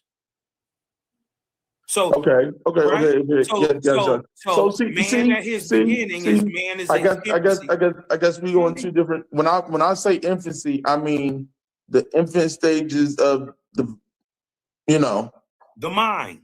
No, because that's the only thing that of development, the full everything, the infant stages. His body, he physically wasn't in his infant stage. But infant comes before adolescence, right? Infancy is first, right? Right. That's what we talking about. You know what I mean? So if man, if he came up out the dirt, you dig what I'm talking about? And I'm not necessarily against that. You dig what I'm talking about? I think it is a process, you dig what I'm talking about, that we're not hip to for the most part, that actually goes on. Because we know for the most part, stuff go on, we just don't know about it. You know what I mean? That's exactly what I'm saying.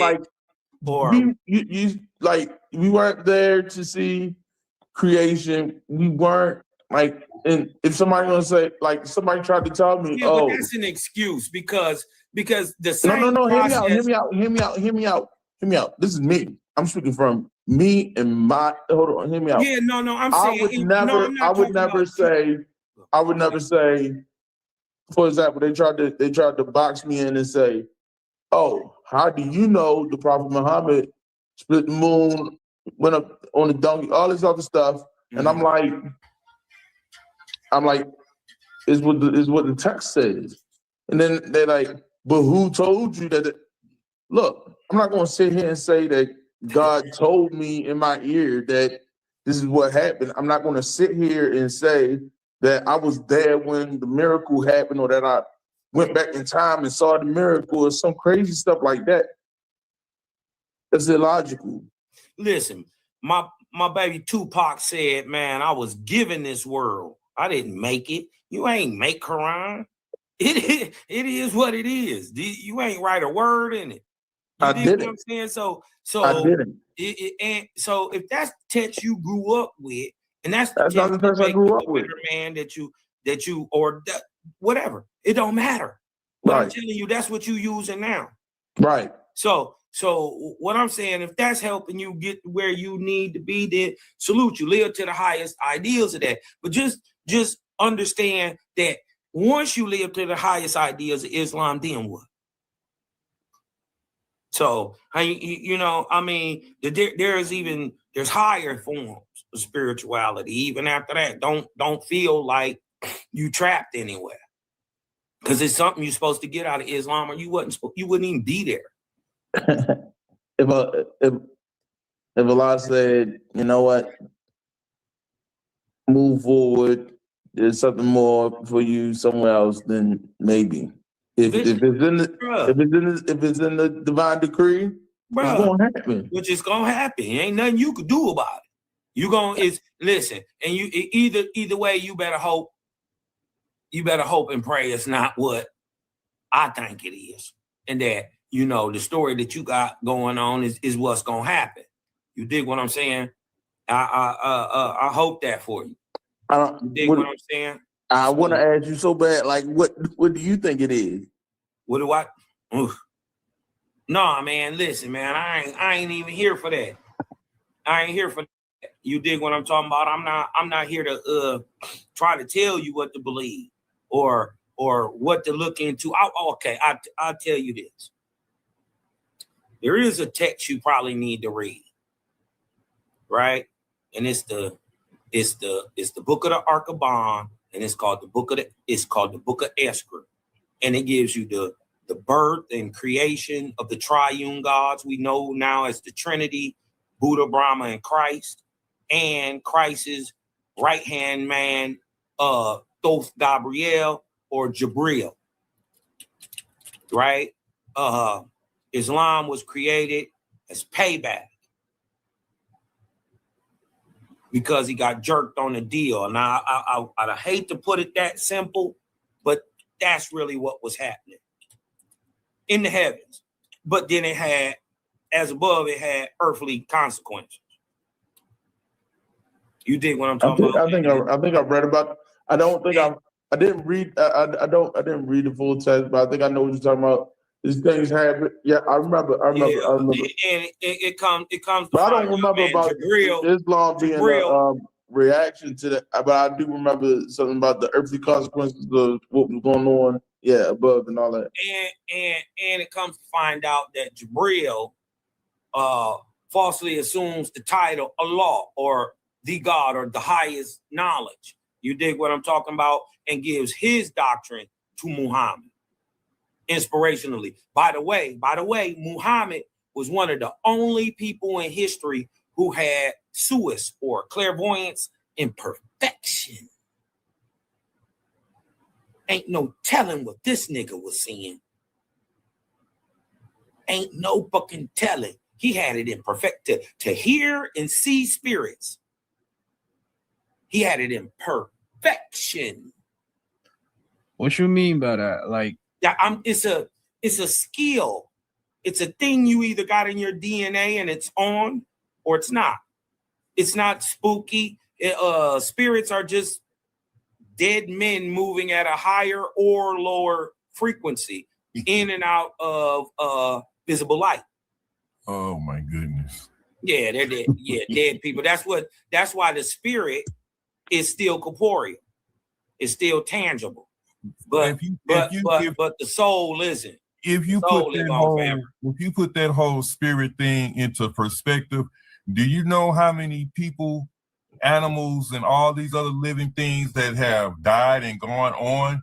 So essentially, you're saying that we're being bombarded by so-called spirits constantly. All the time. They're around us all the time. Why do you think they call it the underworld, Sheol? That thing is right around us. You can call it whatever you want. But none shall the twain shall meet until you prove it is a real thing instead of a talking point. What? Well, well, simple stuff like this, you know what I mean? A lot of things are just hidden in the language. Anciently, the lowest part of the atmosphere, below the clouds, on down the breathable part, is called Hades, Hara, hell. So when the ancients was telling us that you're in hell already, yeah, breathe it in.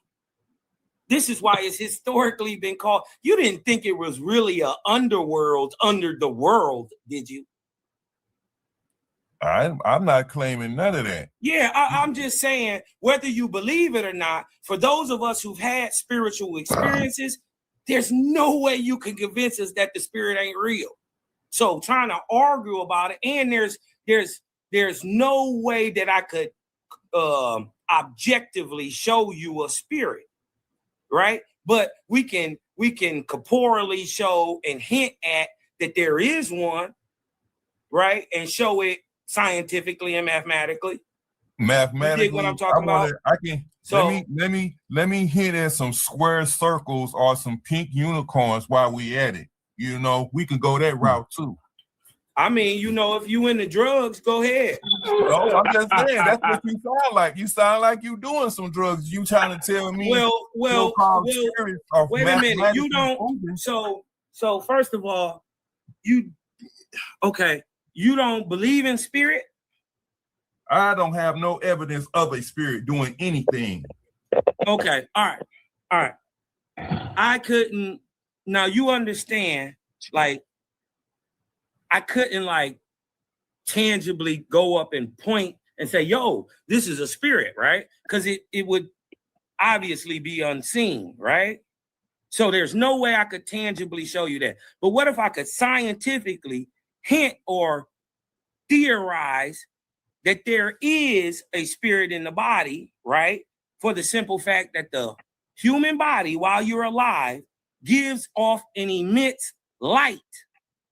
And soon as you die, right, it stops. That is proven by science. And I'm talking about visible light, but just on a low level. So you need other things to see it. Of course, you're going to need, but I'm saying as long as you are alive, the body gives off and emits light. So That's light. proven. So light is a spirit. You're saying light is a spirit? No. I'm not saying that. I would say that the light is the result of the spirit because soon as you die, that light goes off and you're dead. So I wouldn't be able to point it to you like that, but scientifically, that would be the best way that I could tangibly try to prove to you. You know what I mean? And I'm not trying to convince you. I'm just saying you dig what I'm talking about. That's how I would tangibly try to show to a person that a spirit could exist. And I'm not trying to get you to believe anything. I don't really care. What I'm saying is things have names. So you just you're calling it light. Now you're saying I don't know if that's a spirit or not, but when it's gone, the light goes with it. So what are you talking about? Right. I'm talking about that the light is an effect of the spirit. Do you understand? Well, you putting a label on something. Listen. Do you know what a spirit is, sir? I am trying to get you to explain what one is. Okay, well, just ask that.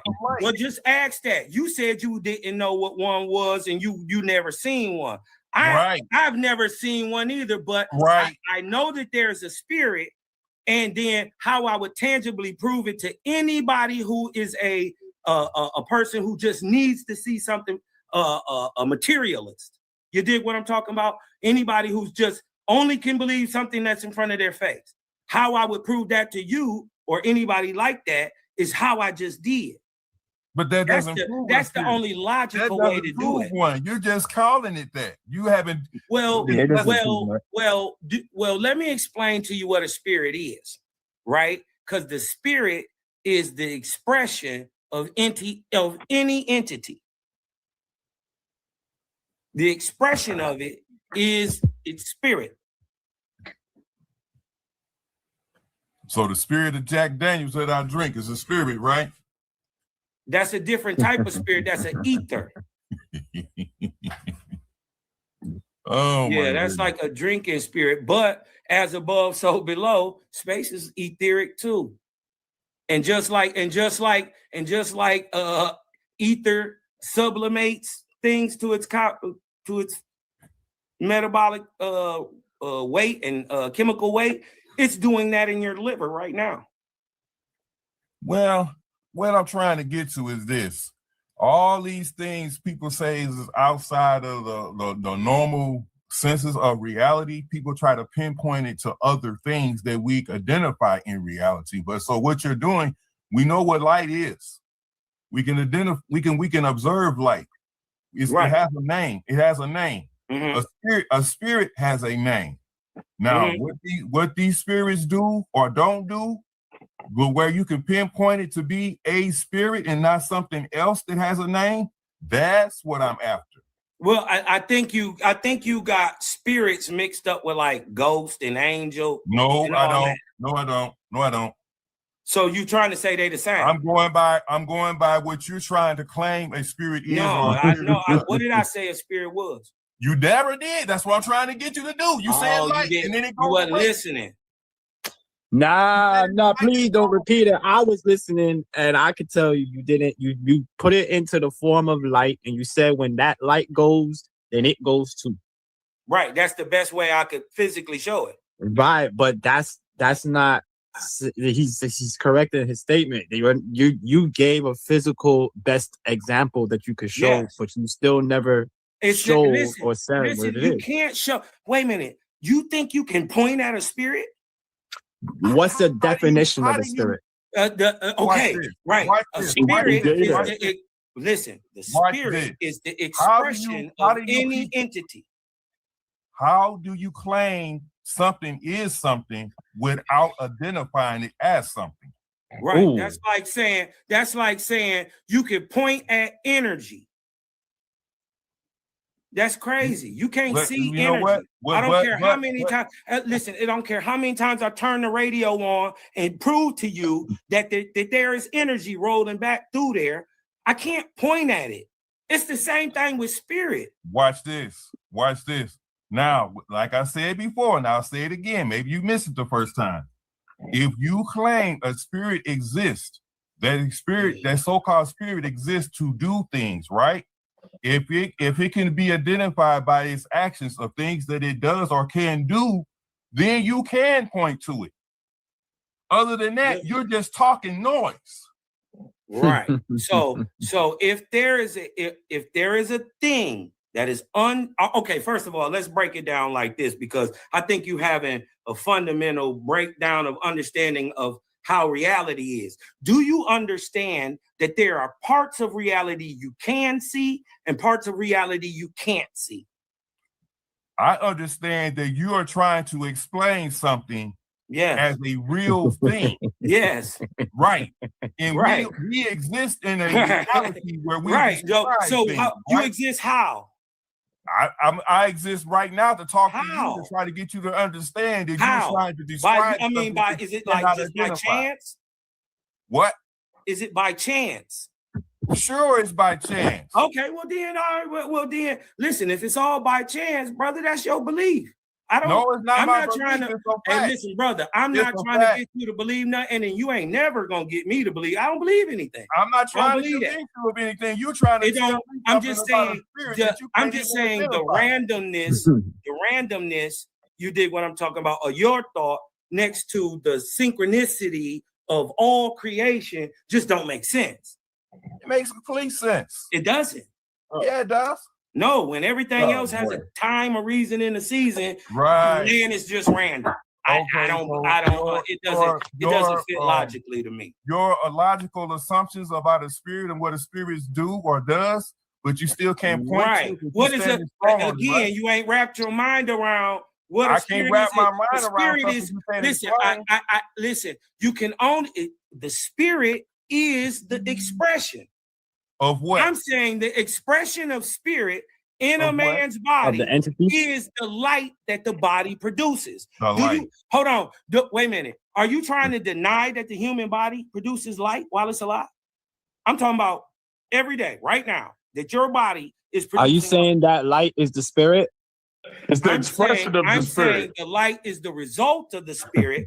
Why do I say that? Is because when a person dies, that light is not produced off the physical body anymore. So okay, so the spirit it's hinting towards that there is. I'm not trying to convince you that there is a spirit. I'm just saying you get what he's saying to you now, though.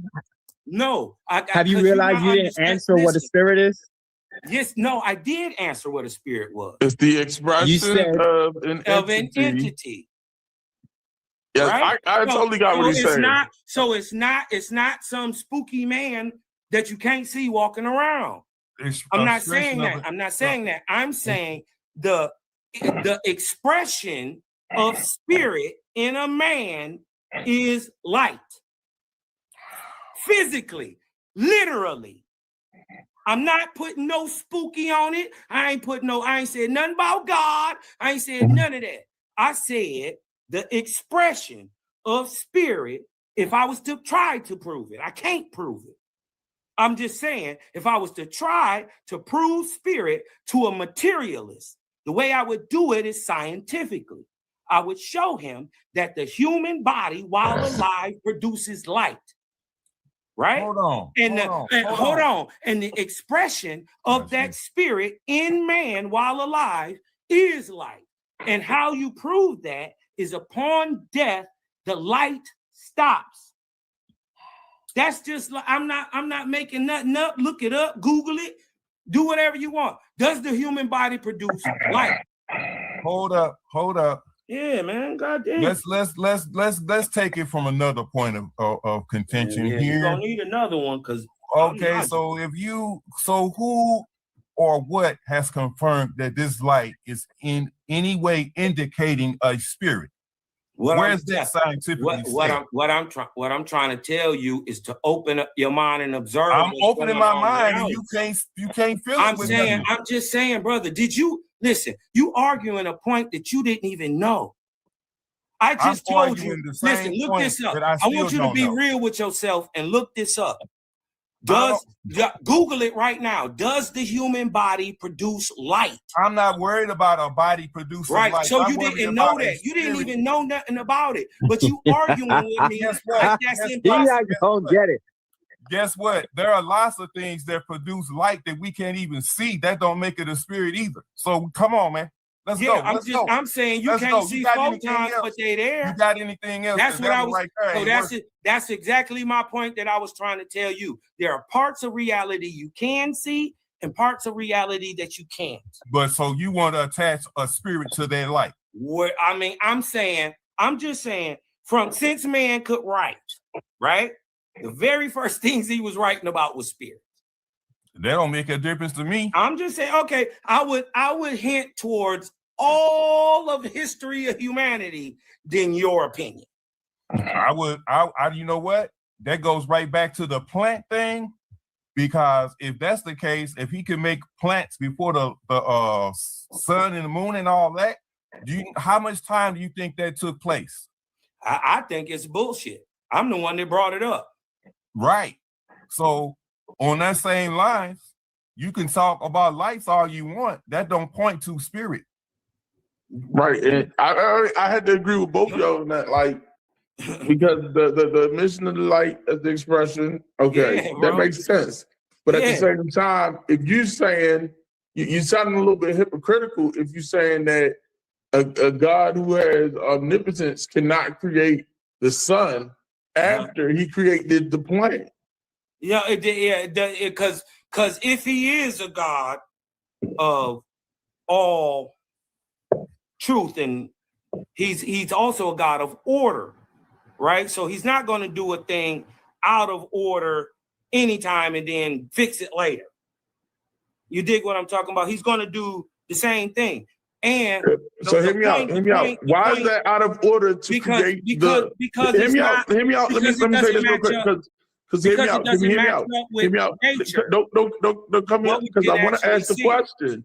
How is it out of order if you created the plant and then created the nourishment? It's out of order because that doesn't match up with reality, what we see objectively. Why would you create the nourishment for something that doesn't exist yet? How it's backwards? Yeah, exactly. So how could he create the nourishment for plants, right? Which is the sun, right? After it exists. That's crazy. How do you feed it? Hold on, how do you say that? You're saying okay, so let me make sure I understand what you're saying. You're saying if he created it prior to its existence, it doesn't make sense. Plants, but if he created it after its existence, it also doesn't make sense. Listen, brother, that you can't never make that make sense logically. So you're saying whether he created it before or after its existence, then it's illogical. No, I'm saying the order in which the God in the Bible made plants before he made the sun, that which grows plants, is illogical, and it's irrational because we don't see it in nature. We see this process every day. We don't see photons. We don't see, like you mentioned, the photons. We don't see photons. When a photon is ionized, what happens? We don't see dark. We don't see dark matter.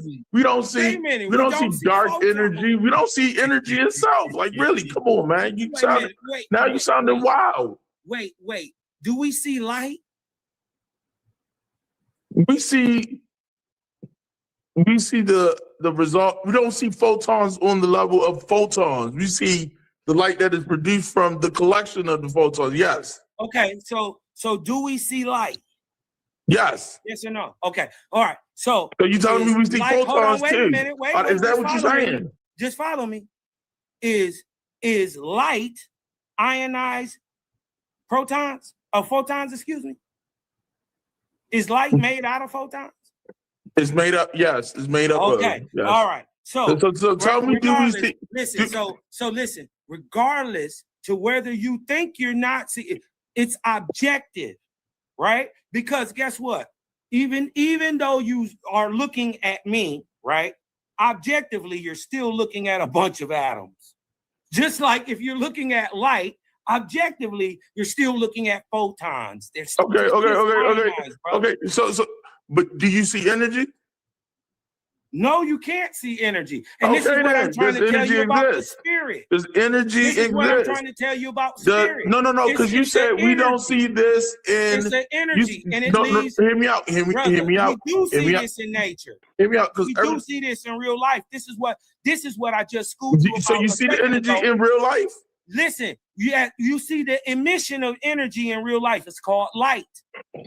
Right? And that spirit that's in a man is the energy that produces the light. I would offer that objectively to you as the truth or how I would try to show, not try to prove it to you. Okay. You dig what I'm talking about? How I would show a person objectively why I think that there is a spirit. All right. So according to certain science, they say that the universe consists of 97%, I think it's 95, 97, something like that, dark matter and dark energy. What is it? That's correct.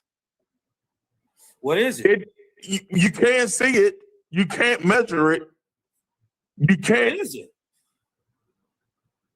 It's 97%. It's 97% of the universe. Okay, but what is it? It's got to be something. I think it's the thing that they've been trying to hide off the periodic table. My point is that you cannot see it, but yeah, that's why space is dark. It's transparent. I agree with you. So if you can't see it, does that mean that it doesn't exist? No, it's translucent. It's still there. You can just see through it. That same thing with the spirit. You just proved my point.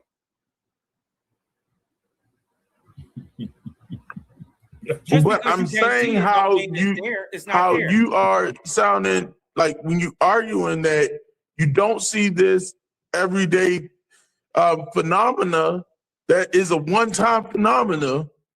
What you talking about? Which is the creation of the universe. Creation of the universe? Or the order that the universe was put together. If God made it on the third, fourth, fifth, sixth, seventh, eighth, ninth, 10th day, it really doesn't matter. But the fact of the matter is, you are saying that this is how you should have did it in order for it to end up in the way that we see it now. I'm just saying it's out of order naturally. According to what you believe. I'm saying to nature, it's out of order. According to what you see, according to what you understand, because you have a finite mind. Well, whose mind should I use? Whose mind should I use? Who's better than mine? Oh my goodness. You are thinking, this is what I'm saying, you are putting God in a box. I'm not putting God nowhere. I think God's something different than what y'all think it is. What you think God is? Yes, God is a one-time living, breathing man. What? Huh? What? God is a man, a one-time living, breathing man who died. He raised up through ranks in these heavens that y'all don't believe in, but he raised up into these heavens. And just like you graduate through school and you get a different title, you get a different title. And one of the titles, the emancipated titles, the third emancipated title is called God. That's when you're strong enough to run a planet and govern over its people. When you got that much power, it's like a regional Walmart manager. Oh, my goodness. Do you dig what I'm talking about? And because guess what? It's somebody higher than God to tell God what to do. And guess what? It's people higher than that to tell them.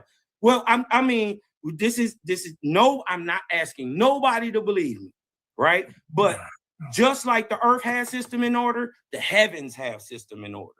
We're in Wonderland, folks. Okay. I'm cool. Hold on. So my question is, okay, whatever being that you're saying had. So my thing is that God is what I believe God is the one above all. No, see, that's what lower demonic entities through religions have duped man into doing. They got man praising the creation and not the creator. What do you mean? The creator is the one above all. But he's not God. God and the creator are not the same thing.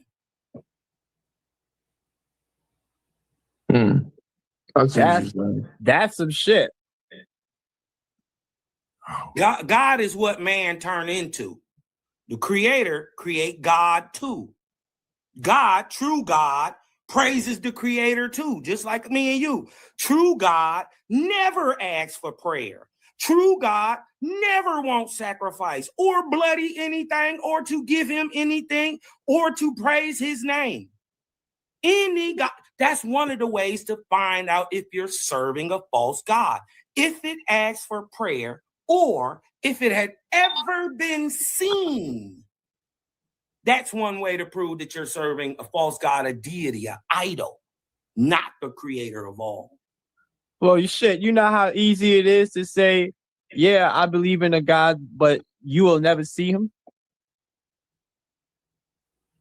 Well, the God that I supposed to worship has never been seen. Well, if that's true, right? Imagine how powerful it'd be if you was able to show the people that the God that they are looking for is inside them, and that true God and you, the thing you're gonna turn into, both praise a creator, right? That ain't neither one of y'all gonna touch. You can't see it, right?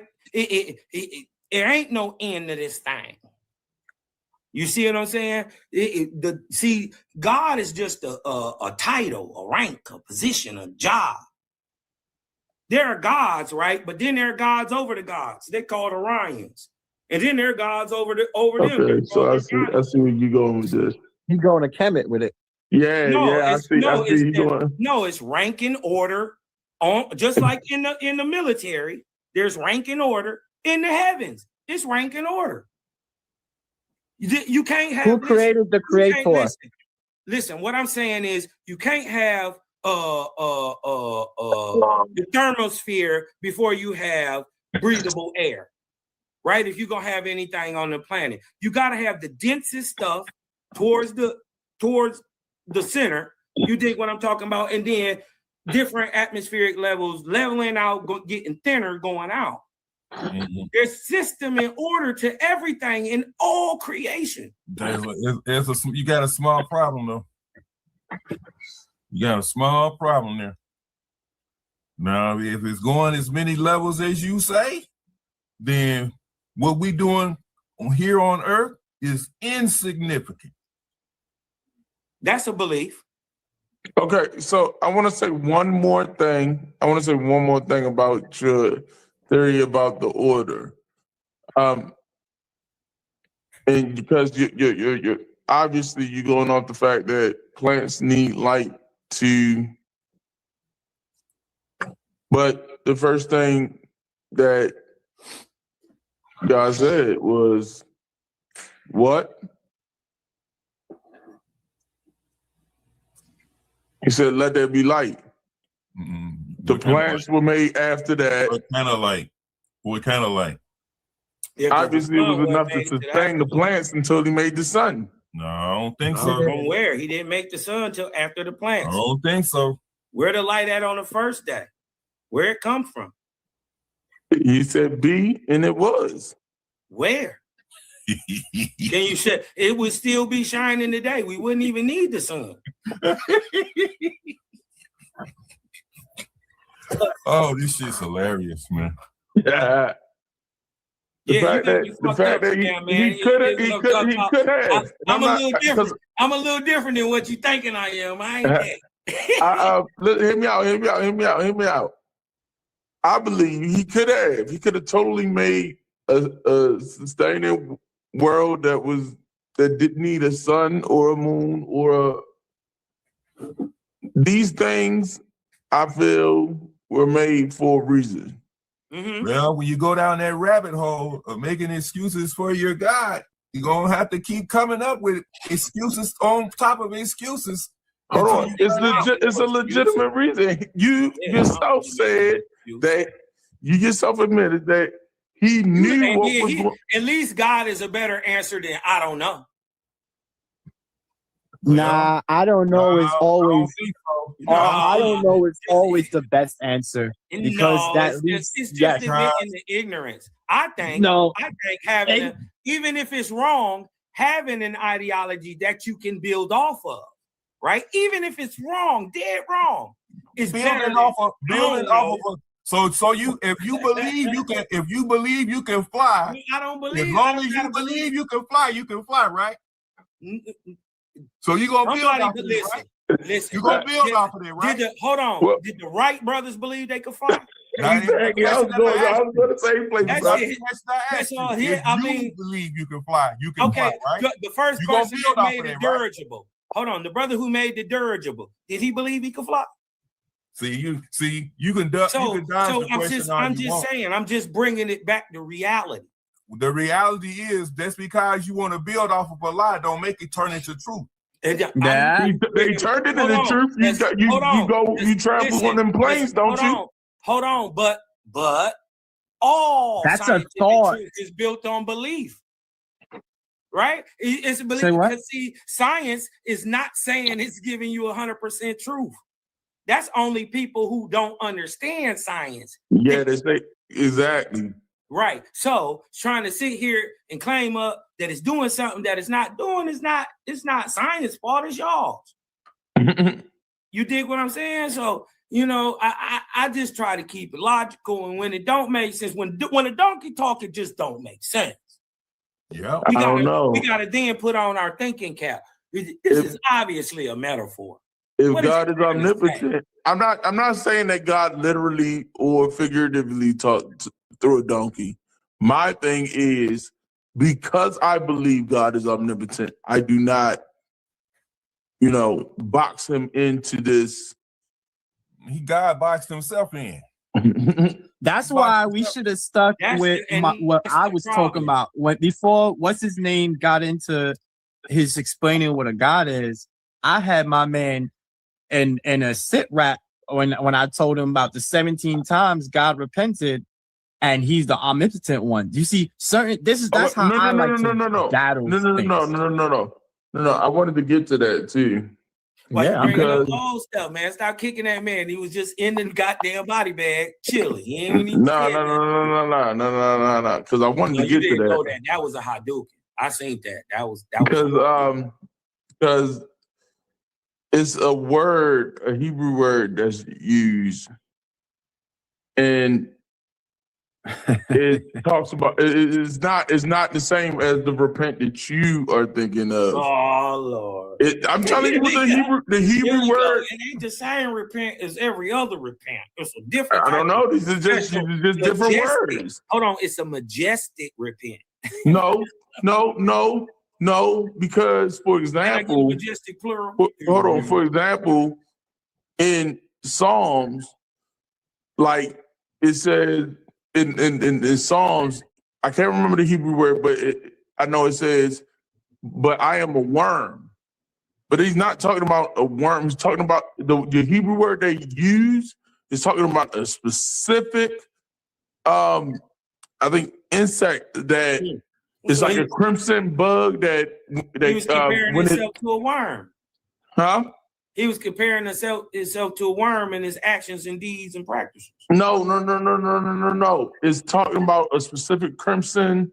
It don't matter what bug. Hold on. Let me explain to you. Let him talk. Let me explain to you. And this is in Psalms, thousands of years before Jesus was born.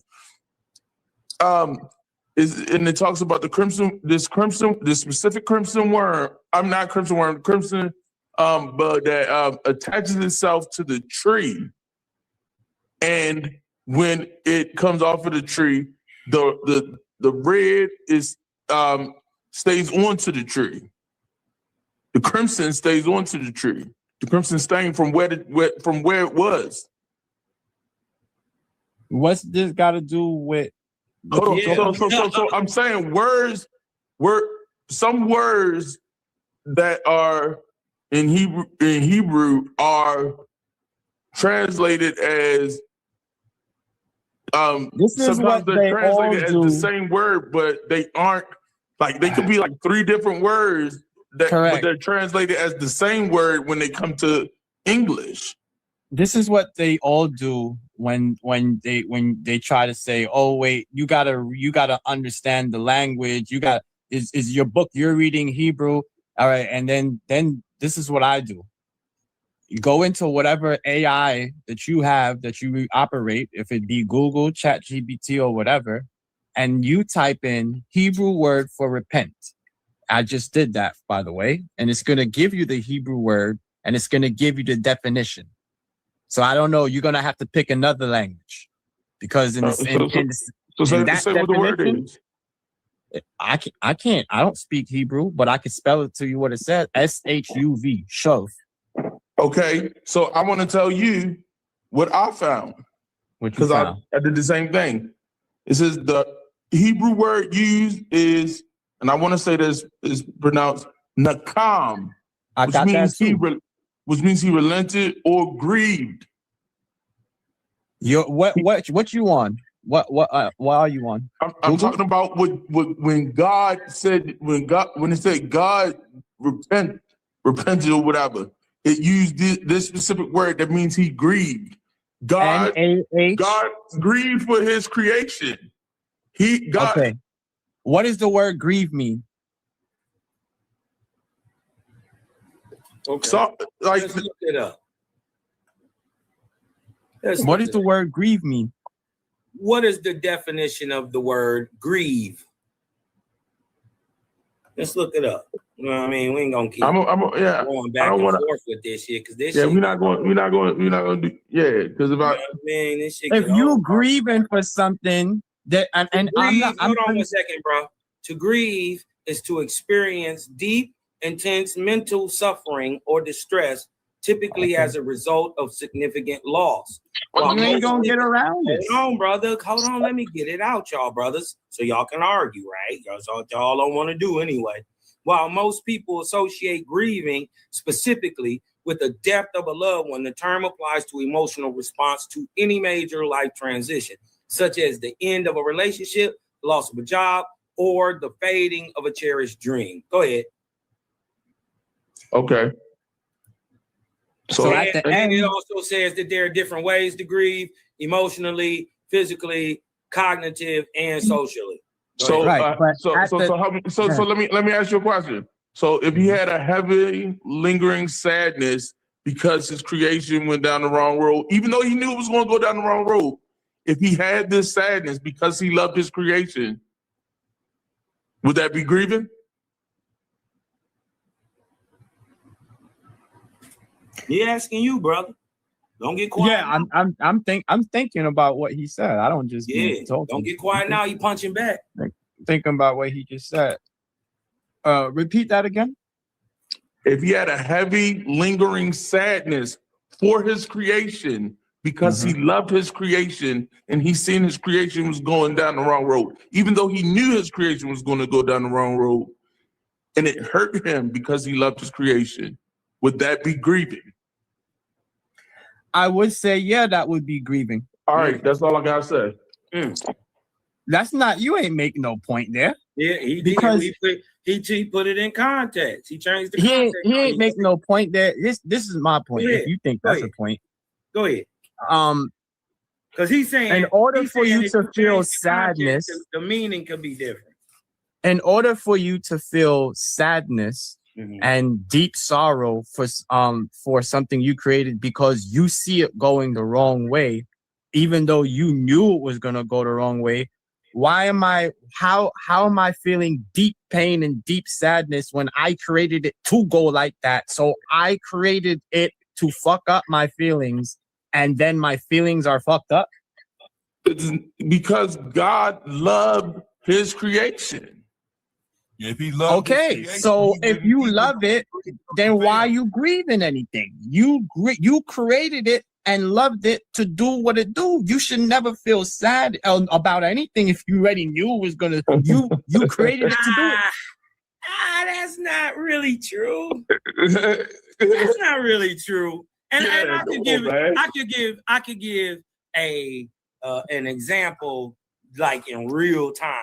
Like I breed working dogs, right? And sometimes you dig what I'm talking about. When you've been years and years of having your hands, deep into these dogs, you dig what I'm talking about.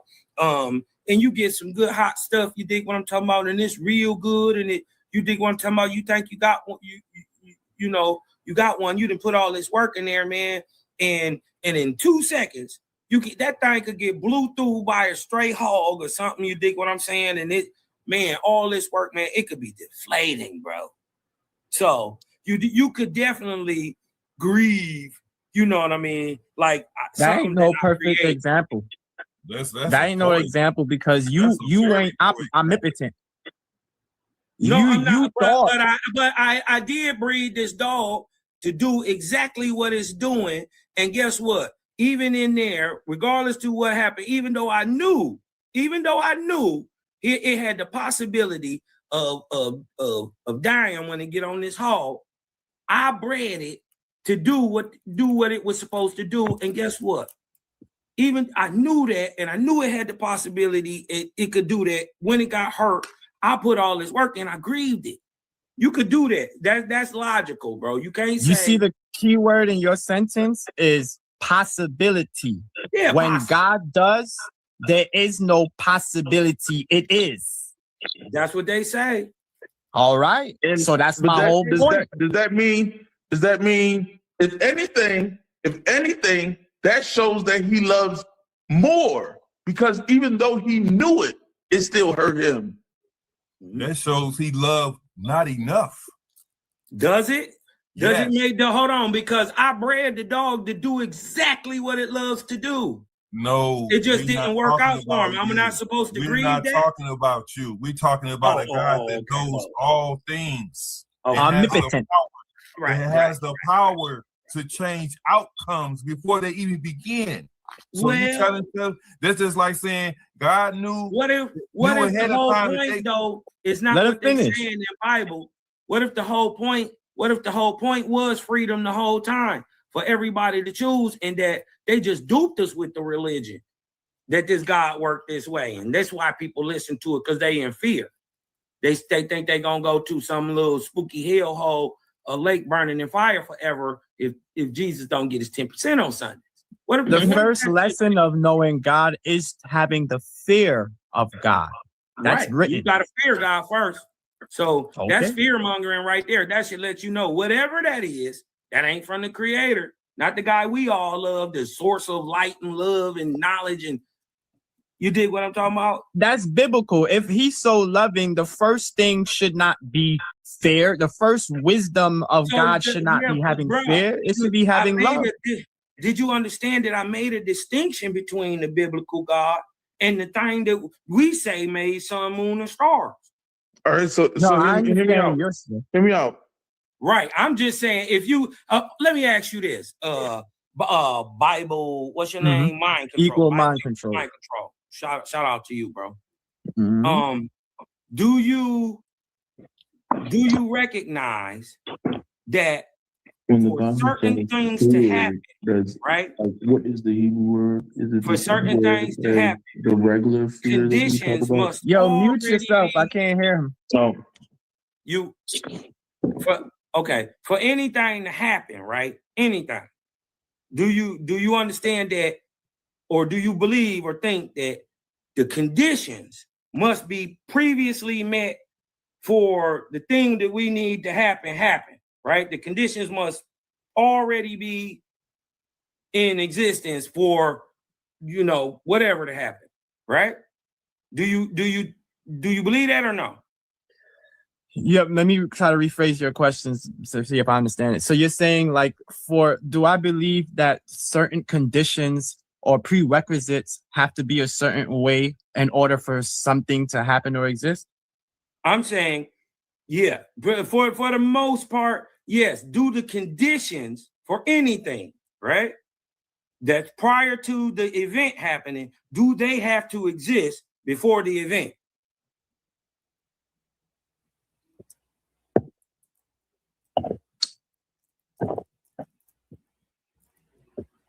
No. Okay. Like what? Can you give us an example? Like the first thing that came to my mind was the Big Bang. Well, the conditions for the Big Bang had to exist before it banged, right? If you believe in that. I don't believe in Big Bang. I don't believe the world came for nothing. The world came for nothing. No, it came. It automatically made something. No, But it can't come from God who created everything. That's crazy. If you look at and I heard somebody mention his name earlier on, and I think he's the perfect Neil person. deGrasse Tyson. Yeah, you already know it. So I watched one of his things. I don't know if you saw this episode. It said proof for a God, and in it they were discussing how bad Earth is made for humans and how long humans been around for how many years, but the Earth existed for 88 billion years. We've only been around for in the millions. Let me explain to you something about that. I want to break that down. I'm gonna shut that argument down real quick. You cannot prove that. You cannot prove that the universe existed for 88 billion years. You said we can't? We can't. What happened? So how you think Mr. Tyson came up with his numbers? They use is general relativity to point to measure the time, and then the billions of years. I don't even think it's 88 billion. I think it's like 18 million. Is where they call what they call t equals 0, and that is where the math breaks down. In most mathematical instances and in most scientific studies, they would say that the math is incomplete or faulty. But this is a placeholder that they use. I don't get what the argument is. What I'm saying is he said that Neil deGrasse Tyson said, because he listens to Neil deGrasse Tyson, obviously. If Neil deGrasse Tyson said that the world is flat, he's going to say the world is flat. But what I'm going to say is knowing math and knowing science, when math breaks down and starts to go into infinity, like when you use your calculator and it says that means that the math is either incomplete or faulty. But in cosmology, they use a placeholder called t equals 0, because this is where the math breaks down at. But they don't use cosmology, right, in any type of understanding of how the world, the universe, our solar system, or our galaxy was created. Cosmology is not used at all. No, I said in cosmology. I said in cosmology. When they find out what they use is to find this specific most dense state for the Big Bang or whatever the case may be. They use general relativity, and I don't even think it. Like I said, I don't think it's 88 billion years. It's like I think it's like 18 billion. Right. The point was ain't that the numbers. brother just agreed with me, and he doubled down and he double talked, and then he slid away from it. He said no, the conditions don't need to exist before a thing happens. But then he turned around and said, it admitted that the conditions for the Big Bang to happen had to have been there for it to bang. He tried to double talk us and get away with that. I just had to point that out. Didn't say that. But my whole point is forget going to the numbers. the MO of it was, if you were supposed to do the math, we're doing the cross the T and the dot the I. If you were supposed to do the math, the point is the Earth has been around for how long, and humans only have existed for 200, 300,000 years tops. So you got what I'm trying to say?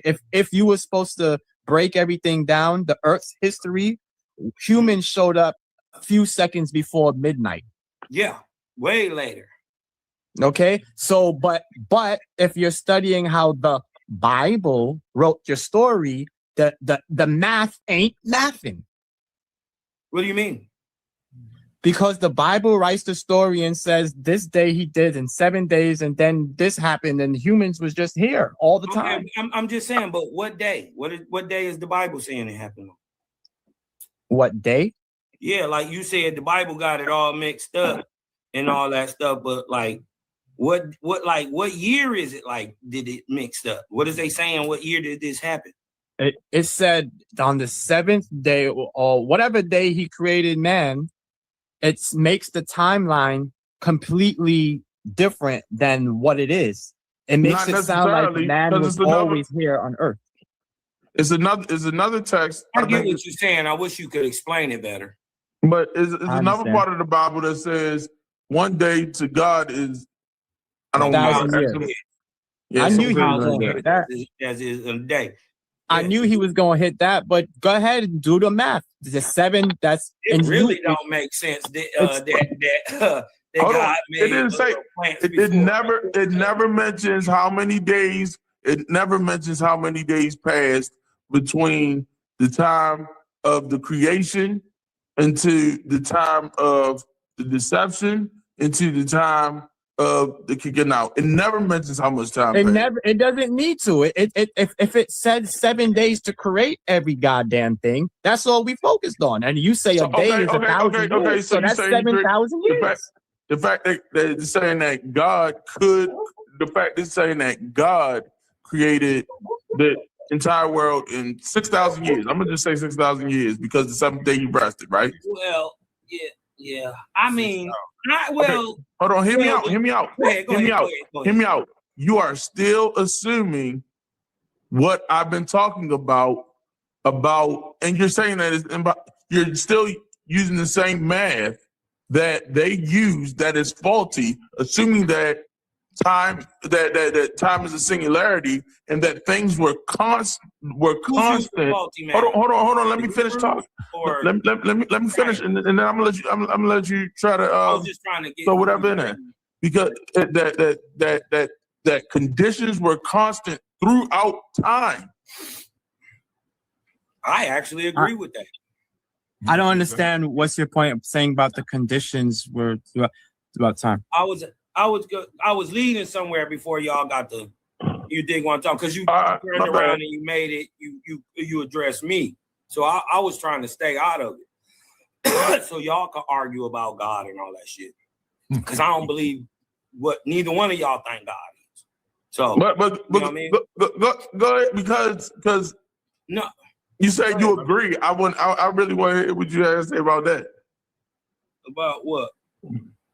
When you said you agree, I said no. I said I don't agree with neither one, or neither side about what God is, and I don't want to argue my opinion about it. You know what I mean? When really, you ain't got no empirical type text to where even if I would take this over a person's opinion about God. If you could just even go in a book and point to it and say, this is a God, and God himself is speaking, and God tell you the who, what, when, where, and why of a God. I could agree with a text like that. And when I see that in a text, I will rock with more lean into what that say a God is than it's just some nigga sitting in the sky on the throne. Who said that it was? Religion, Christ, Christianity, Buddhism, Brahmanism, and every religion in the world depicts God as a man, and specifically a man of war. Not every. Come on. Which one?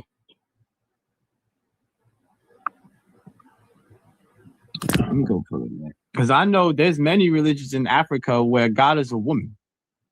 Yeah, but it's still a being. A physical man or woman sitting on the throne in the sky, tap dancing, doing something, pointing in the middle of nothing, making earths. Right, but back to what's his name point. When you were saying about the math is wrong, the only math you would come up with is 7,000 years, because you said your God's a day is 1,000 years, and the creation took no more than 7 days. So I'll give you 7,000 years. The earth is way more than 7,000 years. 1, 2, humans have been around way longer than this little 7,000 years thing. And so I don't understand how you get your math with the God thing. So okay. I want to say this. Good question. You're saying that the world has been around for more than 7,000 years. Okay, I agree with that. I agree with that. You're saying that humans have been around for more than 7,000 years. I agree with that. What's the point?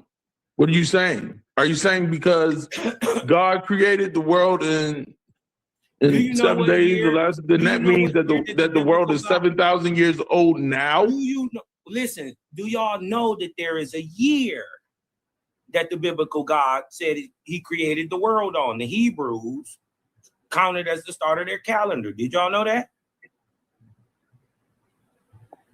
The year per the Hebrew calendar is 5784, but that's a problem. 5785. That's a problem. That's not even 6,000 years per the Hebrew calendar. So right now we would still be in the 6th day, right? If a day is 1,000 years, we would still be in the 6th day, and we should be seeing man, animals, all type of shit, just poof, pop, poof, poof, poof. Right in the air right now, because the year is only 5785. It would stop and he would rest at the 6,000th year. And he said that per the Bible, not what Cosmo making up, that the world was created the year 3761. Look it up. Not guessing. That's what the Hebrew God said. He made the world in 3761 BC. But crazy part is we got pyramids older than that. You dig what I'm talking about? So obviously, they've already been debunked and proven liars. The Anunnaki gods, the Sumerian gods, the Canaanite gods, the Elamite, and any of them nations that are no longer around, fucked over, dead, that proved that they God was a liar. Right? I mean, that's how that's because they God said that they was the creator too, right? Just like everybody else, God said it. But when you say the people that's not around, huh? When you say the people that's not around, they would be still around, right? Because I would consider the Canaanites to be the Palestinians.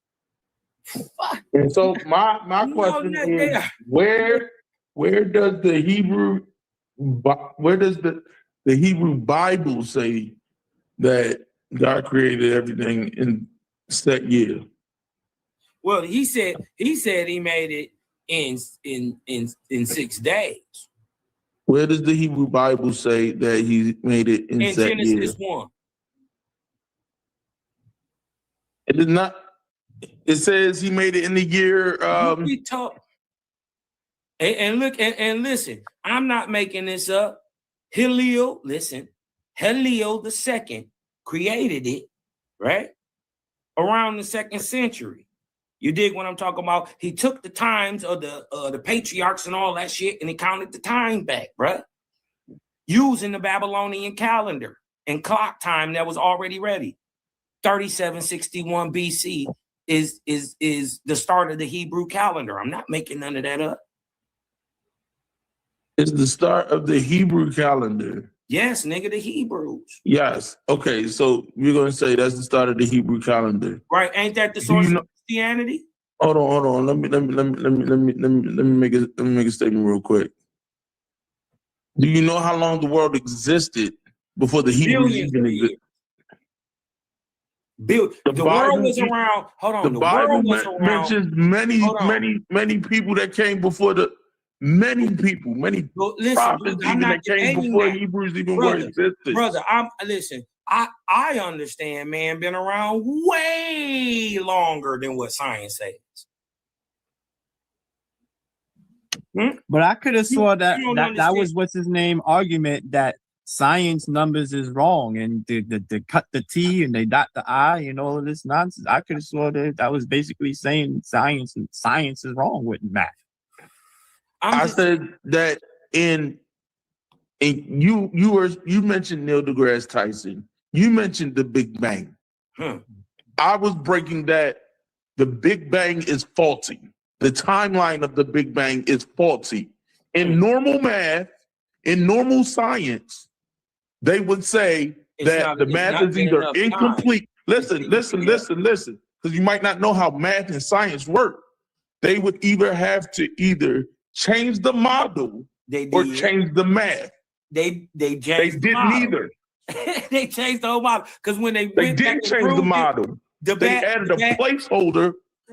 The bat is right. Listen, because when they actually did the math and the model, everything was wrong. All the math was wrong.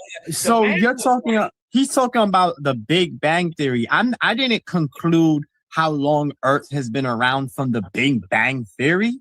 I just told you numbers on how long the Earth has been around, period. So you smashing the Big Bang don't do nothing. You mentioned the Big Bang. You mentioned Neil deGrasse Tyson. You said something about 88 billion years. He said it was around for numbers. I said I told you 88 million or some crazy number, which my numbers would be wrong. The numbers is like 4.8 billion or some shit like that, right? 4.5 but billion. even if it's 4.5 billion, that's science enough to debunk how long your God created the shit for. It's not enough science because the math is faulty. Ooh. So okay, why is 4.5 billion years faulty now? Yeah, I don't want to hear nothing about the Big Bang. Tell me why. When they use the method that they use, which is general relativity, the math breaks down. T equals 0 doesn't technically exist. It is where the math reaches infinity. Infinity is a concept, not a number. Theory anyway, and science is not even trying to say it's absolute. So I don't even get what the argument is. And then they already tested it. Everything was wrong. The math breaks down. They thought about the Big Bang, and because they've already done the test. Every single point, every one, not collapses. Right. Collapses. That's the Big Bang. But what they know is the one thing that I disagree with the brother is that when they did the math was right. Right? The math was right, but what they are seeing, right, don't line up with the math. They were totally wrong. But they use what I'm saying is they use that specific math for that specific model. And in regular science, they would say either one of two things. They would say either the math is incomplete or that the model is wrong. Right. So what you're saying that science doesn't really know how old it is? Let me finish. But in the Big Bang Theory, they added a placeholder called T equals 0. Yeah, science guesses. It don't know. Because science say Earth is about 4.5 to 4.8 billion years old. I got a way using the sun and the moon where it say it's over 5.5 billion years old, over a billion years older than what science say. Right. And so that's they say, hold on. They say man been around 330,000 years as a modern human being. But then they got people like Raymond Moses, who his haplogroup go back 700,000 years. So what is we doing? And then from my understanding, my teaching, man been around on Earth about 14 million years, right? But just not all in a row. He's been extinct. Million or billion? Yeah, million. Man has been around roughly 14 million years, but just not in a row. I see. Yo, the bat, if you go type in, because I know you was telling me about science and math. I may not know how it works, but I just typed in a simple question: how do they get to know how old the Earth is? And you could see, it shows me like at least 4 different methods of how they came to their numbers, right? And I Do just any of them quickly use said, general relativity? no, none of them say that actually. What they say, bro? Okay, Yeah, so I'm lost. okay, this is the most important one. It's based on a principle in physics called radioactive decay. Oh my goodness, let's not get into that. I can tell you how that's faulty. I thought you said it was about 4 of them. Yeah, that's one. I just told him about radioactive decay. One. Okay, what's the? He already said that one's faulty. Yes, I can tell you how that's faulty. How did they? Radioactive decay is faulty. The reason why it's faulty, and I can explain to you.